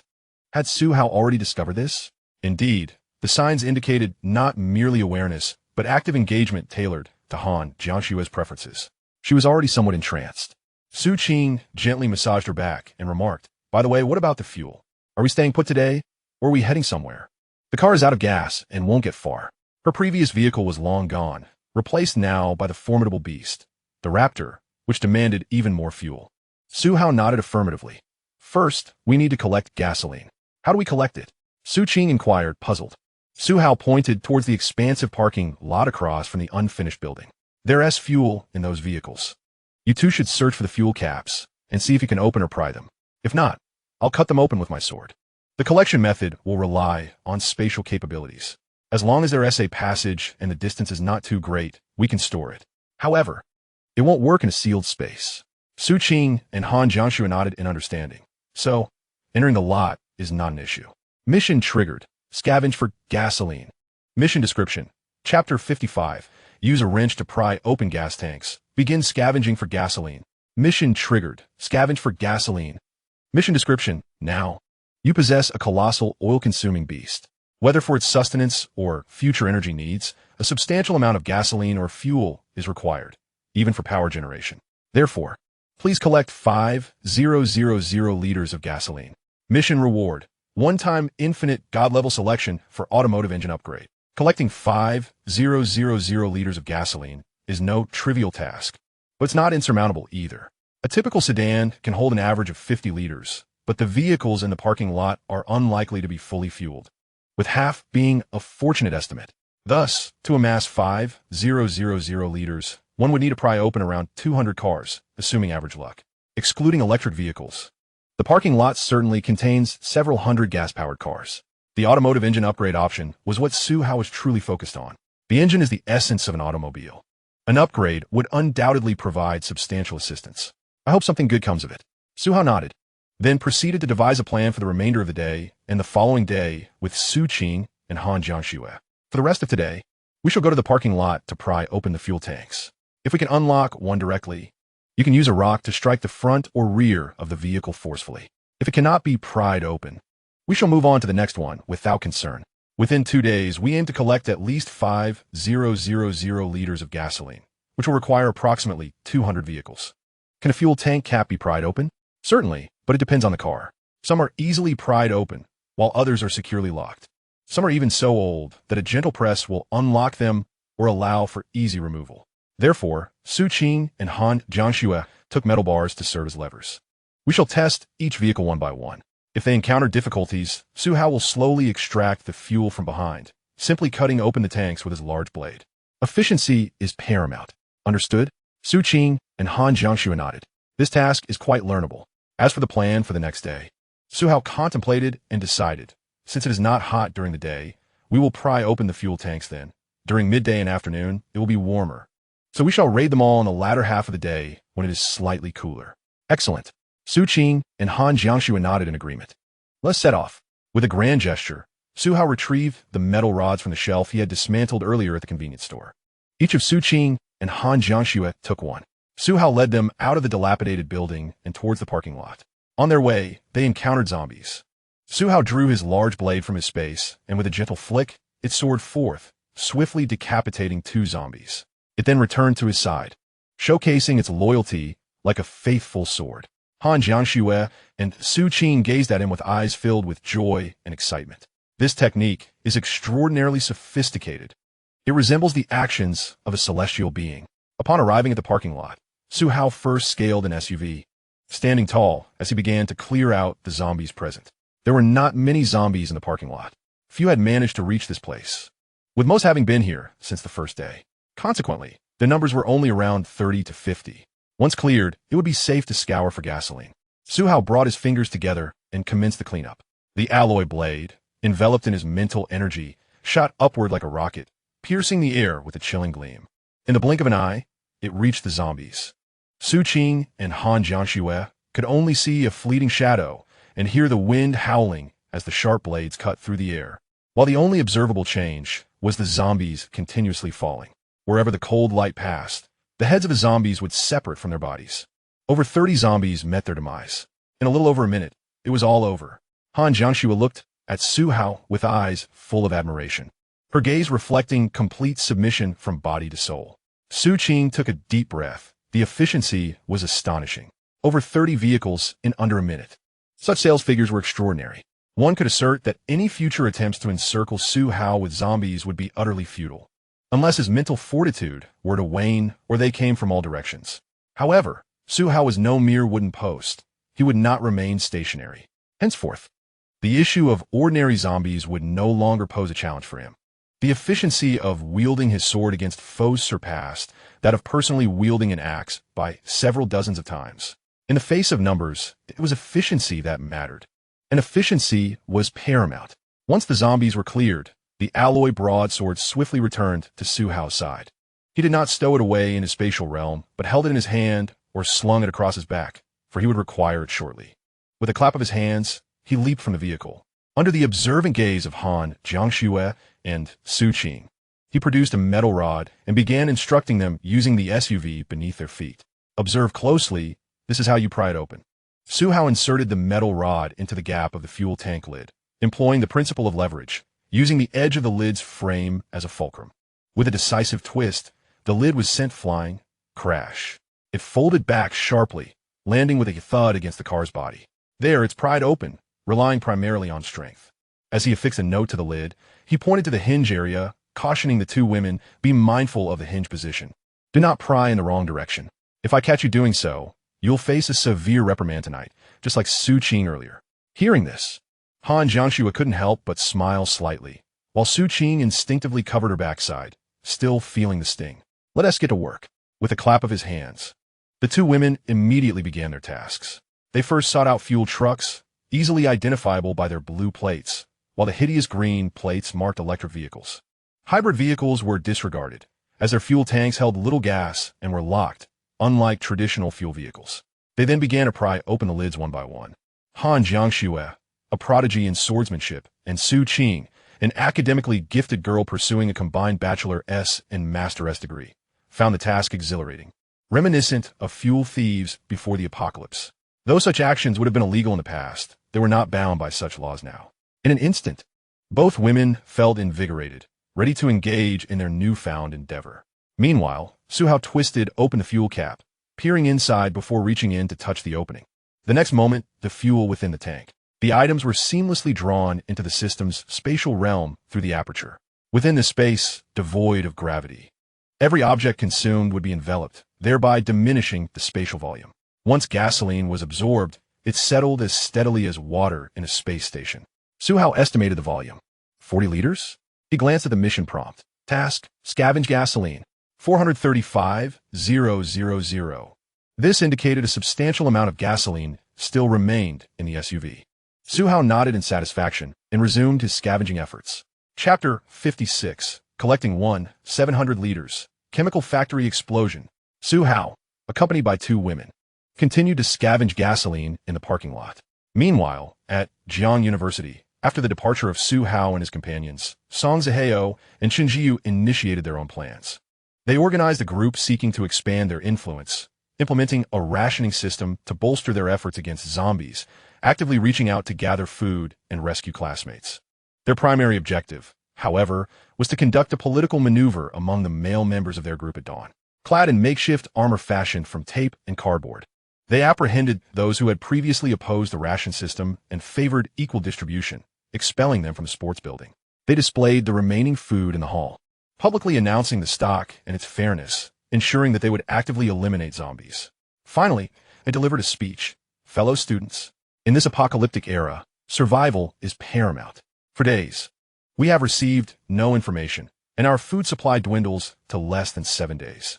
If this continues, we shall all perish here. We cannot wait until the last day to take action. We must be proactive. Upon concluding the speech, Chen Jiu and Song Zihao publicly expelled the dissenters, providing them with only enough food for 3 days. Chen Jiu asserted, "We have not treated you unjustly. The food for everyone barely lasts 5 days. And this is your share for 3 days." Song Zihao concurred, "Since you do not align with our team, seek your own fortune. Any food we find in the future will not concern you." Approximately a dozen individuals were expelled, while Song Zihao's group comprised over 30 members, predominantly former medical students. The ousted individuals were acutely aware that resisting would not only be humiliating, but could lead to a brawl, 12 against 30. What would be the outcome? After the confrontation, what would remain? Was it worth it? Ultimately, the dissenters departed with their meager provisions. The leader among them issued a defiant remark. "Let us see who survives longer in this apocalypse. I doubt you can sustain this. Can you manage so many? Will there be enough food for survival? Do you even deserve this? After speaking, the impulsive individual turned away. Ultimately, their intention was not to engage in conflict. Rather, they were reluctant to exert effort, unwilling to heed anyone's counsel, and merely wished to lounge about and take advantage. What happens after indulging? Quite simple. They would leave once they had their fill, drifting aimlessly until the next day. Chun Jiyu and Song Zaheo exchanged resigned glances, shaking their heads. They had encountered such individuals numerous times before the apocalypse, though the starkness of their behavior was amplified in these dire circumstances. In the end, it all boiled down to one's capabilities, although favorable circumstances certainly played a significant role. Chun Jiyu shrugged, remarking, "We shall take it one step at a time." Song Zaheo nodded in agreement. Certainly preferable to someone who refuses to even attempt and thus squanders our resources. Indeed, they were nothing but rascals and petty thugs. Meanwhile, in a parking lot outside the third ring road, two women flanked either side of a car, prying open the fuel tank cap. Suhao stood behind, methodically collecting gasoline from one vehicle after another. For those cars with easily accessible caps, a mere touch from his fingers would allow the gasoline to be siphoned into a storage space. However, if he encountered a locked fuel cap, particularly one with a mechanical structure that proved unyielding, he would brandish his alloy machete and sever the hinges with a swift stroke. With a resounding clang, the cap would fall away, allowing him to extract the fuel nonetheless. Thus, the trio cleared out 2 rows of vehicles from the parking lot, taking a moment to rest, chat, and enjoy some refreshments before resuming their task. They worked diligently from midday into the afternoon, and then from the afternoon until nightfall, ultimately managing to siphon gasoline from dozens of cars. By 6 in the evening, as twilight approached, there still remained 300 to 500 cars in the lot. But the trio simply could not continue. They settled on the grass of a roadside greenbelt to recuperate and replenish their energy. Su Qing, exhausted from the day's labor, disregarded her discomfort and lay back on the grass. How much gasoline did we collect today? She inquired of Su Hao. He glanced at his task summary. Mission: scavenge gasoline. 16805,000. Close to 1,700 liters, he approximated. So much. Su Qing lay beside him, mentally calculating. How much does a liter of gasoline cost? In this half day, what have we earned? Su Hao and Han Jiangxue turned to glance at the distant gas station sign. 5 yuan, Su Qing exclaimed, instantly deducing, over 12,000. Averaging it out, that's more than 4,000 a day, 12,000 a month. Ha ha. Han Jiangxue rolled her eyes and took a sip of cola. Of course, stealing gasoline yields quick returns. In this apocalypse, how could one even consider it theft? Su Qing retorted, these are no longer ownerless objects. The political and legal systems have largely collapsed, and it cannot be reckoned this way. Han Jiangxue nodded in agreement. To still adhere to such principles now would be tantamount to courting disaster and degrading oneself. The 3 of them continued to eat and chat leisurely. Su Qing reclined on the lawn and gazed around. Suddenly, her eyes lit up as she pointed to a shop by the street, exclaiming, Jiangxue, look, a clothing store. Let us go procure some garments. Han Jiangxue's eyes sparkled at the suggestion. They both possessed only a single outfit, lacking even a change of clothes. It was indeed time to find a few new items. She nodded, prepared to concur. However, an abrupt explosion reverberated through the air, causing Su Qing to instinctively cover her ears, while Han Jiangxue froze in shock. Su Hao stood up, directing his gaze towards the source of the blast. Though it was a considerable distance away, its exact range remained indiscernible. To their astonishment, a small mushroom cloud ascended into the sky. What on earth is happening? Su Qing exclaimed, is it a missile or a bomb? Han Jiangxue shook her head. It cannot be a missile or bomb. There was no sound of an aircraft. What has exploded? Suddenly, Su Hao recalled something. He raised his wrist to examine his watch, meticulously scouring the map. Dragging his finger towards the direction of the explosion, he soon discovered a location that corresponded closely with the blast radius, a chemical plant. What? Su Qing's expression turned to one of astonishment. Can it explode, even if there is no one there? Or is it due to the zombies that caused the explosion? I don't know. Su Hao replied with a wry smile. The more pressing issue at hand was that, regardless of whether the chemical plant exploded due to abandonment or a zombie incident, they had just encountered the first of many natural explosions, and it certainly would not be the last. More gravely, Han Jiangxue's countenance darkened as she asserted, we cannot remain in coastal cities. Nuclear power plants are situated there. Su Hao nodded in agreement. Indeed. Not only nuclear power plants, but also battery factories, chemical plants, steel mills, gas facilities, and so forth. Even if nuclear power plants are equipped with high safety standards, and even if they may not go into uncontrolled meltdown, can we guarantee that with so many zombies around, there will be no explosions or nuclear leaks? What if there is an earthquake or a tsunami in the future? The question remains, are you willing to gamble with your life? Therefore, it would be prudent to depart as soon as possible. Chapter 57. The Industrial Zone of Principles. The behemoth emerges onward. Before the apocalypse, much of the industry was automated, once left unattended, although many systems would automatically detect and shut down. The safety hazards were by no means diminished. In fact, they increased. This was compounded by the presence of zombies. In light of this situation, hazardous areas such as chemical plants must be avoided at all costs. Who could predict which would be propelled into the air first, you or the factory? Moreover, concerning the nuclear power plants, the majority of them worldwide are constructed along coastlines, often bordering neighboring countries. Even if nuclear power stations are highly intelligent, after being left unattended, the mechanisms will automatically cease to respond. However, various external factors remain. What actions would the zombies inside the nuclear power plant undertake? How would they react to earthquakes and tsunamis? Even if an explosion is averted, a leak would not only impact the marine ecosystem. We are currently living in an apocalyptic scenario. With radiation and the emergence of zombies, who knows what might manifest? Thus, it is imperative to maintain a respectful distance. Su Hao exhaled deeply and nodded. We will stay for one more day, and then we shall depart. Be vigilant for hardware and electrical stores along the way. We must seek out a radio, preferably one capable of connecting to a broadcasting station. Han Jiangxue nodded in understanding. Su Qing expressed her curiosity. Finding a radio is one thing, but how do we locate a broadcasting station? What purpose does it serve? Have you ever watched a war film? I have. Radios and broadcasting stations are the only convenient means of communication in a network-efficient environment. How does information disseminate? Through electromagnetic waves, which refract within the atmosphere and environment, allowing for transmission between stations. With a broadcasting station, we could acquire a wealth of additional information. Understand, in an environment where information is scarce, news becomes invaluable. Many are unaware of broadcasting stations, as they are often regarded as a niche hobby. However, in Dongda, every niche interest boasts a substantial following. Broadcasting stations are among them. In scenarios involving earthquakes, natural disasters, entertainment, and hobbies, various channels within broadcasting stations respond. There are even broadcasting licenses. If one desires, they could converse with individuals from around the globe, even lunar inhabitants. Numerous channels exist within the station, including official channels, personal channels, and local channels. Enthusiasts and officials invariably disseminate information via these stations. Thus, with the radio, Su Hao and his companions could receive diverse news from far and wide, enabling them to anticipate dangers, gather intelligence, or navigate their path.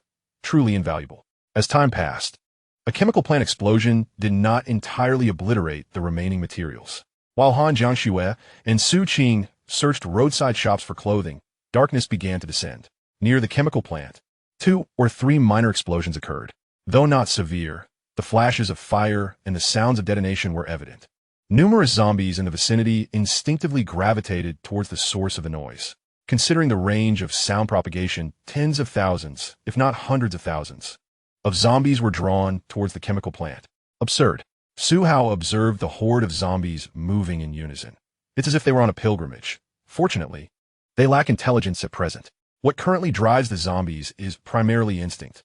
Yet, they are evolving, and what the future holds remains uncertain.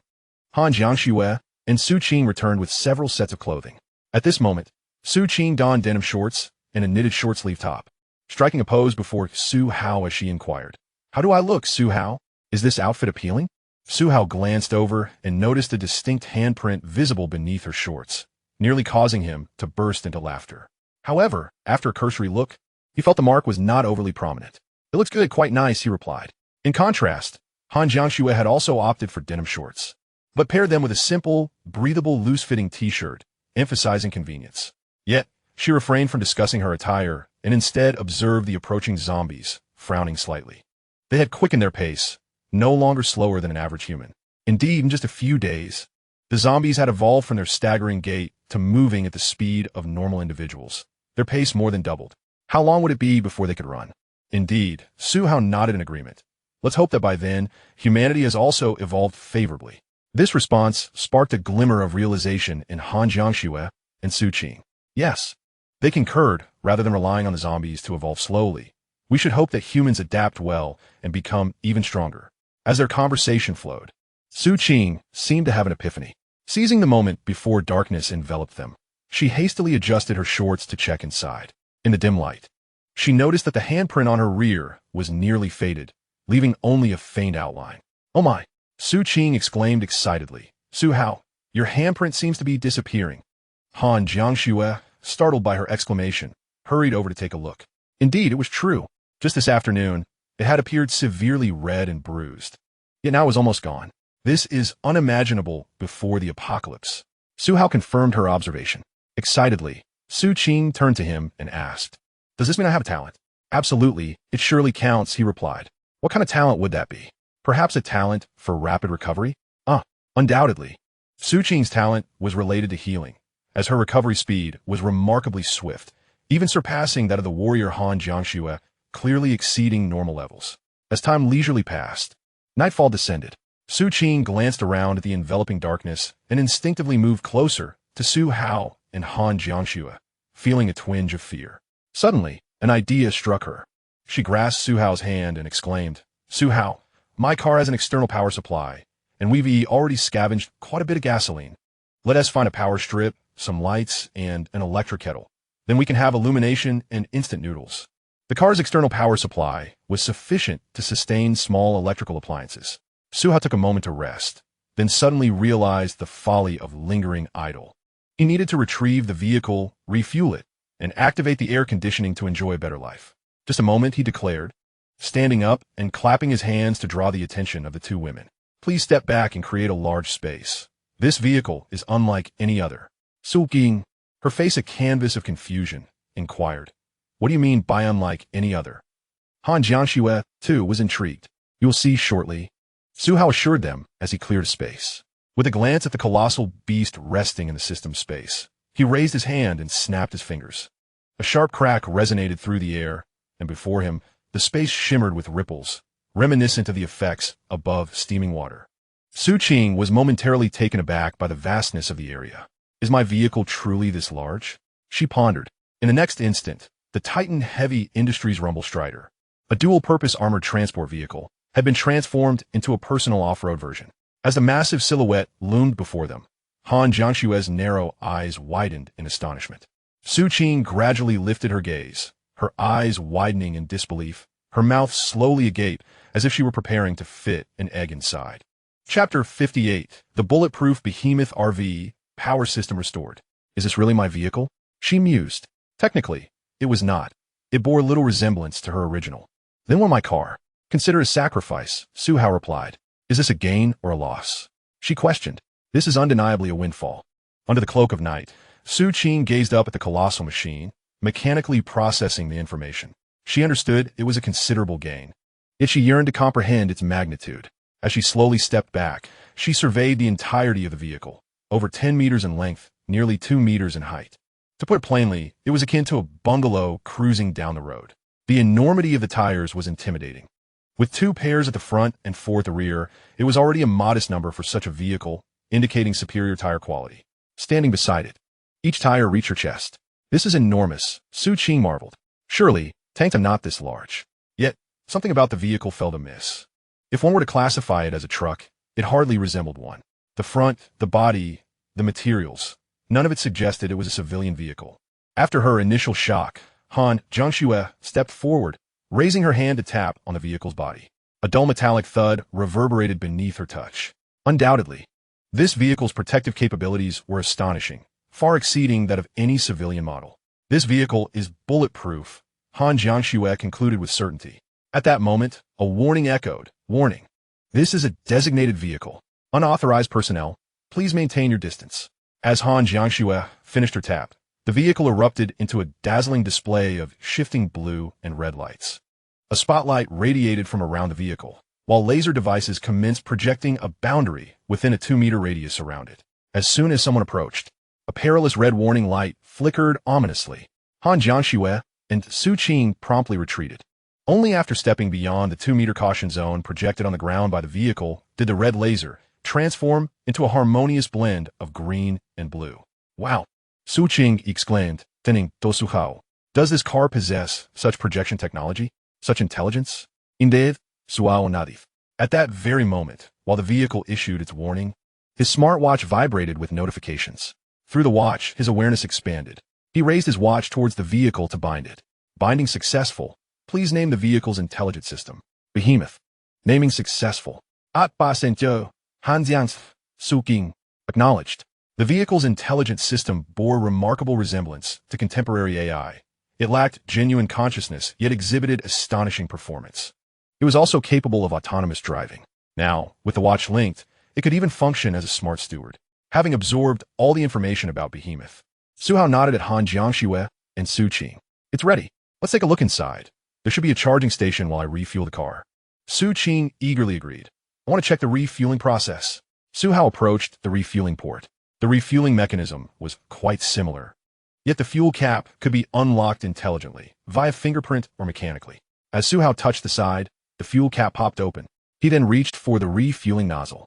And in an instant, 1,680 liters of gasoline filled the tank. The fuel in Su Hao's system was entirely depleted. Han Jiangxue and Su Qing watched in astonishment. Su Qing, curious, asked, "How much did you add?" "It's done." "What? You finished 1,700 liters?" "Yes," Su Hao confirmed with a nod. "The fuel tank holds 2,000 liters." "How far can it go?"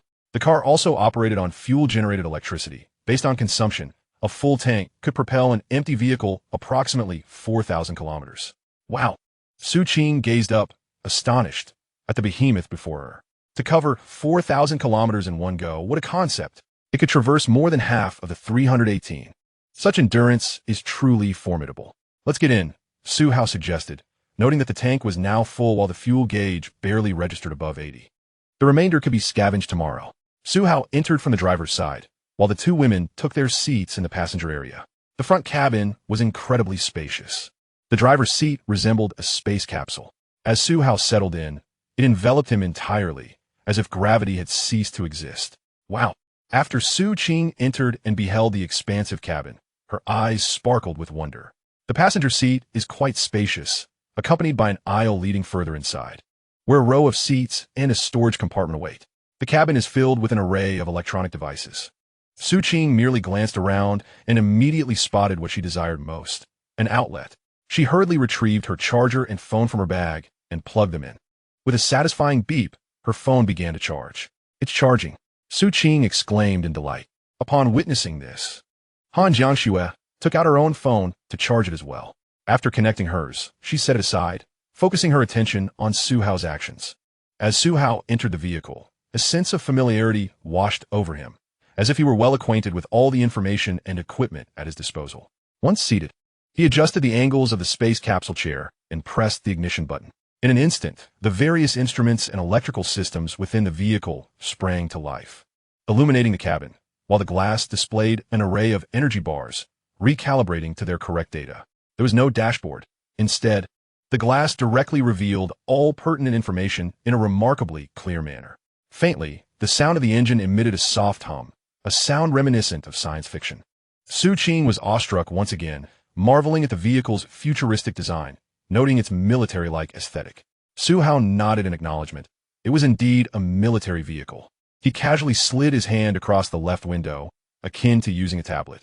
He activated the air conditioning, setting it to a refreshing 22 degrees. Before long, a cool breeze circulated throughout the cabin. So refreshing. Su Qing cheered, taking a deep breath. "I almost forgot about the air conditioning." Su Hao also exhaled comfortably, gesturing toward the rear compartment. "The back can be transformed into a multi-functional lounge. We can set up a refrigerator, mattress, and more. The second level can be folded down every night, solely for sleeping." In a world where such luxuries as refrigerators, televisions, and mattresses had become dreams in the face of impending doom, Su Qing was filled with excitement, eager to scour the marketplace and gather the necessary items. "Let's sleep in the car tonight," she exclaimed. "It's so safe." Just then, Su Qing's phone charged sufficiently and powered on. Overjoyed, she began to enthusiastically play with her device. Although the lack of internet rendered it somewhat useless, it was primarily a nostalgic experience. Su Hao's phone also charged, but like most devices disconnected from the internet. It lacked functionality, resembling a high-tech brick more than a smartphone. Han Jiangxue glanced at it briefly before setting it down. After a moment's contemplation, she playfully rubbed Su Hao's arm. What's the matter? Are we still practicing swordplay tonight? Su Hao pondered for a moment, recognizing the importance of maintaining discipline. Moreover, the vehicle was equipped with 360-degree lighting. Thus, he nodded in agreement. Let us practice. Come on, Han Jiangxue exclaimed, her smile radiant as she descended to practice swordplay with Su Hao. Chapter 59. A sweep of the milk tea shop, barber, pharmacy, and the entire street. The following day, as Su Hao awakened in the back of the colossal beast, he glanced at the time. It was already 9 o'clock. Looking around, he noticed Su Qing and Han Jiangxue both sleeping beside him. The previous night, thanks to the dim illumination, Su Hao had trained Han Jiangxue for quite some time. Although she had been primarily on the receiving end, her strength was undoubtedly increasing at a remarkable pace. Of course, the extended training was also due to Han Jiangxue's significantly enhanced physique compared to the apocalyptic days, a fact she herself acknowledged. As Su Hao stirred, Han Jiangxue gradually awoke, propping herself up with one hand. He shot a glance at her, momentarily taken aback. Why is she uncovered? After their practice, she had not donned her attire. Noticing Su Hao's gaze, Han Jiangxue felt no embarrassment. Instead, she offered a warm, sleepy smile, leaning in to embrace him before flopping back down with a soft thud. Startling Su Qing, who shot upright in alarm, mistakenly believing a zombie was banging on the vehicle's door. Upon seeing her two companions behaving like zombies themselves, she was momentarily dumbfounded. Hey, Su Qing exclaimed, physically inserting herself between the two and pushing them apart. Sitting up, she huffed, what is the meaning of this? Killing a dog in front of me? Han Jiangxue sat up, wiping her lips and casting a glance at Su Qing. I didn't consider you an outsider. You said so yourself.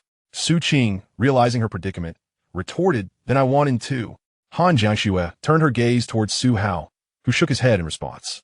Han Jiangxue was taken aback, while Su Qing, feeling rejected, was momentarily stunned, believing Su Hao found her unappealing. In an instant, her tears streamed forth like a broken faucet. Wait, but before Su Qing could fully express her sorrow, Su Hao interrupted, shaking his head and snapping his fingers. He produced a toothbrush, toothpaste, a cup, and some water, tossing them to the two women. Go brush your teeth. Their essence odor.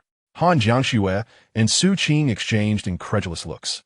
This was Han Jiangxue's first experience with such a morning routine. She had no inkling of the consequences. In reality, how could one not expect a foul breath after eating without brushing at night? Did she truly believe life was akin to the idealized portrayal seen in dramas, where one awoke with sweet breath? Su Qing burst into laughter, the tension dissipating. Tears still lingered on her cheeks, yet the corners of her mouth refused to yield.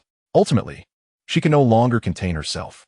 Laughter erupted within the carriage, a sound so boisterous that, had it not been for the excellent soundproofing, one could only imagine how many zombies it might attract.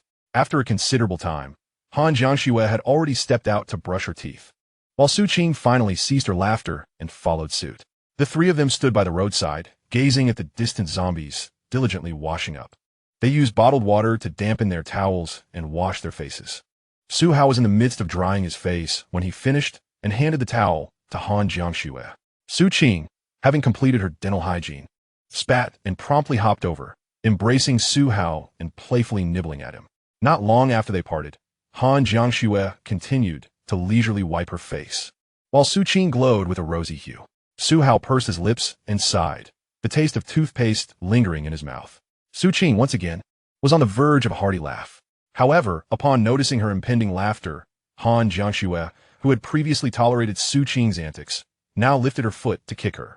Su Qing quickly covered her mouth and leaped aside, aware that such exuberance might draw the attention of the undead. Inside the vehicle, the atmosphere was markedly different from outside. Once they had finished brushing their teeth, the trio commenced their breakfast. Su Hao munched on a wong snow cake and stated, Today, let us first seek out a supermarket on the street to acquire a hot water kettle. Indeed, Han Jiangxue replied, nibbling on a pan bun, nodding in agreement. Both were craving instant noodles.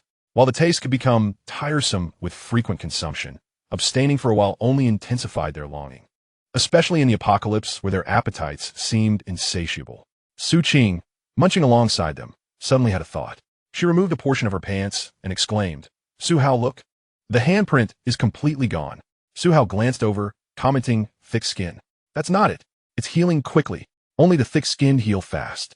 After finishing their breakfast, the trio prepared to commence their tasks. However, before scavenging the fuel tank, Su Hao opted to raid the shops along the street first. Let us go and explore the street, he declared. Yes. Su Qing responded eagerly, anticipating the venture. They crossed the traffic lights outside the mall and arrived at the opposite side, scanning the area. A milk tea shop, a restaurant, a fruit store, a pharmacy, a dental clinic, a pig trotter rice shop, a barber shop, and various establishments whose names and decor offered no hints as to their nature. These were clearly shops destined for closure. Su Qing examined each one, pondering aloud. Is the milk tea shop worth raiding? It should be. There might be tea bags and sugar. After a moment's consideration, she nodded. Then, she spotted a few more establishments and exclaimed with delight. There's a pharmacy and a dental clinic. We should stock up on medicine. And if the dental clinic has medical equipment, many items could be repurposed. Han Jiangxue observed and nodded in agreement. She also suggested that they take the hair clippers from the barbershop. Indeed, they would need them for future haircuts. Su Qing immediately agreed, and Su Hao wholeheartedly concurred. Although it was possible to cut hair without clippers, the results would surely resemble the aftermath of a dog-ass chewing. He could hardly bear it, let alone the two women. Let's act swiftly. The trio set off, first heading to the nearest bubble tea shop. Only the kitchen was occupied by employee zombies. Han Jiangxue swiftly dispatched them and began to scavenge. Su Qing opened the refrigerator, and, as expected, aside from the moldy prepared bubble tea, there was indeed a whole basket of tea bags. We have tea bags, she exclaimed, handing the basket to Su Hao. Let's go. Su Hao stowed away the basket of tea bags and continued searching for sugar, ice, and other essentials, collecting them all before they departed. The bubble tea shop yielded all they needed. They proceeded to scour one establishment after another, dispatching any zombies encountered with lethal efficiency. In a restaurant, they found several bags of rice, seasonings, and kitchen utensils. At the pharmacy, they looted all the medicine, including elderly health supplements and even Viagra, while leaving behind some treatments for fevers and colds at the front counter for those who might genuinely need them. Su Hao was not concerned about a few remaining items. Next, they visited a fruit store, but found nothing salvageable except a few apples that had not spoiled. They then went to the barber shop to collect all the clippers and tools. Though they might not use them immediately, they would be invaluable in the future. Chapter 60. Scavenging medical equipment, gasoline, and new tasks. After raiding an entire street, only the dental clinic remained unvisited. The three descended to the ground floor. The clinic was merely a chain establishment, but it seemed to hold a certain level of quality. Let's go inside, Su Hao said, brandishing a large saber as he entered. The first floor was a reception area, devoid of anything useful. Ascending to the second floor revealed a spacious array of consultation rooms, housing approximately a dozen zombies, all dentists, receptionists, nurses, and patients. With a swift motion, Su Hao dispatched two nearby zombies, then, with a flick of his wrist, sent the saber flying towards the others. In mere seconds, the remaining zombies were vanquished, and the saber returned to his grasp. Let us see what we can take, he urged, signaling Su Qing to search for medical equipment, as her familiarity with such items surpassed that of both him and Su Qing. All right, Su Qing replied, leading the way to the storeroom. As anticipated, they found a substantial haul. Anesthetics, tooth extraction tools, surgical instruments, scalpels, pliers, grinders, and even equipment for X-rays, among many other items. Without uttering a word, Su Hao accepted everything. As the saying goes, what may seem useless now may become indispensable in the future. Who knows how long it will take to resume the production of such devices later on. Once he had gathered all the equipment, Su Qing contentedly descended the stairs. What's next? She inquired. We'll pry open the oil tank, Su Hao replied. All right, she said.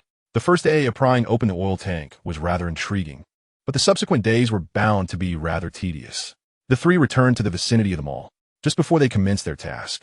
Su Qing suddenly had an idea and eagerly grasped Su Hao's arm, proposing, let us release the giant beast and plug in the refrigerator to chill some cola and drinks. Shall we? Her suggestion illuminated Su Hao and Han Jiangshue's faces with excitement. Han Jiangxue couldn't help but lick her lips, longing for a cold cola. Su Hao, too, felt tempted. You truly know how to indulge. I hope to hear more suggestions like this in the future. Su Qing nodded happily in response. Upon returning to the mall, Su Hao first summoned the giant beast from his space. Then, he retrieved the refrigerator from the vehicle, plugged it in, and chilled a multitude of beverages. With eager anticipation from all three, they resumed their work. Just as the day before, the two women pried, while Su Hao scavenged behind them.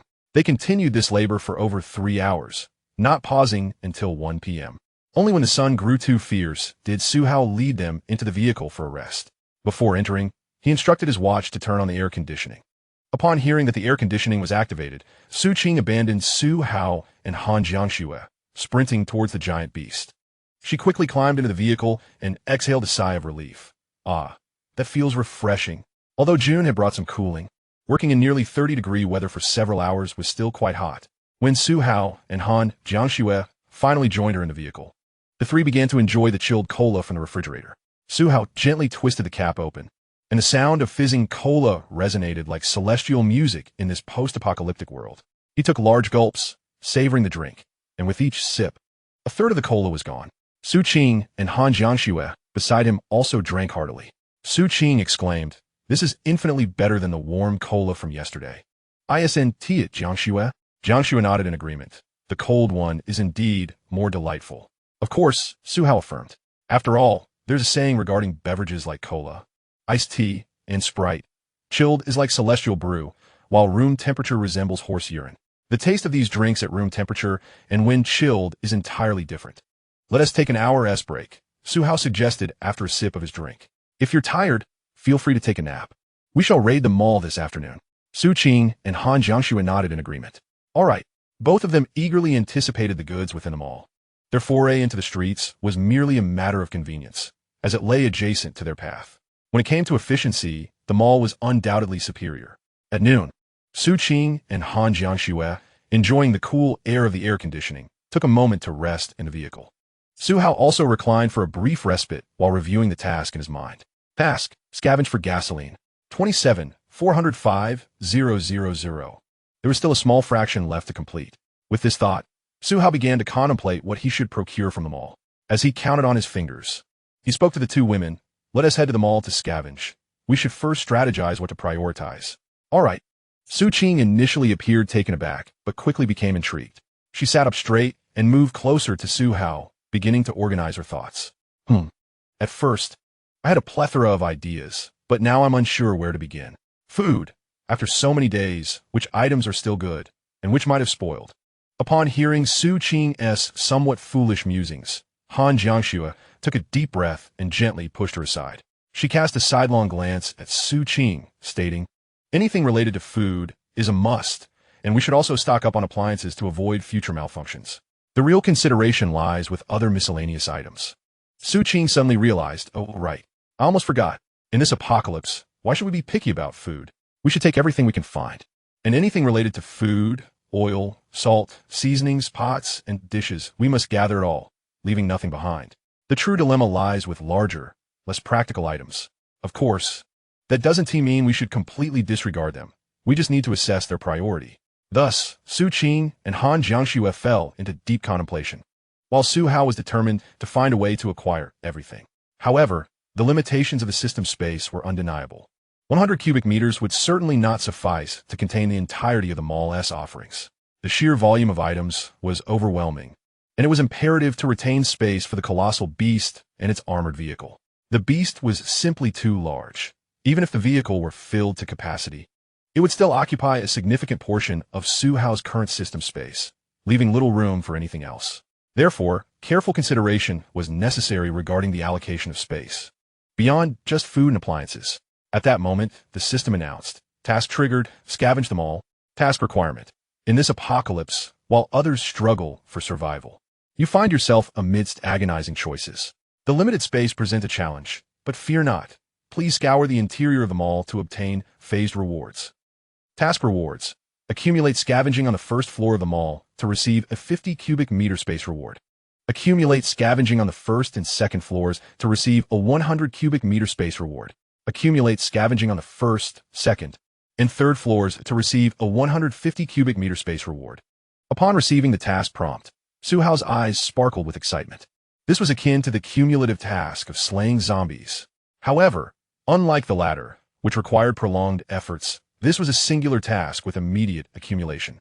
The first tier offered 50, the second 100, and the third 150 rewards. Essentially, It entailed sweeping through the entire shopping mall.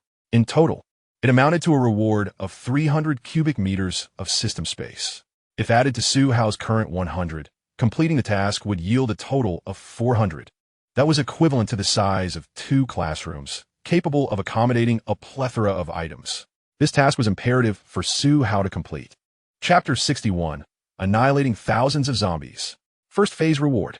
At 2 p.m., after a brief respite, he entered the mall through the back door with the 2 women. Clad in heavy general's armor and wielding a large broadsword, Su Hao led the way.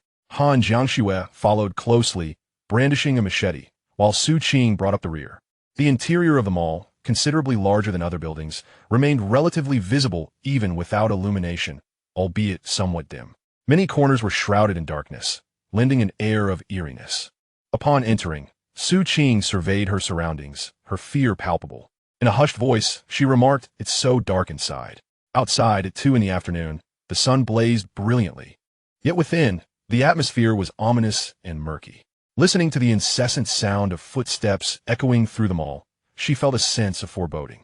Nervously clutching Su Hao's arm, she suggested, "Perhaps we should reconsider. There must be at least a few thousand zombies inside. This is too perilous." This was merely a medium-sized mall, only 3 stories tall. Imagining a 5 or even 8-story megamall, teeming with tens of thousands or more, was utterly despairing. Han Jiangxue remained silent for a moment before turning to Su Hao. Both looked to him for guidance, as he was the one to make the final decision. Thousands of zombies? How long would it take to eliminate them all? After a moment of contemplation, Su Hao glanced at the rewards for clearing the mall and assessed his capabilities. "Let us do this." With a decisive wave of his hand, he nodded firmly. "Just follow my lead."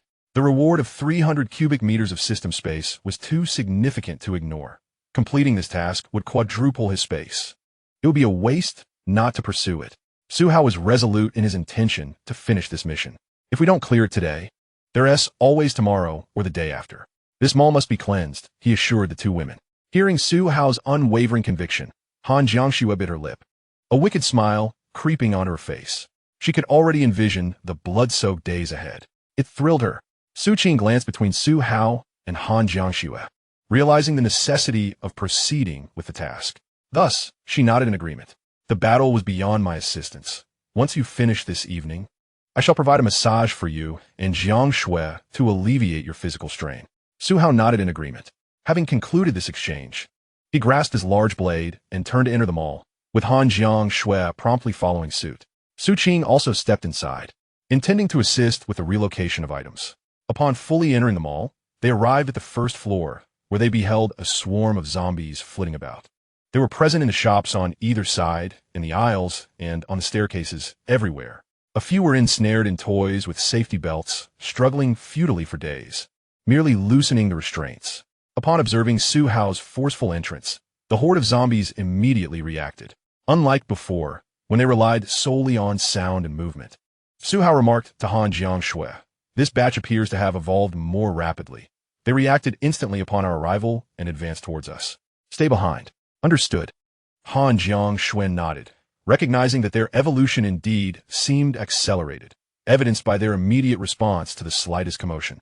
As the zombies approached, Su Hao wasted no time. He swung his large blade forward with fervor. The blade, akin to a sword, sliced through the air, plunging into the throng of zombies and commencing a frenzy of slaughter. Unconstrained by the limitations of manpower, the blade moved as it pleased, violently cleaving through the horde like a meat grinder. Within mere minutes, Su Hao expended a vast reservoir of mental energy, wielding the large blade to its utmost potential, akin to a reaper harvesting wheat. 1 minute elapsed, and he had felled 45 zombies. After 5 minutes, the count rose to 360. 15 minutes later, he had dispatched a staggering 200 zombies. However, the pace of extermination began to wane. In a short span, the main thoroughfare of the first floor lay devoid of any visible zombies, all having been ruthlessly eliminated, save for those obscured within the shops, remaining unseen and thus untouched. At this juncture, Su Hao felt a wave of fatigue wash over him, a clear indication of excessive mental strain. With a flick of his finger, the large blade soared back to his grasp. Han Jiangxue was busy clearing the zombies from the stores, typically finding only a handful to a dozen depending on the heat of the area. Su Qing stood behind Su Hao, her awe palpable as she witnessed his relentless slaughter of the undead. In the span of a mere incense sticks burning, he had annihilated an entire floor. She struggled to keep count, noting that Han Jiangshui had barely dispatched 30 zombies by this point. At that moment, Su Qing noticed Su Hao's furrowed brow and hurried over, supporting him as she inquired, "Are you all right? What is the matter?" Hearing this, the bloodthirsty glint in Han Jiangshui's eyes dissipated, and she rushed back. "I'm fine," Su Hao reassured them. Su Hao took a deep breath, pinching his brow. The mental exhaustion was overwhelming, a consequence of overusing his abilities. "Allow me to assist you," Su Qing promptly offered, aiding Su Hao with a massage. As he removed his helmet, she gently pressed at his temples. While this would not significantly restore his mental clarity, it indeed alleviated his discomfort. At that moment, the light spirit within Su Hao's body was diligently working to restore his condition. This little creature spent most of its time in a state of slumber, or rather, in a semi-conscious state. Although Su Hao could awaken it with a call, it predominantly remained in repose, quietly absorbing his essence. Glancing at his zombie extermination task, he noted, "Task, slay 10,000 zombies. 22 Excellent. He had already accomplished 1/5 of the task in one go. Thus, he resolved to persevere. After a brief respite, feeling his mind clear and free from heaviness, Su Hao stood, donned his helmet, and declared, "Let us proceed to cleanse the first floor of the minor zombies before ascending to the second." "Understood," Han Jiangshui replied, following suit. As Su Hao began to personally dispatch the zombies, his mental strength gradually restored itself. By 4 p.m., the first floor was entirely cleared, not a single zombie remaining. Task completed. First phase of mall sweep. Task reward, 50 cubic meters of system space. With the completion of this phase, the reward was promptly issued, increasing his space from 100 to 150. Excellent, Su Hao nodded in satisfaction. At that moment, Su Qing nudged Su Hao, pointing excitedly towards several shops. "Look, so many mobile phone stores. We should take everything." The electronic products occupied minimal space. In terms of volume and utility, the cost-effectiveness of scavenging such compact electronic devices was exceptionally high. Even as mere calculators, the computational capabilities of modern smartphones were unparalleled in any previous era, along with the locally deployed mobile AI. Thus, Su Hao nodded in agreement. "All right, let us clear out these electronic stores." "Great," Su Qing exclaimed eagerly. Chapter 62. Scavenging luxury goods, clothing, designer watches, and jewelry stores. Ha ha ha, so many phones. Foldable, large screens, small screens, watches, tablets, laptops, headphones, all of them. It was a windfall. Inside the mobile phone store, Su Qing could hardly contain her excitement. She hummed a tune while collecting every electronic product available. Before the apocalypse, this would have been considered robbery, an operation that provided food and shelter. However, in the post-apocalyptic world, such items were practically worthless to those without a restored power system. Akin to a mere brick, even less valuable than a pack of instant noodles. Yet for Su Hao and his companions, these items still held some utility. Even if the internet was down, many fundamental functions remained intact. In the bustling marketplace, the mobile phone store was seamlessly integrated with others, resulting in a triumphant trio thoroughly scavenging all the brands: Huawei, Apple, Vivo, and Xiaomi. They even opened the stockroom in the back. Han Jiangshui emerged, cradling a box of smartphones, wireless earbuds, and a tablet, which she handed to Su Hao. With a mere wave of his hand, he effortlessly stored them all within his spatial realm, as electronic devices occupy minimal space. Su Qing rummaged through the counter, extracting various electronic products, her face alight with joy and excitement. "Haha, Su Hao. They're all ours now. This feels incredible." Su Hao glanced back, exasperatedly tapping his helmet as he sighed. "That was merely a display model. It's worthless." "Ah." Su Qing looked at the phone in her hand, suddenly realizing the disparity in weight. "Oh, I didn't notice." Nonetheless, her happiness and exhilaration remained undiminished. Even Han Jiangshui wore a radiant smile as she busily collected all the electronic items. The thrill of engaging in activities that were once forbidden before the apocalypse was exhilarating. Such a rush could push those with fragile mental states to their limits and could hasten the moral decline of the wicked. Su Hao, however, considered himself neither a virtuous man nor a villain. Rather, he was an ordinary person with a hint of lechery. Subsequently, the trio made their way to the Xiaomi store. Upon entering, Su Qing's eyes widened at the sight of the home appliances within. A sudden realization struck her as she turned to Su Hao. I completely forgot that the Xiaomi store is full of appliances. Su Hao nodded in agreement, surveying the expansive store, which besides electronics, housed a plethora of other items. Robotic vacuums, washer-dryer combos, refrigerators, hoverboards, rice cookers, kettles, routers, towels, hair dryers, speakers, pens, notebooks, televisions, power strips, surveillance cameras, razors, and mattresses, as well as microwaves. There was an abundance of daily necessities. It could be said that after thoroughly scavenging the Xiaomi store, they could amass nearly all essential items for daily living. Except for food, they had nearly everything else. The trio exchanged astonished glances. All right. Su Hao clapped his hands decisively. From now on, whenever we spot a Xiaomi store on our travels, we will stop and scavenge. No store shall be spared. Su Qing nodded vigorously, yes. This is so comprehensive. It will simplify our scavenging efforts. We just need to collect as many items as possible from Xiaomi. If something breaks, we can simply discard it and replace it since the inventory is so plentiful. Let us get moving. Su Hao commanded with a grand gesture. Su Qing and Han Jiangxue immediately set to work gathering smaller items such as phones, earbuds, power banks, tablets, and notebooks, while Su Hao focused on procuring larger goods. For instance, refrigerators, washing machines, air conditioners, robotic vacuums, electric fans, and the like. In less than half an hour, Su Qing hummed a tune, cheerfully moving the last box of tablets beside Su Hao. That should be it. We've cleared out the warehouse. At that moment, Han Jiangxue emerged from behind the cash register, having found another box, which she handed to Su Hao. Look at this. Su Hao took it and exclaimed, a walkie-talkie? This is unexpected. He examined the walkie-talkie, quickly scanning the usage instructions. In a network environment, it could communicate over 5,000 kilometers. In a wireless environment, it reached 5 kilometers, with a maximum range of 10 kilometers. Su Hao considered it for a moment before stowing it away. Not bad. At least wireless communication extends to 5 kilometers. Better than nothing. Han Jiangxue nodded in agreement. Indeed, having the means to communicate is far superior to being unable to do so, especially if we need to disperse temporarily later. The transmission of information is crucial. Before long, they had thoroughly scavenged all the products from the rice house. From several mobile phone stores, they had collectively gathered 600 phones, with prices ranging from 1,500 to 10,000. They also collected 500 headphones, predominantly wireless, priced between 200 and a few thousand. Over 200 tablets were secured, with a wide price range. Additionally, there were laptops and a plethora of electronic products. The most abundant finds were, of course, from the rice house, which boasted a large assortment of refrigerators, televisions, and furniture, even including mattresses. Let us go. There's still plenty on the first floor. Su Hao gestured grandly, continued to scour. Su Qing, filled with curiosity, inquired, where's the shopping mall? Han Jiangxue shook her head, indicating uncertainty. Let us check the map. There's usually a mall map by the stairs. The mall's supermarket could be in the basement, on the first floor, second floor, or even on the top floor. Each design varies. Su Hao promptly raised his wristwatch, beginning his search. However, he discovered that this small shopping center lacked a basement. Searching further up, he clicked his tongue. The supermarket is on the third floor. We won't find anything today. Perhaps tomorrow or the day after.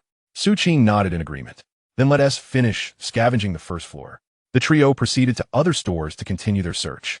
The shops in the mall were diverse. However, the first floor primarily contained merchandise, clothing stores, jewelry stores, shoe stores, watch shops, and so forth. The three of them felt as if they were opening blind boxes, with Su Qing's face alight with anticipation and excitement. She relished this sensation.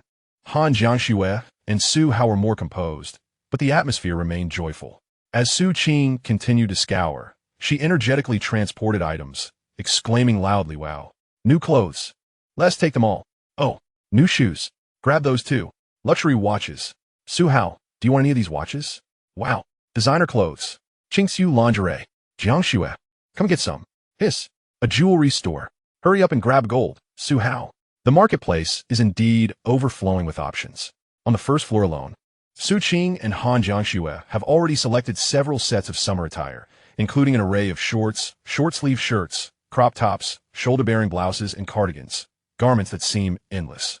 Su Qing even changed outfits in front of Su Hao without hesitation. They also gathered several boxes of various lingerie and stockings. Further along, there are numerous watch stores. Su Hao shook his head, suggesting that traditional watches are of limited utility. With our access to electricity, there is no need for them to tell time. However, he did express a desire for gold watches, particularly those of the Rolex variety adorned with gems. The true value of a gold watch lies not in the timepiece itself, but in the gold, which may one day be recognized as currency. Besides gold, valuable consumables such as food, ammunition, and pharmaceuticals it could also serve as accepted currency in the future, contingent upon supply and demand dynamics and societal consensus. Upon completing the automotive engine task, they finally indulged in instant noodles.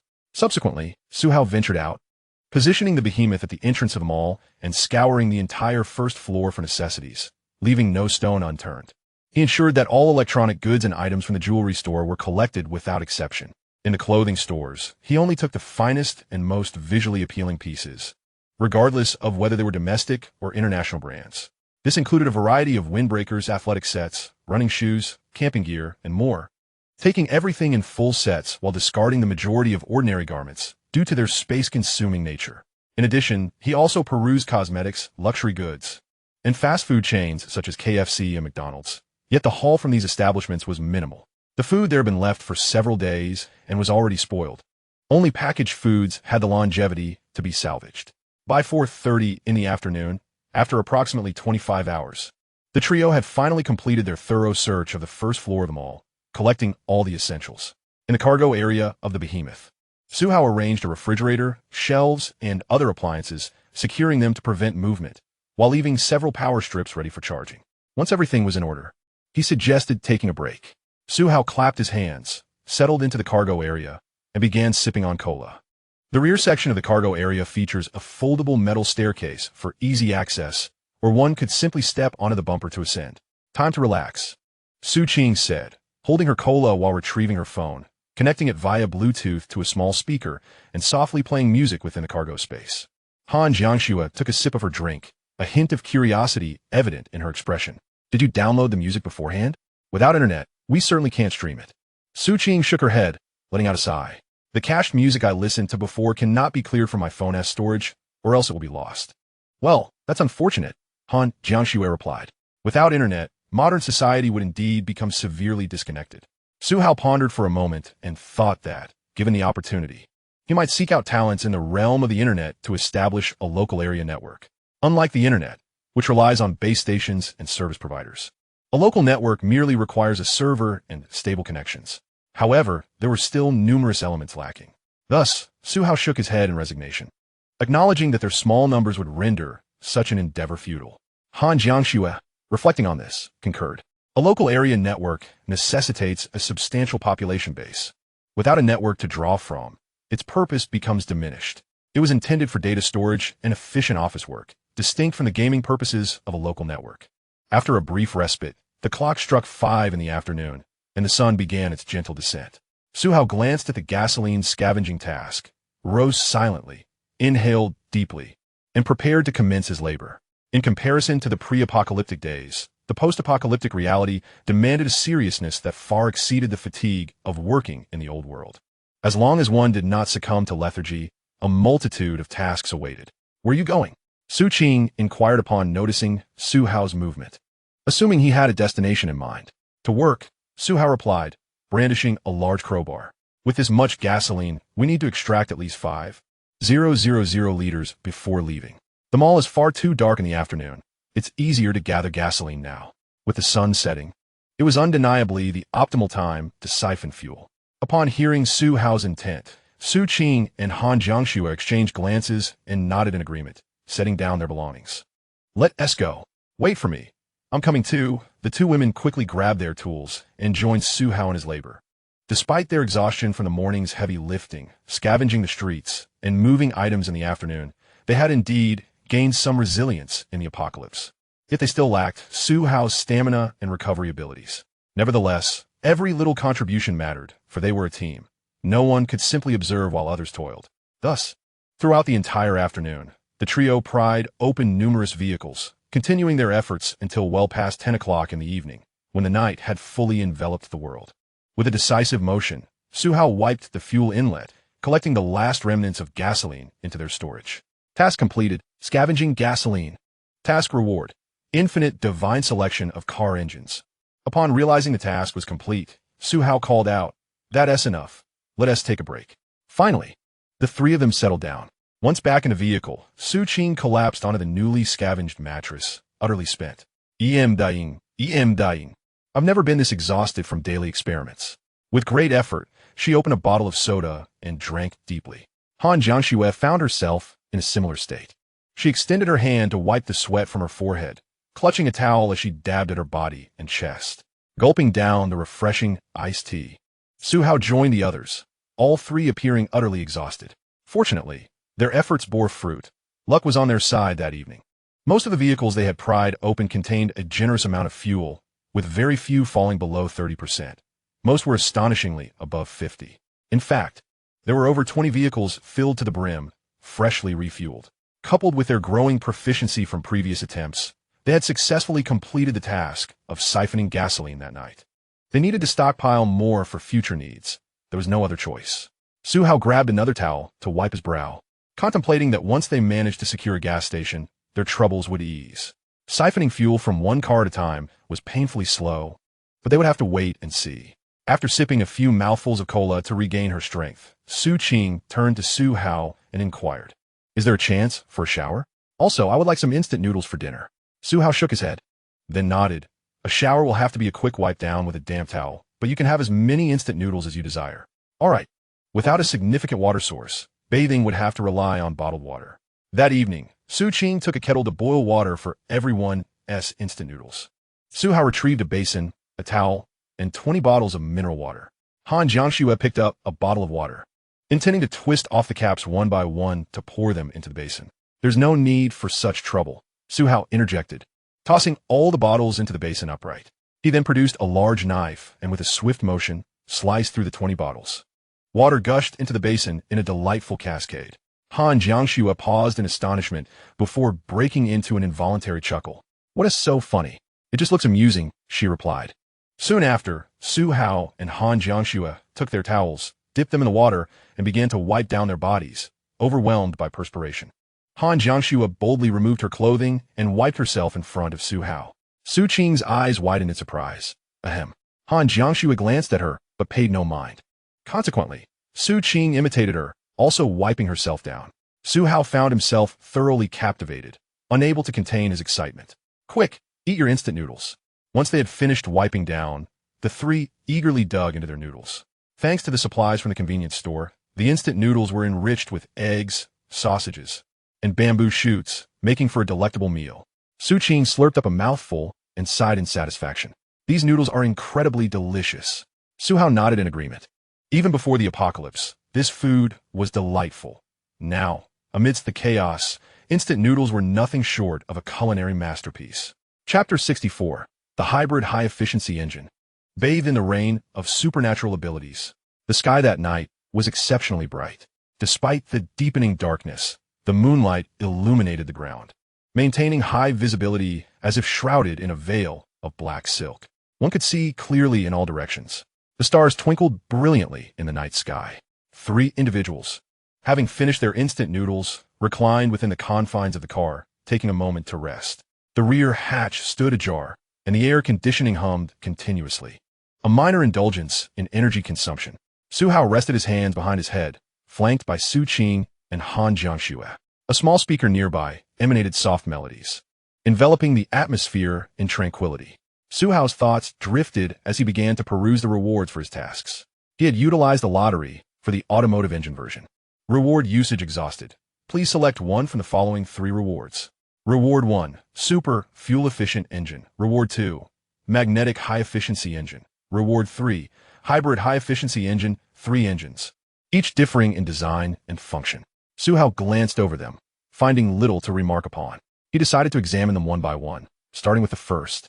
Super Fuel-Efficient Engine, a 21st century marvel, achieving an astonishing thermal efficiency of 60 to 70, far surpassing the typical 30 to 45.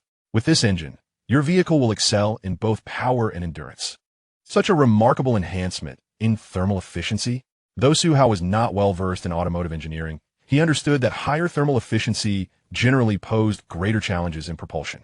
Were any enterprise in modern society capable of designing such an engine, the outcomes would likely fall into one of 3 categories. 1. Recruitment by the state. 2. Ascendancy as a global magnate. 3. A tragic demise by means of foul play. The first and third options seemed most plausible. The second was nearly impossible unless one were the offspring of a warlord.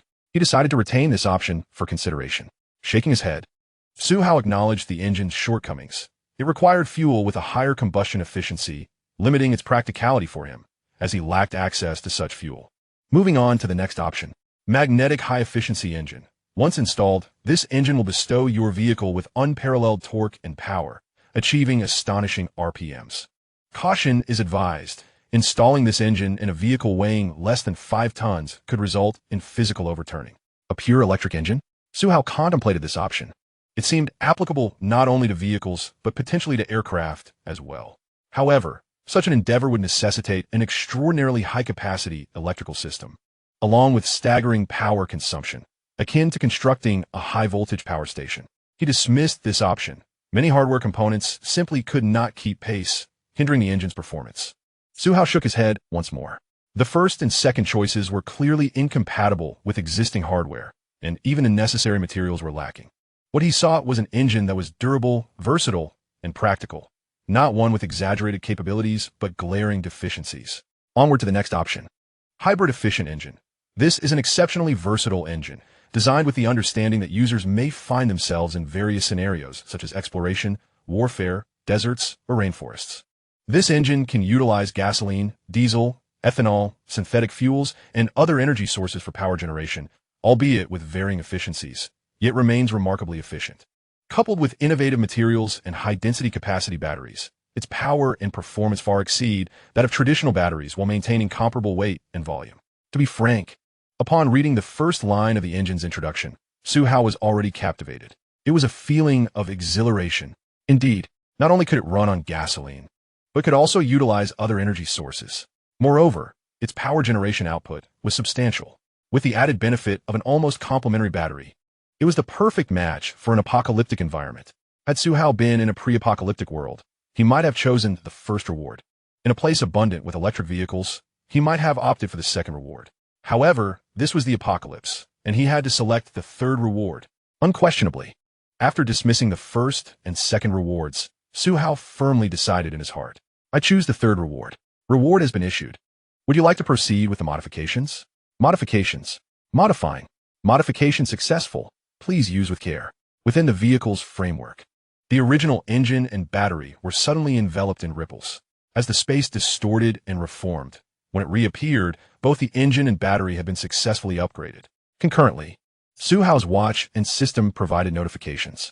Estimated overall energy consumption, 20. Estimated overall range, 30. Estimated overall performance, 25. Estimated post-modification. The beast's range had significantly increased, allowing for swifter travel. Su Hao glanced at the comparisons and nodded with satisfaction. With a vehicle like the beast, the only drawback might be its inability to fly. However, it was a car. Not flying was entirely reasonable. If Su Hao were to continue upgrading it through generations, who knows, it might indeed take to the skies. Opening his eyes, Su Hao gazed at the starry sky outside. It was dazzling, far brighter than before the apocalypse. The myriad stars did not require searching. They were abundant everywhere. At that moment, Han Jiangxue turned over, breathing deeply, and wrapped her arms around herself. Su Hao tilted his head to see Han Jiangxue soundly asleep, likely exhausted. It was past 10 o'clock, and after a hearty meal, fatigue had quickly set in. He heard a soft sound beside him and turned to see Su Qing also asleep, curled up next his waist, while the air conditioner hummed gently. Both women had worked tirelessly throughout the day, without a moment's rest, far more exhausting than working like beasts of burden. Yet, neither had expressed a single complaint. This made Su Hao grateful for his system's goddess reconnaissance ability, directly filtering out a multitude of unworthy individuals. Fortunately, the hidden information is visible. Otherwise, if a bunch of traitors were discovered, they would have to be dealt with. Speaking of this, Su Hao opened the panels of the two women for further scrutiny. Han Jiangxue, Strength 75, Constitution 71, Spirit 71. Su Qing, Strength 64, Constitution 69, Spirit 76. The distinct focus of each was immediately apparent. Han Jiangxue clearly embodied the warrior archetype, while Su Qing's role remained ambiguous, primarily contingent upon her awakening of supernatural abilities. Speaking of which, Su Hao harbored considerable skepticism. How could it be that after so many days of the apocalypse, there had been no awakening of powers? He calculated in his mind. It had already been a week. When would this occur? Moreover, he was equally curious about what kind of abilities he himself would awaken. Previously, when he only possessed the abilities of blades and swords, he was certain he would manifest as a strength-oriented warrior. However, now that he had formed a contract with the light spirit and acquired sword control abilities, the outcome was uncertain. Thus, as Su Hao pondered, the clock struck midnight. Just past 12, the once star-studded sky was suddenly engulfed in ominous clouds. The darkness fell abruptly, shrouding all light sources. Su Hao swiftly activated the spotlight of the behemoth. To his astonishment, he witnessed the once thick blanket of white fog suddenly surge upwards into the sky. As this white mist ascended into the clouds, a torrential downpour began to cascade down, each drop larger than a bean. Upon closer inspection, he realized the rain was black. The droplets were indeed black. Close the door. Su Hao immediately reacted, preparing to shut the door, then hurried to the front of the vehicle to drive it into a sheltered area. This rain was extraordinarily peculiar, with no clear understanding of its implications. It was best to take cover. Just as he was about to close the door, a notification echoed in his mind. Mission triggered. Bathe in the rain of supernatural abilities. Mission description. Chapter 65. Genetic seeds, adaptive skin, telekinesis. Just as Su Hao's hand paused before closing the door, he heard a specific notification in his mind. Mission triggered. Bathe in the rain of supernatural abilities. Mission description. The first batch of accumulated white mist is sufficient. It will surge upwards, leading to a global downpour, awaiting evaporation in the natural environment to evolve all things. Bathe in the rain of supernatural abilities is the optimal means of absorption, yet it bears significant danger. Those with supernatural talents below 80 should not approach, and those below 70 will face corrosion upon contact. The basic method of absorption involves waiting for evaporation, integrating into the atmospheric environment for natural absorption, albeit with slower efficiency. Mission reward. Evolutionary version of supernatural abilities with infinite choices. Upon reading the mission details, Su Hao comprehended everything. This black rain was, in fact, the result of absorbing the white mist, leading to a global downpour. White mist yielding black rain. Once again, the evolution-inducing rain descends. This rain is particularly formidable. Those with abilities below 80 cannot absorb it, and those below 70 may even face corrosion upon contact. Only those exceeding a score of 80 can bask in its transformative essence, achieving optimal enhancement. Without this task prompt, Su Hao would have likely overlooked it, and it remains uncertain how long it will take for humanity to uncover such news. A rare opportunity indeed. Approaching the hatch, Su Hao extended his hand to catch the dark rain, relishing the fortuitous gift. While others awakened their powers at random, dependent on their innate gifts, Su Hao, equipped with a system, can select his abilities from 3 options, which is undoubtedly preferable to chance. At that moment, the cacophony of the torrential downpour roused Han Jiangxue and Su Qing from their slumber. The rain was so intense that it struck the ground with a resounding crackle. What is happening? Han Jiangxue exclaimed, sitting up suddenly and reaching for a blade. Su Qing, still dazed and struggling to open her eyes, appeared bewildered. Just as Su Hao intended to call out to them, he waved his hand. Come out and embrace the rain. Your powers are awakening. Both women boasted talents exceeding 90, enabling them to absorb this evolutionary rain without any harm. This is the advantage of being favored by the divine. Should they encounter a score below 80, the situation would become perilous. A single misstep could hinder their progress, making future pursuits increasingly challenging. Evolutionary rain. Upon hearing those words, Su Qing instantly perked up. She quickly scrambled to her feet, asking, do we just get drenched, or do we need to drink it? Su Hao shook his head. No need to drink. Just let it wash over you like a shower. Su Qing not that vigorusin anzai. Han Jiangxue approached the door, similarly reaching out to feel the rain. Through the spotlight of the massive beast, she observed that the world was cloaked in utter darkness, and the rain she caught was, astonishingly, black. Black. She mused. Yes. Su Hao affirmed, the white mist ascends while the black rain descends. A significant transformation may be on the horizon. For now, let us immerse ourselves in the rain. Han Jiangxue nodded in agreement, and the 3 of them leapt from the vehicle, stepping into the deluge. The rainfall was overwhelmingly heavy. As soon as they entered, they were thoroughly drenched. Su Hao ran his fingers through his hair, glancing under the spotlight to find it matted with black rainwater. Quite filthy indeed. Exchanging glances, Han Jiangxue and Su Qing could not hold back their laughter at each other's appearance. They decided to shed their outer garments, remaining only in their undergarments to revel in the rain. Su Hao followed suit, removing his shirt as if taking a bath. In that moment of cleansing, a notification from the system chimed in. Task completed. Bathe in the evolutionary rain. Su Hao immediately focused his thoughts. Use it. You have utilized your reward count for evolutionary abilities. Please select one from the following 3 rewards. Reward 1, Gene Seed. Reward 2, Adaptive Skin. Reward 3, Telekinesis. 3 extraordinary abilities to choose from. Whatever Su Hao selects will awaken after this shower of extraordinary powers.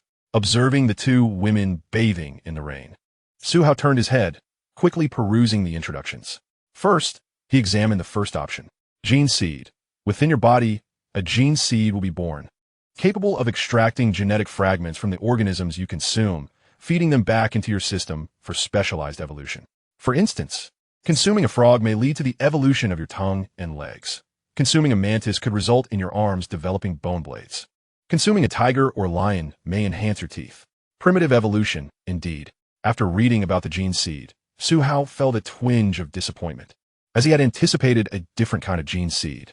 This one merely extracts the traits of real-world beasts. While it offers numerous evolutionary possibilities, the trade-off is a fundamental alteration of one's own genes, leading to significant physical changes, which Su Hao found unappealing.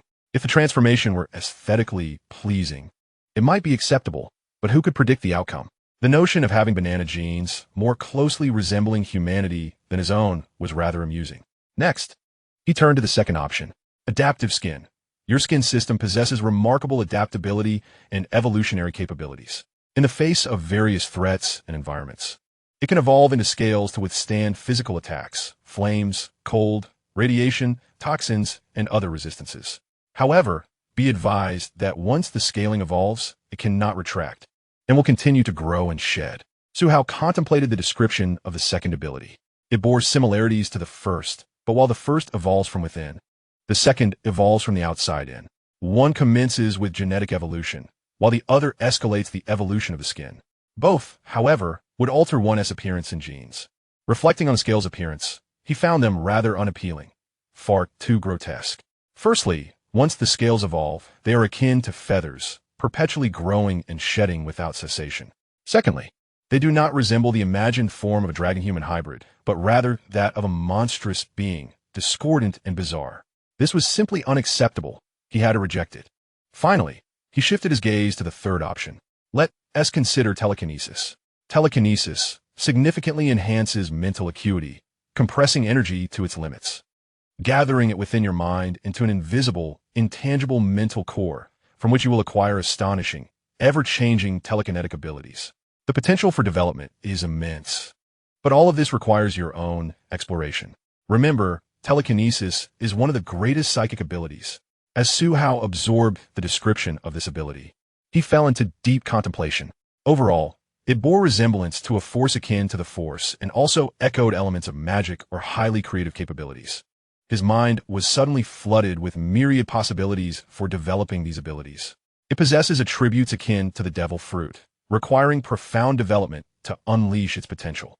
Initially, it may seem feeble, limited to merely moving objects. However, its latent capabilities could be exceedingly high. After all, it is stated in the introduction. Nonetheless, there is little more to discuss. In comparison to options 1 and 2, telekinesis is simply magnificent. Without a moment's hesitation, Su Hao nodded, his mind resolute. I choose option 3. Rewards have been issued. Please clear your mind, embrace the divine thought, and perceive the existence of telekinesis. Chapter 66. Su Hao's spirited surge and the transformation of the 2 women. Following the system's instructions, Su Hao seated himself on the ground, allowing the torrential rain to cascade over him. He emptied his mind, striving to think of nothing, akin to gazing into the vast emptiness of the cosmos. He focused on the void within his consciousness, remaining in this state of emptiness for a brief while. In the next moment, a vortex akin to a stream of air suddenly manifested in his awareness. This energy began as a trickle, gradually increasing in volume, slowly coalescing and swirling. As it spun, it compressed rapidly, As it continued to revolve, the original flow of energy began to condense, shrinking into a form reminiscent of a crystal core. Yet, this core appeared to be merely a concept. It was not a physical entity, but rather a symbol. During this time, Suhao's mental prowess surged. Mental, 8,189. Mental, 89,101. Mental, 101,149. In just a few minutes, his mental strength skyrocketed by over 60 attribute points, nearly doubling. It emerged as the highest attribute on his panel, even surpassing his physical strength by a considerable margin. When Su Hao finally opened his eyes, he found Han Jiangxue and Su Qing gazing at him intently. Su Qing, drenched in rain, tucked her hair behind her ears and leaned closer to Su Hao, inquiring with curiosity, "Have you awakened another ability?" Han Jiangxue approached, her voice barely audible amidst the downpour. "Su Hao, I sense that my strength and stamina are enhancing, and there is a peculiar energy surging within me." Su Qing, upon hearing this, closed her eyes to attune to the sensation. Suddenly, she opened her eyes, exclaiming in delight, "I feel it too. The awakening of such powers is undeniably palpable."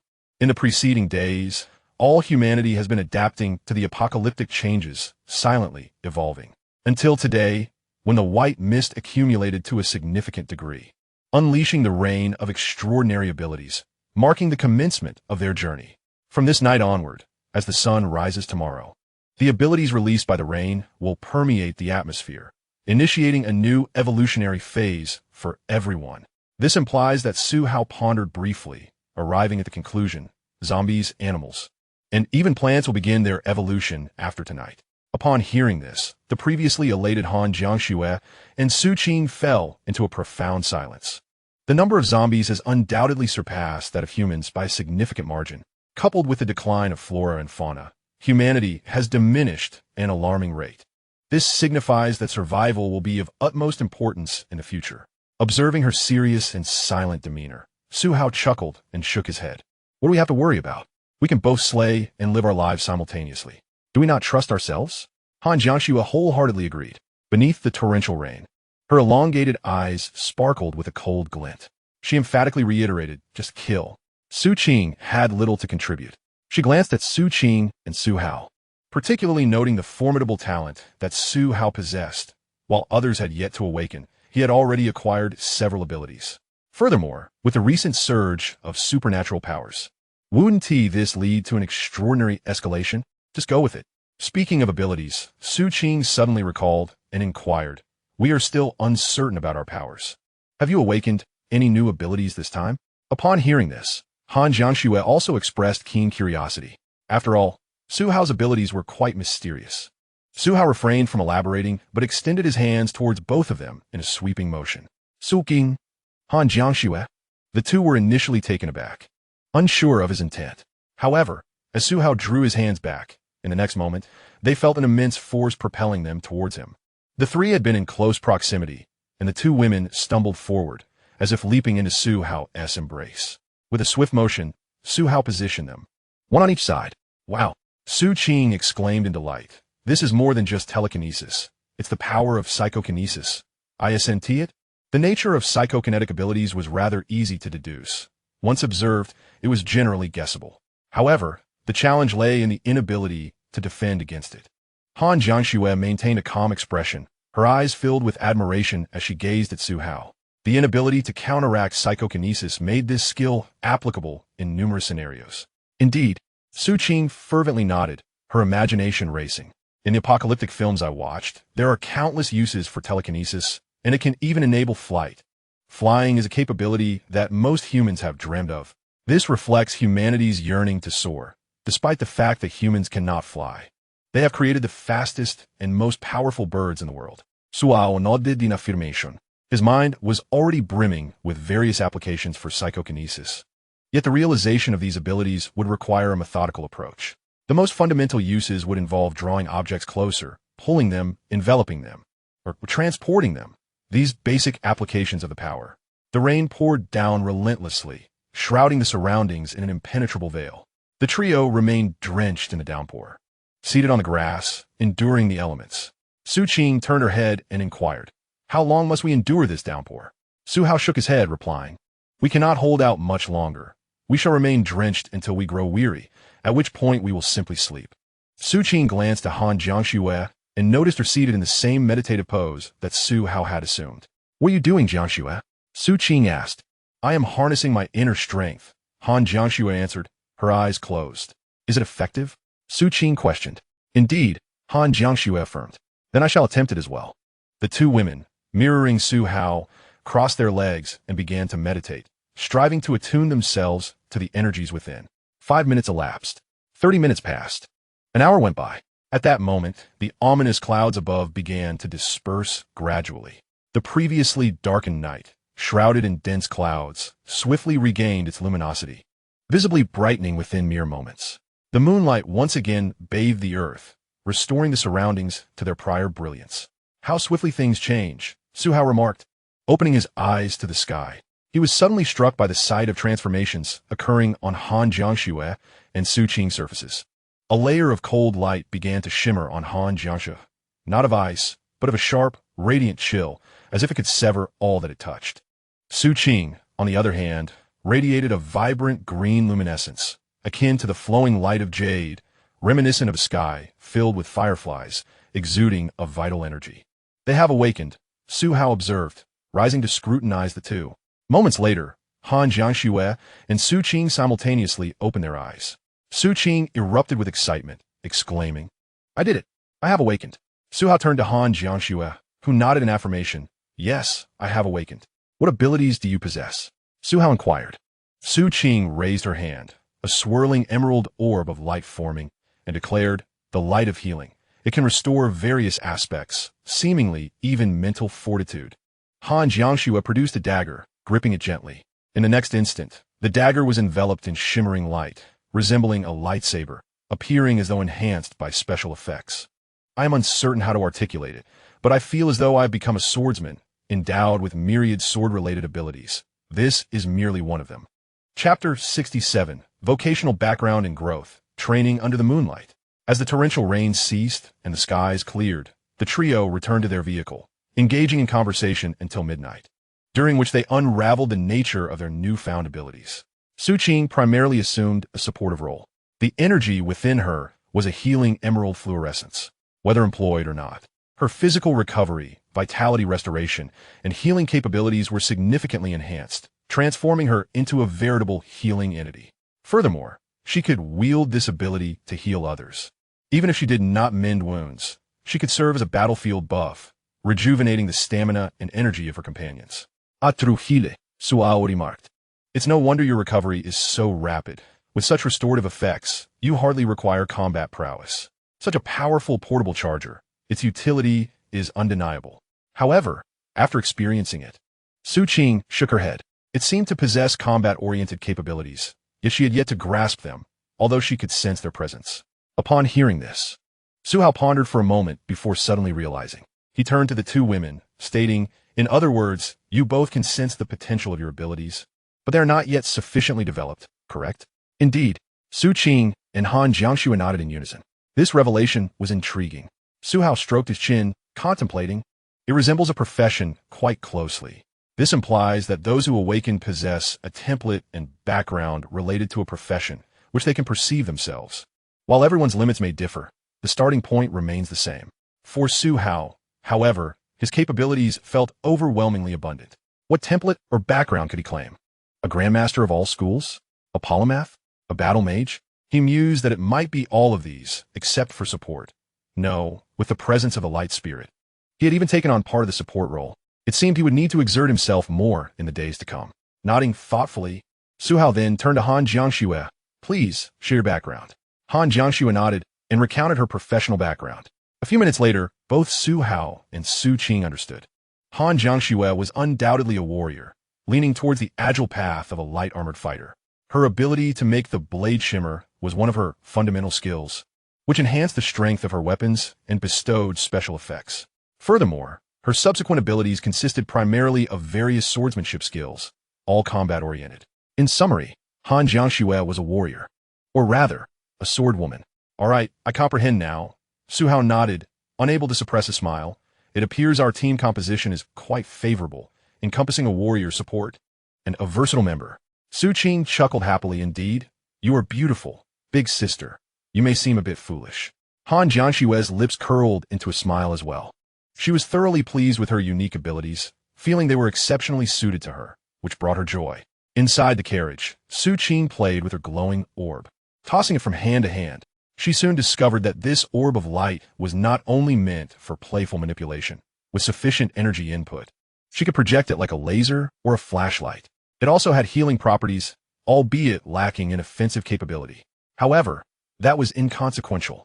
Since she had uncovered a means for remote projection, it was conceivable that she might eventually learn long-range attack abilities. As for Han Jiangxue, she held a scimitar in her grasp, licking her lips with an impatient hunger. Su Hao glanced at her. The two individuals locked eyes, and within Han Jianshui's gaze resided an extraordinary fervor, a fervent desire to showcase and validate her newfound abilities. Su Hao observed her, emitting a soft sound of inquiry. Han Jiangxue nodded emphatically. Subsequently, the pair ventured out. Su Qing inquired, "What is happening with you two?" She quickly rose, pressing for answers. "Where are you going?" "To spar," came the reply. Su Qing's expression transformed to one of incredulity. "So, you two were just exchanging secret signals for that? It's merely a tacit agreement to engage in combat?" Approaching the door of the vehicle, Su Qing settled on the edge, preparing to spectate. The night was luminously bright, requiring no colossal beasts to illuminate the surroundings. Su Hao and Han Jiangxue stood poised, wielding wooden sticks in a fencing stance, facing each other. Su Hao noted the unaltered hue of the stick in Han Jiangxue's grasp. She had yet to utilize her abilities. He slightly raised his chin, urging, "Employ your enchanting powers." Han Jiangxue hesitated. "What if the stick breaks?" "If it breaks, we shall replace it with a steel bar. This is, after all, a test of your capabilities." "Very well." Han Jiangxue ran her hand along the wooden stick, and in the next moment, it radiated a milky luminescence, as though charged with an effect that rendered it almost surreal. Coupled with the stick's original form, it appeared even more astonishing. "Proceed." Su Hao nodded, allowing Han Jiangxue the initial move. With a serious countenance, under Su Qing's watchful gaze, she executed her signature maneuver, a forward thrust. This technique was the swiftest, the shortest in distance, and the most effective. Should she fail to strike Su Hao, it would not be due to the technique itself, but rather the substantial disparity in skill. This time, under Su Hao's scrutiny, the once lightning-fast thrust suddenly decelerated, reminiscent of a video playing in slow motion. In reality, its velocity remained unchanged. However, within Su Hao's hyperdynamic perception, it appeared painfully slow, slower than a bullet. How could it be deemed fast? Su Hao raised his stick and struck. With a sharp crack, the wooden stick shattered. Both he and Han Jiangxue stood momentarily stunned. The stick in Su Hao's hand broke upon contact, rendering it utterly useless. Han Jiangxue sought to retract her force, but Su Hao was swifter. Before she could withdraw, he released the wood, and through the manipulation of space, it seamlessly transformed into the steel bar previously used to pry open the fuel tank. He then collided once more with the wooden stick. Due to the change in materials upon collision, the steel bar in Su Hao's hand emitted a metallic clanging sound. Han Jiangxue halted, astonishment flickering across her face as she regarded the milky stick in her grip, and then glanced at the steel bar in Su Hao's possession. Su Qing's countenance reflected shock. In a mere second, a sequence unfolded. Initial strike, counter, collision, weapon exchange, and another collision, culminating in a graceful retreat. Su Qing was momentarily dazzled, unable to discern the details of the unfolding events. She only caught sight of the moment when the wooden stick came to a halt, splintered, yet astonishingly. The milky white stick produced a clanging sound against the steel bar. "What enchantment is this?" Su Qing exclaimed. "Can a wooden stick truly withstand a steel bar? If this were to be affixed to the original knife, wouldn't it be invincible?" Han Jiangxue gazed at the wooden stick in her hand, equally astonished. While she was aware of such effects, the potency was beyond her expectations. The stick had been dramatically enhanced. She turned her eyes towards Su Hao, who wore a smile that reflected both enthusiasm and intrigue. "You see, this is the result of our experimentation. Let us continue. Tonight, I shall train you rigorously." Han Jiangxue bit her lip, gripping the wooden stick tightly. Taking a deep breath, her face flushed with anticipation. "Please do not hold back." Chapter 68, Global Changes. Surge in Attributes, Breaking Limits. Post-awakening, Han Jiangxue formally engaged in practice with Su Hao. The ensuing scene resembled the dazzling combat of martial arts. where an ordinary observer could scarcely comprehend the happenings, only hearing the rhythmic clashing sounds and witnessing the swift movements of the two figures. As the duel progressed, Su Qing's mouth gaped wider in astonishment. Under her watchful gaze, Han Jiangxue exerted herself to the utmost, her movements requiring leaps, dives, and lunges to even approach Su Hao. Meanwhile, Su Hao hardly moved at all. A mere shift of his feet was sufficient to effortlessly counter all of Han Jiangxue's assault paths. Su Qing could not fathom it, yet she was profoundly shaken. It was evident that Han Jiangxue was utterly at a loss. It was quite exaggerated. Su Qing's eyes widened. Can one truly execute such martial prowess? This was merely the surface. The crucial point was that Su Hao had yet to employ many of his abilities. Minutes passed. With a final resounding clash, Han Jiangxue staggered back a few steps. Supporting herself with the milky white stick on the ground, panting heavily, her chest rising and falling rapidly. Su Hao, holding the steel bar upright, examined it closely. The side of the steel bar bore numerous semicircular impact dents. Were one to claim this was the result of striking a steel rod, many would believe it. But to assert it was made by a wooden stick? Who would believe that in the pre-apocalypse world? This ability is quite commendable, Su Hao praised. There will be no need for maintenance. Once we acquire a better weapon, we can simply replace the knife. Gasping for breath, Han Jiangxue finally stood, swallowing hard as she exhaled deeply. You are incredibly strong. Each of my attacks feels agonizingly slow, certain to be intercepted by you, while I can only watch your strikes. Unable to react, Su Hao nodded. Of course. Would you care to see my current abilities and stats? Name: Su Hao. Age: 19. Attributes: Strength 92, Constitution 86, Spirit 149. Remaining unlocked. The average level for adults is 60, with a maximum of 100. Rewards: Level 10 Cold Weapons, Super Dynamic Vision, Summon Light Spirit, Neural Sensitivity, Sword Mastery, Telekinesis. Inventory: Alloy Great Knife, Alloy Armor All System Map Watch, Zombie Virus Serum, X3. The combination of Super Dynamic Vision and Neural Sensitivity is truly a match made in heaven. Together, they are exceptionally effective for both defense and counterattack. Coupled with his level 10 cold weapons proficiency and physical attributes, this presents an overwhelming advantage for Han Jiangxue. However, she remains undeterred. Instead, her gaze towards Su Hao is filled with unmistakable admiration and adoration. This is not merely a matter of strength. It embodies a profound resonance of character and spirit.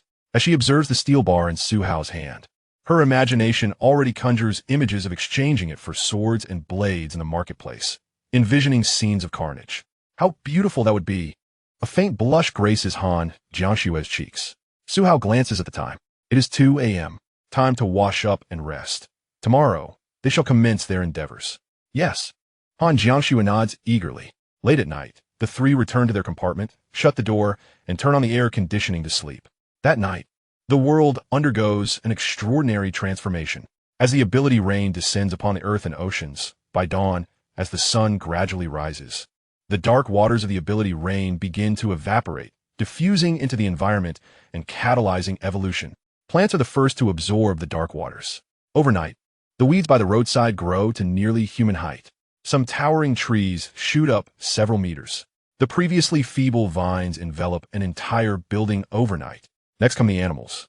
The surviving creatures begin to cautiously sample the dark waters. After brief struggles, sleep, and feeding, some succumb, while others undergo bodily transformations, becoming larger and stronger, or awakening latent abilities. The great whales in the ocean swell to double their size overnight, growing from 50 meters to an astounding 100 meters. Some marine creatures develop sharp teeth and horns.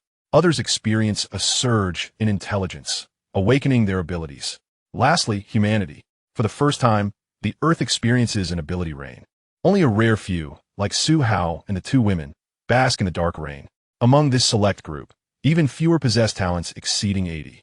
In fact, none surpass 90. Yet, with the sheer population base, countless individuals awaken their abilities that night. Even the least gifted among them experience a significant enhancement in physical prowess. As the night passes and the sun fully rises, at 9 o'clock a.m., a stir within the compartment prompts Su Hao to lead the two women out to brush their teeth. As Han Jiangxue was brushing her teeth, she suddenly froze. The toothbrush in her hand had inadvertently snapped. She turned to Su Hao and exclaimed, "My strength has increased significantly." Su Hao immediately glanced at her status panel. Han Jiangxue, Strength 75-84, Constitution 71-76, Spirit 71-74. Su Qing, Strength 64-69, Constitution 69-74, Spirit 76-83.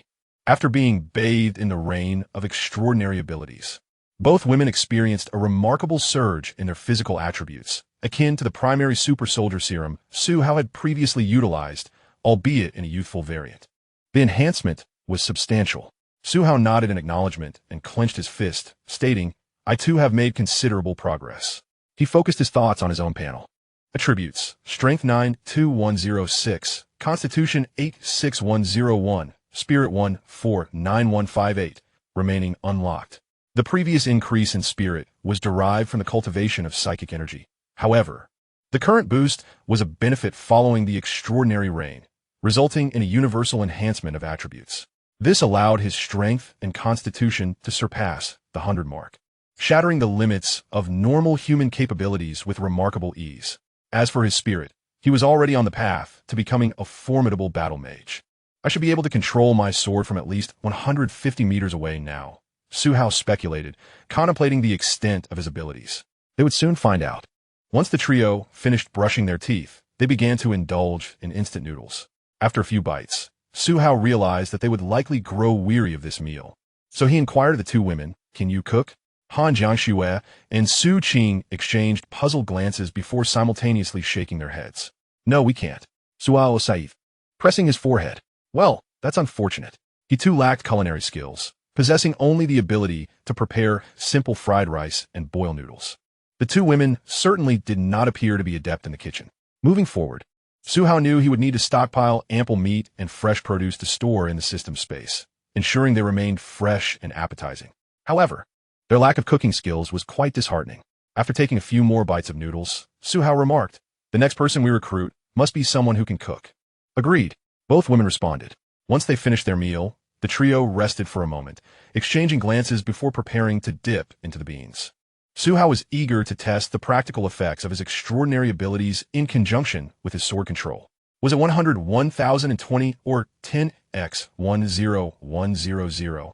Since both configurations possessed a mental effect, although they were fundamentally distinct, they undoubtedly complemented each other. Let us begin. Chapter 69, Efficiency in Slaying Zombie Skyrockets, Mall Cleared. The three made their way towards the mall. Along the way, Su Qing marveled at the flowers, grasses, and trees in the greenbelt, exclaiming, "Have they grown this much overnight? Has the world mutated?" At that moment, the greenbelt was filled with weeds, the shortest standing at a meter tall, even reaching waist height. The towering vegetation has surpassed human height, obstructing the line of sight. As for the trees, some have surged several meters overnight, rivaling the heights of buildings. Beneath the red brick and ceramic tiles, the grass has pushed through, forcefully elevating the bricks to form a large mound. Some weeds have even managed to lift substantial bricks weighing dozens of pounds, displacing them to the side and creating a significant hole in the ground, where they thrive unchecked. Su Hao glanced towards the road. The asphalt was relatively intact.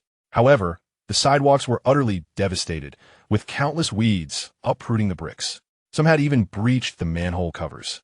Flourishing in the sunlight, it is likely that, in no time, the city's structures will be reclaimed by nature.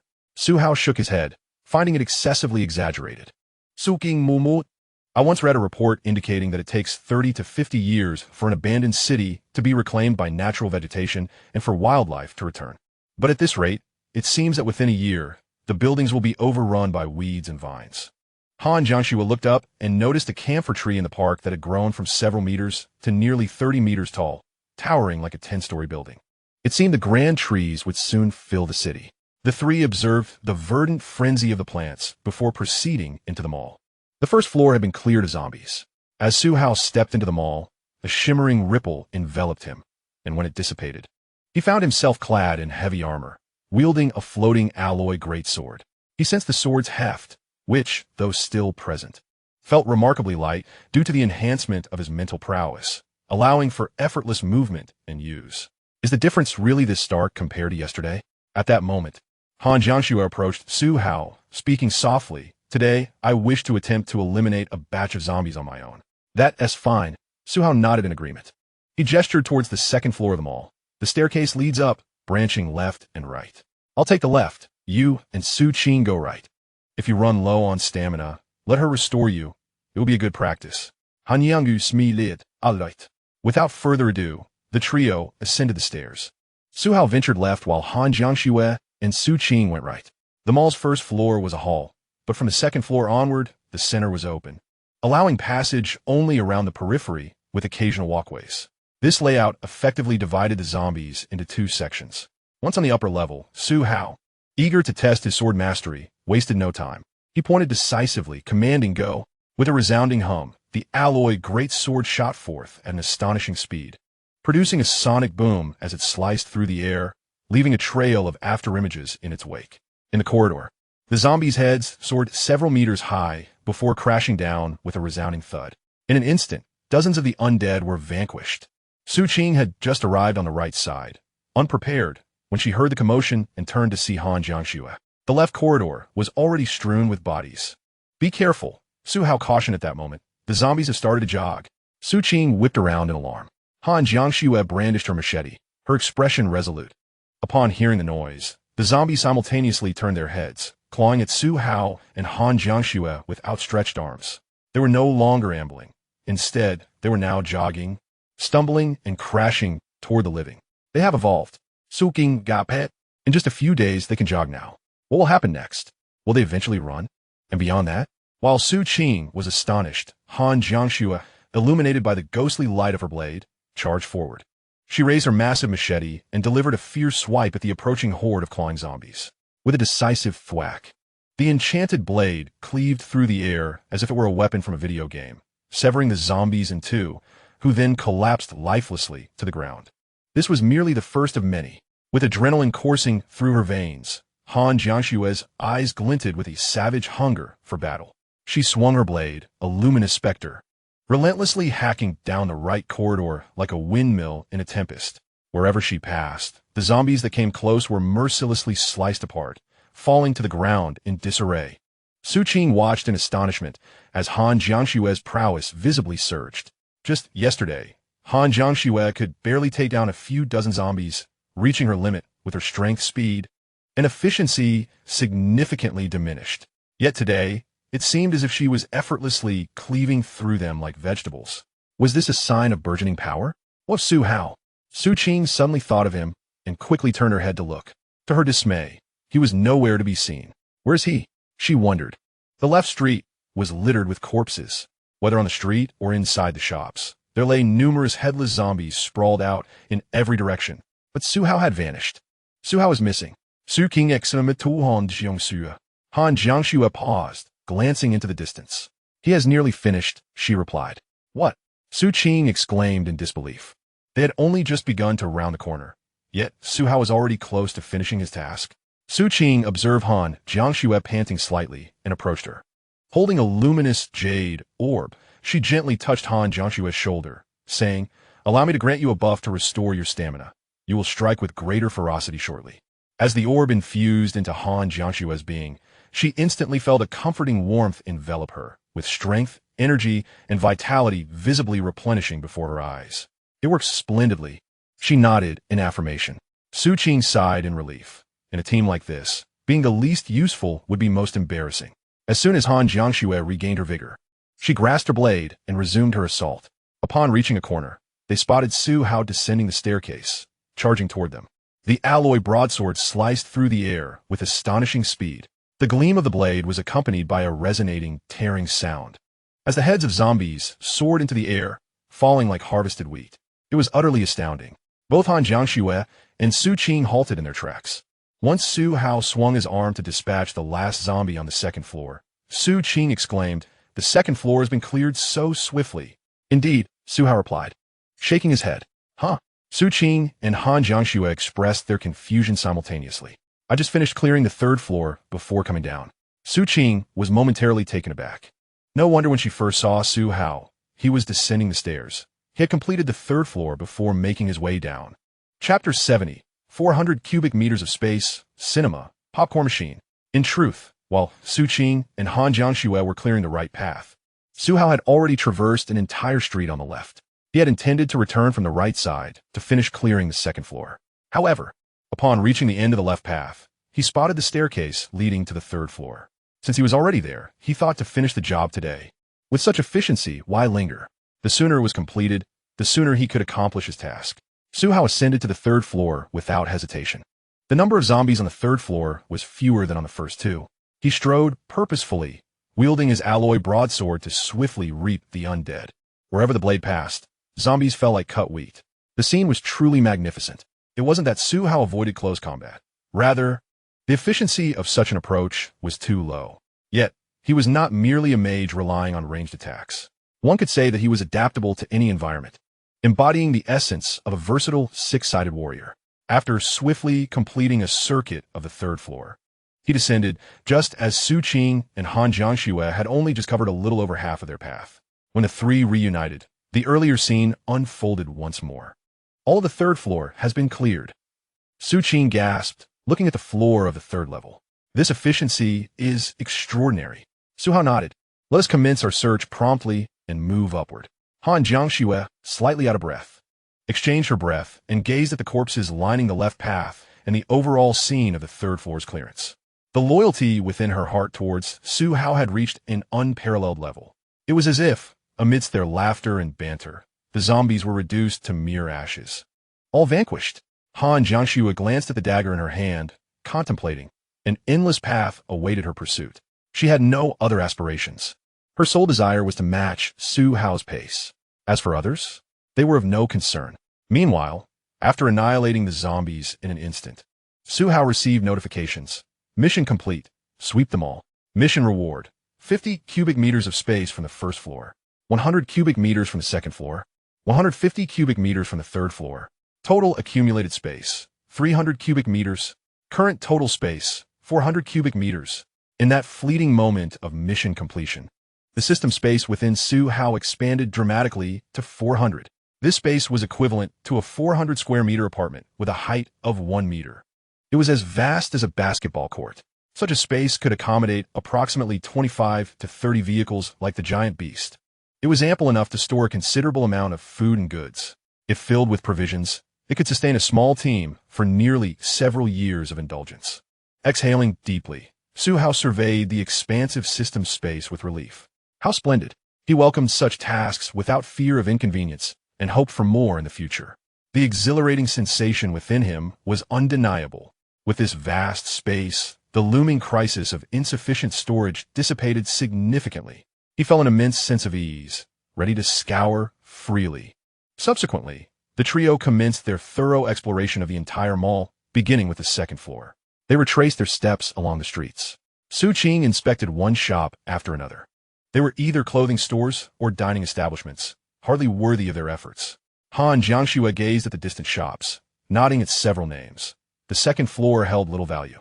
The amalgamation of the second and third floors paled in comparison to the first. The first floor housed a plethora of renowned brand stores, abundant in variety and quantity.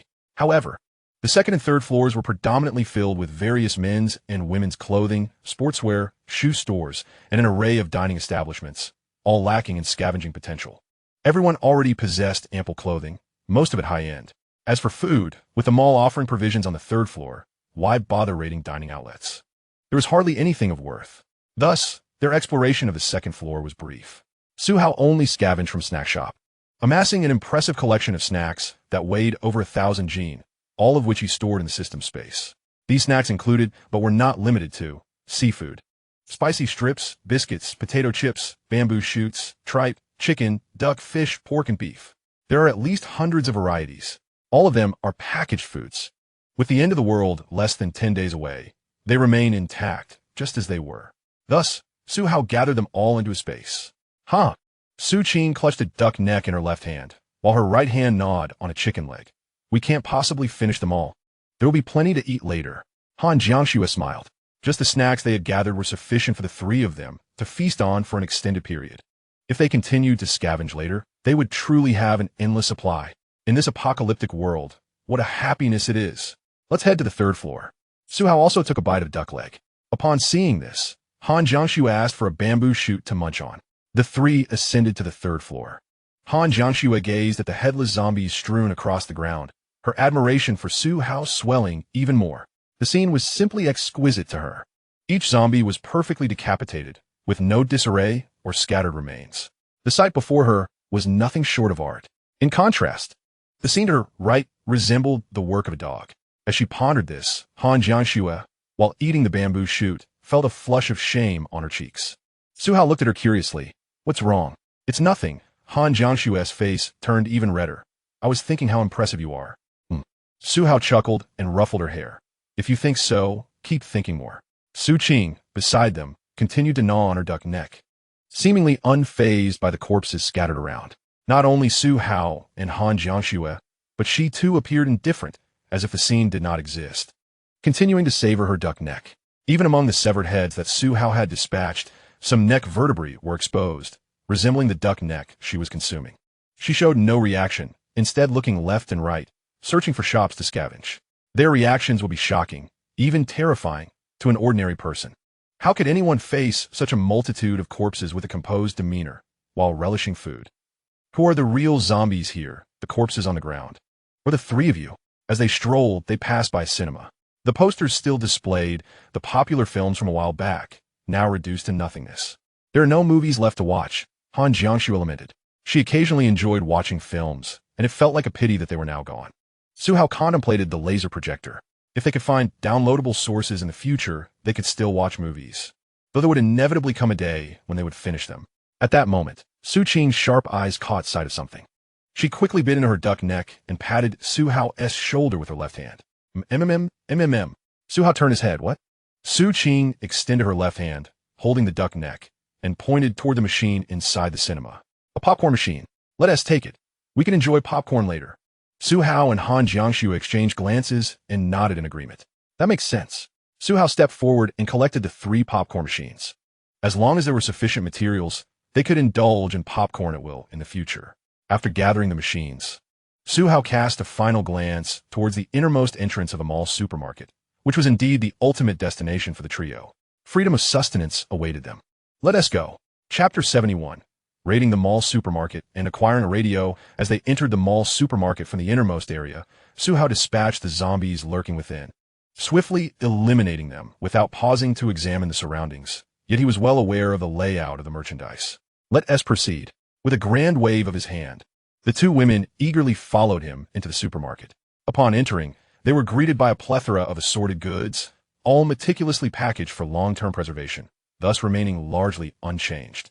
However, some items had been recklessly taken by looters prior to the apocalypse, though fortunately, the damage was minimal. Su Qing surveyed the collapsed shelves and remarked, "Thankfully, the destruction is not extensive. Some of these items are still acceptable." The unusable and damaged goods accounted for approximately 30% of the supermarket's inventory, but fortunately, not all of it was necessary. The trio prioritized scavenging the general goods section. "You two, go grab the carts and load up everything we need from the other side." Understood. Su Qing and Han Jiangxue made their way to the carts. Han Jiangxue, with a single effort, pulled out 3 carts, pushing them all at once to maximize their haul. Su Qing, initially inclined to use just one, followed suit and pushed all 3 alongside her. Thus, Su Hao led the way through the aisles. Among the general merchandise were tissues, shower gel, shampoo, and towels. In the food section, various canned goods, chili sauce, sweet sauce, spices, condiments, and cooking oil. The beverages included white liquor, red wine, beer, alcohol, and soft drinks, along with an array of other items. There was no time to count. There was simply too much to behold. Han Jiangxue and Su Qing tirelessly brought cart after cart of goods to Su Hao, who was also vigorously collecting supplies. Su Qing, managing 3 carts filled to the brim, wore a beaming smile of joy. "This is exhilarating, Jiangxue. We can truly take whatever we desire. Did you grab the sanitary pads?" "I did," Han Jiangxue replied, her hands busy. "Just don't take too many. The best one should suffice for several years." "All right, I understand." Su Qing nodded. "We shouldn't waste Su Hao's space, right?" "Exactly." In reality, Su Hao alone could clear out more than half of the supermarket. As he traversed the aisles, his gaze swept over row upon row of products. Spotting what he needed, he focused his intent, and, in the next moment, the items he desired levitated effortlessly into the air, coming to him.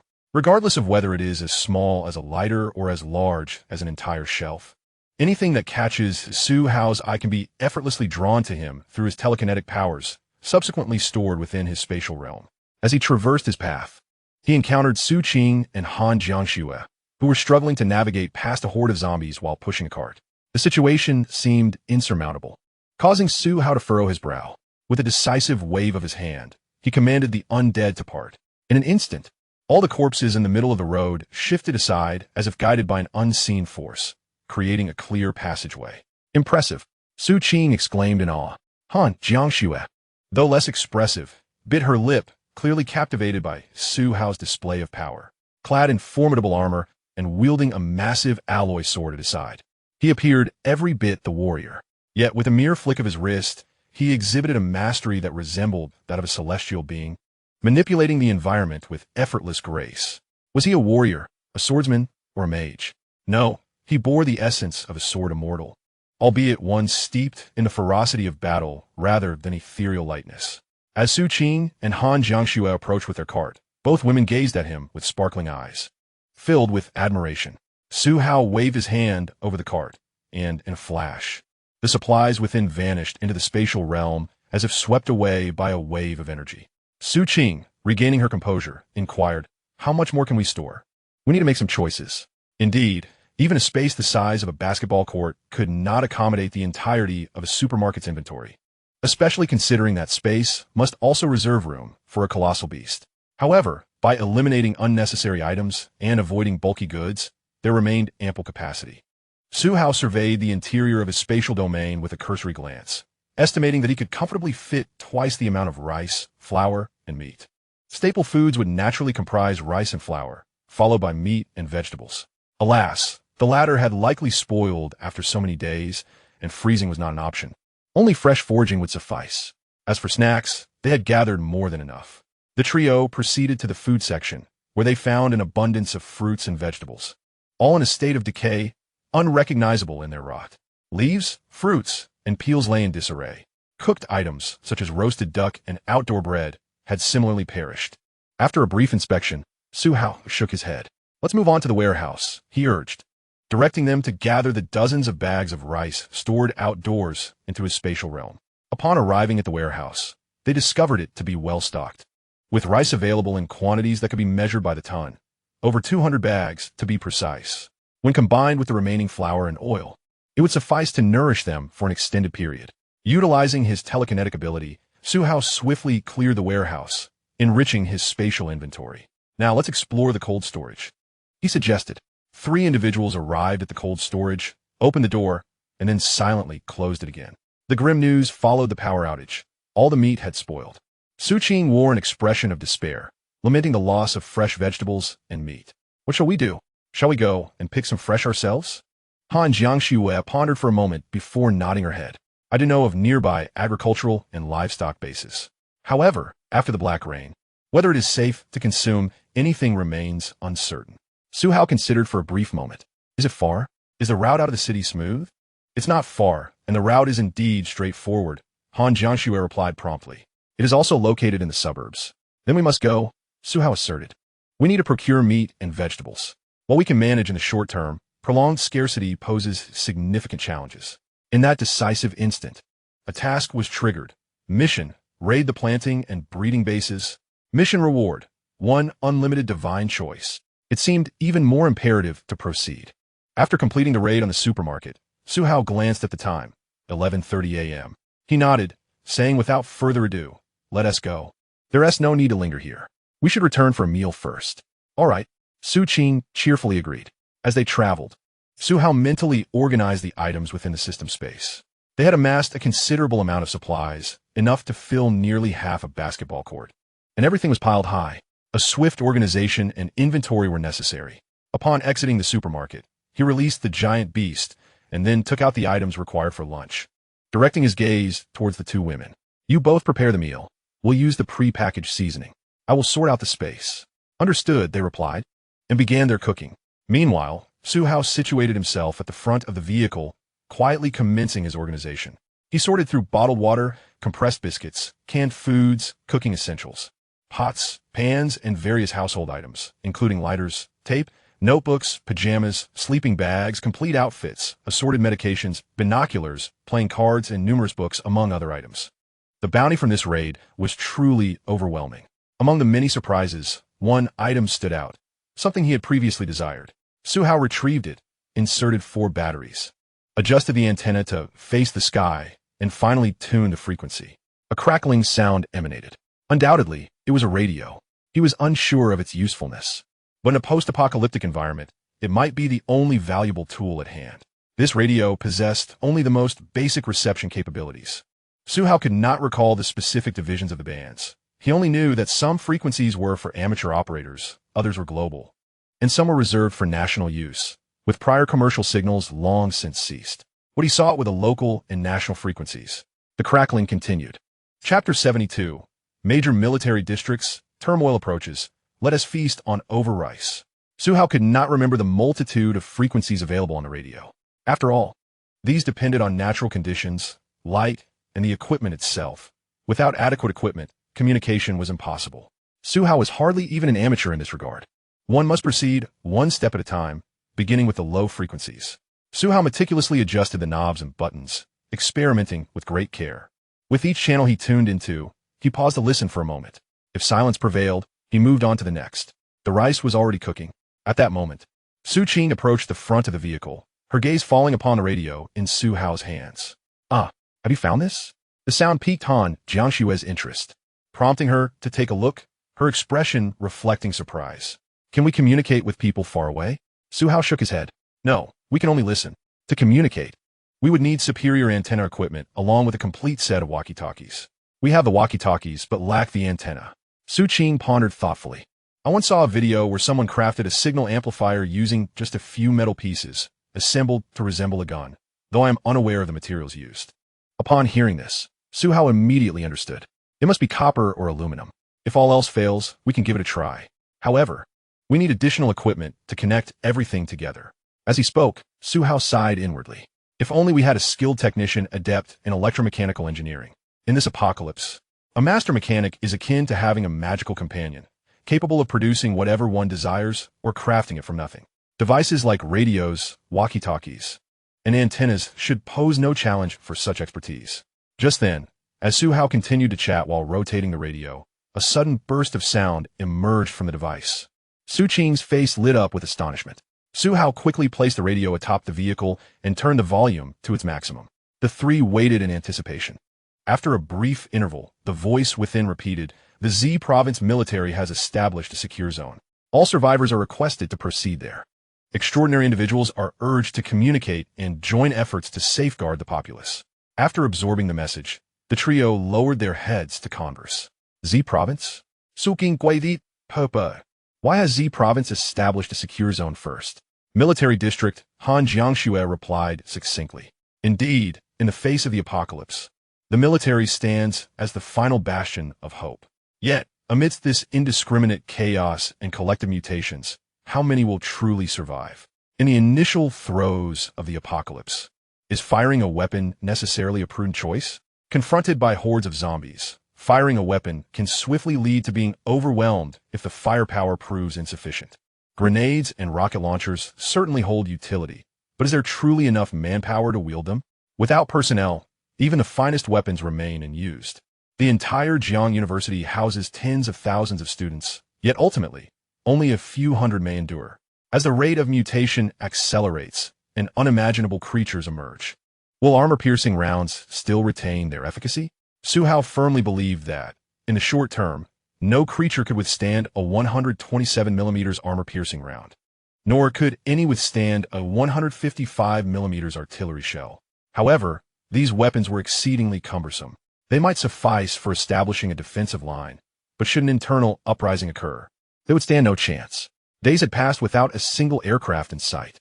Undoubtedly, the airfield had been rendered useless, and even the planes were in disrepair. What remained of the military's combat effectiveness? Su Qing recalled a statement from the radio a moment ago. The safe zone has reported instances of mutation, and the channel urged those with extraordinary abilities to make contact. Han Jiangxue nodded in agreement. The safe zone may not know how many individuals are present, but with a larger population, It is certain that some possess exceptional talents and formidable abilities. Su Qing concurred, leaning against Su Hao with her cheek upon his arm. Yet none of them can compare to Su Hao's strength, as long as we can enjoy a comfortable existence. That suffices. Han Jiangxue smiled in agreement. Despite their lengthy discussion, neither had contemplated venturing towards the safe zone.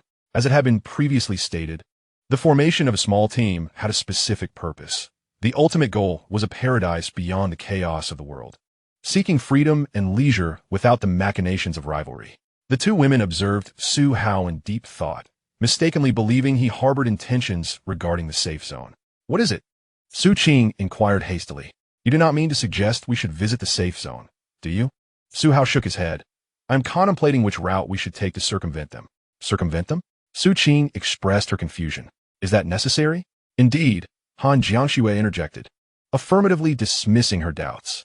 She glanced at Su Hao's heavy armor, then at the colossal beasts surrounding them, and finally at their own unique abilities. If you were the leader, what justification would you have to obstruct us? To put it nicely, it is for the greater good. To put it bluntly, it is for everyone's benefit. The apocalypse has only just begun. Do you intend to use these treasures to deliberately test others?